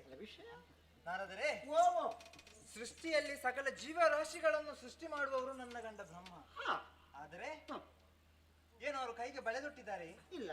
ಅವರ ಶಕ್ತಿ ಸಾಮರ್ಥ್ಯವನ್ನು ಅವರಲ್ಲಿ ಹೇಳಿಸಿ ಅವರ ಪತಿವಿತ್ರವನ್ನು ನಾನು ಭಂಗಗೊಳಿಸ್ತೇನೆ. ಖಂಡಿತವಾಗಿ ಕೆಡಿಸ್ತೇವೆ ನಾವು. ಆದ್ರೆ ಈಗ ನಿಮ್ಮಿಂದ ಅಲ್ಲ, ನೀವಾಗಿ ನಾವ್ಯಾಕೆ ನಮ್ಮ ಗಂಡ ಇಲ್ವಾ? ನಾವು ಪತಿದೇವರಿಲ್ವಾ? ಅವರಿಂದ ಕೆಡಿಸ್ತೇವೆ ನಾವು. ಪುರುಷ ಪ್ರಯತ್ನದಿಂದ ಹಾಗೆ ಅಲ್ವಾ? ಅದು ಸರಿ. ಹಾಗಾದ್ರೆ ನೀವು ಈಗ ಅಲ್ಲಿಗೆ ಅವರು ಇಲ್ಲಿಗೆ ಬರ್ಬೇಕಲ್ಲ, ಹೇಗೆ ಬರಿಸ್ತೀರಿ ನೀವು? ಹೋಗಿ ಹೇಳ್ತೀರಾ ಅವರಲ್ಲಿ? ನಾರದ್ರೆ, ಓಹೋ, ಸಮಸ್ಯೆ ಆಯ್ತು.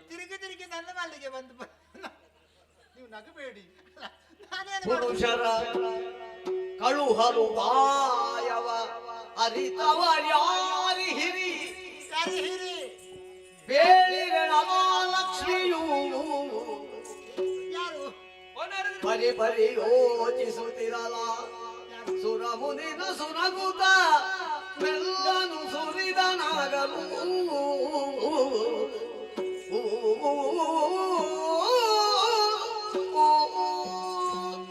ಲಕ್ಷ್ಮೀದೇವಿ, ನೀವಾಗಿ ನೀವಾಗಿ ಹೋಗುವುದಿಲ್ಲ. ಪುರುಷ ಪ್ರಯತ್ನ ಅಂತ ಹೇಳ್ತೀರಿ. ಪುರುಷ ಪ್ರಯತ್ನ ಅಂತ ಹೇಳಿದ್ರೆ ನಿಮ್ಮ ಗಂಡಂದಿರನ್ನ ಅಲ್ಲಿಗೆ ಕಳಿಸಿಕೊಟ್ಟು ಏನಾದ್ರೂ ಪ್ರಭಾವ ಬೀರಿ ಪಾತಿವ್ರತ್ಯವನ್ನು ಕೆಡಿಸುವುದು. ಆಗಾಗ ನೀವು ಸಮಸ್ಯೆ ಒದಗಿಸ್ತೀರಾ ಅಂತ ನನಗೆ. ಅಲ್ಲ, ಸಮಸ್ಯೆ ಉಂಟು ಮಾಡಿದ್ದು ನೀವೇ ಅಲ್ವಾ, ನಾನಲ್ಲ. ಈಗ ನಾವು ಅಷ್ಟೊಂದು ಅನ್ಯೋನ್ಯತೆಯಿಂದ ಮಾತಾಡ್ತಿದ್ದೀವಿ, ಆಗ ಬಂದದ್ದು ಯಾರು? ನಾನೇ. ಇಂತಹ ಸಮಸ್ಯೆ ತಂದದ್ದು ಯಾರು? ನಾನು ಮೊದಲು ಹೇಳಿದ್ದೇನೆ. ಏನು ಅಂತ? ನನಗೆ ಸಂದೇಹ ಬಾಧಿಸ್ತಾ ಉಂಟು. ಒಂದು ವಿಷಯ ಉಂಟು, ಹೇಳುವುದಿಲ್ಲ. ಒತ್ತಿ ಒತ್ತಿ ಒತ್ತಿ ಒತ್ತಿ ಹೇಳಿದ್ ಕೇಳಿದ್ಯಾ? ಮತ್ತೆ ನಿಮ್ಮನ್ನು ಪ್ರಪಂಚದವು ಕಲಹ ಪ್ರಿಯ ಅಂತ ಕರೆಯದಿರ್ತಾರ? ಸುಮ್ಮನೆ ಹೇಳುದು ಇದಕ್ಕೆ ಎರಡು ಅರ್ಥ ಇಲ್ವಾ? ಅದು ಹೇಳುವುದಕ್ಕಿಂತ ಮುಂಚಿತ ಅದನ್ನ ವಿಚಾರವನ್ನೇ ಹೇಳಬಾರ್ದಿತ್ತು. ಬಂದಾಗ ಅಮ್ಮ ನಮಸ್ಕರಿಸಿದ್ದೇವೆ ಎಂಬ ಹಾಗೆ ನೇರ ಹೋಗಬೇಕಿತ್ತು. ನೀವು ಅದನ್ನು ನನಗೊಂದು ಸಂದೇಹ ಉಂಟು ಎಂಬ ಹಾಗೆ ಒಂದು ಪ್ರಶ್ನೆ ಹಾಕಿ ಮತ್ತೆ ಅದನ್ನು ನಾವು ಕೇಳದಿದ್ರೆ ಮತ್ತೆ ನಮ್ಮ ತಪ್ಪಾಗುವುದು. ವಿಸ್ಮಯನ ಕಂಡೆ ಹೇಳಬೇಕು ಅಂತ ಅನಿಸಿತು. ಮೊದಲ ಸಂದೇಹ ಅಂತ ಹೇಳ್ತೇನೆ. ಈಗ ಇಷ್ಟೆಲ್ಲ ಮಾಡಿಬಿಟ್ಟಿದ್ದೀರಲ್ಲ, ಇಲ್ಲಿವರೆಗೆ ಬಂದಿದ್ದೇವಲ್ಲ, ಇಷ್ಟೆಲ್ಲ ಮಾಡಿದ್ದೀರಲ್ಲ, ನೀವೇ ಒಂದು ದಾರಿ ತೋರಿಸಿ. ಹೌದಾ? ಈಗ ನೀವೇ ದಾರಿ ತೋರಿಸಬೇಕು. ನಾನೇ ತೋರಿಸಬೇಕು. ಆಯ್ತು. ಹಾಗಾದ್ರೆ ಒಂದು ಕೆಲಸ ಈಗ ನಮ್ಮ ಪತಿ ದೇವರು ನಮ್ಮ ಮಾತನ್ನು ಒಪ್ಪಿಕೊಳ್ಬೇಕು.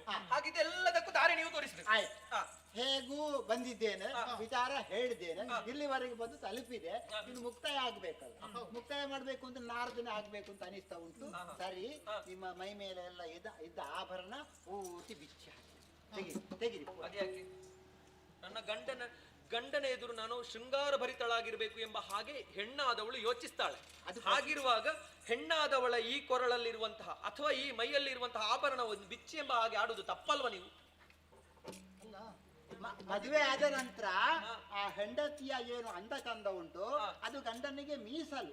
ಹಾಗಂತ ಯಾವತ್ತು ಅಂತಲ್ಲ, ಇವತ್ತು ನೀವು ಮೈ ಮೇಲೆ ಇದ್ದಂತ ಆಭರಣ ತೆಗೆದು ಇಲ್ಲಿ ಬದಿಯಲ್ಲಿ ಇಟ್ಟು ನಿರಾಭರಣ ಸುಂದರಿಯರಾಗಿ ಇಲ್ಲೇ ನೆಲದ ಮೇಲೆ ಮಲಗಿ ಈ ವಿಷಯವನ್ನು ಹೋಗಿ ನಿಮ್ಮ ಗಂಡಂದರಿಗೆ ತಿಳಿಸಿ ಅವರು ಇಲ್ಲಿವರೆಗೆ ಬರುವ ಹಾಗೆ ಮಾಡ್ತೇನೆ.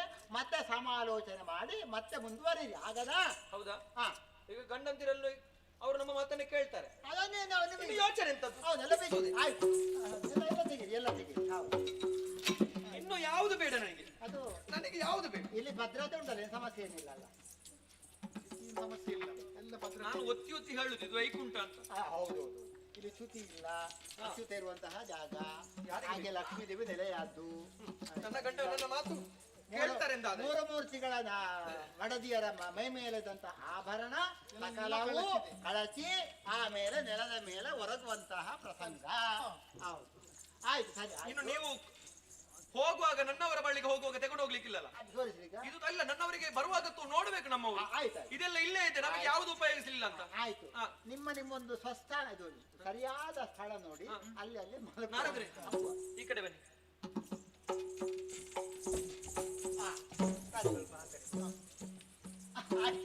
ಆಯ್ತು, ನಾನು ಹೋಗಿ ಬರ್ತೇನೆ. ನಾನು ಹೋಗಿ ಹೇಳಿ ಬರ್ತೇನೆ.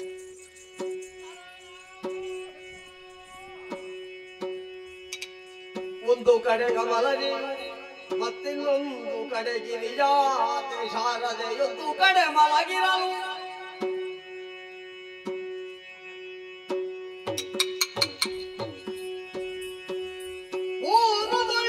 ನುಡಿಸುವುದು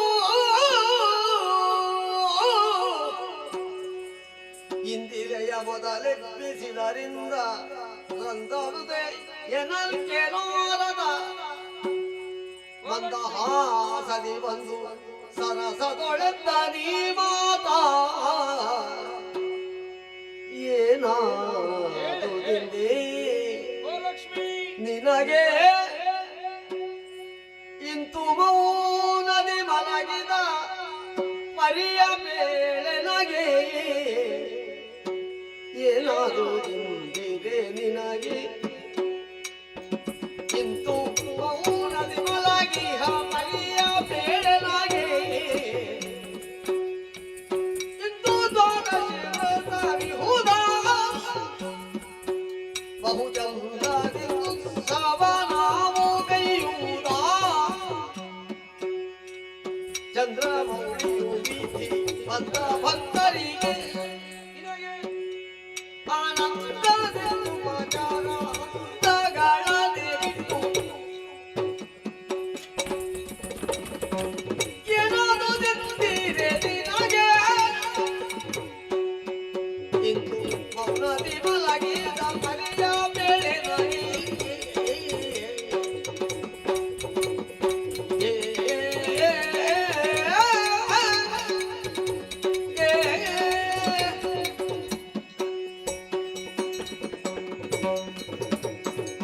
ಏನಾಯಿತೆಂದಿರ ನಿನಗೆ ಲಕ್ಷ್ಮಿ?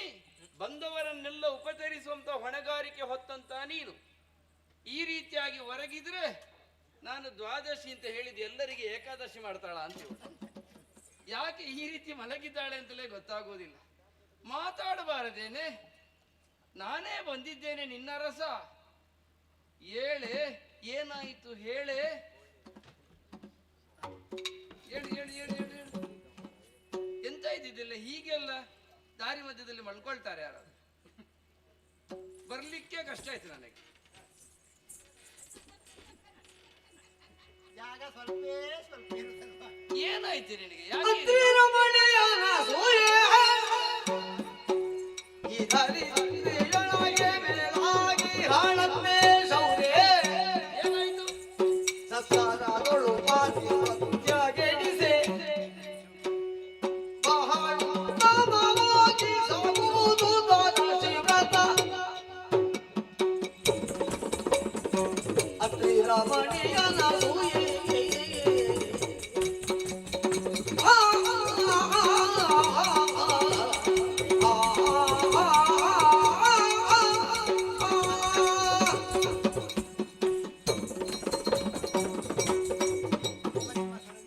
ಒಂದು ಕಡೆ ನೆಲೆ ಆಗ ನೋಡು.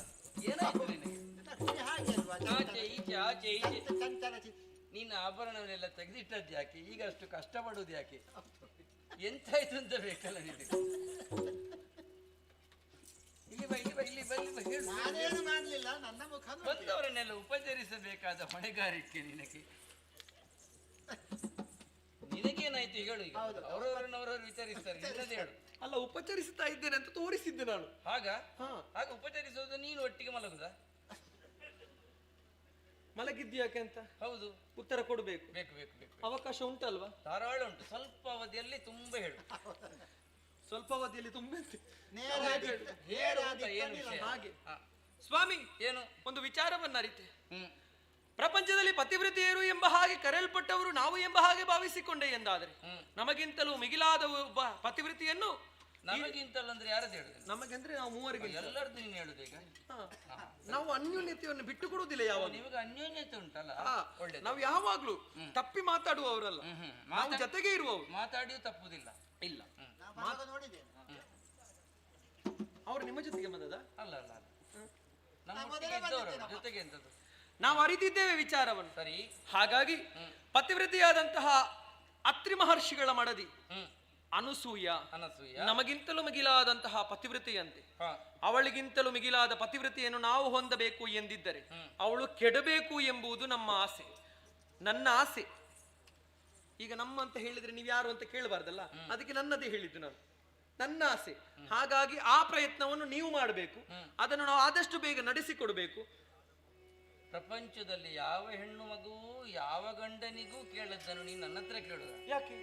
ಯಾರು ಬೆಳೆದರೆಂದು ನಿನಗೆ ಏನೇ ಇದು? ಅಂಥ ನಾನು ತಪ್ಪಿದೆ ವ್ರತ ಗೆಣಿಸುವುದು ಹೇಗೆ?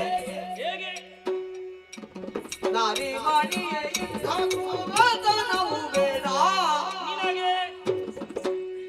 ನಾರಿ ಬೇಡುವೆ ಕ್ಷಣ ಪೂರ ಮಾಡಲೆ ಕತೆ. ಯಾರು ಬೆಳೆದರೆಂದು ನಿನಗೆ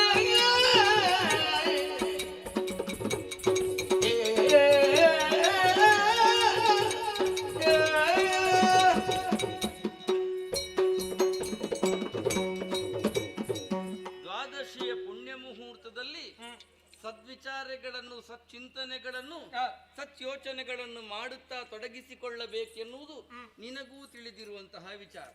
ಈ ಹೊತ್ತಲ್ಲೆಲ್ಲ ಇಂಥದ್ದು ಮಾತಾಡೋದ ನೀನು? ಯಾರು ಹೇಳಿದರು ನಿನಗೆ ಇಂಥದ್ದ ಒಂದು ಕೆಟ್ಟ ಯೋಚನೆಯಲ್ಲಿ ನಿನ್ನನ್ನು ನೀನು ತೊಡಗಿಸಿಕೊಳ್ಳುವ ಹಾಗೆ?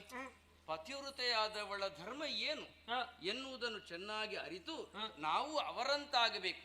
ಒಬ್ಬ ಎತ್ತರದಲ್ಲಿದ್ದಾರೆ ಅಂತ ಆದ್ರೆ ನಾವು ಎತ್ತರಕ್ಕೆ ಏರಬೇಕು ಅಂತ ಹೇಳಬೇಕೆ ಹೊರತು ಎತ್ತರದಲ್ಲಿದ್ದವರನ್ನು ಕೆಳಗಿಳಿಸಿ ಅಂತ ಹೇಳುವುದು ಅಲ್ಲಲ್ಲ. ಆದ್ದರಿಂದಲೇ ಪತಿವ್ರತೆಯಾದವಳನ್ನು, ಅವಳ ಪಾತಿವೃತ್ಯವನ್ನು ಕೆಡಿಸಿ ಅಂತ ಹೇಳುವ ಯಾವ ಯೋಚನೆಯೂ ಒಂದು ಹೆಣ್ಣಿಗೆ ಭೂಷಣವಲ್ಲ. ಅದಾಗದು, ಆಗದು, ಆಗದು. ಅರ್ಥ ಆಯ್ತು ಸ್ವಾಮಿ ನನಗೆ. ಮನಸ್ಸು ಮಾಡಲು ನಿಮಗೆ ಮನಸ್ಸು ಮಾಡಬಹುದಲ್ವಾ? ಈ ಕಾರ್ಯ ಘಟನೆಯು ಈ ಕಾರ್ಯದಲ್ಲಿ ಘನತರವಾಗುವುದೇ. ಮುನಿಯರ ಸಿರಿಯರ ಸಮೂಹೆ ನಿಮ್ಮಯ ಅನಿತಿಗೂ ಮಿಗಿಲೆಂದು ಬೇಡ್ತಾರೆ. ಜನರೊಳೇನ ಅಭಿಮಾನ ದೊರೆಯುವುದು. ಏನೆಂದು ಕರೀತಾರೆ ಅವರು ನನ್ನನ್ನು? ವನದ ಭೋಜನ ಬೇಡು ಬೇಡೈ ಮನಸ್ಸು ಮಾಡಲು ನಿನಗೆ. ಅರ್ಥ ಆಯ್ತು ಸ್ವಾಮಿ. ಮಡದಿಯ ಒಂದು ಆಸೆಯನ್ನು ನೆರವೇರಿಸುವುದಕ್ಕಾಗಿ ನೀವು ಮುಂದಾಗುತ್ತಾ ಇಲ್ಲ. ದ್ವಾದಶಿಯನ್ನು ಆಚರಿಸಬೇಕೆಂಬಂತಹ ಸಂಭ್ರಮದಲ್ಲೇ ನೀವಿದ್ದೀರಿ. ಸರಿ, ನಿಮಗೆ ಅದೇ ಮೊದಲ ಆದ್ಯತೆ ಎಂಬ ಹಾಗೆ ಅರ್ಥ ಮಾಡಿಕೊಂಡೆ. ನಿನಗೂ ಅದೇ ಆದ್ಯತೆ ಆಗಬೇಕು. ನನಗೆ ಆದ್ಯತೆ ಇತ್ತು. ಅದನ್ನು ಆಚರಿಸುವುದಕ್ಕಿಂತ ಮುಂಚಿತವಾಗಿ ನನ್ನ ಮನಸ್ಸಿನೊಳಗಿರುವಂತಹ ಆಸೆಗಳನ್ನ ಮೊದಲಾಗಿ ನಾನು ನೆರವೇರಿಸಬೇಕು ಎಂಬ ಹಾಗೆ ಮುಂದಿಟ್ಟಿದ್ದೇನೆ. ವೈಕುಂಠದಲ್ಲಿ ಅವಶ್ಯಕತೆ ಬೇಕಲ್ಲ, ಅವಶ್ಯಕತೆ ಇದೆ ಸ್ವಾಮಿ. ಪ್ರಪಂಚದಲ್ಲಿ ಜನರು ಏನೆಂದು ಕರೆಯುತ್ತಾರೆ? ಏನು? ಲಕ್ಷ್ಮಿಗಿಂತಲೂ ಪತಿವ್ರತೆಯಾದಂತಹ ಹೆಣ್ಣು ಎಂದರೆ ಅದು ಅನಸೂಯೆ ಎಂಬ ಹಾಗೆ. ಹಾಗೆ ಕರೆಸಿಕೊಳ್ಳುವುದಕ್ಕಾಗಿ ನನಗೆ ಮನಸ್ಸಿರಬೇಕಲ್ವಾ? ಅರ್ಥ ಆಯ್ತು ನಿಮಗೆ? ನಿಮಗೂ ನನ್ನನ್ನು ಬಿಟ್ಟು ಕೊಡುವುದಕ್ಕಾಗಿ ಮನಸ್ಸುಂಟಲ್ಲ.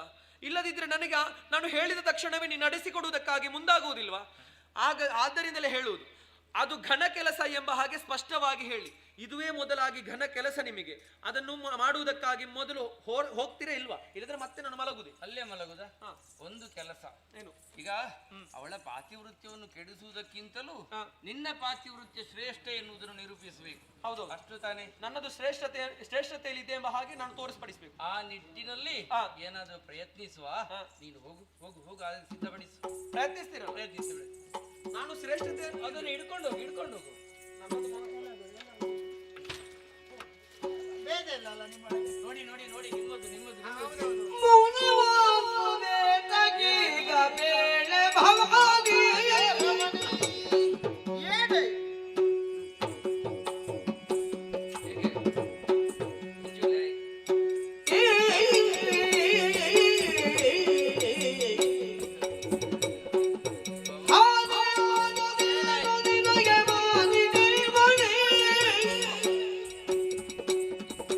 ಮೌನವಾಗುವುದೇ ತಗೀಗ ಬೇಳೆ ಭವಾನಿ.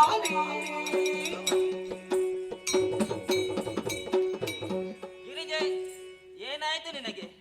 ಯಾಕೆ ಮೌನದಲ್ಲಿದ್ದಿ? ಬಂದಾಗ ಮಾತನಾಡುವುದೂ ಇಲ್ಲ, ಮಲ್ಕೊಂಡಿದ್ದಿ. ದೇವ್ರೆ ಏನಾಯ್ತು? ನಿದ್ರೆ ಬಂದಿದೆ ನೋಡಿ, ಎಲ್ಲದಿಲ್ಲ. ಹಾಗೆ ಕಾಣುವುದಿಲ್ಲ. ಎಬ್ಬಿಸಿ, ಎಬ್ಬಿಸಿ, ಕೈ ಹಿಡಿದು ಒಮ್ಮೆ ಹೇಳಲಿಕ್ಕಾಗುದಿಲ್ಲ. ನಿದ್ರೆ ಮಾಡ್ಲಿಕ್ಕೆ ನೀನಿನ್ನು ಮಲಗುದು ಬೇಡ, ಹೇಳಲಿಕ್ಕೆ ಕಷ್ಟ ಉಂಟು.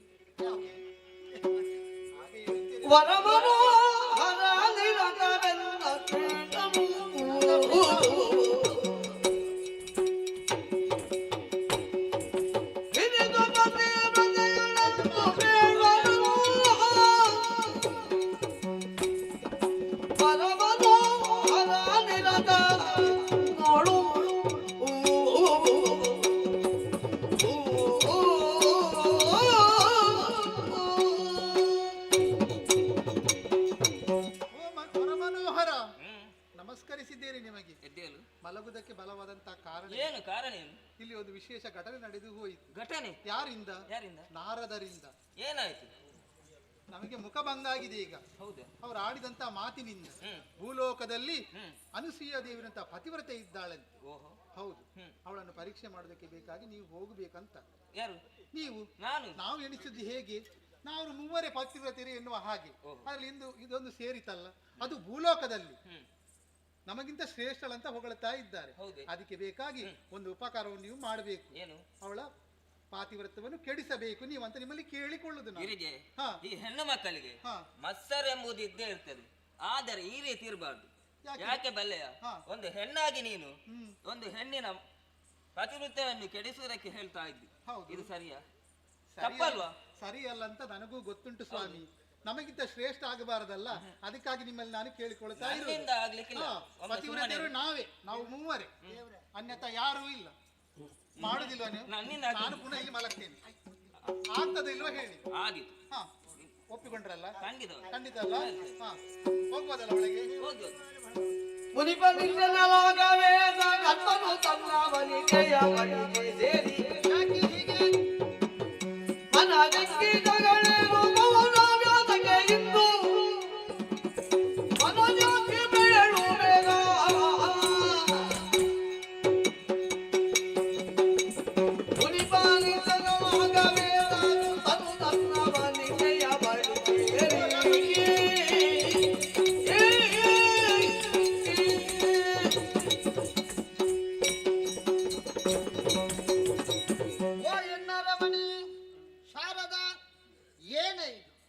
ಯಾವಾಗಲೂ ನಾನು ಬರುವಾಗಲೇ ಬಂದಿರೇ ಸ್ವಾಮಿ ಎಂಬುದಾಗಿ ಹೇಳುವವನು. ಇಂದಿನ ದಿವಸ ಸುಮ್ಮನೆ ಮಲಗಿಕೊಂಡಿದ್ದೀಯ. ಈ ರೀತಿಯಾದಂತಹ ಬೇಸರ ಯಾಕೆ? ಯಾಕೆ ಮಲಗಿದ್ದೆ? ಏನೆ ಏನೆ ಶಾರದಾ, ಏನಾಯ್ತು ಎಂಬುದಾಗಿ ಹೇಳಬಾರದು.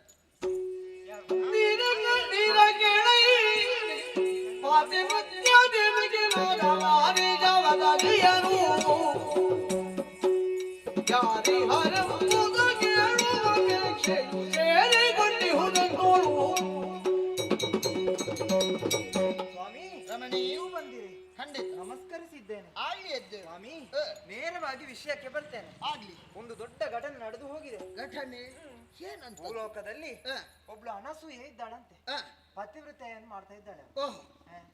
ಆದ್ರೆ ಏನು ಗೊತ್ತಾ? ಏನು? ಈಗ ನಾವು ಇದ್ದೇವೆ, ಅವಳು ಕೆಳಗೆ ಬರ್ಬೇಕು, ನೀವು ಅದನ್ನು ಭಂಗ ಮಾಡ್ಲೇಬೇಕು. ಹಾಗಿದ್ರೆ ನೀನಾಡುವುದೇನು? ಅನಸೂಯೆಯ ಪಾತಿವ್ರತ್ಯವನ್ನು ಕೆಡಿಸಬೇಕು, ಭಂಗಗೊಳಿಸಬೇಕು. ನೀನು ಯಾರು? ನೀನು ಅವರವಳು ಹೆಣ್ಣಲ್ಲು. ಹೆಣ್ಣಾದ ಅವಳಾದಂತಹ ನೀನು ಮತ್ತೋರ್ವಳ ಪಾತಿವ್ರತೆಯನ್ನು ಕೆಡಿಸಬೇಕು ಎಂಬುದಾಗಿ ಖಂಡಿತವಾಗಿ ಯೋಚಿಸಬಾರದು. ಅವಳಿಗಿಂತಲೂ ನಾನು ಮಿಗಿಲಾಗಬೇಕು ಎಂಬುದಾಗಿ ಯೋಚಿಸಬೇಕಲ್ಲದೆ ಮತ್ತೊಬ್ಬರನ್ನು ಕೆಡಿಸಬೇಕು ಎಂಬುದಾಗಿ ಯೋಚಿಸುವುದು ತಪ್ಪಲ್ವೇ? ಸ್ವಾಮಿ, ಅವರು ಕೆಳಗಿರುವುದಲ್ವೇ, ನಾವು ಮೇಲಿರುವುದಲ್ವೇ? ಹಾಗೆ ನಾವು ಸ್ವಲ್ಪ ಮೇಲೆ ಇರಬೇಕು ಅಂತ. ಆಗ್ಲಿ, ನೋಡೋಣ. ಒಳಗಿದ್ದು ಅಂತೂ ನಾವು ಸಮಾಧಾನ ಪಡಿಸಿ ಕಳಿಸಿದ್ದಾಯ್ತು. ಹೌದು. ಹಾಗಂತ ಈ ಪ್ರಕ್ರಿಯೆಯಲ್ಲಿ ತೊಡಗಿಸಿಕೊಳ್ಳುವುದು ಹೇಗೆ? ನಿಮಗೆ ಏನಾದರೂ ಈ ಕುರಿತಾಗಿ ಯೋಚನೆ ಇದೆಯಾ? ಖಂಡಿತವಾಗಿ ನನಗೆ ಯೋಚನೆ ಬರುವುದಿಲ್ಲ. ಯೋಚಿಸಿ ಏನಾದ್ರೂ ಹೇಳುವುದಿದ್ರೆ ನೀವೇ. ನಾನು ಯೋಚನೆ ಮಾಡುವುದು ಅದನ್ನಲ್ಲ. ಕರ್ತೃ ಆದಂತಹ ನೀವೇ ಏನಾದ್ರೂ ದಾರಿ ತೋರಿಸಿ. ಭೂಲೋಕದಲ್ಲಿ ಅನಸೂಯೆಯ ಕಥೆಯನ್ನು ಇವರಿಗೆ ಬಂದು ಹೇಳಿದ್ದಾದ್ರೂ ಯಾರು ಅಂತ? ಯಾರು? ಯಾರು? ಯಾರು? ಅದು ನಾನೇ ಹೇಳಿದ್ದು ಸ್ವಾಮಿ. ಹೌದಲ್ವಾ? ಹೌದು. ನಾವು ಆಗಲೇ ನೋಡುವಾಗ ನೀವು ಕಣ್ಣು ಸೂಚನೆಯನ್ನು ಕೊಟ್ಟದ್ದನ್ನು ನಾವು ಗಮನಿಸಿದ್ದೇವೆ. ಕಣ್ಣು ಸೂಚನೆ ಕೊಟ್ಟಿದ್ದೀರಿ ಅಂತಾದ್ರೆ ಇದಕ್ಕೂ ಹೇಗೆ ಅಂತ ಸೂಚನೆ ನೀವು ಹೇಳಿದೆ. ಸರ್ ಹೌದು. ಈಗ ಅತ್ರಿ ಮಹರ್ಷಿಗಳಿಗೆ ಹೋಗ್ಬೇಕು, ಅನಸೂಯೆಯ ಪಾತಿವ್ರತ್ಯವನ್ನು ಭಂಗಪಡಿಸುವುದು ಅವರು ಹೇಳಿದ್ದಾರೆ. ಹಾಗಂತ ಮೊದಲಾಗಿ ಪರೀಕ್ಷೆ ಆಗ್ಬೇಕಲ್ಲ. ಪರೀಕ್ಷೆ ಆಗ್ಬೇಕು. ಅದಕ್ಕೆ ಒಂದು ದಾರಿ ಉಂಟು. ಹೇಗದು? ನೇರ ಹೋಗುವುದಕ್ಕೆ ಆಗುದಿಲ್ಲ. ಒಂದು ಸಾಧು ಭಿಕ್ಷುಕರ ಹಾಗೆ ವೇಷವನ್ನ ಅಂತೂ ಆ ಕಡೆಗೆ ತೆರಳಿದರೆ ಎಲ್ಲವೂ ಸುಖವಪ್ಪುದು ಅಂತ ನನ್ನ ಅಪೇಕ್ಷೆ. ಅಂತೂ ಯಾವ ವೇಷ ಅಂತ ಪಥ ನಿರ್ದೇಶನವನ್ನು ಕೊಟ್ರಿ, ನಂತರ ನಾಟಕದ ನಡೆ ನಮ್ಮದೇ. ಹೌದು ತಾನೆ? ಹೌದು. ಒಳ್ಳೆಯದು. ಮುಕ್ತಾಯಕ್ಕೆ ಬೇಕಾದ್ರೆ ಬರೋಣ. ಸರಿ, ಆ ರೀತಿಯಲ್ಲಿ ತೊಡಗಿಸಿಕೊಳ್ಳುವಲ್ಲಿ ನಾವು ಯೋಚಿಸುತ್ತೇವೆ. ಮುಂದೆ ನಡೆದುಕೊಳ್ಳುವ ಬಗೆ ಹೇಗೆ, ಹೋಗಿ ಏನೆಲ್ಲ ಹೇಳಬೇಕು ಎನ್ನುವುದನ್ನು ಹೋಗುತ್ತಾ ಹೋಗುತ್ತಾ ಹೇಳ್ತೇನೆ.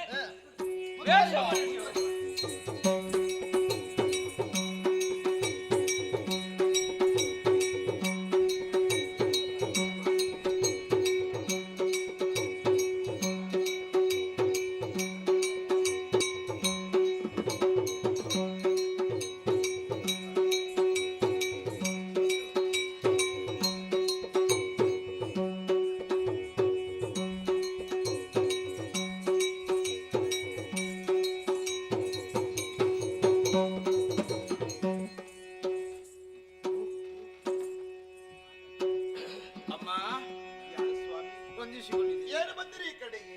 ಈ ಕಡೆಗೆ ಬರುವುದಕ್ಕೆ ಕಾರಣ ಉಂಟಮ್ಮ. ಹೇಳ್ತೀರಾ ನನ್ನಲ್ಲಿ?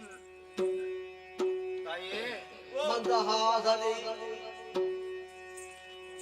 ಧರಣಿಯೊಳಗತ್ತಿ ನುಡಿ ವನಿತೆಯಾಶ್ರಮದಿ ಹಿರಿದೆ ನಿಪೈ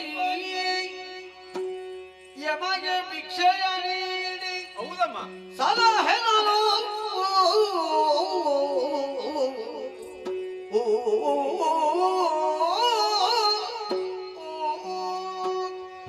ಅಮ್ಮ, ನಾವು ಇಲ್ಲಿವರೆಗೆ ಪಾದವನ್ನು ಬೆಳೆಸಿದವರಿದ್ದೇವೆ. ಕಾರಣ ಏನಂತ ಗೊತ್ತಾಗಲಿಲ್ಲ. ನಾವು ಭಿಕ್ಷೆಯನ್ನು ಬೇಡಿಕೊಂಡು ಬಂದವರಿದ್ದೇವೆ. ಭಿಕ್ಷೆಯನ್ನು ಬೇಡಿಕೊಂಡು ಹೌದಮ್ಮ. ಸರಿ ಸ್ವಾಮಿ. ಅಮ್ಮ, ತಿರುಗಾಟ ಮಾಡಿದವರು ನಾವು. ತಿರುಗಾಟ ಮಾಡುವವರಿಗೆ ನಮಗೆ ಹಸಿವೆ ಹೆಚ್ಚಾಗುತ್ತಾ ಇದೆ. ಬಳಲಿ ಬೆಂಡಾಗಿ ಹೋಗಿದ್ದೀರಿ. ನಿಜ. ಅಯ್ಯೋ, ಆದ್ರಿಂದ ಹಸಿವೆ ಆದವರಿಗೆ ಏನಾದ್ರೂ ತಿನ್ನಬೇಕೋ ಬೇಡವಾ? ಖಂಡಿತವಾಗಿ ಕೊಡಲೇಬೇಕು. ಆದ್ರಿಂದ ಏನು ತಿನ್ನುವುದಕ್ಕೆ ಸಿಗುತ್ತದೆ, ಎಲ್ಲಿ ಯಾವುದು ಸಿಗ್ತದೆ ನಾವೆಲ್ಲ ಯೋಚನೆ ಮಾಡಿಕೊಂಡು ಇಲ್ಲಿ ನೋಡಿ ಬರುವಾಗ ಆಶ್ರಮ ಒಂದು ಕಾಣಿಸ್ತಾ ಇದೆ. ಸರಿ. ಆಶ್ರಮ ಕಂಡಾಕ್ಷಣ ನಮಗೆ ಏನಾದ್ರೂ ಇಲ್ಲಿ ನಮಗೆ ಸಿಗಬಹುದು ಅನ್ನುವಂತ ಉದ್ದೇಶ ಪೂರ್ವಕವಾಗಿ ನೇರವಾಗಿ ನಿಮ್ಮ ಆಶ್ರಮದ ಬಳಿಗೆ ಬಂದಿದ್ದೇವೆ. ಆದ್ರಿಂದ ನಮಗೆ ಹಸಿವೆ ಹೆಚ್ಚಾಗ್ತಾ ಉಂಟು. ಆದ್ರಿಂದ ಏನಾದ್ರೂ ನಮಗೆ ಕೊಡಬೇಕು ಅಂತ ನಿಮ್ಮಲ್ಲಿ ಕೇಳ್ತಾ ಇದ್ದೀವಿ. ಪತಿವ್ರತೆ ಪೇಳ್ತಾಳಾಗ ಮಹಾಶಾಯನೇ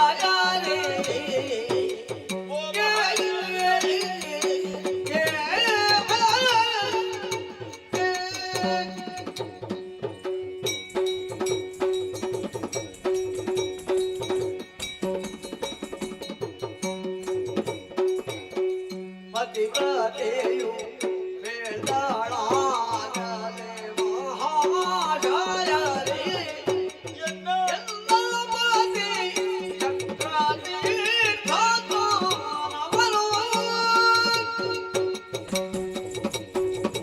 ಅತಿವೇಗದಿ ಮುಗಿಸಿ ಬರುವನಕ ಕೂಡುವಿರೋ. ಅತಿವೇಗ ಮುಗಿಸಿ ಬರುವನಕ ಕೂಡುವಿರೋ. ಗತಿ ಸಭೆಗೆ ನಾನು ಮುನಿ ಸತಿಯೋ.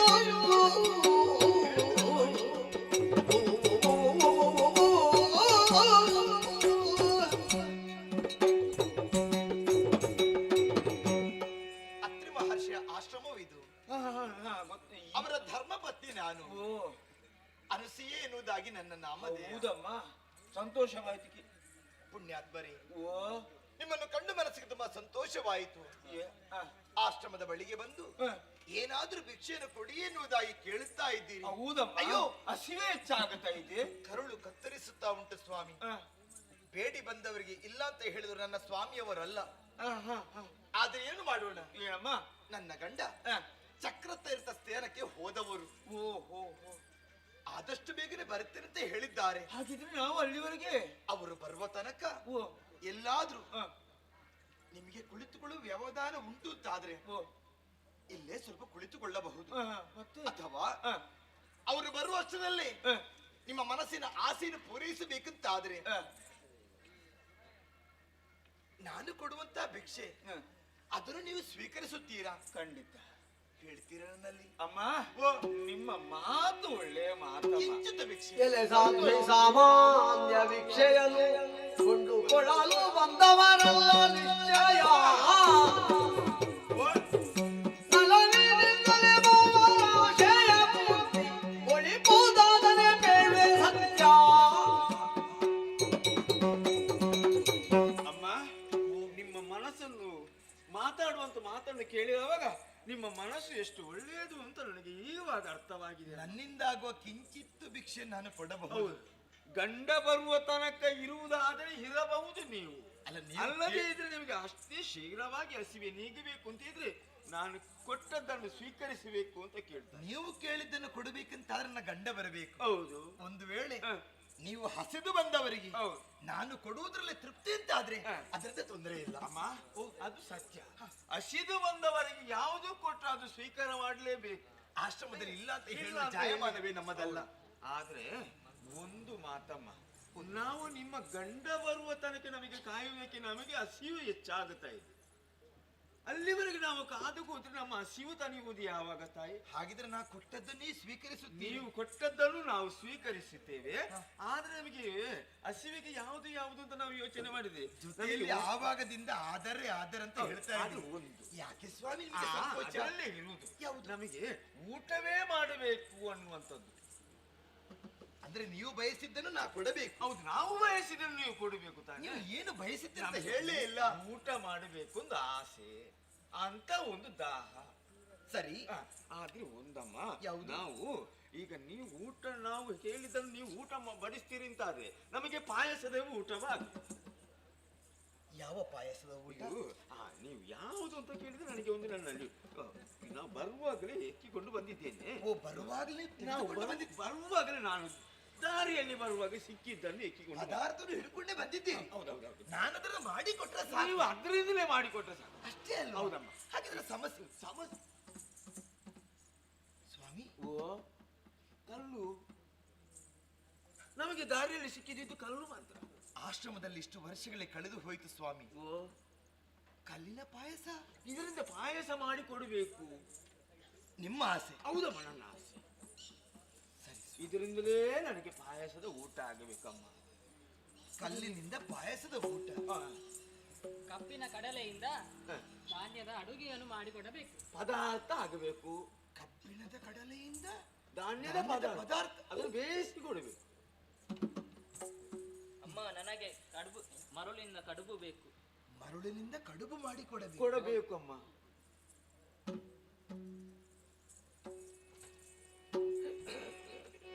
ಮನದೊಳರಿದಳು ಸಾಮಾನ್ಯ ಭಿಕ್ಷುಕರಲ್ಲ, ಗದ ಮಹಾತ್ಮರು ಇವರು. ಜನ್ಮದೊಳಿಂಥ ಕಾರ್ಯವ ಬೇಳಿದವರಿಲ್ಲ ಎನ್ನುವುದ ಯೋಚಿಸಿದಳಾಗ ಬಂದ ತಿಥಿಗಳಿಗೆ ಮನದಂದ ಪೂರೈಸುವೆ ಎಂದೇನು ತಲೆ ಯೋಚಿಸಿ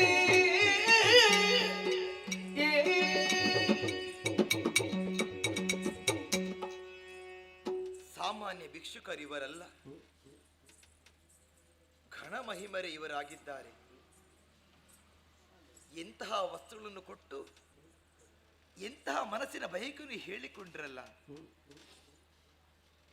ಬಂದಂತ ಅತಿಥಿಗಳಿಗೆ ಖಂಡಿತವಾಗಿ ಅವರು ಕೇಳಿದ್ದು ನಾ ಕೊಡಲೇಬೇಕು. ಯಾಕೆ? ಆಶ್ರಮದ ಧರ್ಮವೇ ಹಾಗೆ.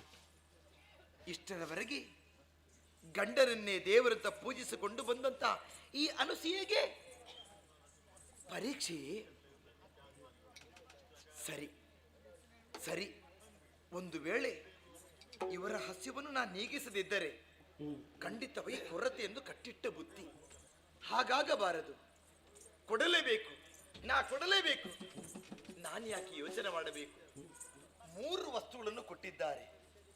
ನನಗಿರುವುದು ಒಂದೇ ದಾರಿ.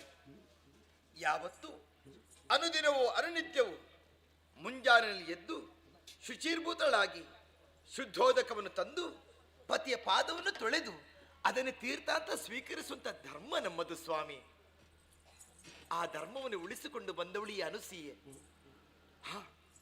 ಕಮಂಡಲದಲ್ಲಿ ಶುದ್ಧೋದಕ ಉಂಟು, ಪ್ರಯತ್ನಿಸ್ತೇನೆ ನೋಡುವ.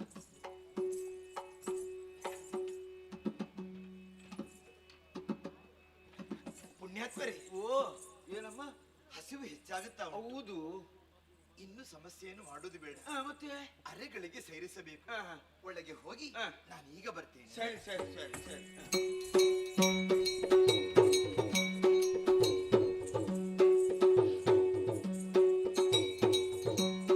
ಈಗ ಬಂದೇ ಬರ್ತಾರೆ ಅನ್ನೋದು ಸ್ಪಷ್ಟ. ಧೈರ್ಯ ಉಂಟು. ಯಾಕೆಂದ್ರೆ ಮಾತನ್ನು ಮೀರಲಿಕ್ಕಿಲ್ಲ. ಸತ್ಯ ವಿಚಾರ ಹಾಗೆ ಆಗುತ್ತದೆ. ನೋಡುವ ಏನೆಲ್ಲ ಆಗುತ್ತದೆ ಅಂತ ನೋಡುವ.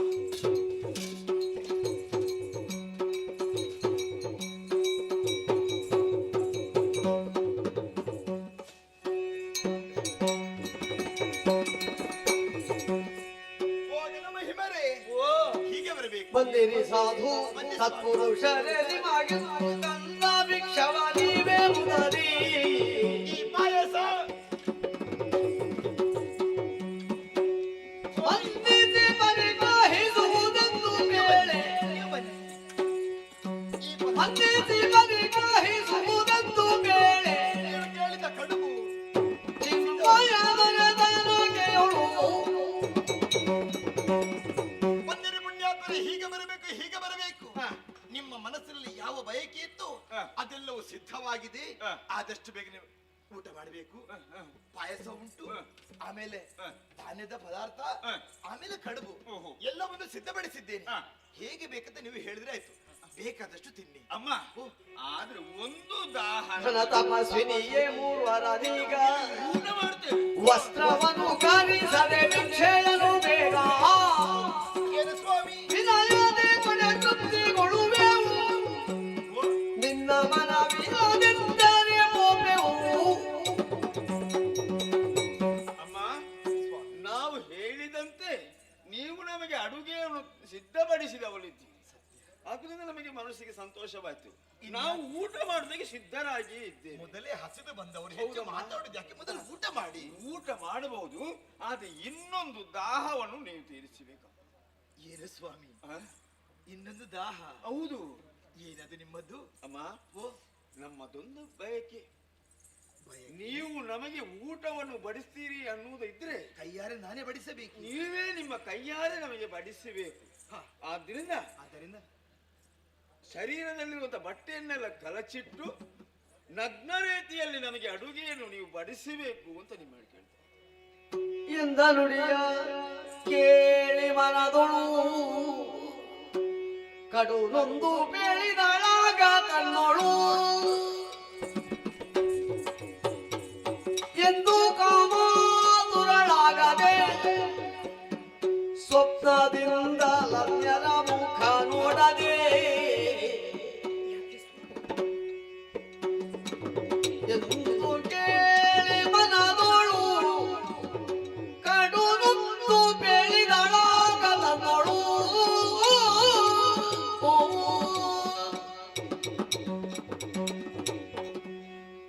ಶಿವ ಶಿವ ಶಿವ ಶಿವ,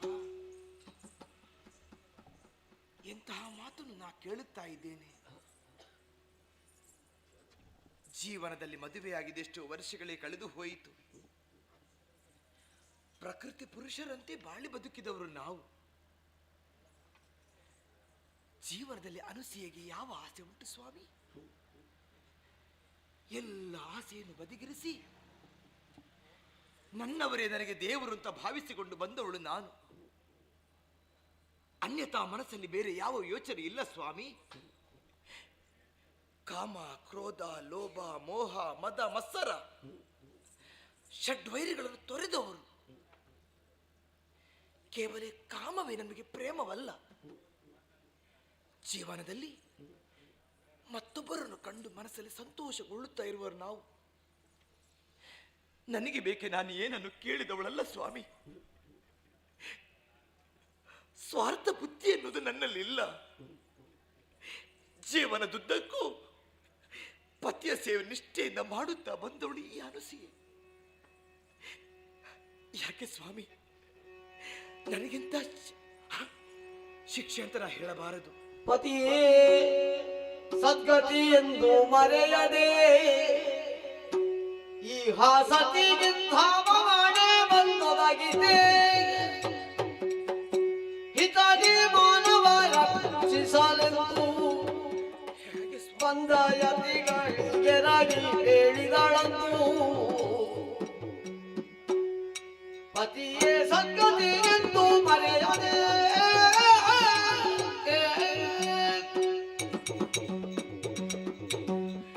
ಪತಿಯೇ ಸದ್ಗತಿಯನ್ನು ಯಾವತ್ತೂ ಮರೆಯುವುದಕ್ಕೆ ಸಾಧ್ಯವೇ ಇಲ್ಲ. ಮರೆತವಳು ನಾನಲ್ಲ. ಜೀವನದಲ್ಲಿ ಯಾವುದೇ ಆಸೆಯನ್ನು ಇಟ್ಟುಕೊಂಡು ಬಂದವಳು ನಾನಲ್ಲ ಸ್ವಾಮಿ. ಗಂಡನ ಕೈ ಹಿಡಿದ ಮೇಲೆ ಇದೇ ರೀತಿ ಬದುಕಬೇಕು. ಶ್ರಮವಿಲ್ಲದೆ ಜೀವನ ಮಾಡುವುದೇ ಆಶ್ರಮ. ಮತ್ತೊಂದು ಕಡೆ ಹೆಣ್ಣು ಮಕ್ಕಳಾಗಲಿ ಗಂಡಸರಾಗಲಿ ಮನಸ್ಸಲ್ಲಿ ಬಯಕೆ, ನಾ ಹೀಗಿರಬೇಕು, ನಾಳೆ ದಿವಸ ಎದ್ದಾಗ ನನಗೆ ಹೀಗಾಗಬೇಕು, ನಾಳೆ ಮತ್ತೊಬ್ಬರಲ್ಲಿ ಮಾತಾಡಬೇಕು. ಆಶ್ರಮ ವಾಸಿಗಳಾದ ನಮಗೆ ಯಾವುದೆಲ್ಲ ಚಿಂತೆ ಉಂಟೆ? ಚಿಂತೆಯನ್ನೆಲ್ಲ ಬಿಟ್ಟಿದ್ದೇವೆ. ಆಶ್ರಮದಲ್ಲಿ ಸುಖಿ ಜೀವನ ನಡೆಸ್ತಾ ಬಂದವಳು ನಾನು. ನಿದ್ರೆಯಲ್ಲೂ ಕೂಡ ನಾ ಇಂಥದ್ದನ್ನು ಎಣಿಸಿಲ್ಲ ಸ್ವಾಮಿ. ಕಾಮದಾಸ ನಮಗಿಲ್ಲ. ಹಾಗಿದ್ರೆ ಬಂದಂತ ಅತಿಥಿಗಳ ಆಸೆಯನ್ನು ಪೂರೈಸದೆ ಹೋದ್ರೆ ಅಯ್ಯೋ ಸತಿಧರ್ಮ ತಪ್ಪು ಮಾಡಿದ ಹಾಗಾಗುತ್ತದೆ. ಏನೇ ಇರಲಿ, ಆಡಿಬಿಟ್ಟರಲ್ಲ, ದಿಗಂಬರೆಯಾಗಿ ನಾ ಬಡಿಸಬೇಕಂತ ಇವರಿಗೆ. ಅಯ್ಯೋ, ಕನಸು ಮನಸ್ಸಲ್ಲಿ ಎಣಿಸಿದವಳು ನಾನೇ ಸ್ವಾಮಿ. ನಾ ಹೇಗೆ ಬಡಿಸಲಿ? ಅನುಸೂಯೆಗೆ ಜೀವನದಲ್ಲಿ ಇದೊಂದು ಪರೀಕ್ಷೆ ಅಂತ ನನಗೆ ಅರ್ಥವಾಯಿತು. ಬಹುಶಃ ಇದು ಕೊನೆಯೇ ಆಗಿರಬೇಕು ಪರೀಕ್ಷೆ. ಇದರಲ್ಲಿ ನಾ ತೇರ್ಗಡೆ ಹೊಂದಬೇಕಿದ್ದಾದ್ರೆ ನನಗಿರುವುದು ಒಂದೇ ದಾರಿ, ಮೋಕ್ಷವನ್ನೇ ಪಡೆಯಬೇಕೆಂಬ ಹಂಬಲ ನಮಗೆಲ್ಲರಿಗಿರುವುದಲ್ವೇ? ಗಂಡನನ್ನೇ ದೇವರಂತ ಪೂಜೆ ಮಾಡಿಕೊಂಡು ಬಂದಂತ ನನಗೆ ಚಿಂತೆ ಯಾಕೆ ಸ್ವಾಮಿ? ಪುಣ್ಯವಂತರೇ ನಿಮ್ಮನು ಧ್ಯೇಯ ಈಗ ಮನ್ನಿಸುವೆನು ಮಾನದಿಚ್ಛೆಯ ಸನ್ನೂತ ಭಗವತ್ ಪ್ರಸಾದವ ನಿಮಗೆ ಕಹೇನೆ ತೈದಿದಳಂತ ಪುರವ. ಪುಣ್ಯವಂತರೇ, ಅಮ್ಮ ನೀವಾಡಿದ ಮಾತು ಕೇಳಿ ಮನಸ್ಸಿಗೆ ತುಂಬಾ ಸಂತೋಷವಾಯಿತು ಸ್ವಾಮಿ. ಎಂಥ ಮನಸ್ಸಿನ ಆಸೆ ಹೇಳಿಬಿಟ್ಟಿರಿ. ನಾ ದಿಗಂಬರಿಯಾಗಿ ನಿಮಗೆ ಬಡಿಸಬೇಕು. ಹೌದಮ್ಮ. ಆಮೇಲೆ ನೀವು ಊಟವನ್ನು ಮಾಡುವ. ಖಂಡಿತವಾಗಿ ಮೋಸ ಮಾಡುವಳು ನಾನಲ್ಲ. ಅರೆಗಳಿಗೆ ಸೇರಿಸಬೇಕು. ಭಗವತ್ ಪ್ರಸಾದವನ್ನು ಆದಷ್ಟು ಬೇಗ ನಿಮಗೆ ನಾ ಉಣಬಡಿಸುತ್ತೇನೆ. ಸರಿ ಅಮ್ಮ. ಇಲ್ಲಿ ಈಗ ಬರ್ತೇನೆ.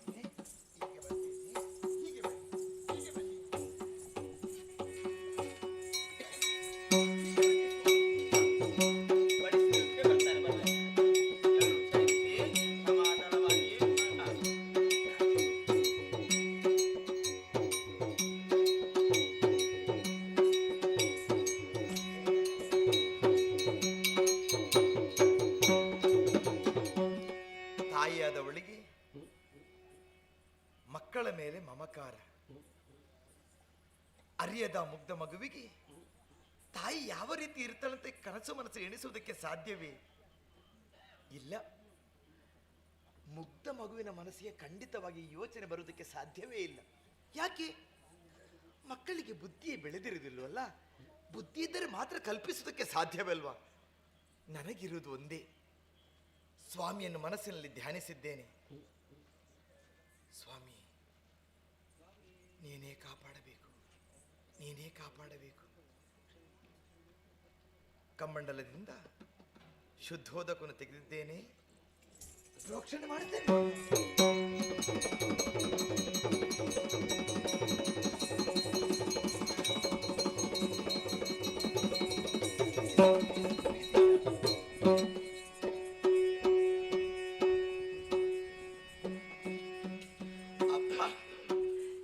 ಸಮಾಧಾನವಾಯಿತು. ತಾಯಿ ಮಕ್ಕಳ ಸಂಬಂಧ ಹೇಗೂ ಮಕ್ಕಳಾಗಿದ್ದಾರೆ, ಹೊಟ್ಟೆ ಪೂರ್ತಿ ತಿನ್ನಿಸಬೇಕು, ಲಾಲನೆ ಪಾಲನೆ ಮಾಡಬೇಕು. ಇಲ್ಲೇ ಮಾತಾಡ್ತಾ ಕಾಲ ಹಣ ಮಾಡುವುದಿಲ್ಲ, ಆಶ್ರಮದೊಳಗಿದ್ದುಕೊಂಡು ಸಂತೋಷದ ಕಾಲವನ್ನು ಕಳೆಯುತ್ತೇನೆ. ಹೀಗೆ ಬನ್ನಿ ಚಿನ್ನ, ಹೀಗೆ ಬನ್ನಿ ಮಕ್ಕಳೇ, ಹೀಗೆ ಬನ್ನಿ.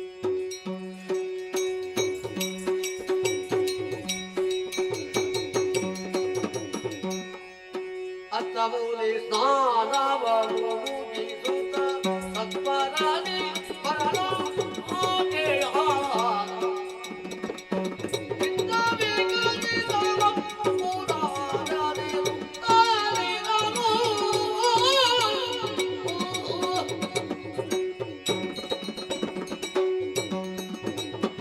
ನನ್ನ ಸತಿಯಾದಂತಹ ಅನುಸೂಯೆಯಲ್ಲಿ ಹೇಳಿ ಚಕ್ರತೀರ್ಥಕ್ಕೆಂದು ಸ್ಥಾನಕ್ಕೆಂದು ಹೋದವ ನಾನು.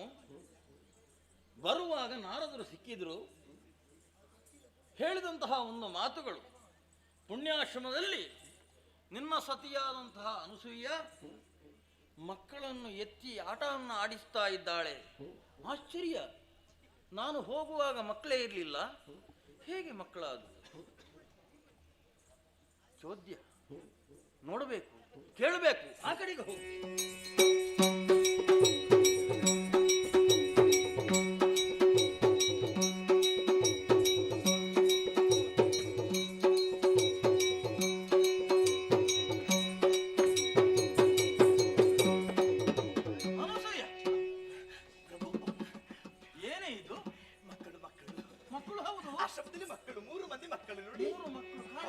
ತರುಣಿ ಮಣಿಯ ಕೇಳು ಸುತರಾದ ಕಾರಣವನ್ನು ಹಾಬೇಕೆನಲೆಂದಳು. ಎನಗೆ ಪಾದಾಗವಿದ್ದದೊಳಗ ಅನಸೂಯೆ ಸ್ಮರಣೆ ಇಲ್ಲವೇ ನಿಮಗೆ.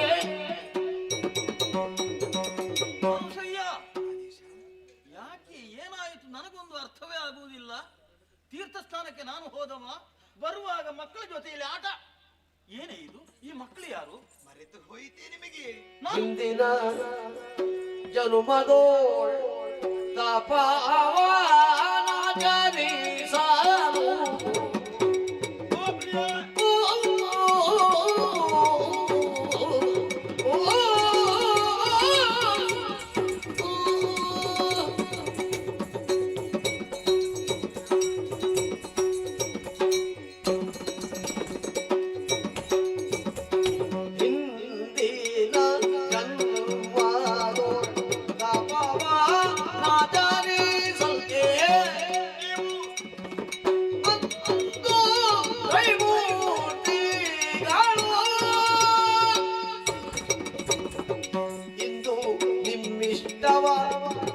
ಬೇಡಿರೆ ನಾನು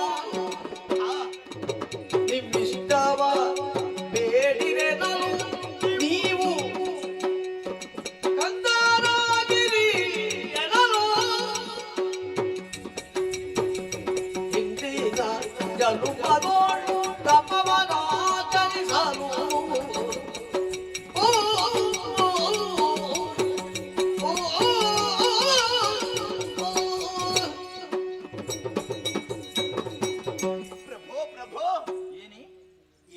ಮನಸ್ಸಲ್ಲಿ ಗಾಢವಾದ ಆಲೋಚನೆ ಮಾಡುತ್ತಾ ಇದ್ದೀರಾ? ಮಕ್ಕಳು ಹೋದವರು ತೀರ್ಥಸ್ಥಾನಕ್ಕೆ, ಬರುವಾಗ 3 ಮಕ್ಕಳು ಆಶ್ರಮದಲ್ಲಿ, ಹೇಗಿருந்து ಆಲೋಚನೆ ಮಾಡುವುದಾ?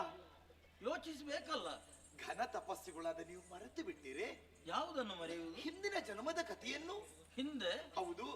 ಇಲ್ಲ, ನೆನಪು ಬರ್ತಾ ಇಲ್ಲ. ಒಂದೊಮ್ಮೆಗೆ ನೀವು ತ್ರಿಮೂರ್ತಿಗಳನ್ನು ಮೆಚ್ಚಿಸುವುದಕ್ಕೆ ಹೋದ್ರಂತೆ.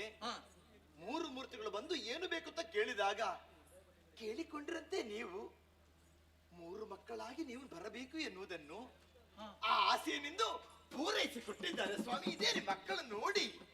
ಹಾಗಿದ್ರೆ ನನ್ನ ತಪಸ್ಸಿನ ಪುಣ್ಯ ಫಲದಿಂದಲಾಗಿ ಯತಿವರೇಣ್ಯರು ಕೇಳ್ದ ಕೇಳಿಸುತ್ತರು ತ್ರೈಮೂರ್ತಿಗಳು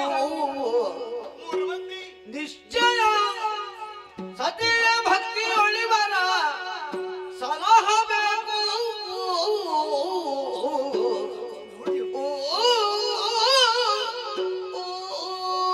ನಾನು ಮಾಡಿದಂತಹ ತಪಸ್ಸಿನ ಫಲದಿಂದಲಾಗಿ ನೀನು ಬೇಡಿಕೊಂಡಾಗ 3 ಮೂರ್ತಿಗಳ ಮಕ್ಕಳ. ಅಯ್ಯೋ, ಆಹಾ ಆಹಾ, ದೇವರು ನಮಗೆ ಒಲಿದ ಅನ್ನುವುದರಲ್ಲಿ ಯಾವ ಸಂದೇಹವೇ ಇಲ್ಲ. ಮೂರು ಮೂರ್ತಿಗಳ ಮಕ್ಕಳಲ್ವೇ? ಹಾಗಿದ್ರೆ ಆಶ್ರಮದ ಒಳಗೆ ಕರೆದುಕೊಂಡು ಹೋಗು. ಖಂಡಿತ ಸಂತೋಷದಿಂದ ಇರುವ, ಆಟ ಆಡಿಸ್ತಾ ಇರುವ.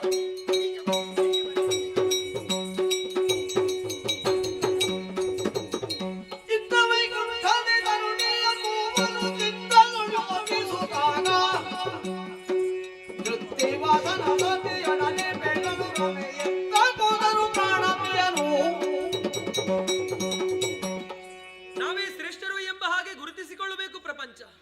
ಹಾಗಿದ್ರೆ ನಾವು ಯಾವ ರೀತಿ ವರ್ತಿಸಬೇಕು ಎಂಬ ಹಾಗೆ ಪತಿಯಲ್ಲಿ ಭಿನ್ನವಿಸಿಕೊಂಡಾಗ ನಾವು ನೆರವೇರಿಸಿಕೊಡುತ್ತೇವೆ ಎಂಬ ಹಾಗೆ ಅವರೇ ಹೋದವರಲ್ಲ. ಆದ್ರೆ ಏನು ಮಾಡೋಣ, ಅವರ ಆಶ್ರಮವನ್ನು ಸೇರಿ ಬಹಳಷ್ಟು ಸಮಯಗಳಾಯಿತು, ಇದುವರೆಗೆ ಮತ್ತೆ ಬಂದದ್ದಿಲ್ಲ. ಹಾಗಿದ್ರೆ ಅಲ್ಲಿ ಏನು ನಡೆದಿರಬಹುದು? ಅವರೇನಾದರೂ ಶಾಪ ಕೊಟ್ಟಿರಬಹುದು, ಅಥವಾ ಮತ್ತೇನಾದ್ರೂ ಮಾಡಿರಬಹುದು. ಅಯ್ಯೋ ಅಯ್ಯೋ, ಇದಕ್ಕೆಲ್ಲ ಕಾರಣೀಕರ್ತರು ಯಾರು ಗೊತ್ತಾ? ಆ ನಾರದ, ಕಲಹಪ್ರಿಯ, ಅವನು ಬರಬೇಕು. ಅವನಿಂದಲೇ ಎಲ್ಲವೂ ನಡೆದು ಹೋಯಿತು. ನೆನೆದವರ ಮನದಲ್ಲಿ ಬಂದೆ ಅಲ್ಲ? ಹೌದು. ನೋಡಿದೆಯಾ? ನಿಮ್ಮ ಮನೆ ನೀವೇನು ಮ್ಲಾನವಲ್ಲ. ಎಲ್ಲವರು ವೈಕುಂಠದಲ್ಲಿ ಸೇರಿಕೊಳ್ಳುವುದಕ್ಕೆ ಒಂದು ಕಾರಣ ಉಂಟು. ಮೂವರ ಪತಿಯರು ಸೇರಿದ್ದು ಅನಸೂಯ ಇರುವ ಕಡೆಗೆ ಹೋಗಿದ್ದಾರಲ್ಲ, ಅತ್ರಿ ಮಹರ್ಷಿಗಳ ಆಶ್ರಮದಲ್ಲಿ. ಹೌದು, ಹೋಗಿ ಬಹಳಷ್ಟು ಸಮಯಗಳಾಯಿತು, ಇದುವರೆಗೆ ನಮ್ಮವರು ಬಂದದ್ದಿಲ್ಲ. ಅವರ ದಾರಿ ನಿರೀಕ್ಷೆಯಲ್ಲಿ ನಾವಿದ್ದವರು. ಹಾಗಿರುವಾಗ ಅಲ್ಲಿ ಏನಾಯಿತು, ನಡೆದಿರುವ ವಿಚಾರವನ್ನು ತಿಳಿದುಕೊಳ್ಳಬೇಕೆಂಬಂತ ಆಸೆ ಅರ್ಹುದಕ್ಕಾಗಿ ಬಂದಿದೆ.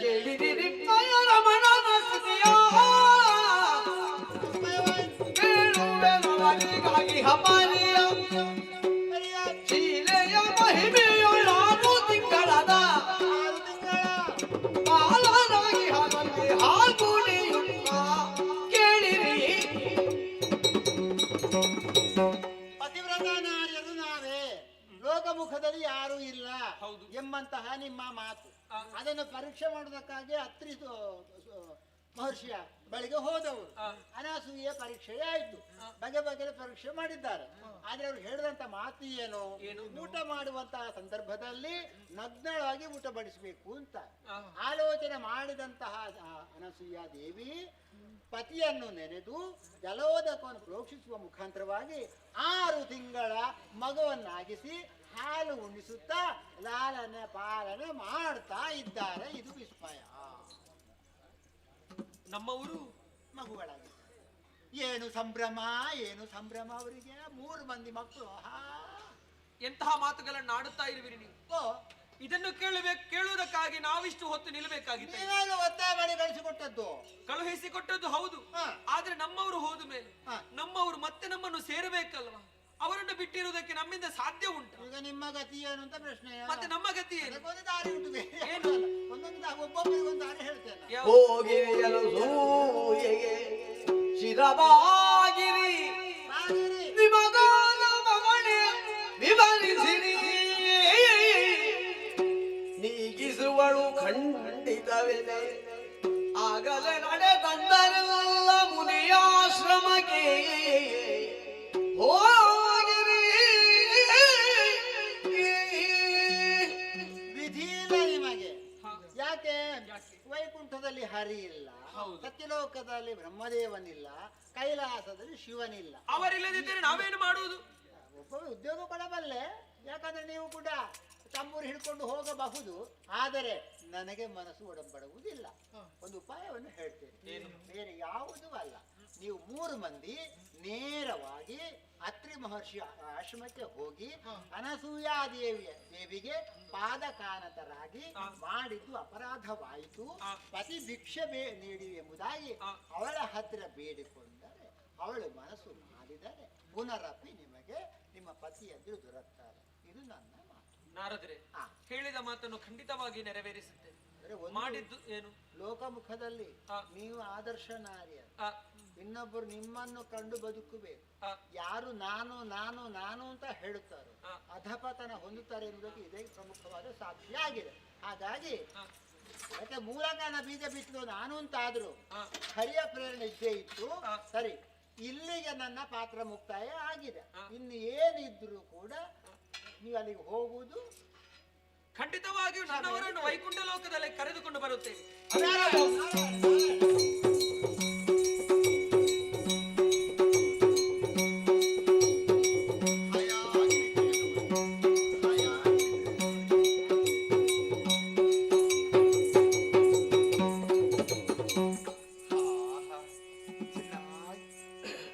ಬಂದೆಯ ಭವಾನಿ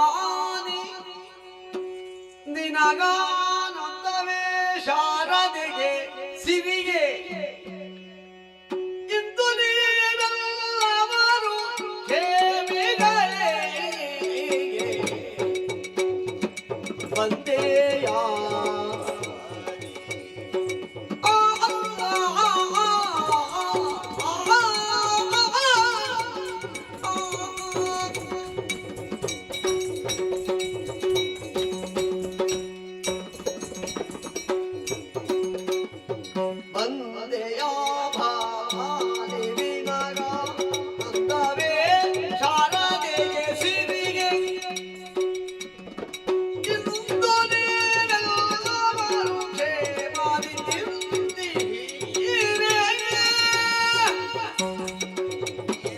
ಹಸಿವು ದೃಶ್ಯಯದೀಗಿರೆ ನಾನು ಕುಸುಮನೆ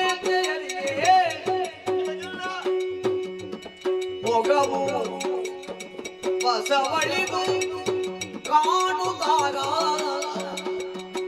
ಅರುಹಿತಾರ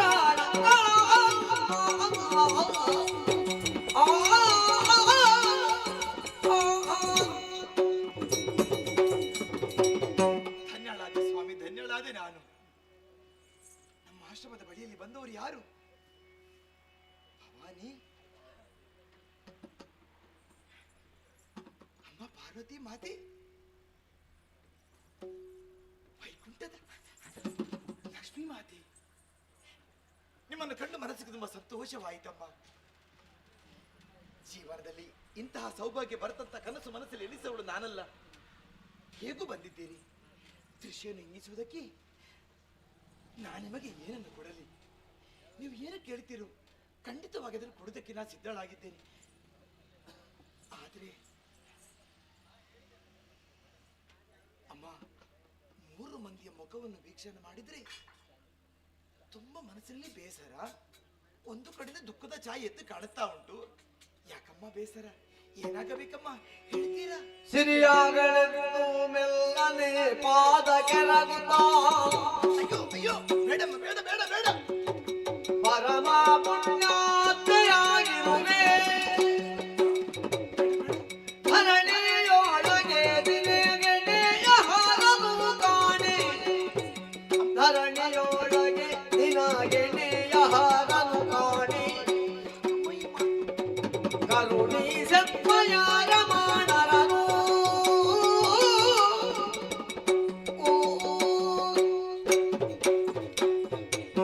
ಅನಸೂಯ ದೇವಿ, ಲಕ್ಷ್ಮೀ ದೇವಿ, ಈ ಆಶ್ರಮದ ಕಡೆಗೆ ಬಂದಂತಹ ಸಂದರ್ಭದಲ್ಲಿ ನಮ್ಮನ್ನು ಉಪಚರಿಸಿದಂತಹ ನೀನು ಒಂದೇ ಒಂದು ಪ್ರಶ್ನೆ ಕೇಳಿ.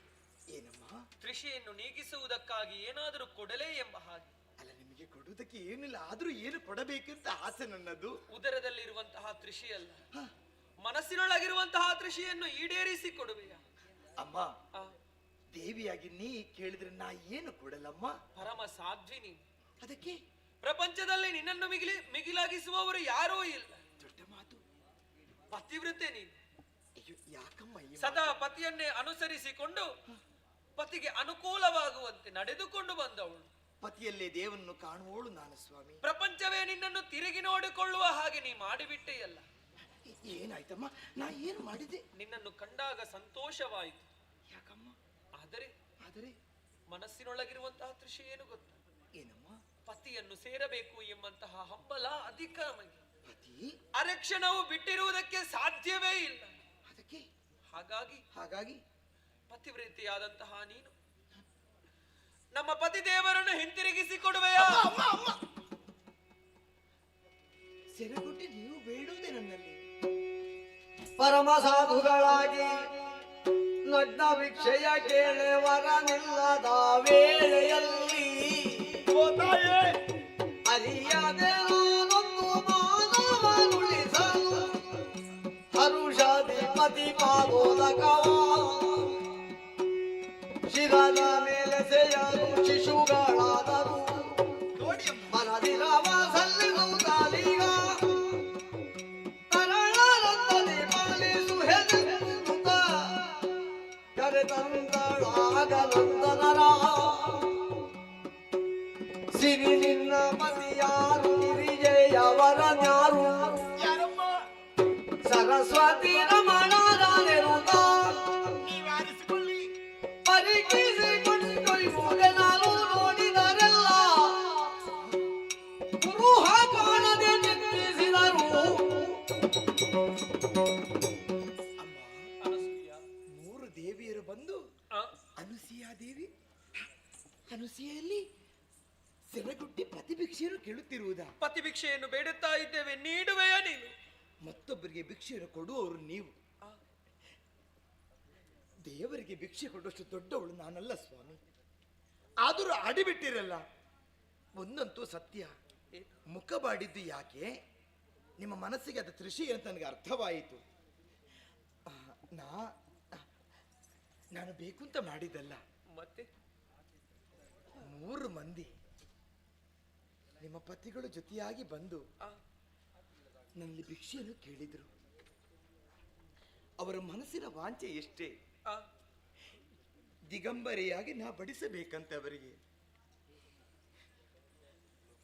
ಅಮ್ಮ, ಹೆಣ್ಣಾದಳು ದಿಗಂಬರೆಯಾಗಿ ಬಡಿಸುವುದಕ್ಕೆ ಸಾಧ್ಯವೇ ಇಲ್ಲ. ಸಾಧ್ಯವಿಲ್ಲ. ಪತಿಗಾದ್ರೂ ಬಡಿಸುವ ಕ್ರಮವಿಲ್ಲ. ಬಡಿಸಬಾರದು. ಬಡಿಸುವುದಿದ್ರೆ ಕೊಡುವುದಿದ್ರೆ ಯಾರಿಗೆ? ತಾಯೆತ್ತ ಮಕ್ಕಳಿಗೆ ಮಾತ್ರವಮ್ಮ. ಯೋಚನೆಯನ್ನು ಮಾಡಿದೆ. ಕಲ್ಪನೆಗೂ ನಿಲುಕದಂತ ಪ್ರಶ್ನೆಯನ್ನು ಕೇಳಿಬಿಟ್ಟರಲ್ಲ, ನಾ ಏನು ಮಾಡಲಿ ಎನ್ನುವುದಾಗಿ. ಆವಾಗ ನನಗೆ ಹೊಳೆದಿದ್ದೆಷ್ಟೇ, ಪತಿಯ ಪಾದವನ್ನು ತೊಳೆದ ಶುದ್ಧೋದಕ ಕಮಂಡಲದಲ್ಲಿತ್ತು. ಪತಿದೇವರನ್ನು ಮನಸ್ಸಲ್ಲಿ ಧ್ಯಾನಿಸಿದೆ, ಶುದ್ಧೋದಕವನ್ನು ಪ್ರೋಕ್ಷಣ ಮಾಡಿದ ತಲೆಯ ಮೇಲೆ. ನೋಡಿ ಅಮ್ಮ, 3 ಮಂದಿ ಮಕ್ಕಳಾಗಿದ್ದಾರೆ. ಅಮ್ಮ ಲಕ್ಷ್ಮೀದೇವಿ, ನಿನ್ನ ಗಂಡ ಯಾರಂತ ನೀನೇ ಹುಡುಕಮ್ಮ. ಅಮ್ಮ ಪಾರ್ವತಿ ದೇವಿ, ನಿನ್ನ ಗಂಡ ಇವರೇ ಅಮ್ಮ. ಅಮ್ಮ ಶಾರದಾ ದೇವಿ, ನಿನ್ನ ವಲ್ಲಭ ಇವರೇ. ನಿಮ್ಮ ಗಂಡಂದಿರನ್ನು ನೀವೇ ಆರಿಸಿಕೊಳ್ಳಿ, ನೀವೇ ಆರಿಸಿಕೊಳ್ಳಿ, ನೀವೇ ಆರಿಸಿಕೊಳ್ಳಿ. ಹೀಗೆ ಬನ್ನಿ, ಹೀಗೆ ಬನ್ನಿ, ಹೀಗೆ ಬನ್ನಿ. ನೋಡಿ ನೋಡಿ ನೋಡಿ. ಸರಸಿಯ ಸರಸಿ ಬೇಳ್ದಳು ಮರೆದು ನಮ್ಮ ಪರಾಧವ ಮುಂದಿನ ತೆರನ ಪುರುಷರ ಗೈದು ಮಾನವದುಳು ಹಬೇಕೆನಲು ಪರಿಕಿಸಲ್ಕೊಂದೇ ಸ್ವರೂಪವು ಪರಿಕಿಸಲು ಒಂದೇ ಸ್ವರೂಪವು ಸರಳರೆ ಮಗೆ ಇನಿಯರ ಹರೆ ಸರಳರೆ ಮಗೆ ಇನಿಯರ ಹರೆ ಬರಿದ ದಣಿಸುವೆ ಯಾಕೆ ಯಾಕೆ ಬರಿದ ದಂಡಿಸುವೆ ನಮ್ಮ ಎನಲನ ಸೂಯೆ ಕರುಣದಲ್ಲಿ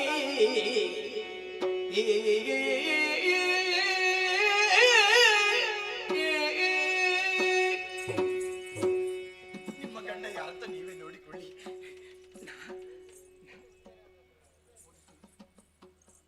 ಅನಸೂಯ ದೇವಿ ಸಿಕ್ಕಿದ್ದೀರಾ? ಮಾತನಾಡಿದ್ದೀರಾ? ಕರ್ಕೊಂಡು ಹೋಗಿ.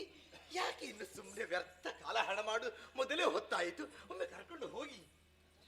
ಸೆರೆಗೊಡ್ಡಿ ಬೇಡಿದಂತಹ ಸಂದರ್ಭದಲ್ಲೂ ನೀ ಪರೀಕ್ಷೆಯನ್ನು ಮಾಡಿದೆಯಾ? ಅಯ್ಯೋ, ನಾನೇನಮ್ಮ ಪರೀಕ್ಷೆ ಮಾಡುವವಳು?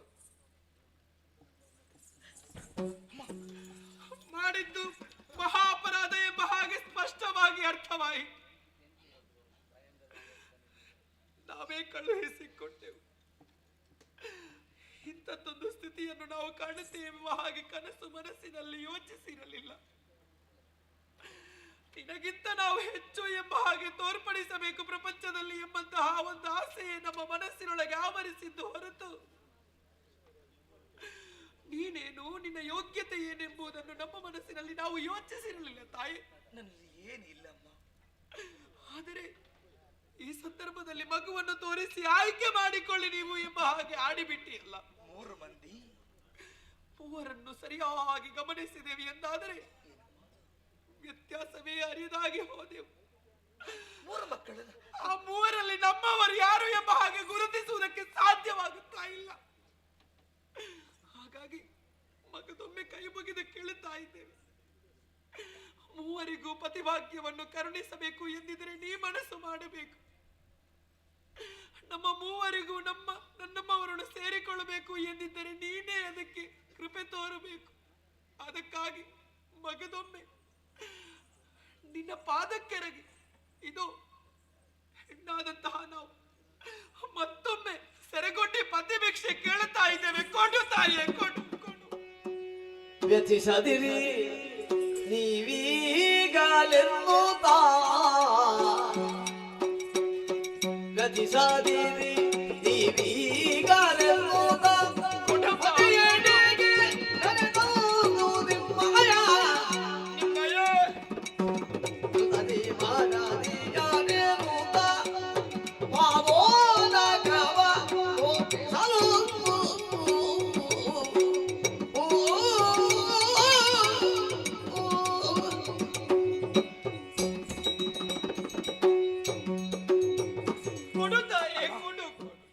ಯಾವುದೇ ಕಾರಣಕ್ಕೂ ಆಶ್ರಮದಲ್ಲಿ ಬಂದು ಕಣ್ಣೀರನ್ನು ಸುರಿಸಬಾರದು, ಕಣ್ಣೀರು ಹಾಕಬಾರದು ತಾಯಿ. ಅದು ಬಿಡಿಮ್ಮ, ಮತ್ತೊಬ್ಬರ ಕಣ್ಣೀರನ್ನು ಒರೆಸುವ ದೇವರು ನೀವು. ನೀವೇ ಕಣ್ಣೀರು ಒರೆಸುವಷ್ಟು ದೊಡ್ಡವಳು ನಾನಲ್ಲ. ಆದ್ರೂ ಒಂದು ಧೈರ್ಯದ ಮಾತನ್ನು ಹೇಳ್ತಾ ಇದ್ದೇನೆ. ನಿಮ್ಮ ಗಂಡಂದಿರು ಮರಳಿ ನಿಮಗೆ ಸಿಗಬೇಕು, ನಾ ಕೊಡಬೇಕು. ವಲ್ಲಭ, ವಲ್ಲಭ, ಎಲ್ಲಿದ್ದೀರಿ ಸ್ವಾಮಿ? ಹೀಗೆ ಬನ್ನಿ, ಹೀಗೆ ಬನ್ನಿ, ಹೀಗೆ ಬನ್ನಿ. ಒಟ್ಟು ಸಮಸ್ಯೆಯಾಗಿ ಹೋಯ್ತು, ಗೊಂದಲದಲ್ಲಿ ನಾ ಸಿಲುಕಿಕೊಂಡೆ. ಯಾವ್ದು ಏನಾಯ್ತು? ನಮ್ಮ 3 ಮಂದಿ ಮಕ್ಕಳ ಹೆಂಡತಿಯರು ಬಂದಿದ್ದರೊಮ್ಮೆ ನೋಡಿ ಅವರಿಗೆ ಗಂಡ ಬೇಕಂತೆ, ಅವರಿಗೆ ಗಂಡ ನಾ ಕೊಡ್ಬೇಕಂತೆ ಸ್ವಾಮಿ. ಕಣ್ಣೀರು ಸುರಿಸ್ತಾ ಇದ್ದಾರೆ. ಹೌದು, ಪತಿಭಿಕ್ಷೆ ಕೇಳ್ತಾ ಇರುವುದು. ಯೋಚನೆ ಮಾಡು. 3 ಮೂರ್ತಿಗಳವರು ಮಕ್ಕಳಾಗಿ ಪಡೆದಿದ್ದೇವೆ ನಾವು.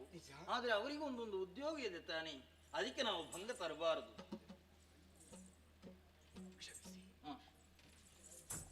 ಸ್ವಾಮಿ, ನಿಮ್ಮನ್ನು ಪಾದವನ್ನು ತೊಳೆದಂತ ಈ ಶುದ್ಧೋದಕ ಉಂಟು ನೋಡಿ, ಈ ಶುದ್ಧೋದಕವನ್ನೇ ಪ್ರಾರ್ಥನೆ ಮಾಡುತ್ತೇನೆ ಸ್ವಾಮಿ. ನೋಡಿ,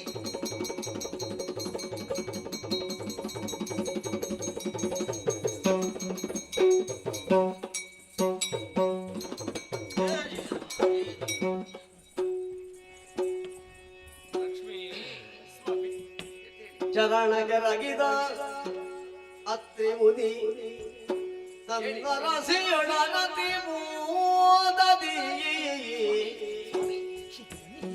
ಶಿರವನ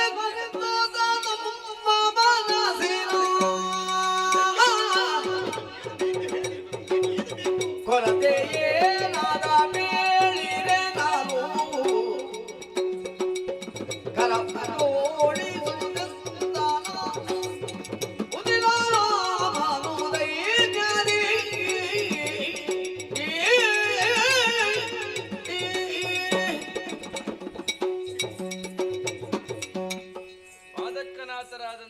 ನಿಮ್ಮನ್ನು ನಾವು ಮೂವರು ಕೂಡ ಅನುಗ್ರಹಿಸಿದ್ದೇವೆ. ಎದ್ದೇಳಿ ಎದ್ದೇಳಿ.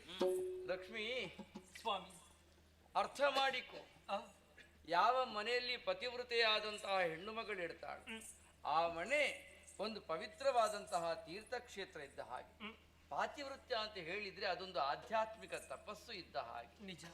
ಆ ನಿಟ್ಟಿನಲ್ಲಿ ಪತಿವ್ರತೆ ಇದ್ದಂತಹ ಮನೆಯನ್ನು ಗೌರವಿಸಬೇಕಾದದ್ದು ಪ್ರತಿಯೊಬ್ಬರ ಕರ್ತವ್ಯವೂ ಕೂಡ ಎನ್ನುವುದು ಈ ಹೊತ್ತಿಗೆ ನಿನಗೆ ಮನವರಿಕೆ ಆಯಿತು ತಾನೆ? ನಿಜ. ನಾ ಹೇಳಿದ ಕ್ಷಣವೇ ಉಳಿದವರು ಅದನ್ನೇ ಕೇಳುತ್ತಾ ಇದ್ದಾರೆ. ಮನವರಿಕೆ ಆಯಿತು ತಾನೆ ಎಲ್ಲರಿಗೂ ಕೂಡ? ಸ್ವಾಮಿ, ಮಹರ್ಷೇ, ವಿನೀತರಾಗಿ ಕುಳಿತಿದ್ದೇನೆ. ನಿಮ್ಮ ಮನದಿಚ್ಛೆ ಏನು ಅಂತ ಕೇಳಿ ಅನುಗ್ರಹಿಸುತ್ತೇನೆ.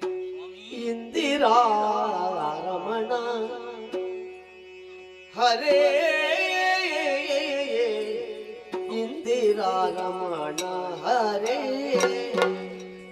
ದೇವರ ದೇವ ಸಿಂಧು ಶಯನ ಮುರಾರೇ, ಹಿಂದೆನಾಗಿದ್ದವರ ಇಂದು ಸಲ್ಲಿಸಿದಿರಿ, ಚಂದ್ರಮೌಳಿ ಬೀರಿಯಾಗಿ ಮುರುಮೂರ್ತಿಗಾಯ ಗದಿಯೇ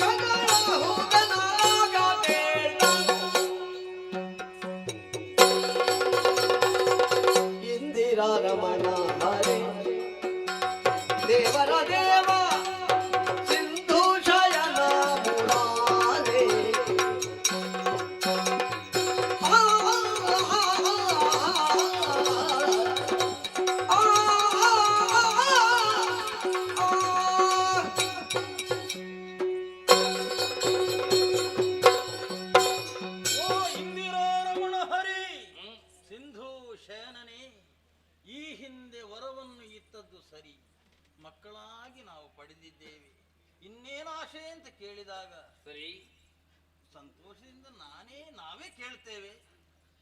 ಏನು ಬೇಕು ಕೇಳಿ. ಮಹತ್ತರವಾದ ಆಶೆ ಒಂದೇ, ಮಕ್ಕಳಿಲ್ಲ ಅಂತ ಗೊತ್ತುಂಟಲ್ಲ. ಹಾಗಾದ ಕಾರಣವೇ 3 ಮೂರ್ತಿಗಳ ಅಂಶ ಸ್ವರೂಪದಿಂದ ಒಬ್ಬ ಮಗನನ್ನು ಪಡೆಯಬೇಕು ಆಸೆ. ಇನ್ನೊಮ್ಮೆ ತೊಟ್ಟಿಟ್ಟು ತೂಗುವಂತ ಯೋಗ ಸಿಗಬೇಕಂತ. ಆ ಯೋಗ ಬರಬೇಕು ನಮಗೆ. ಮಹರ್ಷಿ ಕೇಳೋ ಬುದ್ಧಿ ಬಲಿನಾಗೆ ನಮ್ಮಂಶದಿ ಬಾಲಕನ ಹಣವಾಗಿ ಬೇಡದೆ ಗೆಲ್ಲದನ್ನ ಬೇಯನೆನ್ನುವ ಕಾಮವಾಯಿದನು ತಾನಗೈಯಲು. ಕೇಳೋ ಬುದ್ಧಿ ಬಲಿನಾಗೆ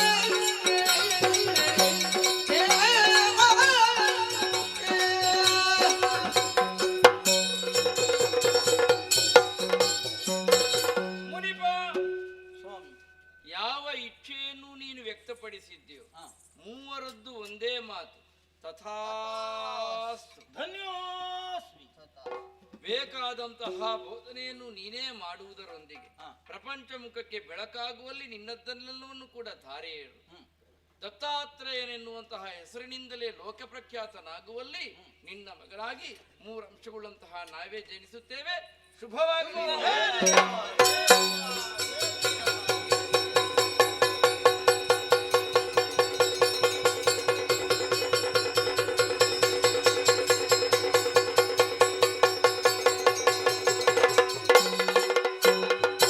ಇತ್ತಲತ್ತಿಗೆ ವರ ಮುಹೂರ್ತನೆ ಪುತ್ರನು ತಿಳಿಸಲು ಪಾಲಿಸುತ್ತ ಬಹಳತ್ತೆಯೂ ಜಪ ತಪ ಹವನ ವಿರಚಿಸಲು ಎಂದೆನು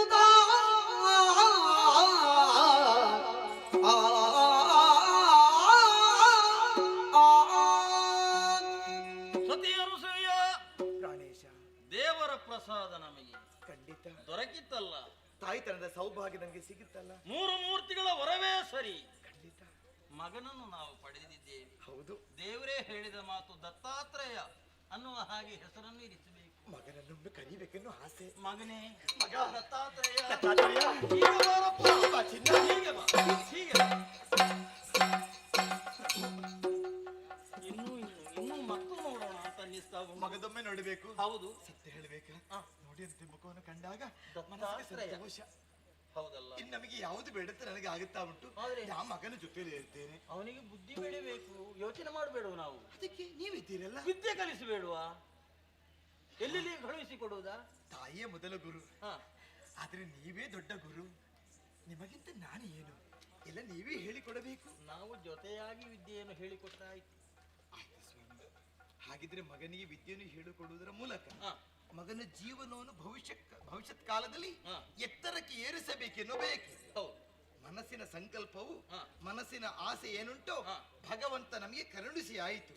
ಇನ್ನೊಂದು ಒಳ್ಳೆಯ ಮಂಗಲದ ನುಡಿ, ರಾಮಚರಣ ಗುರು ಶರಣ ಅನ್ನುವಂತಹ ಪುಣ್ಯಪ್ರದವಾದ ಕಥಾಭಾಗವನ್ನು ಯಾರು ಆಡಿಸಿದ್ರೋ, ಯಾರು ನೋಡಿದ್ರೋ, ಯಾರು ಕುಣಿದ್ರೋ, ಯಾರು ಹಾಡಿದ್ರೋ ಅಂಥವರಿಗೆ ನಾವು ನಂಬಿಕೊಂಡು ಬರುತ್ತಿರುವಂತಹ ಕಟೀಲು ಶ್ರೀ ದುರ್ಗಾ ಪರಮೇಶ್ವರಿ ಅಮ್ಮನವರು ಜೀವನದಲ್ಲಿ ಆಯುಷ್ಯ ಆರೋಗ್ಯ ಭಾಗ್ಯವನ್ನಿತ್ತು ಕಾಪಾಡಲಿ ಅಂತ ದೇವರಲ್ಲಿ ಬೇಡುತ್ತಾ ಈ ಪುಣ್ಯವಾದಂತಹ ಕಥೆಗೆ ಮಂಗಲವನ್ನು ಹಾಡು. ಭದ್ರಂ ಶುಭಂ ಮಂಗಳಂ. ಬಿಡುಗಡಗುವ ಕಡುಬಡ ನಡುವಿನ ಕೋಟಿ ನೋಡದಿ ನಡೆಯುತ್ತಿ ಬೇಡಾಗಿ ಬಿಡುಬಡ ನಾಡದ ನುಡಿಗೆ ಒಲಿಗೆ ಲವಲಂಬನ ಕಳಗದ ಮಡದಿಯ ನಾನವಿಯ ಬೆಳಗಿದ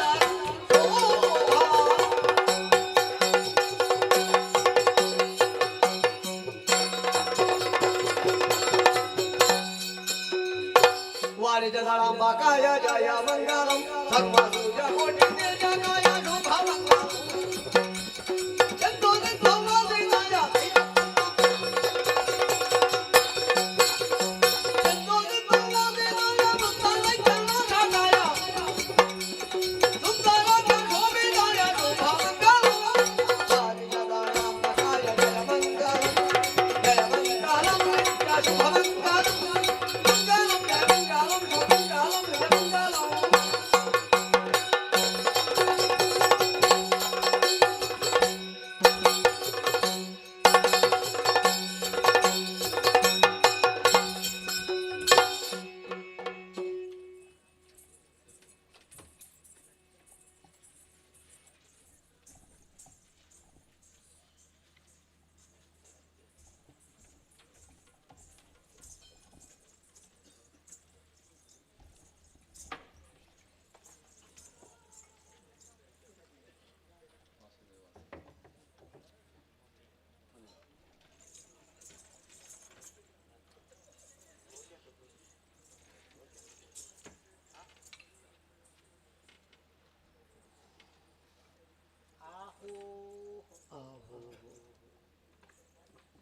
ಮೂರ್ತಿಗಳಾದಂತಹ ಶ್ರೀಮನ್ ವೇದಮುಕ್ತಿಗಳನ್ನು ಶ್ರೀಮಾನಿ ವಾಸುದೇವಾಷ್ಟಮರು ಹಾಗೂ ಮನೆಯವರು ಮತ್ತು ವಾಸುದೇವಾಷ್ಟಮರು ಹಾಗೂ ಮನೆಯವರು ಆರ್ತಿಗಾರರು ಕುಶಾಲಗಾರರು ಮೋಜುಗಾರರು ಭಕ್ತಿಪೂರ್ವಕವಾಗಿ ಕೊಟ್ಟಿರುವ ಶ್ರೀಮುಡಿಗಂಧ ಪ್ರಸಾದ ಶಿವಾತ್ ದೇವ